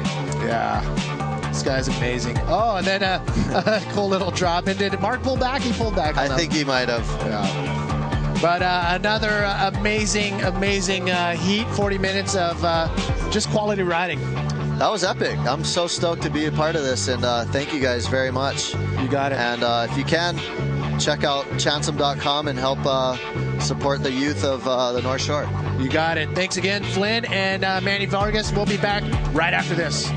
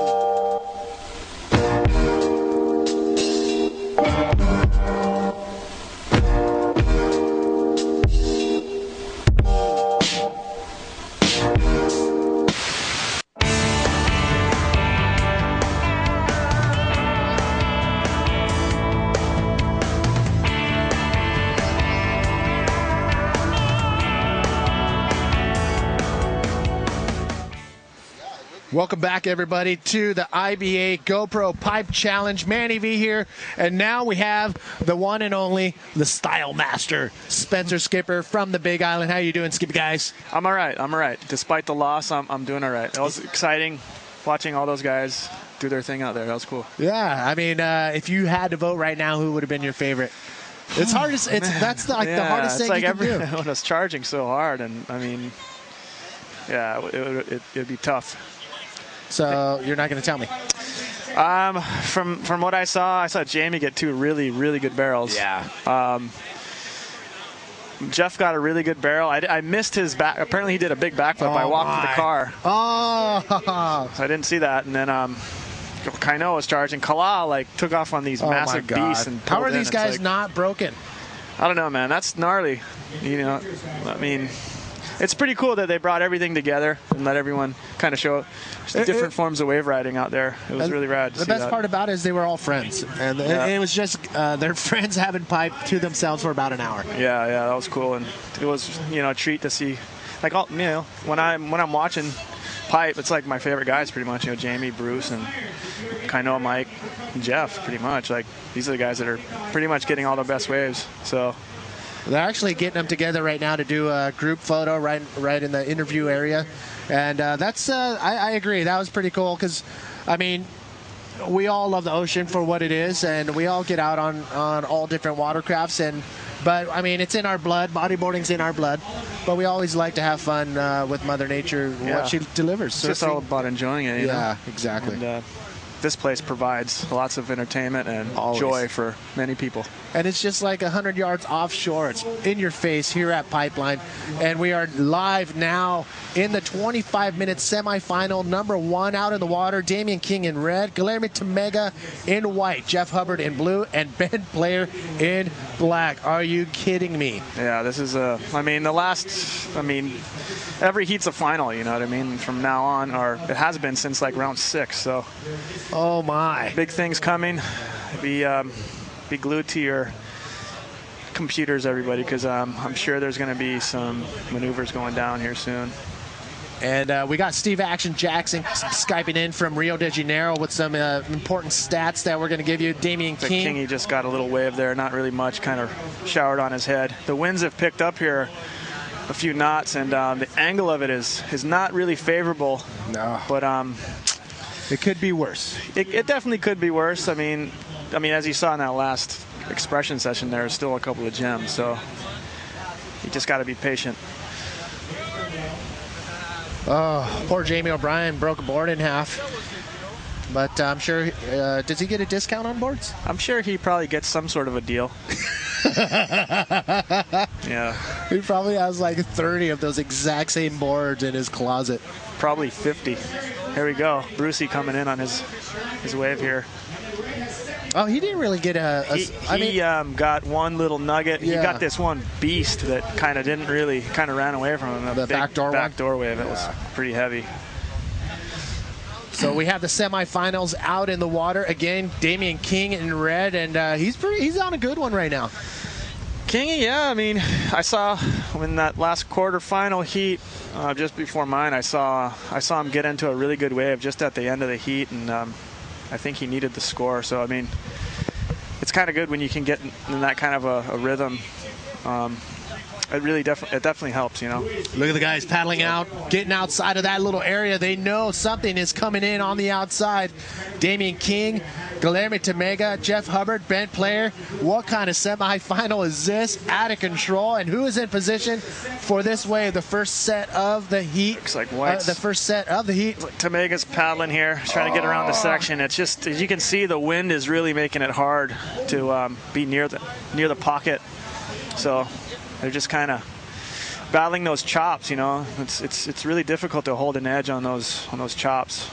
But they're out there. There's still those gems that still, you know, sneak through. Yeah, you're just hoping that you can have priority when they're coming in. Yeah. And talk to us about the priority system. How did it go in your heat, and the strategies that you can use? Well, personally, I really like this system.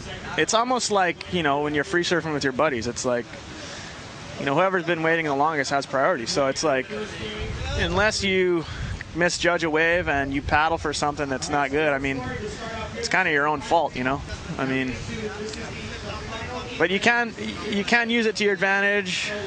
If you're Johnny number 4, say, if you're like the 4th priority, you can kind of like be on the inside, you know, be like a shark, and you can actually pick off good waves and with 4th priority.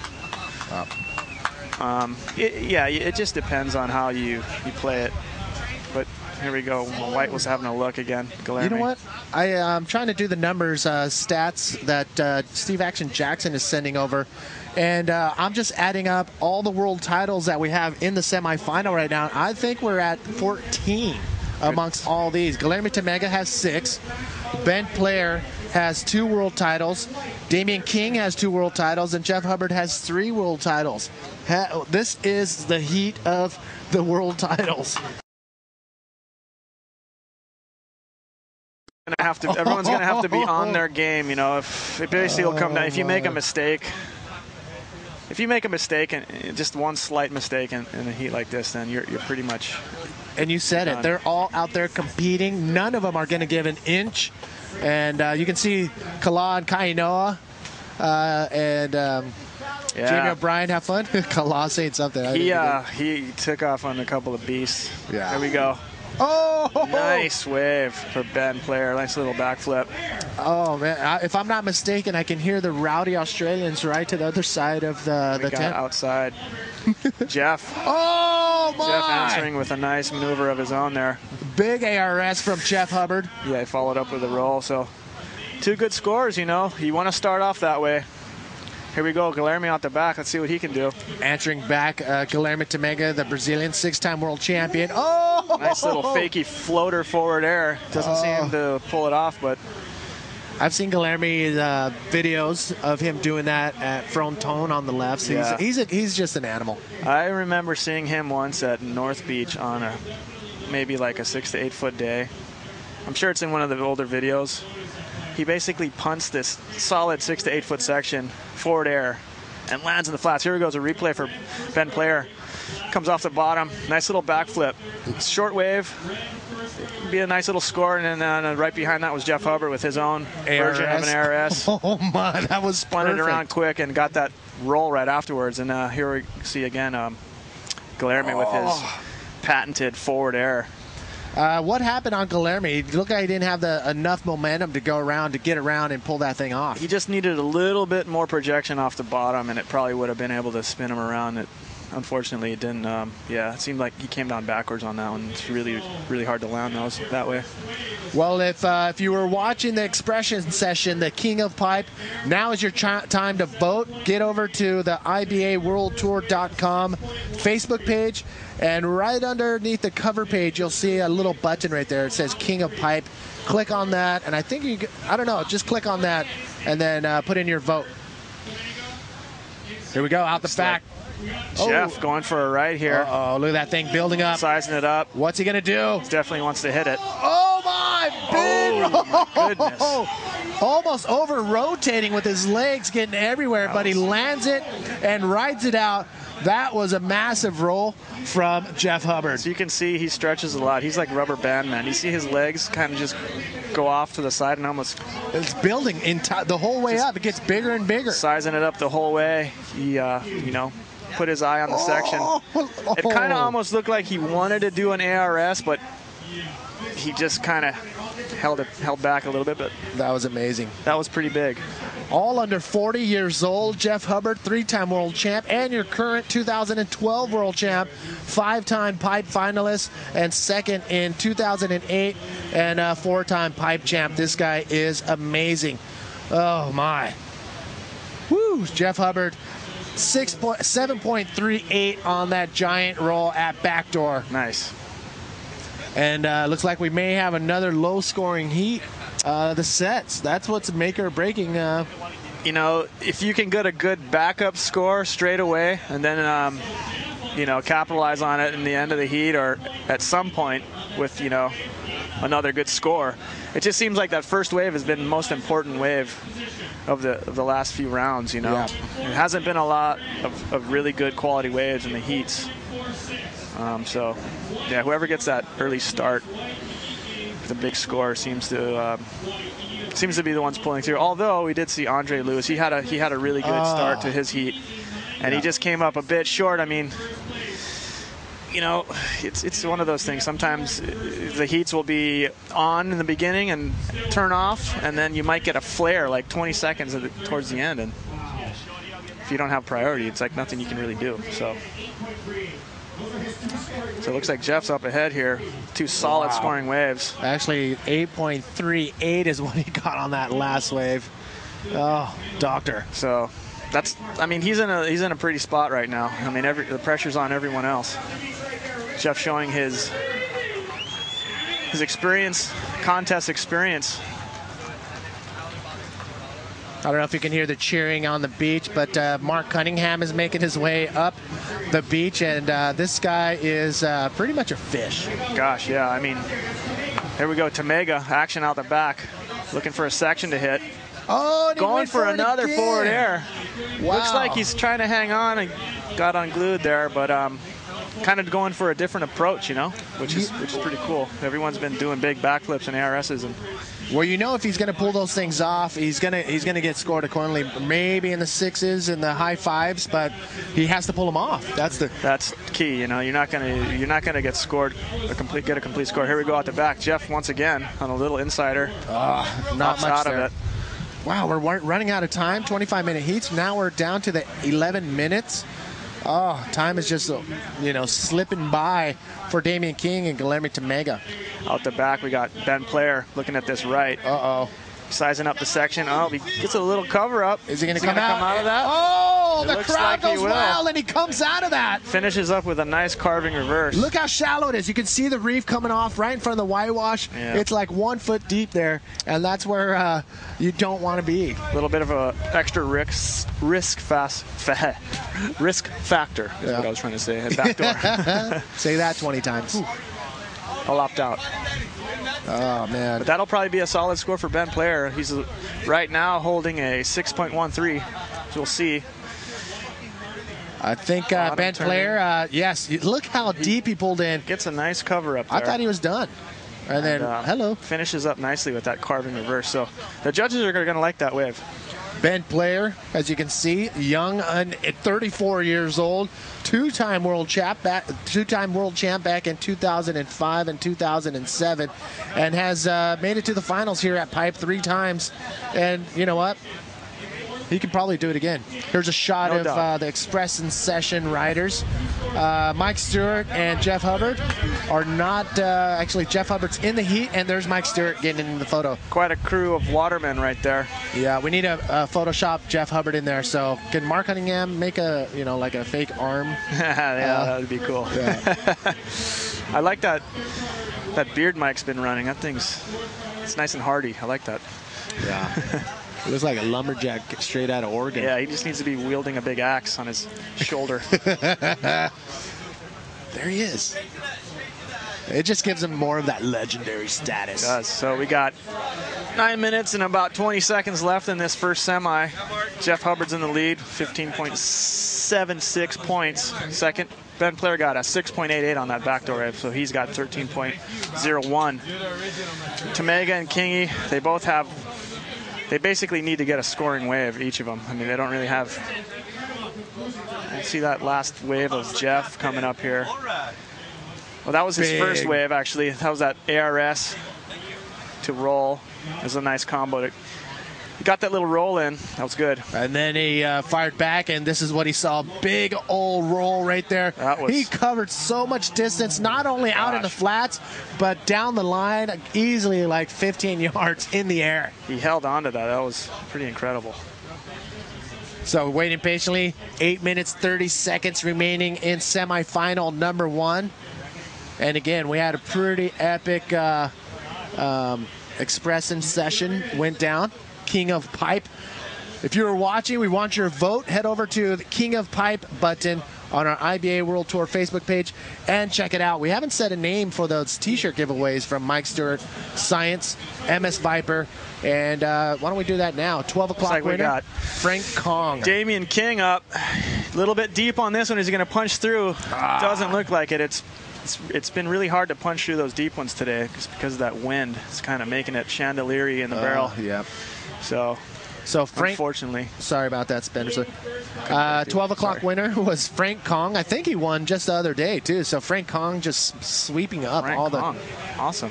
And then our 1 o'clock winner, I'm not sure, is Matt Dominksil. Matt Dominksil, but look at this, Jeff Hubbard. Oh, that one kind of slipped away. As you can see, the current is kind of like going into the lineup a little bit, and that's because of that little bit of north angle on the swell. Look at these things.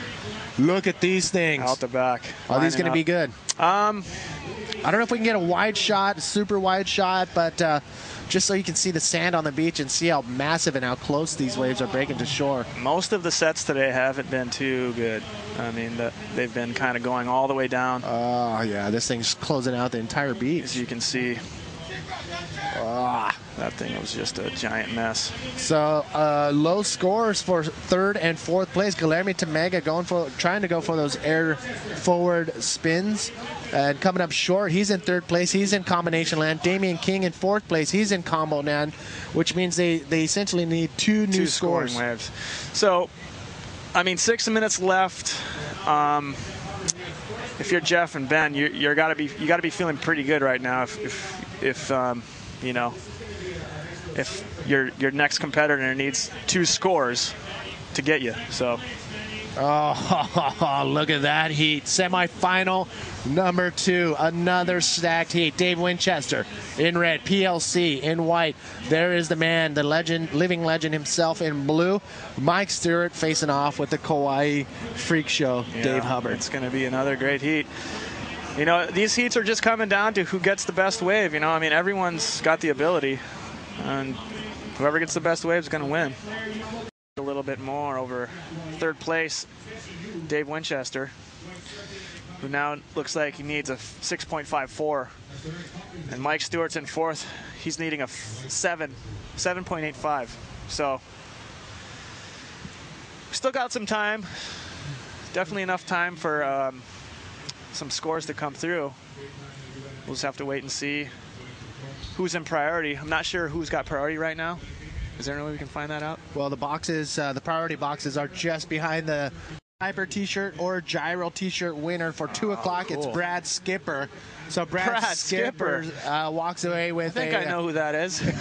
I wonder if it's the same Brad. Yeah, Uncle Brad. Yeah, so if if you want in on the giveaways, I think we may have one more chance. If not, 3 o'clock winner. Actually, no, they picked the 3 o'clock winner, Dayton Wago. Or Vago. Dayton Vago, 3 o'clock winner. And then we're going to, I think that will be the end for the T-shirt giveaway. The winners from today will go into a pool for a science bodyboard. That's awesome. Yeah, it's epic. Prizes galore. 6 minutes, 40 seconds remaining out in the heat. Again, welcome to the IBA GoPro Pipe Challenge. Brought to you by EmuaOrtho.com. If you want your body finely tuned to take off anything. Wait a second, out the back. Blue coming around the section. Mike Stewart, wow. Not much. To give you the official results. Actually, we got a few more seconds to go in this heat. Oh my. So semifinal number 2. It could be that Dave Hubbard and PLC will advance on, but you never know. Come back and we'll give you the official results. But before even that, let's take a look at the heat recap. It was PLC came out firing. Starting it off there. Nice little wave. That would eventually be a keeper. Dave Winchester, I mean, gosh, he's been on fire all day. You can see his technique there, flawless. But it was Dave Hubbard, just a wave magnet. See PLC again on that little right, gets a quick little invert. And Dave, once again. Dave was just in the right spot at the right time. He was Mr. Right. Although Winnie was just ripping all day. He had a good run. I thought he was going to make it. Unfortunately, it was PLC. Well, unfortunately for him, but PLC, Dave Hubbard. We'll be back right after this. Don't go anywhere.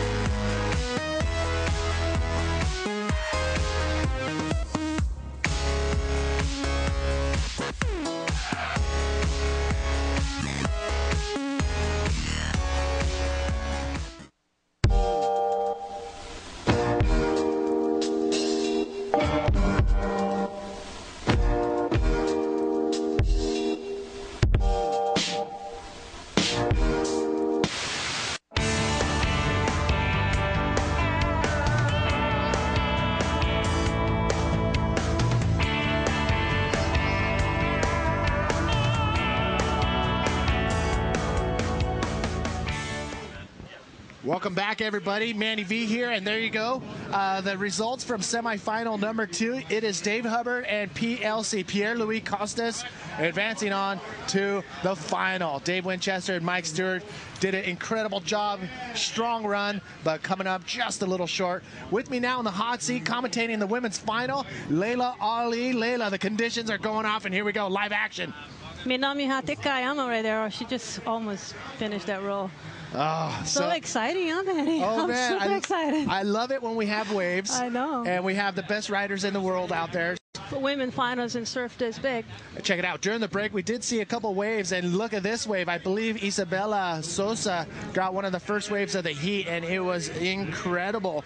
I think we're going to pull the hard drives of replays. Here we go. Look at this. Isabella. Yeah, she's on the right on the right track, pulling in straight off the bat. See, that's perfect riding right there for Pipeline. That was awesome. Yeah, not wasting any time. That's Carla. There goes Carla in blue. Carla Costa Taylor. Beautiful spin right on the critical part of the wave, and she's going to do a roll right there. Come on, Carly, and go. That she held on, so that should be a good scoring wave. She did the first maneuver right in the pocket, and there goes Isabella again. Live action. Right? Isabella's not wasting any time. Wow. You know what? If you have waves like this and you're by yourself at Pipeline with 4 other girls, might as well just catch as many waves as you can, because you don't have that opportunity on a daily basis. Exactly, and that's what a lot of the riders wanted to have, but unfortunately, to get to these last 2 days, you had to battle it out in those 2 very tough days in the main event. Yeah, and the trials, actually, and too. The trials, yes. Because I myself actually entered the trials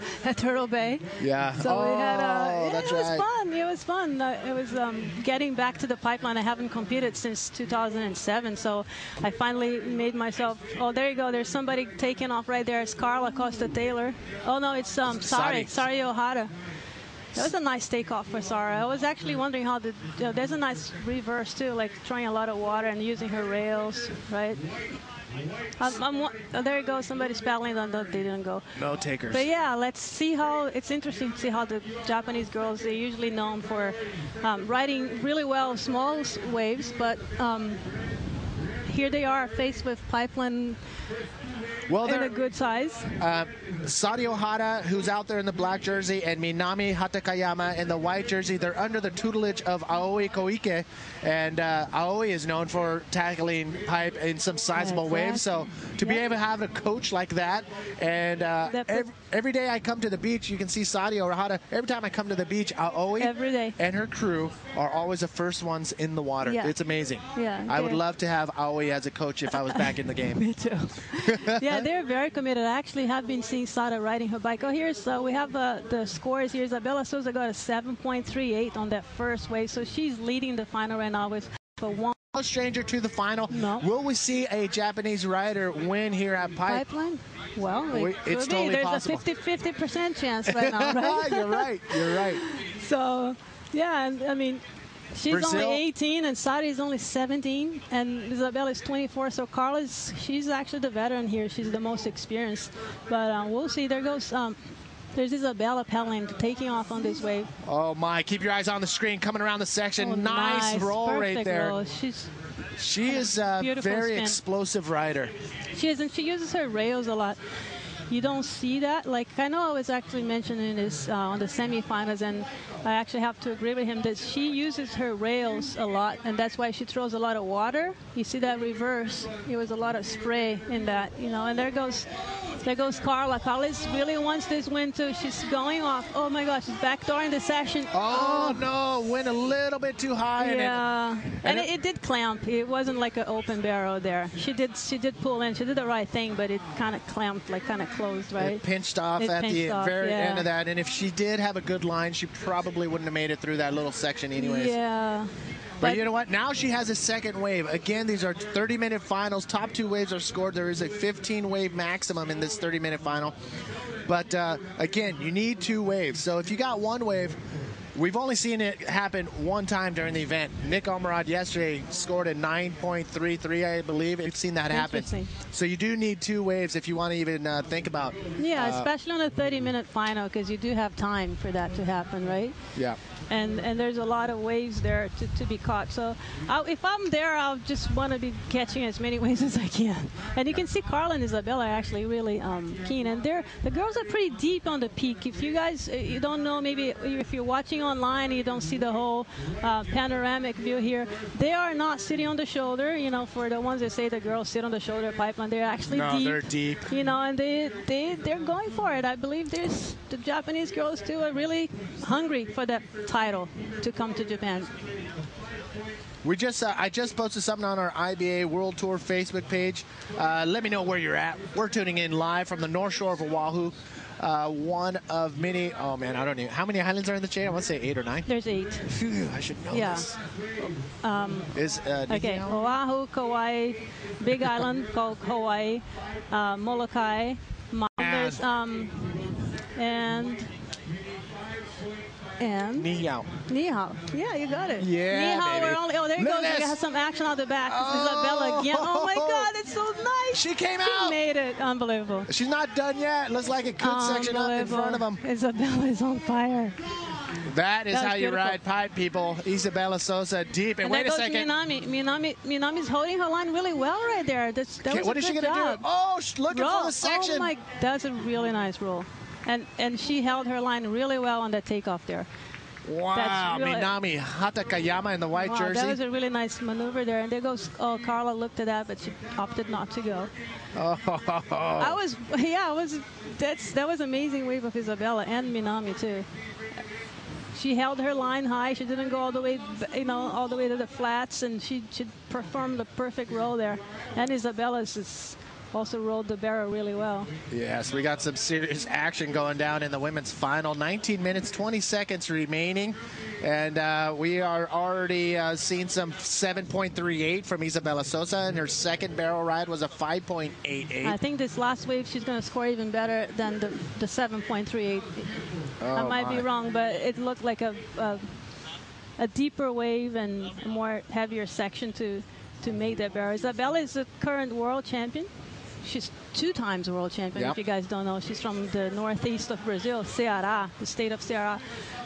And there comes a set there. Nobody went. But where she's from, the waves are really small and windy. Yes. So it's amazing to see how well she does here. You know, there goes a replay here of Isabella's wave. And she's pulling perfect. She's coming out. She was really deep on that barrel, too. And she came out. Yes, that was an incredible wave. Isabella Sosa in a pretty commanding lead. Oh, her last wave. Yeah, as I said, like I thought that barrel was actually even better than the first barrel. So she got an 8.5. She's on the roll. Oh, my. She's having fun. That's great. It's an 8.5 for that last wave of Isabella, and she's in the lead right now. Look at them paddling out the back. Could be some sets coming in. They just want to be in the right position. You know they're not going to hold back. If it's a good wave, they're going to go for it. Go. We know Rodrigo is in Mundaka, Spain, tuned in. Tyler watching from Cornwall, UK. Igor in Brazil. Sets are rolling in. West Coast bodyboarder McNace Matias, Puerto Rico. What up, dog? And Matthew Kitchen, we should be good, up and running. Ashley in New Zealand for the girls down there. So we got New Zealand support as well. Nice. Hello, New Zealand. There are some serious waves coming in. Andrew Lewis in London, very cold. What's up, brother? Ghetto in Argentina. Make sure you let me know if there's any good action. Let me know. Go ahead. We got Jack in North Carolina, Paul in Australia, Nathan tuned in from Brazil, Lauren Frost. Hey, Lauren Frosty. Yeah, we know Lauren. And South Africa. She just missed, she just left a few days ago. Yeah. Morad in Morocco. Mitch is tuned in from Manly Beach in Australia, I believe. Tim is tuned in from London. Jordan in Antarctica. Sam, Port McCory, Nuno. We can't thank you guys. Antarctica. Oh my God, that's so cool. So many people all around the world watching us. I know, it's all over the world, but I'll question him on Antarctica. Either way, he just got a shout out. I know. Antarctica.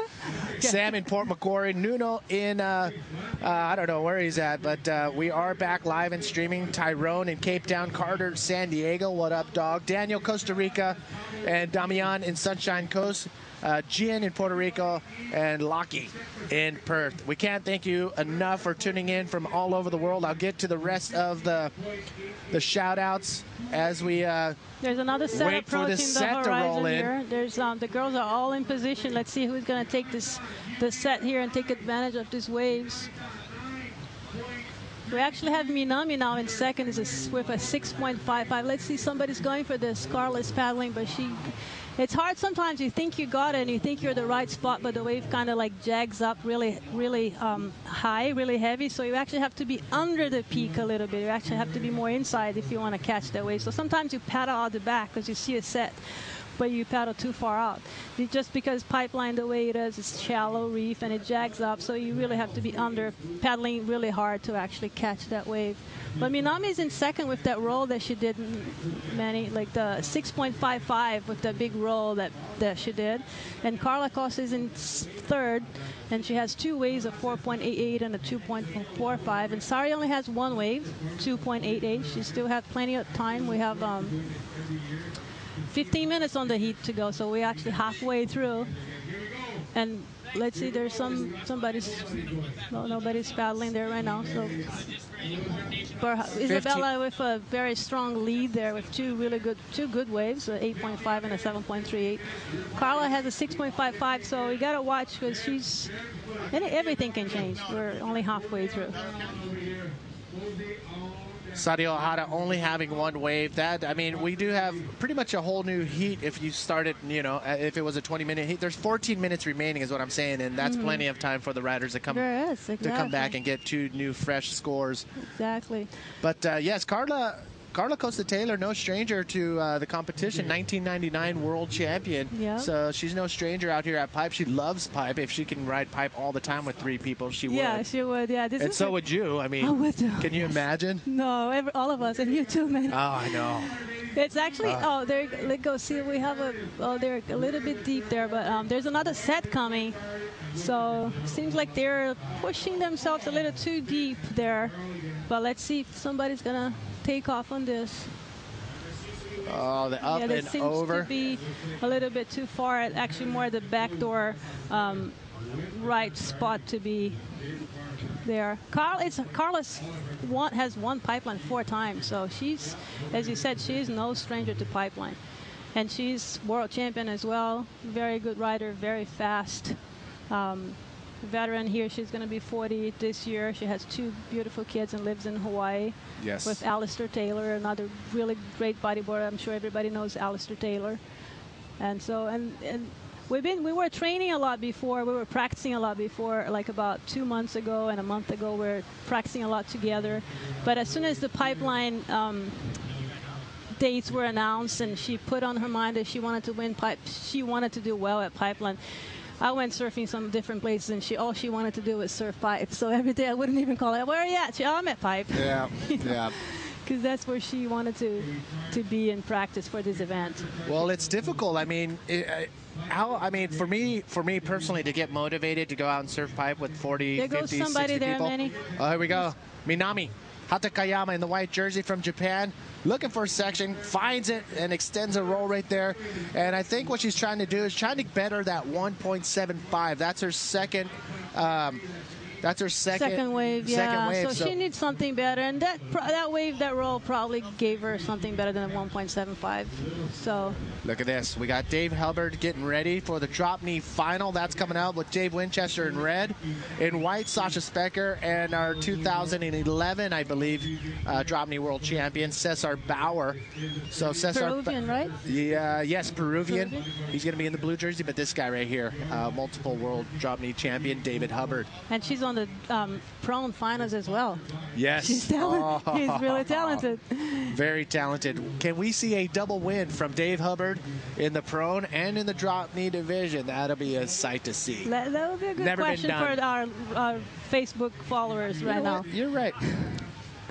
In a percentage-wise, give it to me. So in percentage-wise, how much percent do you think Dave Hubbard can pull off a double win? Oh, there goes. We have action out the back. Carla decided to go on this one. Actually, was sorry. Sometimes it's hard to see. We have the sun right in our eyes, so it's hard to see the colors. But it was sorry. It wasn't such a good wave, so she decided to pull through the back. But this is the first time that we had 2 Japanese and 2. This is the first time that we have 2 Japanese and 2 Brazilians in the water, so it's really interesting. Kenny Lawrence and the whole Congo crew are watching from the east coast of the U.S. What's up, guys? There goes. We have somebody paddling there, and it's Carla Costa Taylor. Back door into that barrel. It There's was the really camera angle. good. Yeah, that was a beautiful spin. You see her spin off after the barrel, and she backdoored the barrel and came out perfect. The wave was kind of white watery, so it wasn't such a clean wave. It's hard to see exactly and do the right thing, and she did it perfectly. Although the wave wasn't like as a bigger wave as it was Isabella's, she rode it really well, backdooring that barrel. So let's wait. So Minami actually 388 on that roll that she did. She's not actually counting that. Oh, that's we've seen the replay of Carla's wave. That I think is that's Sari's. Yes, Sari Ohara. That's Sari's. I'm sorry. The glare is getting. Yeah, exactly. That's what we're looking at is a monitor, and the brightness is a little bit too bright. Yeah. But our colors are getting blue and black and look a little. Yeah, and it's like we have the really bright ocean in front of us, so it's hard to see exactly who it was. But so that was. We're about 10 minutes to go in the to go. final here in the women's division. Isabella still in the lead with a 7.38 and an 8.5. Minami Hatekayama. Minami is only 18 years old, and she's in second place at Pipeline, her third consecutive final at Pipeline.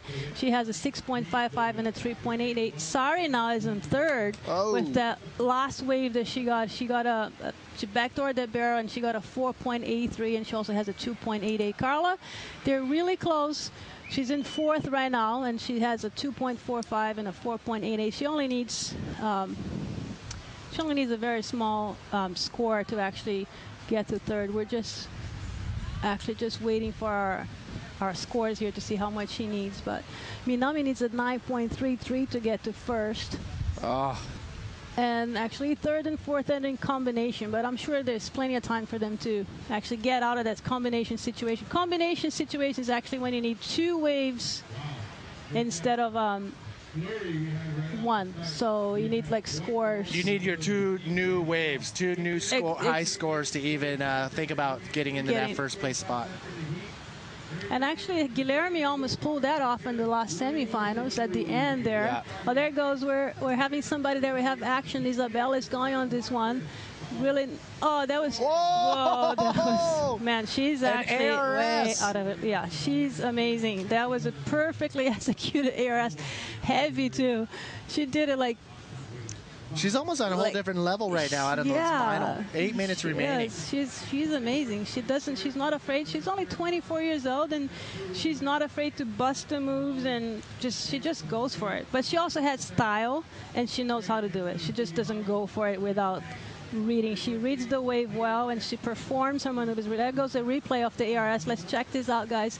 She goes perfectly and just perfect ARS. Nice. And Lily's right there with the camera. Yeah, she's right there with the GoPro. That's perfect. On the pole. So she got a really good water shot right there with the GoPro. Thanks GoPro actually for sponsoring this event. Yes, we've seen some incredible waves documented with the GoPro. It's been amazing. I bet. So what we posted on the IBA World Tour, just real quick, I will get to it as soon as we finish up the women's final. 7 minutes remaining in this heat. 7 minutes, 20 seconds. And then we're going to get Shane Griffiths in here. And there goes Carla. Carla going on that one, and she did a very nice spin right there, and she's looking to hit that wave there. And she did it. Can she hold on? Can you hold on? No.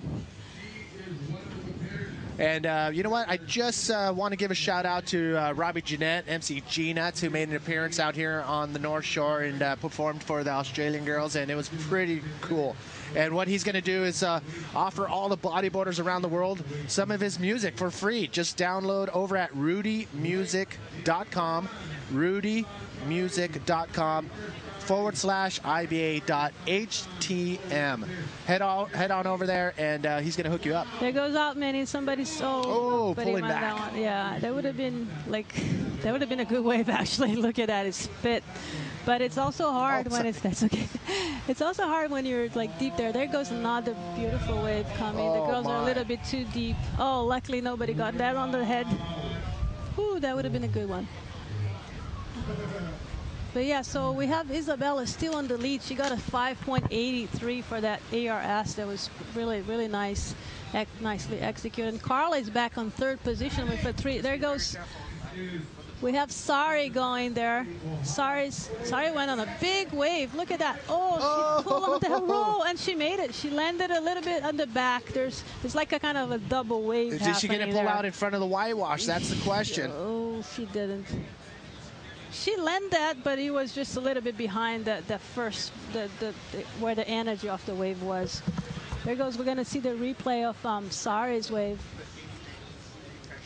And it was a big wave. She actually went for it. It's beautiful to see. Like she landed, but it was just she got caught on that mush ball of white water there. It was really strong for her to hold. But it's good to see Sari. Sari's only 17 years old, Manny. Oh my, she's look at this wave. She's going to be a face that you're going to see for many years to come, along with Minami Hatakayama. And you know what? Isabella and Carla, they're not going anywhere soon either. They're not going anywhere. I wouldn't be going. It's fun. Let's do this until we can. I know, exactly. Until we can do it. Let's, Sari's actually also fifth. No, Sari's 6th on the world rankings right now.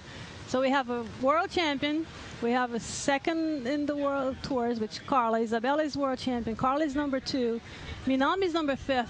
And Sara is number 6. We have top 6 in the world here in this final. I mean, they're showing why they're there. Exactly. And this is the first stop on both the men's and women's world tour. So it's going to be interesting to see how this all pans out towards the end of the year. It is. It's. I'm really glad to see the Japanese girls going for it right there, and we actually have another women's pipeline pro contest coming. Betty DePolitis, she's actually putting together again the Surf and Sea Women's Pipeline Pro, and that the waiting period starts on March 12th. So the girls are going to have another chance of actually surfing pipeline with 3 other ones. Hopefully this wind's going to stop. We've been having this wind for the last 2 weeks or more. So on the second event coming, it's not an IBA. We might even be an IBA sanctioning event for next year. Hopefully, we're kind of trying to work towards getting points to the IBA. But it would be nice so the girls can actually practice more pipeline. March 12th, the Women's Pipeline Pro, sponsored by Surf and Sea. Nice. Yeah. And when is that going down? That's March 12th is the first day of the waiting period. Okay. And to March 22nd. Is there a live feed for that? We're trying to work on getting sponsors to pay for the live feed. Okay. Right now, we're just trying to get sponsors for it. But it's going to be women's surfing, longboarding, and bodyboarding, as it has been lately in the past. And but it's good. It's going to give the girls another chance to surf pipeline with another three people. I'm in it. I know. I signed up for that. You're in. I signed up for that one. No question. He's like, hey, I'm in. Just you let me know what time. Put a wig and sign in. I know. I you know what? I think I have a wig in my backpack actually. I'm kidding. Use that often. No.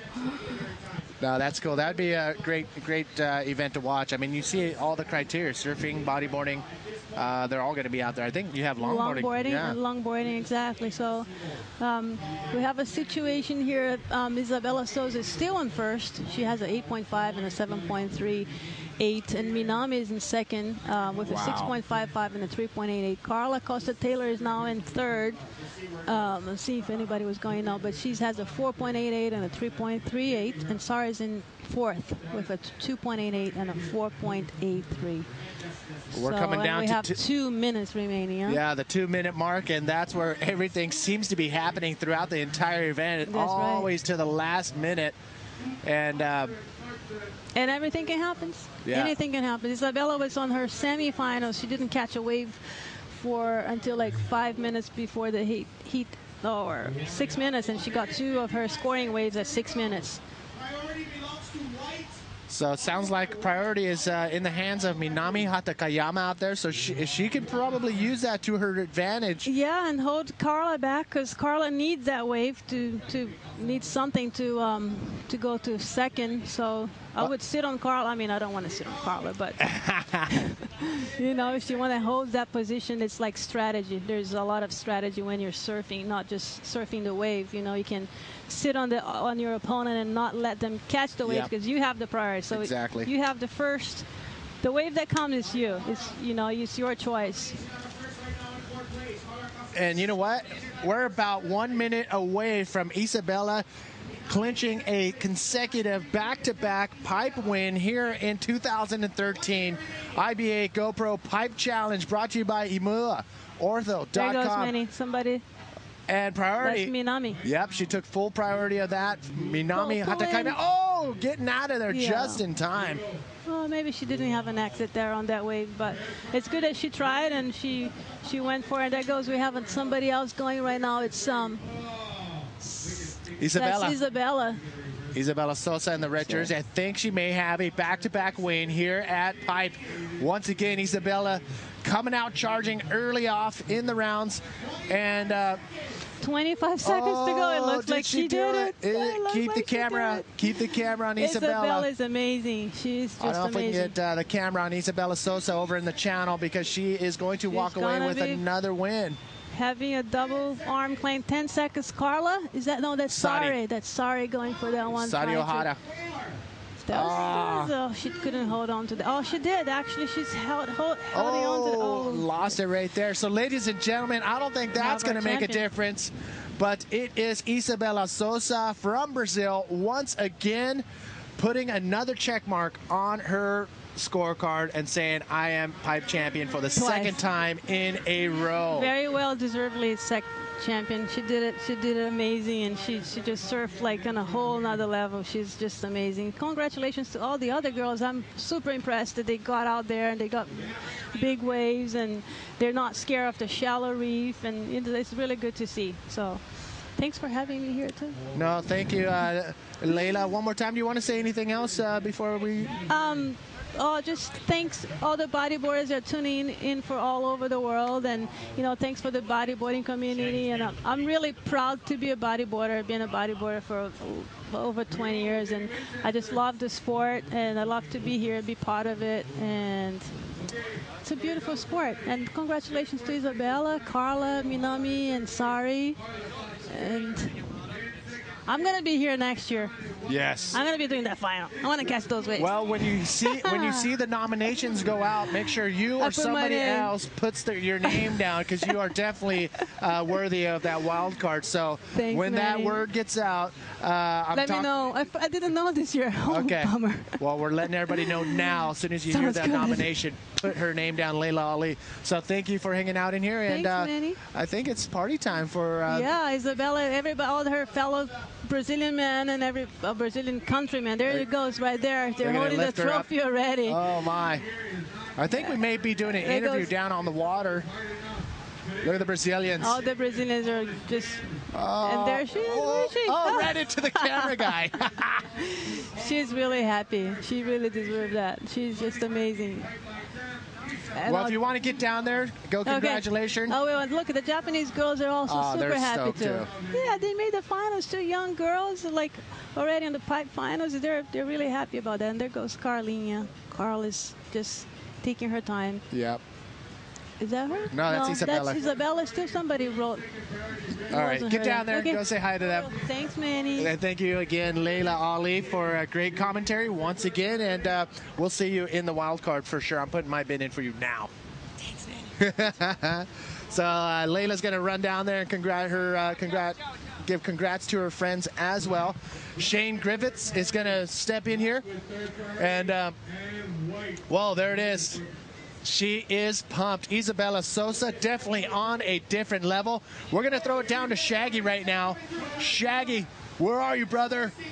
Isabella, congratulations. What thank you so much. Yeah, 2 times. Woo! What are you feeling right now? I'm feeling, I don't know, it's like so much emotion that I can talk English. Obrigado a todo mundo que está em casa e assistindo. Obrigado, é uma emoção que não dá nem para descrever. É uma coisa surreal. Obrigado.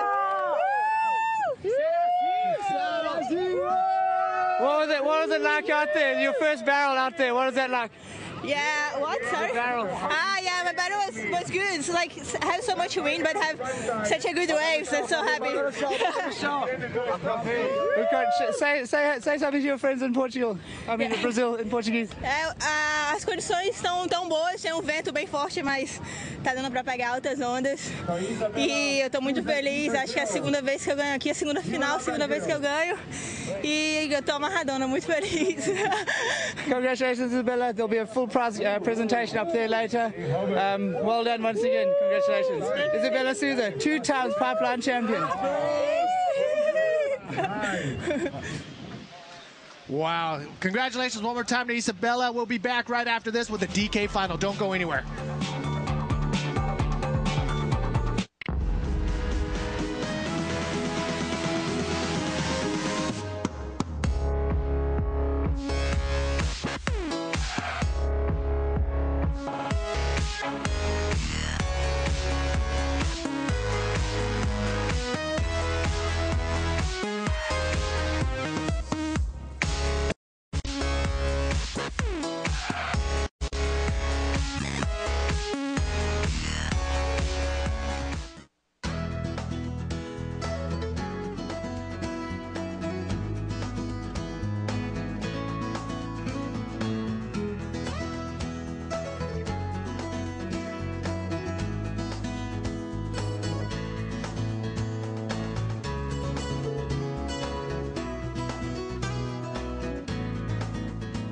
health and vitality. For getting back in the game.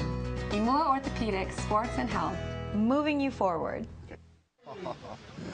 Wow, well, congratulations one more time to Isabella Sosa, your 2013 IBA GoPro Pipe Challenge champion, 2 times in a row now, and congratulations. Wow, she absolutely just put it on a different level, clocking in 2 solid barrel rides, and wow, she deserved it. She sure did. I was just talking to Emma Cobb just in the other tent there and saying how much the ladies are really stepping it up. Yeah, big time. In the last few years, and it's really great to see them pulling backflips and ARSs. And all right, so here's some of the drop knee action we had in the final during the break. Dave Hubbard starting off the campaign with a little turn right there, and then Dave Winchester on his backside. So really a couple waves, a few waves have been ridden. I think this was, oh my. That's a nice wave. That was Sasha Specker in the white jersey out there.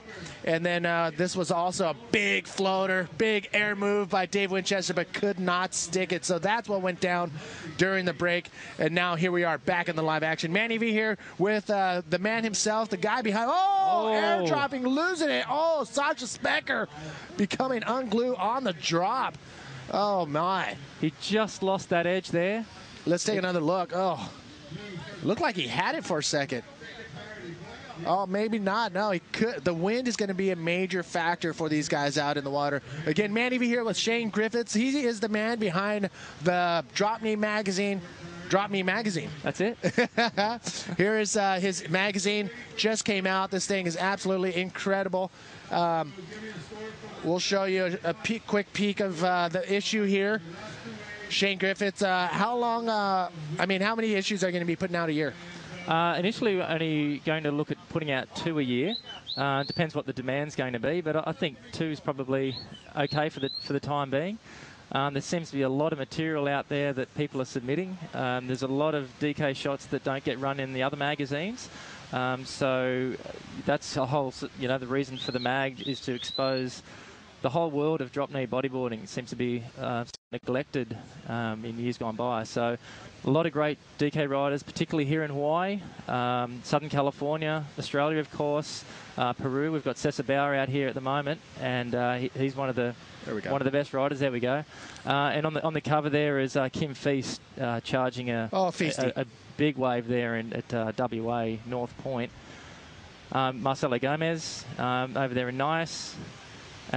So basically this magazine's got a lot of underground riders, and of course we've the guy who started it all. Sorry to interrupt. No worries, Jack the Ripper Lidholm, and he actually wrote that article himself about the evolution of drop knee, where it started back in 1974 at Sandy Beach. He was riding McDonald's trays and pipos, and it was a very interesting read, that.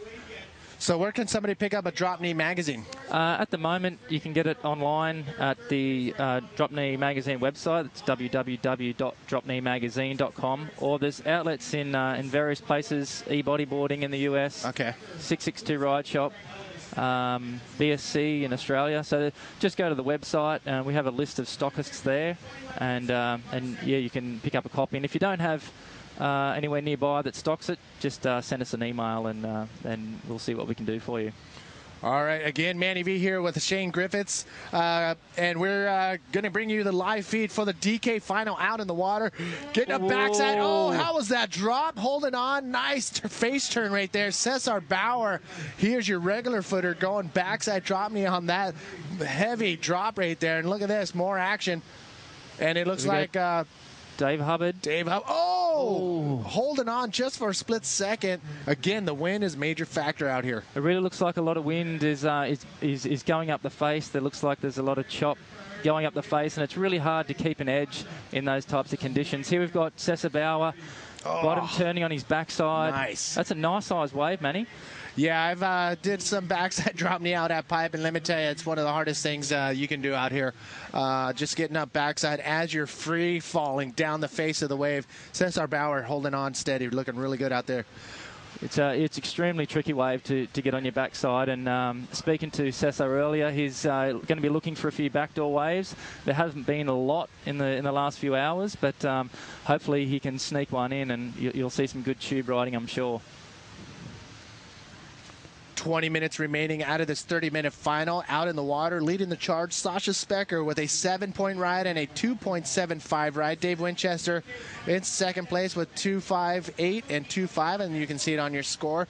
Dave Hubbard and Cesar Bauer, we're in the final. It's all about first place. That's right. One of these guys is going to walk away with a decent paycheck, and of course the crown of being the champion of Pipeline in the DK division. So there won't be any friends out there at the moment. They'll all be jostling for position. As we can see, they're actually moving over towards the backdoor section there. They're probably trying to just jostle for position and push each other a little bit deeper and a bit deeper. Perhaps we'll see a backdoor wave come through there, Manny. Yeah, I mean, we've seen a few backdoor waves being caught in the men's semifinals and in the expression session. Look at this thing coming in. This looks nice. Turning around, taking a look with priority. Sasha Specker in the white jersey comes around the section. Oh, nice little face turn right there. And then he's finding the inside section. Look at this big old section. What's he going to do? Oh, that's a nice snap. Sasha Specker just throwing down the rail and sending chunks all the way to Gums, but out the back. Oh my. So Sasha Specker taking that all the way to the shore. And I believe, yes, Dave Winchester, or was that Dave Hubbard? That was Dave Hubbard just locking into a barrel there and just losing a bit of an edge. Might have nosedived a little bit there. You know, Dave's obviously a very experienced DK rider, and if he can't hold an edge there at those conditions, it's very tricky. Oh, here we go. Cesar Bauer at backdoor, that one he's been looking for. Cesar Look at Bauer this on one. the bob. Look at that bob. Oh, that was incredible. Holds barred. Cesar Bauer on the biggest backdoor wave we've seen, and he held it. No hands, grabbing the leash just for a second. Oh, my. Cesar Bauer holding it down for the Peruvian drop nears. Look how big this thing. He held on to that on that bottom turn. Oh, man, I thought his board looked like it was just going to disintegrate on that bottom turn. Oh, and my. He held that rail really well. Oh. He got into it really early. Here we go. We've got a replay here of Sasha Specker. His last wave. Big snap there in the pocket. He's working his way along, looking for that next section. Another beautiful snap there. He's really got a great style, this guy. And that was amazing. And I've actually been following some Facebook comments about him, and he doesn't use any wax, Manny. Who doesn't? Sasha Specker apparently doesn't use any wax. That's right. Chris Won-Tailoa was saying that he doesn't use wax, and he uses a technique called pressure plating. I'm not sure what that is, but do you know anything about that? It's probably just finding the right. Oh, my! Dave Winchester, or was that Dave Hubbard? That was Dave Winchester, I believe. Trying to get a backside drop knee on a bigger one out the back, and oh my. I could not hold it together. Yeah, I tell you what, these guys are going for broke, Manny. They're holding nothing back. It's very difficult, as we mentioned, to surf pipe on your backhand, and these guys are throwing caution to the wind and really throwing themselves into it. Oh, so we put something up on our Facebook IBA World Tour. Look at this out the back. That is Dave Hubbard. What's he going to do? He's going for a big air. Can he hold it? Oh, that's a second aerial attack. First one by Dave Winchester. Now Dave Hubbard throwing it down. They got to hold on to these moves if they want those big scores to come down onto their scorecard. That's right. So for those of you who might not be aware of the judging criteria, you really need to ride out of those maneuvers. You might be able to get a lot of air and look great in the air, but you really need to land it. Otherwise, the judges are going to judge that as incomplete, and I would say that wave would be probably a 1 or a 2. They'll give you a few points for actually attempting that big maneuver, but Where there's big risk, there's big gains, but also big losses if you don't pull it off. I mean, the judges, exactly. I mean, the judges know that Cesar Bauer's giant backdoor closeout was very hard to maneuver and get into, and they awarded it 4.38 just for making the drop and just pulling into that massive closeout. Yep, and he had a bit of tube time on that too, and, you know, by not sliding out, showed a lot of commitment, a lot of control on the board, and that's why he's probably, I think he's in the top 5 from last year on the DK World Tour. He really is an experienced rider. All right, so out in the water right now, the final of the drop knee. The drop knee final, 15 minutes remaining. Sasha Specker in the white jersey with a commanding lead, and Cesar Bauer, he totally can do it. Come back with 2 new waves, which he needs. Sasha Specker right now has everybody in combination land, but wait, it's not over. Dave Winchester on the right, Sasha Specker on the left. Winnie, is he going to come out? Winnie is in backdoor. Oh, loses it. Almost comes out of that. And it was Sasha Specker on the left. We're going to try to take a look at that. So both of those guys split that peak there. Both pulled in. Oh. But just got both of them didn't make it. That's right. So Sasha Specker, Dave Winchester splitting that peak, and both of them not able to make it out of their barrels. But let's take another look at that split peak. You can see Winnie. He almost would have made it, but there's a little warble right there. Yep. You've seen the wave just get a backwash, and the wave went up and down. And that's what happens when the tide starts coming in at high tide. You get waves that are starting to move back out into the ocean, and that's what happens. They had a little bit of a chandelier on the end there. They can be hard to punch through, and it looked like that Sasha come to the same problem on the left-hander there. You could really see some small chop going up the face of Sasha's wave, so it might be a little bit smoother on the backdoor ones, but they're not as open, so they're a bit harder to exit the barrel. So here we've got a split peak again here. We've got Cesar Bauer and Sasha Specker. Sasha. Sasha coming ungripped once again. Oh, my. You can tell he's a little frustrated. Let's take a look at what happened on the right. Cesar Bauer, what happened? Went for a floater. Float. Did he pull it off? And he pulled it off. Wow, Cesar Bauer will definitely better that 2.83. Now that'll take him out of combination land for sure, and he's nipping at Sasha Specker's heels. He definitely is. That was a really, really good controlled maneuver there. And here we've got Sasha Specker on the left in the replay. That was the one that he just got pinched on. As you can see, that the wind was really playing with the lip on that wave. But that wave from Cesar Bauer, that was a really nice maneuver, really well controlled, and rode out of it cleanly. And the judges will reward that, no doubt. Oh, my. Whew. Drop knee final, 12 minutes, 30 seconds remaining. And we do have multiple world champions out there. Sasha Specker, your current drop knee world champion. Cesar Bauer, DK world champ back in 2010. And we all know David Hubbard, multiple drop knee world title, world champion. Split peaks again. We got Winnie on the right. He's come out of that. Oh, we're watching. That's the hardest part. It's okay. We're supposed to be talking about what's on our monitor, and it happens all the time. But Winnie did go right on that one. So now let's take a look at what Winnie did. Look at this barrel. Oh, how deep is he in that? And he came out of that. Dave Winchester was in combination land, and that right there will make sure that he gets out of combo land. And now he's going to build on top of that wave right there. 11 minutes, 40 seconds remaining. Oh, my. Winnie is such an experienced campaigner when it comes to big contests like this. He really seems to deal with the pressure really well. And the fact that he can find a couple of backdoor waves out there, which we saw in the preliminary rounds, he really took apart. So it looks like he's really enjoying himself out there. We've got Sasha Specker up at the moment on this left-hander. Wow. Oh! Did he pull it? Yeah! Unbelievable. Did he just flip me off? That was amazing. Sasha Specker with a giant floater and lands it. That was insane. I thought he was going to tuck in and get barreled, go for the backdoor section, but instead, look at this one more time. Look at this. Oh, perfect timing. Sasha Specker straight up and then holds on to the rail and lands it perfectly. And right here, oh, okay, did not give us the finger. That was amazing. That was a double claim, and rightly so. That was a fantastic maneuver over. That right there probably will solidify a win here in the next 10 minutes. That is unless Dave Winchester, holy mackerel, Dave Winchester's last wave came in at an 8.68.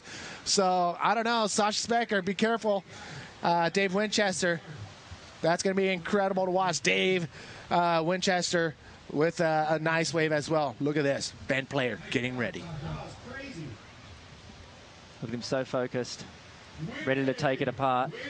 So Dave Winchester only needs a 5.95 to take the win away at the moment from Sasha Specker. Look at this wave of Winnie. That was Winnie's high scoring 8.68. Big barrel on backdoor with a spin right there, and then cuts out. Definitely worth the 8-point ride. And now Dave Winchester back in the game with a 5.95 is what he's after. Look at this, Dave Hubbard. Oh, is he going to come out of that? Beautiful barrel. Oh, my. Oh, tried to get a little bit too fancy towards the end right there and tried to spin a reverse, but could not pull it around. Yeah, again, that wind playing with him. And we got Sasha Specker again, just catching that edge again with that wind coming up the face. Tricky conditions, but it's really great to see that the drop knee's been run in some really decent conditions today. Some good size. It's sorting the men from the boys. And the fact that all four guys are from a different country. We've got two natural riders and two goofies. So it's a really good contest. Yeah, international contingent for sure. I mean, we've seen the South African taking charge right now. That last wave from Sasha Specker, the giant floater, an 8.53. And now it is Dave Winchester looking for a 7.48. He's the only one right now that can get Sasha Specker. Cesar Bauer and David Hubbard, those two are in combination land. They will have to do a lot to catch up at this point, but look at these sets coming, Manny. Oh, my. Oh, look at that drainer spitting and everything. Everybody's getting in position. Are the riders ready for this? Look at this monster coming in. Anybody taking a look? Actually, from our angle, it's pretty much closed out. A lot of north in that one. I don't know if we can pull back really on a wide shot to see the entire beach, but it is pretty much just closing out the entire beach. Yeah, not much there. There's a nice shot. Even the photographers are going to have to duck out of that one. Oh, my. So the final of the drop knee division, 8 minutes remaining. We've already had one final complete today. Isabella Souza, 2 consecutive wins here at Pipe, won last year and this year. So congratulations to Isabella Souza. And you know what? Congratulations to our Science Bodyboard giveaway. It was a roll of the dice, and it was Kea Sasaki Tom. So Kea Sasaki Tom will walk away with a Science Bodyboard today. And you know what? We got to show this. This has been a controversy running throughout the North Shore during the drop knee heats. Oh, yes. A lot of talk about this. Here is Ryan and the boys have been developing a system called the Vector system, and it's essentially a removable fin that the drop kneers have been using, and there's been controversy. I don't know if you've heard much about it. What are the boys saying? Well, use them or not in competition? I think it's really split down the middle. I saw Bud Miyamoto using these. He swears by them in bigger hollow waves like this. Other people have called them cheats, which is probably a bit harsh, I think. But probably the thing that's most difficult about drop knee is the fact that you don't have skegs and that you really need to use your rail. But in conditions like this, it's just so difficult. And I think it's a bit too harsh to say that it's cheating using the fins. You know what? I agree too. It makes too. it just a little bit more interesting, less slide outs, and you see a lot more performance tube riding and big calves. Yeah, I mean it's as far as competition, there are no rules that you can't use it. I've used them before back in the day when our friend Christian down the way, Kyle Milagro, used it for a while. But look at this. Oh, look at this one. Oh, is he coming out of that? He comes out of that. That's fantastic. Look at this, carved back into the power zone. Oh, he can't believe it. I can't believe it either. That was a fantastic wave. It was a perfect wave. It was. He just polished it off there with a really nice carve, and I hope that actually kicks him up a little bit there, because it'd be great to have this go down to the last 5 minutes as we're in now. Oh, perfect. double hand raise claim right there. There's been a lot of claims today, both in prone and DK, so I think it's well justified. These waves have been really hollow, and it's really exciting watching from the beach, and I've been on the beach claiming it for them. Yeah, it's been an amazing event. We can't thank you enough for tuning in. I mean, the viewers are what makes it happen. It's definitely not me. It's definitely not the people. You know what? It's a combination of everybody. But seriously, the people that make it happen are the riders themselves.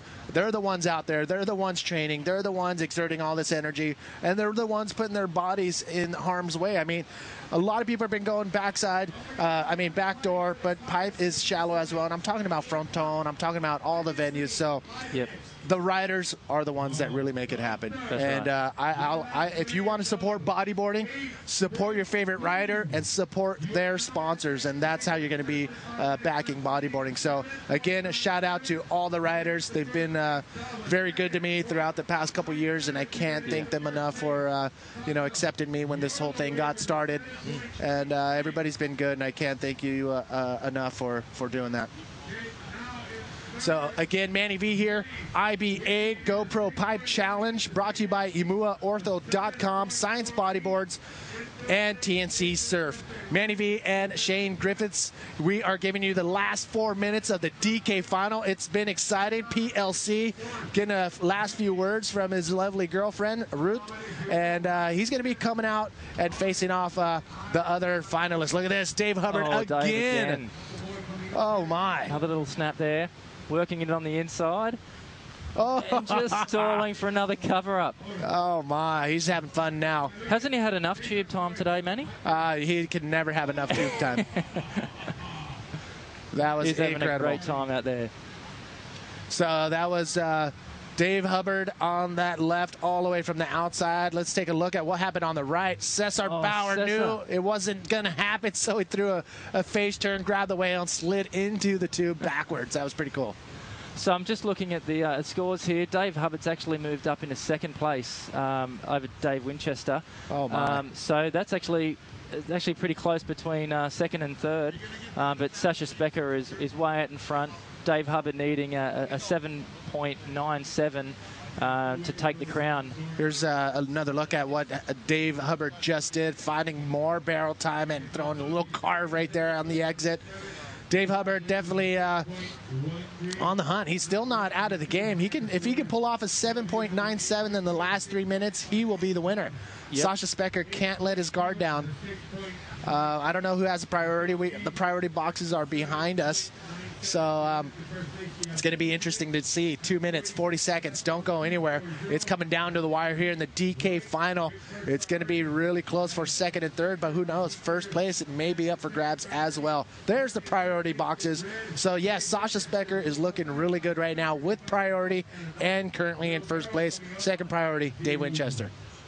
Oh, man. Did it just all of a sudden get really good for Drobny in this last 30 minutes? It seems that way. It seems like it's just eased off a little bit in terms of the wind, and the swell looks like it's coming more from the west. Opening up those barrels. As we saw, that big set that came through earlier had a lot of north in it. It's not good for here. It starts to pinch the end close, and it closes out. So as we've seen from like these high scores, we've got 8.53 from Sasha and 8.2. They're big scores, and obviously the waves are decent enough for guys to be posting big scores like that. So we're down to 1:45 now. It's getting down to crunch time. This is really exciting. And if there's one guy in the world that could change this situation, it is Dave Hubbard. Yes, Dave Hubbard is on the hunt right now. As you can see on your screen, he only needs a 7.97. And as you can see, it's totally possible with that 8.2 that's sitting right in front on his scores. But Dave Winchester, he's not out of it. Cesar Bauer, he pretty much is out of the ball game right now, being in combination land with a minute left in this final. So Cesar Bauer, you know what? He pulled into a massive backdoor wave in the beginning of the heat. And if he made Kaino McGee happy, which he did, then he's all good. That's right. He's definitely earned even more street credibility after that, I think. Yeah, he's really actually pushing it in big waves. The article in Drop Knee magazine about him, there's a feature about him, and he talks about how he's really trying to push DK in bigger waves. Down in Peru, they get a lot of big ocean swells coming in there, and I really look forward to seeing what he does, whether that be tow in or paddle in. It's I think all facets of the sport are really progressing at the moment. All right, here we go. Yep, backside drop knee Cesar Bauer. Speak of the devil. Oh, nice little stall. Oh, just got a little bit too high. Couldn't hold on to that speed line in the barrel. 10 seconds remaining. Sasha Specker, I think, may have done it. 2 wins back-to-back here at Pipe. That's the second time. We saw Isabella. That's it. Isabella Sosa winning back-to-back here at Pipe. And now the drop knee 2012 world champ Sasha Specker. Here's a quick recap of what went down in the final. So yeah, there's Winnie's backdoor wave. That was a fantastic wave, and it just didn't stop. It decided to pull a reverse on that as well. He's a machine, Winnie. We've got Sasha Specker, that beautiful big snap in the pocket, followed up by another snap along the way. Cesar Bauer's big floater, he stuck that beautifully. He was rewarded well with that one. This was huge. That was the move of the heat, I think, Manny. 8.53. Don't go anywhere. We'll be right back with the men's final here at the GoPro Pipe Challenge.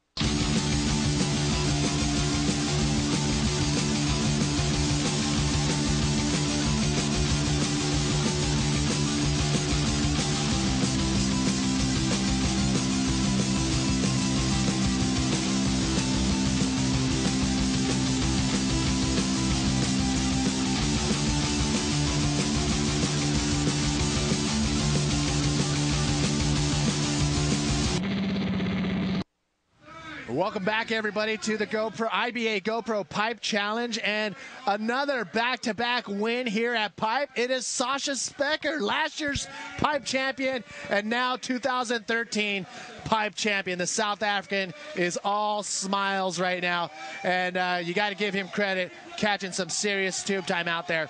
But we are back live here in the men's division, and I can't believe it. Ben Player, he is on the hunt for a Pipe championship one more time. And you know what? We got live action. More waves out the back and getting under the lip on that.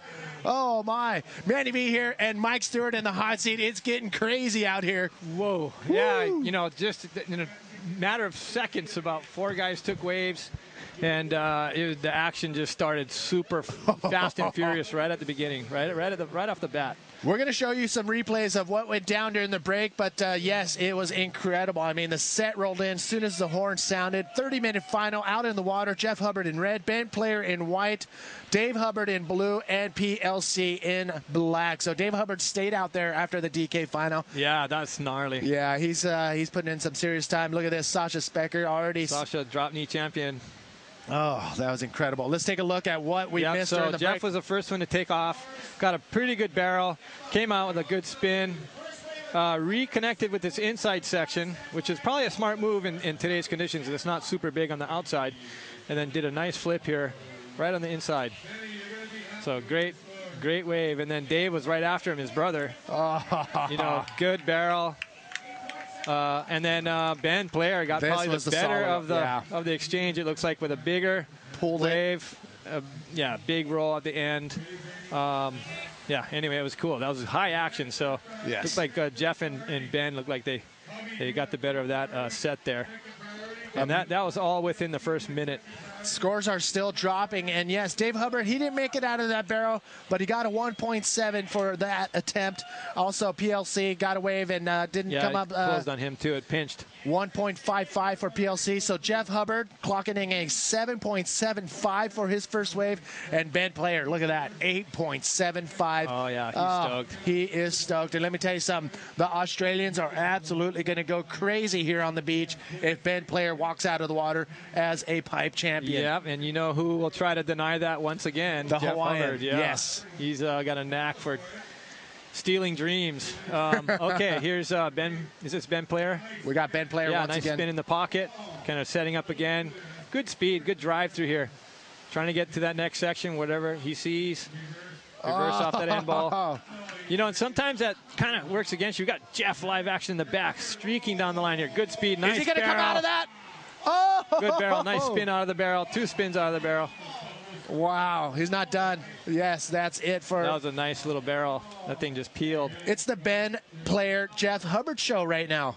Pretty much. 5 minutes into the heat, 30-minute heat, and Ben Player and Jeff Hubbard clocking in some serious scores right off the bat. Dave Hubbard and PLC, they got their work cut out for them. Okay, here was... Look how deep it was. I mean, Jeff's wave, I'm sorry. Comes out with 2 quick spins. Yeah, not much after that, but good little drainy barrel that just kind of ran down really nicely on the inside there. Right on the edge of the shelf on the inside. Pretty crazy, pretty high action. Well, before we get get all crazy towards the end of this final, anything you want to say, any words or anything after you can say it during the replay if you like to. Here. This is Ben's wave. Little spin right in the pocket. Wow, yeah. See, so sometimes you kind of chase that next section down and see as he's chasing it down, you start to lose a little bit of speed as you flattens out there. Still was able to do a pretty good reverse off of it, but probably not what he's thinking. He's thinking, okay, barrel, huge air reverse. Oh, look at that out the back. Okay, we got a nice west set coming in.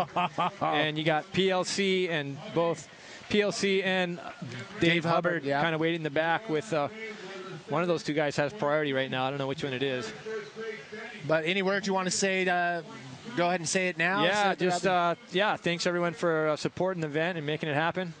It's actually the bodyboarders that made this event happen more than anything else. Dave Hubbard. Yeah, Dave just didn't find the section. And then, Ben Severson for making it, activating it at the beach, I guess.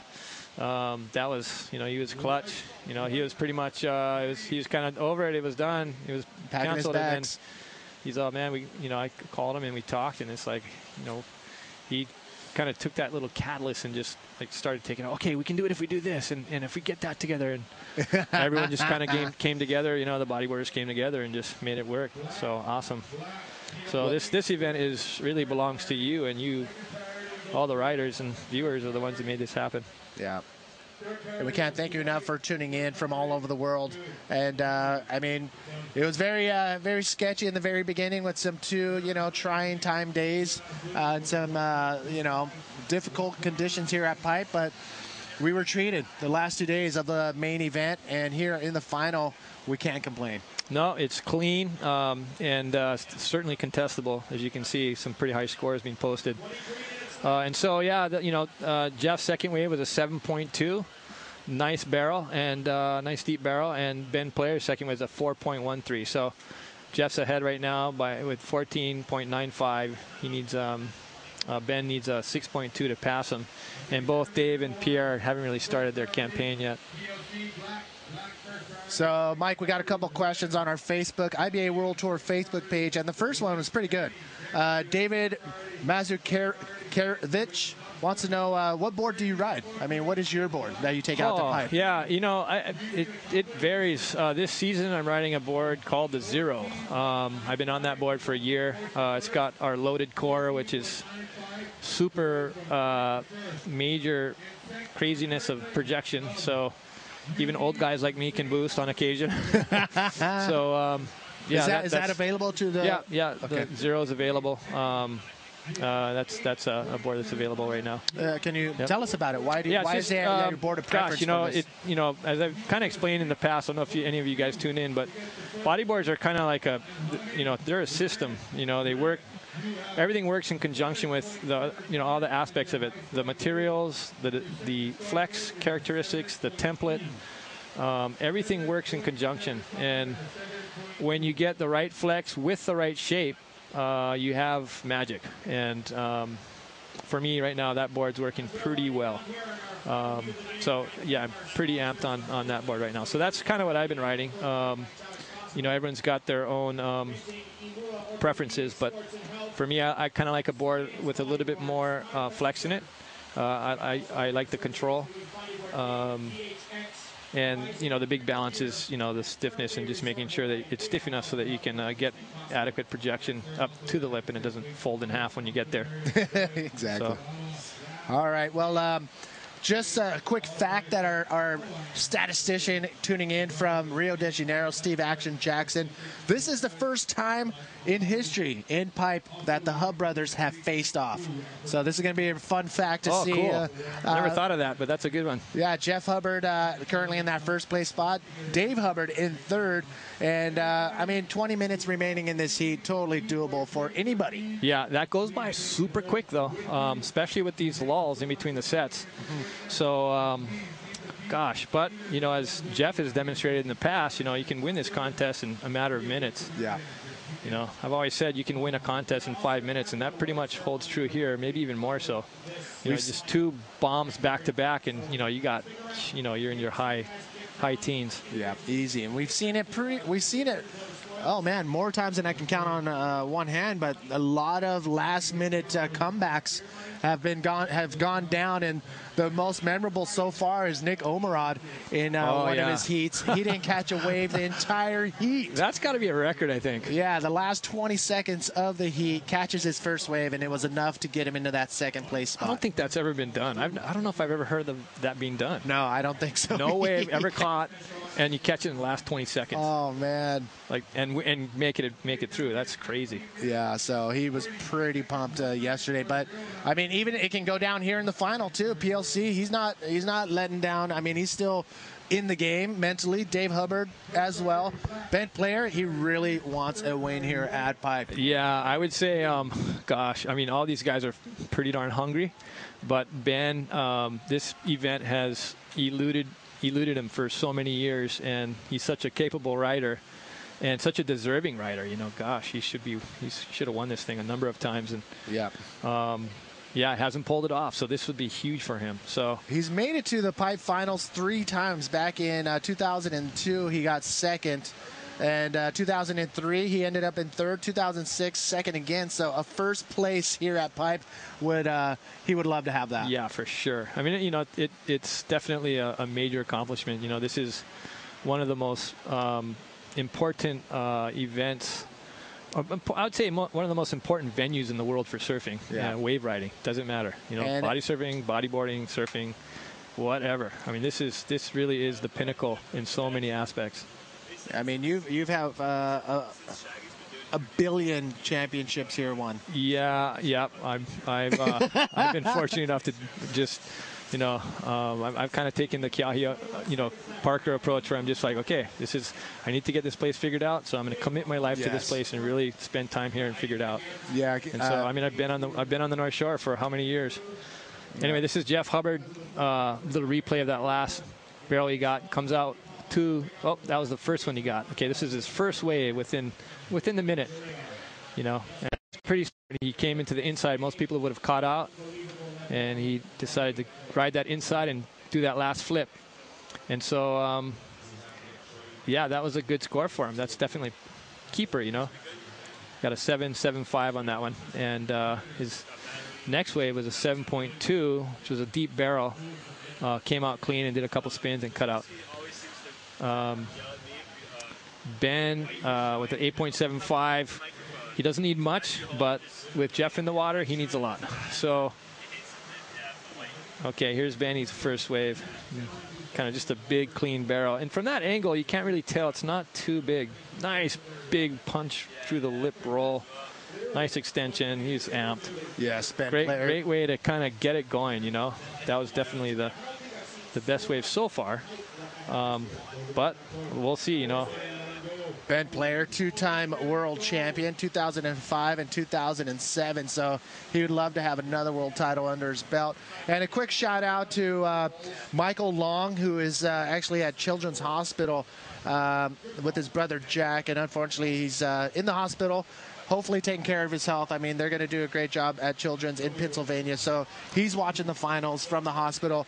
So shout out to Michael Long and his brother Jack. Get well, brother. Yeah, get well. Eat healthy, drink lots of water, and rest. You know what? Let's go to that second question. That I think his name is Nogaro, if I'm right. What kind of special diets do you have? I mean, do you eat vegetarian, organic, both? What's on good your question.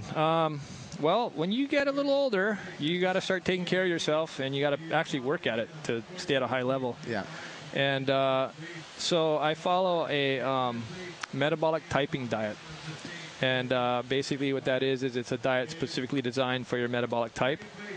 And it's pretty involved and probably more than what a lot of people would need. But if you want to get into it and you're serious about your health, which I would highly encourage to anyone, any human living on this planet, is just, man, you got to get your vehicle for your time here is fit and functional as possible, and that means getting yourself healthy. You got to eat good. You know, what you put in is, you know, proportionate to what you get out of your body and stuff. So, you know, metabolic typing diet. Actually, my wife does that. She's a certified metabolic typing. So if you want to get into that, send me a message on my blog, and I'll turn you on to my wife. But she's really a capable nutritionist. And so eating good food, organic food, in a nutshell, you want to eat stuff that's not processed. The whole food industry, I mean, I could rant and rave on this thing.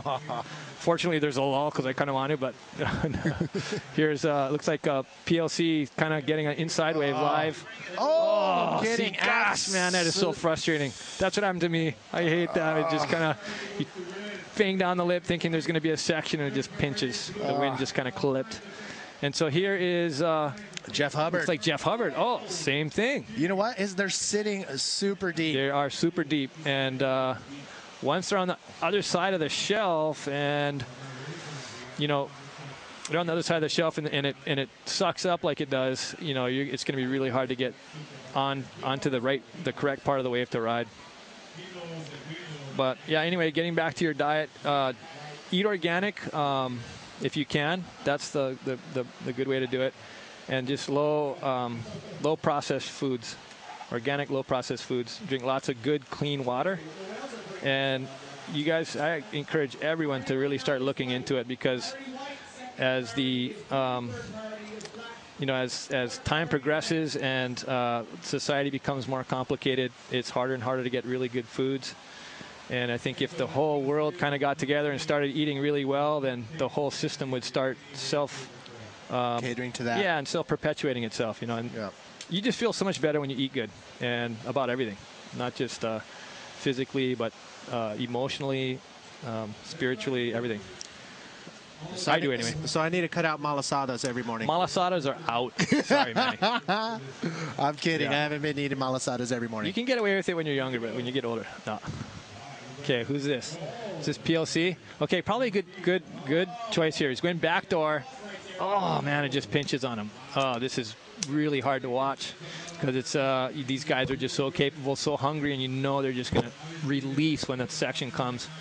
That's tough. It's a tough call, but you can kind of use backdoor like a safety valve in heats. If you're behind, you can almost certainly get a pretty high score going right. So that was probably a pretty good strategy. If the lefts aren't working for you, look for a right. So he did everything correctly. That wave just didn't cooperate. And, you can see even with Jeff, like in his wave, it doesn't matter how experienced you are out here. It's still difficult to pick the ones that are going to be really, really good. And even in his case, you don't catch a wave like that unless you think it's going to be good. There's just too much on line. You got the level of talent, in the water is so high that if you make a mistake like that, it can mean the heat. So, these guys are, Jeff's thinking that wave is going to be good. And, it didn't cooperate. Same thing with Pierre, So We had a really fast and exciting start to this heat, and then we're in the middle of the heat. I'm guessing in these next 11 minutes, we'll probably see another set of waves come in, and you're going to see some, I think, Ben Player, Jeff Hubbard have priority. I don't know if we got the camera on the priority boxes, but these two guys who are in the lead pretty much have the advantage right now. It looks like, I want to say Ben has priority, just because I remember Jeff caught. Yeah, there you go. Okay, so Ben's got priority. Dave Hubbard's in second priority.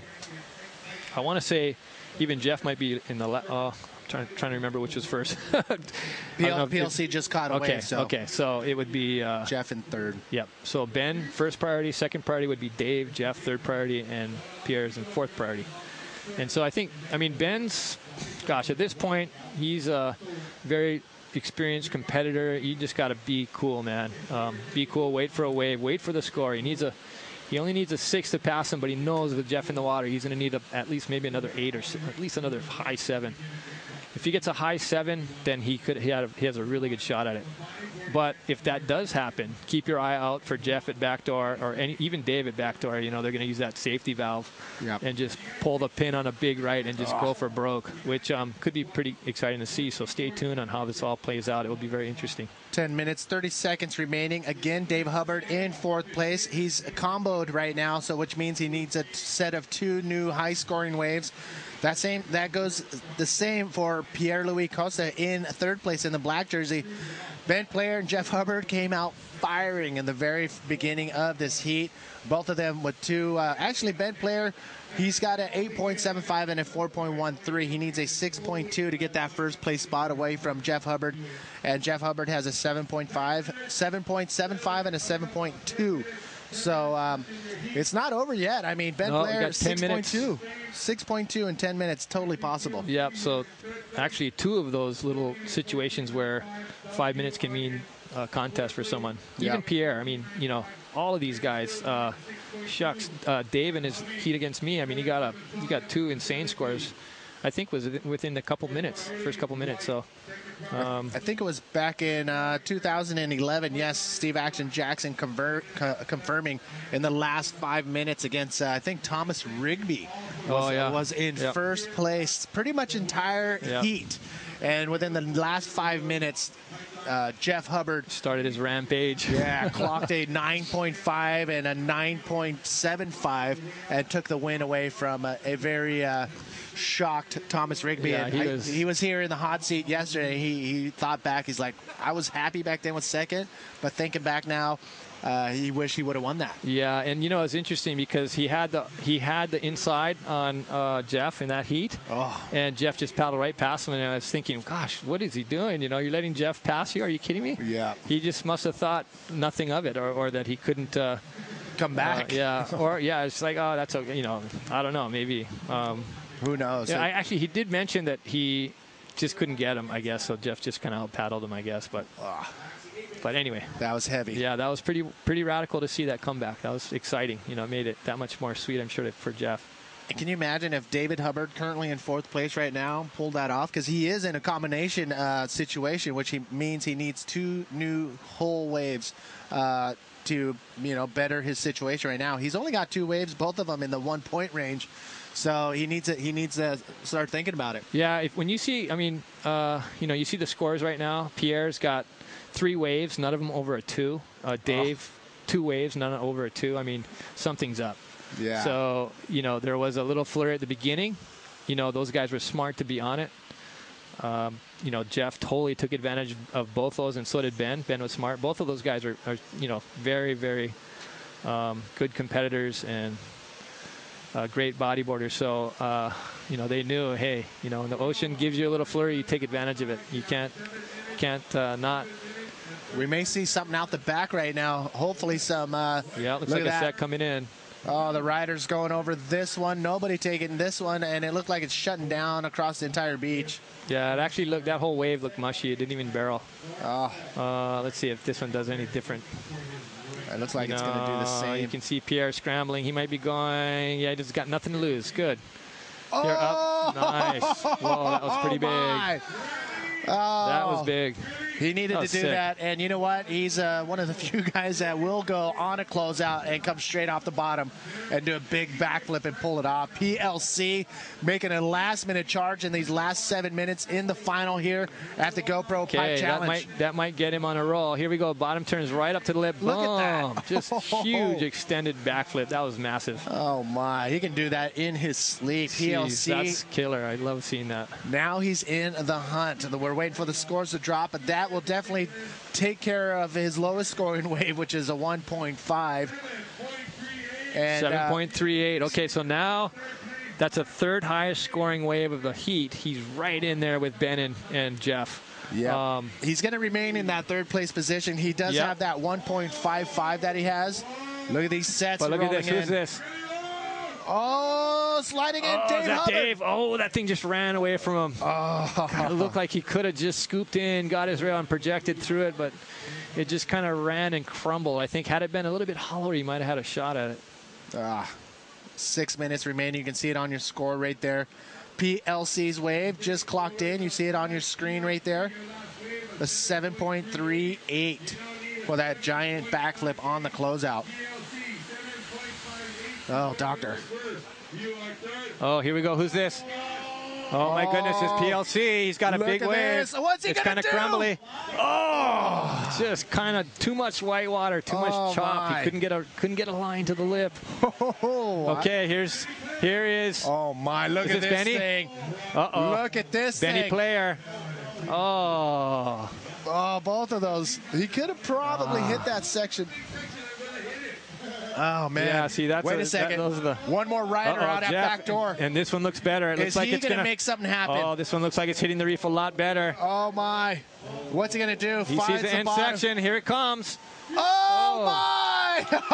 Oh, that was sick. Let's see if he can pull right out of it. You know he's going to hold on for life. Hold on to that. Can he come out in front of that? He's on the back of the whitewater. Oh, man. Shucks. 3 big backdoor waves. Was massive. And nobody coming out with a solid score. Obviously, Jeff Hubbard will get a higher score, but none of the other waves really came together for anybody. So here's the exchange. So watch this. Watch when he hits this whitewater from the wave previous. See all these bumps? It's just so hard to get up to the lip with any speed. Ben had that first section and looking for the next one, but it just kind of ran away from him. Probably a good move. Now, Jeff's wave kind of formed up pretty nice. He might have just went for it a little bit too hard, you know. That was heavy. That was awesome. He looked like he really wanted to pull that off. Yeah, he almost got it. Gosh, how so shallow close. is it right in that zone right there? It is very shallow. I have little. There was one place I got gouged this winter was from backdoor and just from paddling out. You know, just dunking a wave. It's. You know, you can put your hand down and it's less than a foot deep on the inside of it. So it gets progressively shallower as it gets in. And there's one little section in there that if you get stuck on it, it's super dangerous because there'll be 8-foot, whitewater just mowing through, and it's less than a foot deep, and so you got nowhere to go, And if you put your hands in some places, it's deep, in other places it's shallow, and there's all these weird anomalies in the reef. So that was, that was a pretty pivotal exchange in that it should have, you would have thought that there would have been, out of all 3 of those waves, those 3 caliber of riders taking off, that there would have been a change, but or Jeff could have extended his lead, Ben could have got into the lead, or Pierre, any one of those guys that took off on a wave there could have converted it into that. So I'm curious to see what they got on that. If Jeff got what his score was, because that was pretty massive. We're trying to pull up our iPad has decided to take a break for the rest of the final, so we're going to pull up the scores. Oh my gosh, 3 minutes left. I know. 3 minutes. So I'm going to try to pull it up right here. Coming down to the wire, you can see it on your screen. And yes, that's what I want right there. Okay, there's some jockeying around here. Who's this? Dub. Dub's got a pretty good wave. Is he going to come out of that behind the section? Yes, he comes out. How's this section? Oh, what? Wait, he might. I think he might have made that. Can he come out? Everybody's holding their breath. He landed well on the shockwave. Oh, just got gobbled. Okay, we got 2 minutes left. There is a set coming in. It's gosh, it's not looking epic, but there is a set. So let's see what happens here. This is going to be it, gang. 2 minutes remaining, coming down to the wire. We are totally blind right now, but you know what? I'm going to pull up our. Oh my. Okay, this is a pretty sick wave. It looks Here like. we go. Is this Benny? Benny on a pretty sick wave. This is going to be it. How's the stall? Nice barrel. What's he got? What's he got? Nice air. Okay. Whoa. Okay, this could change things. This could change things. Coming down to the wire. You called it. We're pulling up. Okay. Oh my. We are running out of time here.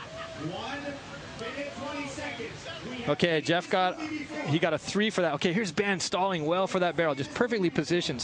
Hitting the brakes. Yeah, and I think he's looking for something big here. He's still got a pretty good invert off of that. That's going to be a good score. Good barrel, good end move. Gosh, could this be Ben's first pipeline victory? Oh, he would love that. I just saw Jeff. I just saw a gesture from Jeff that was like, damn. Oh my. 7.38. That's going to move him in the lead. Oh wow, Ben Player may be looking at his first pipe championship out here. There you have it. How much time he's got? We are looking 35 seconds remaining. Did Ben Player pull off the win here at? It's not over yet. Here comes a backdoor wave. Where's Jeff Hubbard in the lineup? Where is he? That is the one person who could probably take this away from Ben Player. 8.39 is what Jeff Hubbard needs. He's out there in the red jersey. I don't see any sets out the back. Oh, look at Jeff. Backdoor. Is that Jeff in the right? Jeff looking at this backdoor section. What's he going to do? Again, 8.39. No, that's it. Wow. Wow. What a finish. It's going to get crazy on the beach. I know the Australian guys have been having fun down the way. It's going to get nuts. Pierre, last wave of the 2013 pipe challenge. Doctor, the Aussies have taken gonna get the win. loony. The Ben, Aussies. first, after how many years he's come here, such a good rider out at the pipe.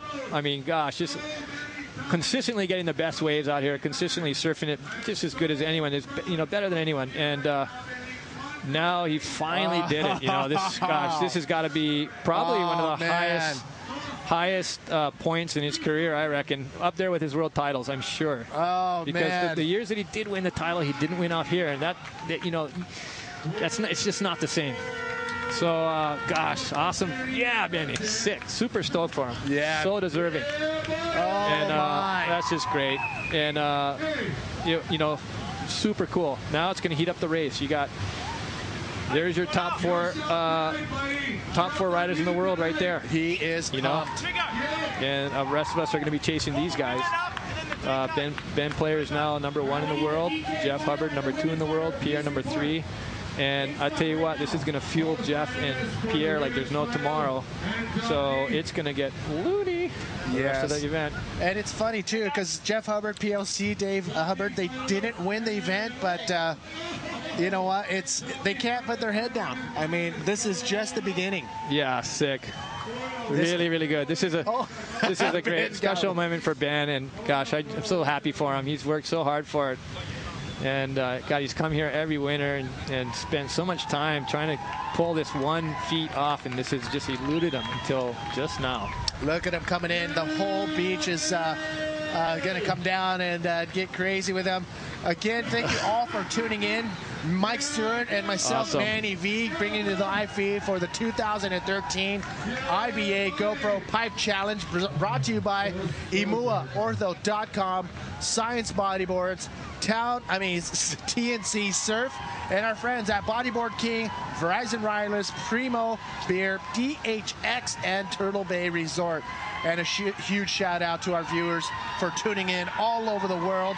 Ben Player. Yeah, he got us so stoked, so sick to see.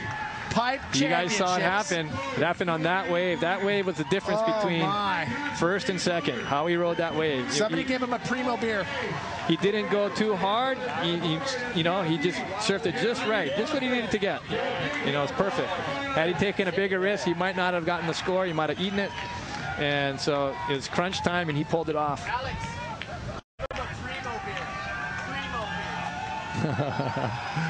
So sick.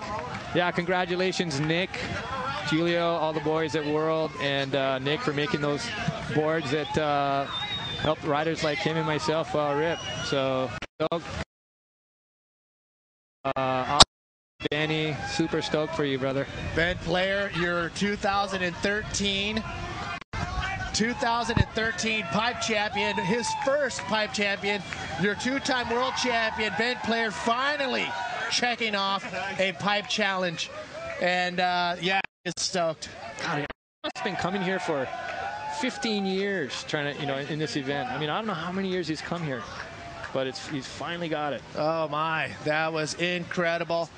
We are going to go over to Alex Leon, I believe. He's going to talk in 1 or 2 seconds. But Hardy giving him a hug. We have a couple back-to-back wins here as well. And his teammates. Isabella Sosa winning last year and winning this year. Isabella Souza back-to-back. And we also have David Hubbard winning back-to-back. I mean, Sasha Specker winning back-to-back in the drop knee division. So congratulations to those two in the women's and drop knee division. Awesome final there. So here we go. Jeff started the campaign. Kind of looked like it was just academic for him, He just was out there cruising. He rode this wave really well in that he... I mean, he came out firing. Yeah, he came out firing. He got a 7.75, second highest wave of the heat right here. And this was within the first minute, And then... Ben Player on his opening wave. Really smart about how he surfed. This was actually his last wave. That was his winning wave. That's what won him the pipe for 2013. This was his first wave. Pulled in, nice barrel, straight up to the lip, boom. Now I can tell you this, as you watch the contest, all the riders do the same thing, and so we're watching what all the different riders are doing, and we're taking notes. So I would say that first wave had something to do with how Andre Botha was coming out the barrel and hitting it, and even GT. And just by, we're watching and we're always trying to improve and, okay, that worked. Okay, I'm going to try to do that. And anyway, so just a little interesting side note. But, yeah, Benny, super cool. There you have it. Ben Player wins his first pipe 2013. You can see I mean, it looked like PLC was going to make a last-minute charge there, but so did Dave Hubbard, getting those last, high-scoring waves towards the end, but it wasn't enough when it came down to the wire. So, again, welcome, everybody. We're going to get over to, I believe, the ceremony. Is a quick little look over to the ceremony. But, again, Manny V here with Mike Stewart. Thank you for the sponsorship, first and foremost. Stoked to support. And we'd love to see you out in the water. And my mom's freaking out because she wants me to cut my beard. She's like, wait, when are you going to cut that thing? So I'm gonna probably go and cut it. It's about time. A lot of people say they love it. Yeah, well, okay, sorry. But, again, thank you, IBA GoPro Pipe Challenge and IMUAortho.com. Thank you. TNC Surf, and we'll be back. We're going to take it down live to the beach, I believe. Are we good to go? It always gets hectic towards the end of the day. Thanks to this guy for making the show so great to watch and entertaining. Thanks, Manny. Just having fun, man. Just having fun. Epic. So if we're still waiting to get ready down there, again, Mike Stewart, thank you for having me here. You're the one that made it happen. Steve Action Jackson for throwing down the stats. Without you, I don't think I wouldn't be able to, make pretend I know what I'm talking about. So thank you, Steve Action Jackson. The viewers for tuning in from all over the world. I hope you had a great time watching the GoPro Pipe Challenge. The riders, they're the ones that are making it happen. So let's get down to the beach. And yes, my wife, without her support, I wouldn't be here as well. So now let's get down to the beach with Alex Leon and the awards ceremony. Where are you at, Alex? Well, what a good event. Started off pretty bad, but it all came to the end, didn't it? And we picked that the forecast, and it turned on for these last 2 days. And I just want to start off with a few thank yous. First off, to GoPro, Adam and his team in California. Thanks so much for helping us with this event, putting it on, and hopefully it's turned out the way you wanted. Also, IMUAortho.com, Kamala and the team. Science, especially Mike Stewart. Thanks so much, Mike. He's in the booth. Everyone give him a pat on the back for supporting the event. TNC, Lani and the crew. bodyboard king, Toby Player back home. Well, he did well. His brother won it, so congratulations. Primo Beer, DHX, Verizon, and also Turtle Bay. Quick shout out to all the IBA crew and all Ben and Bits' crew and Warren and all the fellas around here that have helped on the event. You know, battling through the rain and everything like that. I know it's a hard task, but we got there in the end, so thank you. And a big man here, Big Todd. Big thank you to him. Without him, you wouldn't be getting your rashies. So someone buy him a beer later tonight. And the last thing I want to say, I want to thank Jamie O, Kalar, Bruce, Mark Cunningham, and the rest of the North Shore guys, and Flynn Novak for you know, letting us have an event here, and also putting on a pretty good expression session. Everyone give them a round of applause. I also want to thank the bodyboarding community too around the world. I know this is going live. Without you guys, without that campaign that didn't go around, this event wouldn't have happened. So I want to thank all the bodyboarders around the world that got online and supported what they love best, bodyboarding. So thank you.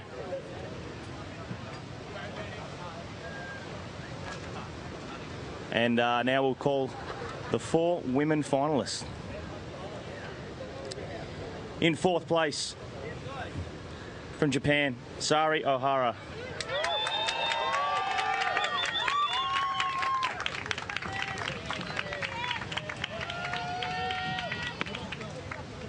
Sorry. Thank you so much. And we'll call on Ben Severson, pipe legend, to hand these trophies out. 3rd women's.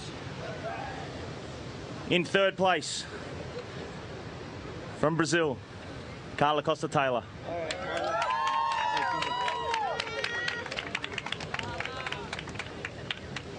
In 2nd place, unbelievable. Keep your eyes on this girl. She's an absolute freak. Manami Hatakeyama from Japan.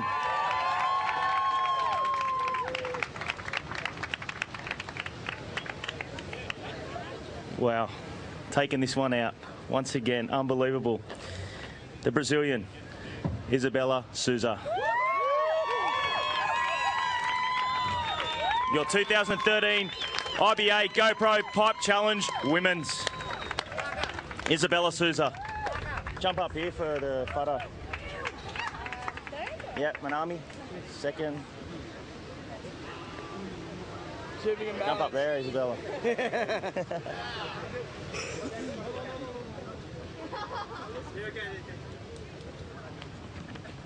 Another round of applause for these sensational finalists.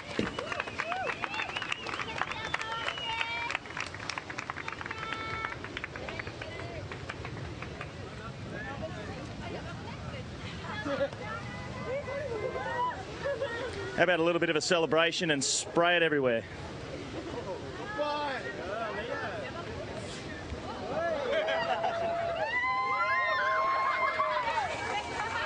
There we go. That's a celebration.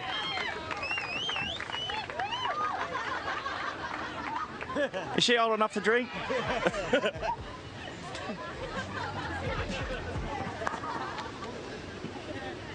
Might have to check some IDs.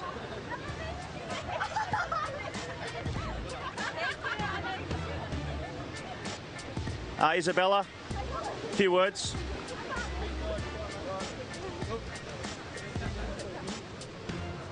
Yeah, I just want to say thank you so much to everybody that is watching in here on the beach. And thank you of my family too in Brazil, and the people that watching on IBA World Tour too. And I just want to say thank you so much to everybody, and I'm really, really happy. It's incredible. It's amazing winning here. Well done, Isabella Souza, 2013 Pipeline GoPro Challenge. I'll call up the DK now, 4 finalists. You want to put on the jerseys? They all have their own jerseys. Yeah, I'll just get them Can up. the girls keep their jerseys? Sasha Specker, Dave Hubbard, Winchester and Sessa. Please come up.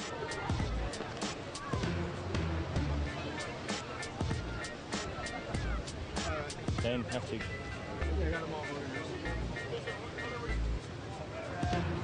So, I'll get them to stand in their spot. Yeah, guys.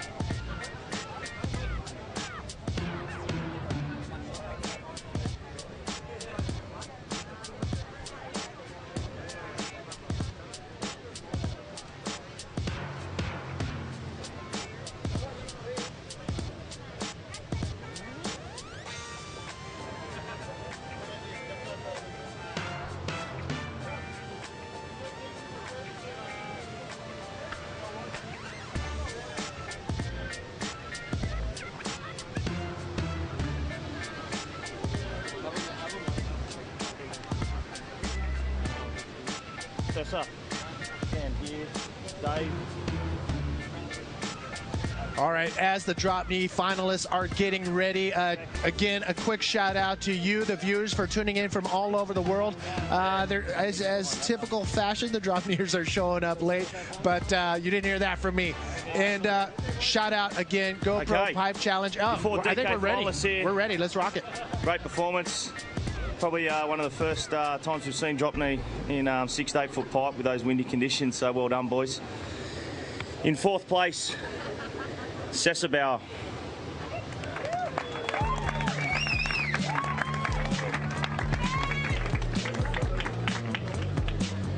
In 3rd place, from Australia, David Winchester.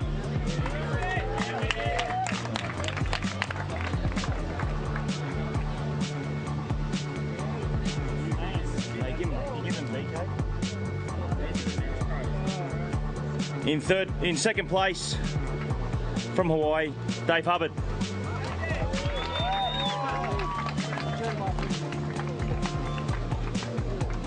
And winning that one, defending champ once again, Sasha Specker from South Africa. Stand on the podium, boys. Yeah, give him beers.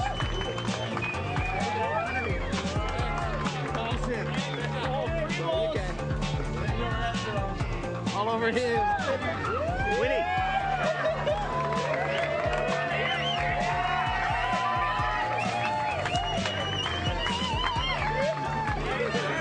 Your 2013 IBA GoPro Pipe Challenge for drop knee, Sasha Specker.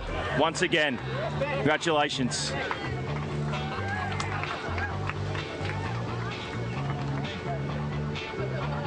Well done, boys. A few words, Sasha? Few words? Finish my shower. I'll wait till that beer droops off the hat so it doesn't get wet. Yeah, damn. I don't know, just it all happened so quick. This morning we all woke up and we were 3 South Africans in events, and all of a sudden, well, in my house at least, all of a sudden I was the only one left. So we were just all joking around that I better win it, and it just ended up like that.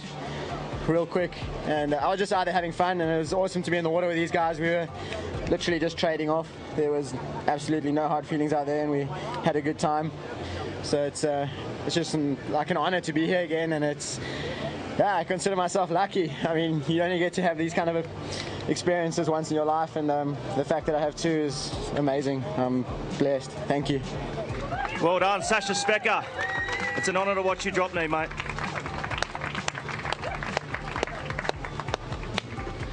Okay, I'd like to call the men's up.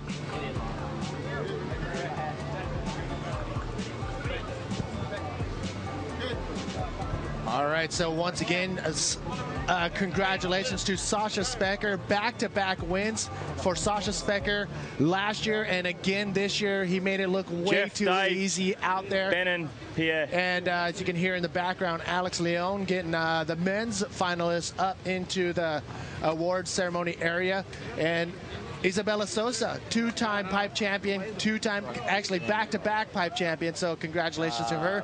And Sasha Specker. This has been a spectacular last 4 days, and shout out to GoPro for hooking it up, as well as imuaortho.com, Science Bodyboards, and TNC Surf. Without them, this would not be possible. And yes, shout out to Bodyboard King, Verizon Wireless, Primo, DHX, and Turtle Bay Resort. I was nervous as well as you all after those first 2 days and some, iffy conditions here at Pipe, but again, we were spoiled last year, having 2 weeks of unbelievable surf last year with the swell of the decade. But I think we got a reality check that Pipe is not as perfect as we'd like it all the time. I think we may be ready downstairs again for the men's finalists. Let's go over and check out Alex Leon. I think they're, they are getting ready. Let's do it. Let's get down to Alex. I think you're ready. Alex, where you at, brother? Thanks, Manny. Yeah, we're down here now. We've got the 4 finalists, and we'll just get them set up behind the podium. Ben, I'd like to stand you in the middle, please. Stand up, will it? No. Yeah. Behind it? Yes, behind it. Well, what a wonderful couple of good days there for bodyboarding. You guys put on a pretty good show, and to come out on top in these sort of conditions, you've got to hold your head pretty high. That was a remarkable surfing at Pipe, and especially Jeff, he had a long battle today doing the expression session, and I thank you for that too. Well, I'll cut to the chase. In 4th place from Hawaii, Dave Hubbard.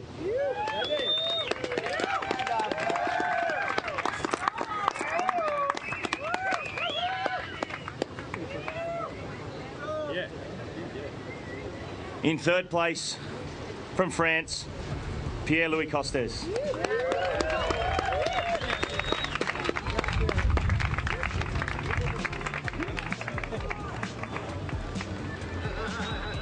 Your 2013 GoPro Pipe Challenge runner-up from Hawaii, Jeff Hubbard.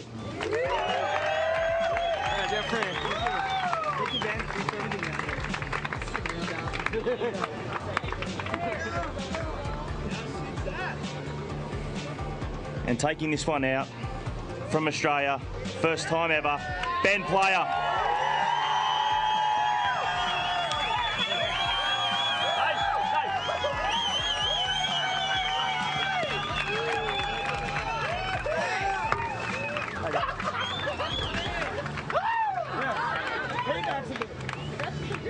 You got me really good.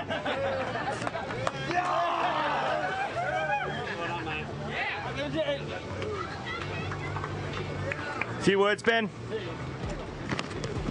Yeah. You guess? Do I have to stand up here? Yes. Yes, you do have to stand up there. First things first, how am I going to get this trophy home? This one. Ooh. I don't know what to say. Like, this is probably one of the highlights of my career. I've never won out here and always wanted to win. Like, when I was a kid, I always looked up to guys like Mike and Konoa and GT and all those guys, and they always won out here. Like, it's like the most important place you could win. So it's something I always wanted to do, and it was something so important to me. So I tried to always put the time in here and put my head down and try and get some waves, and in the hope that one day I'd win out here, and it finally bloody came off. So I just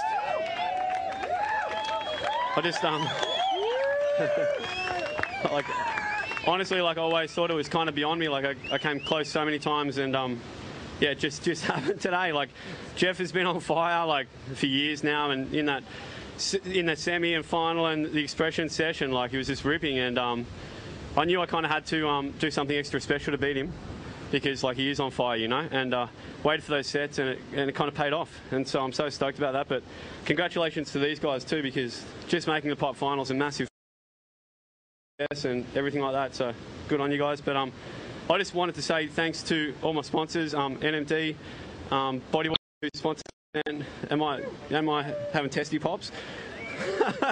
Jesus, is rattling up here.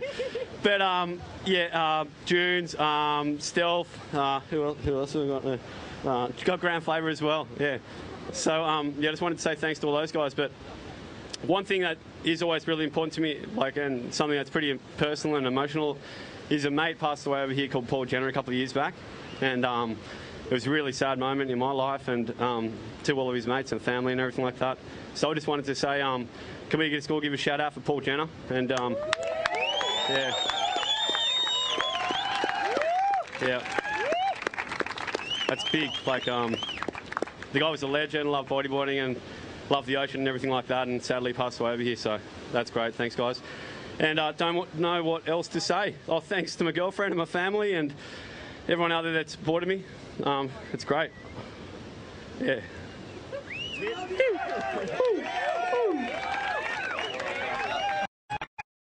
Another round of applause for these 4 finalists.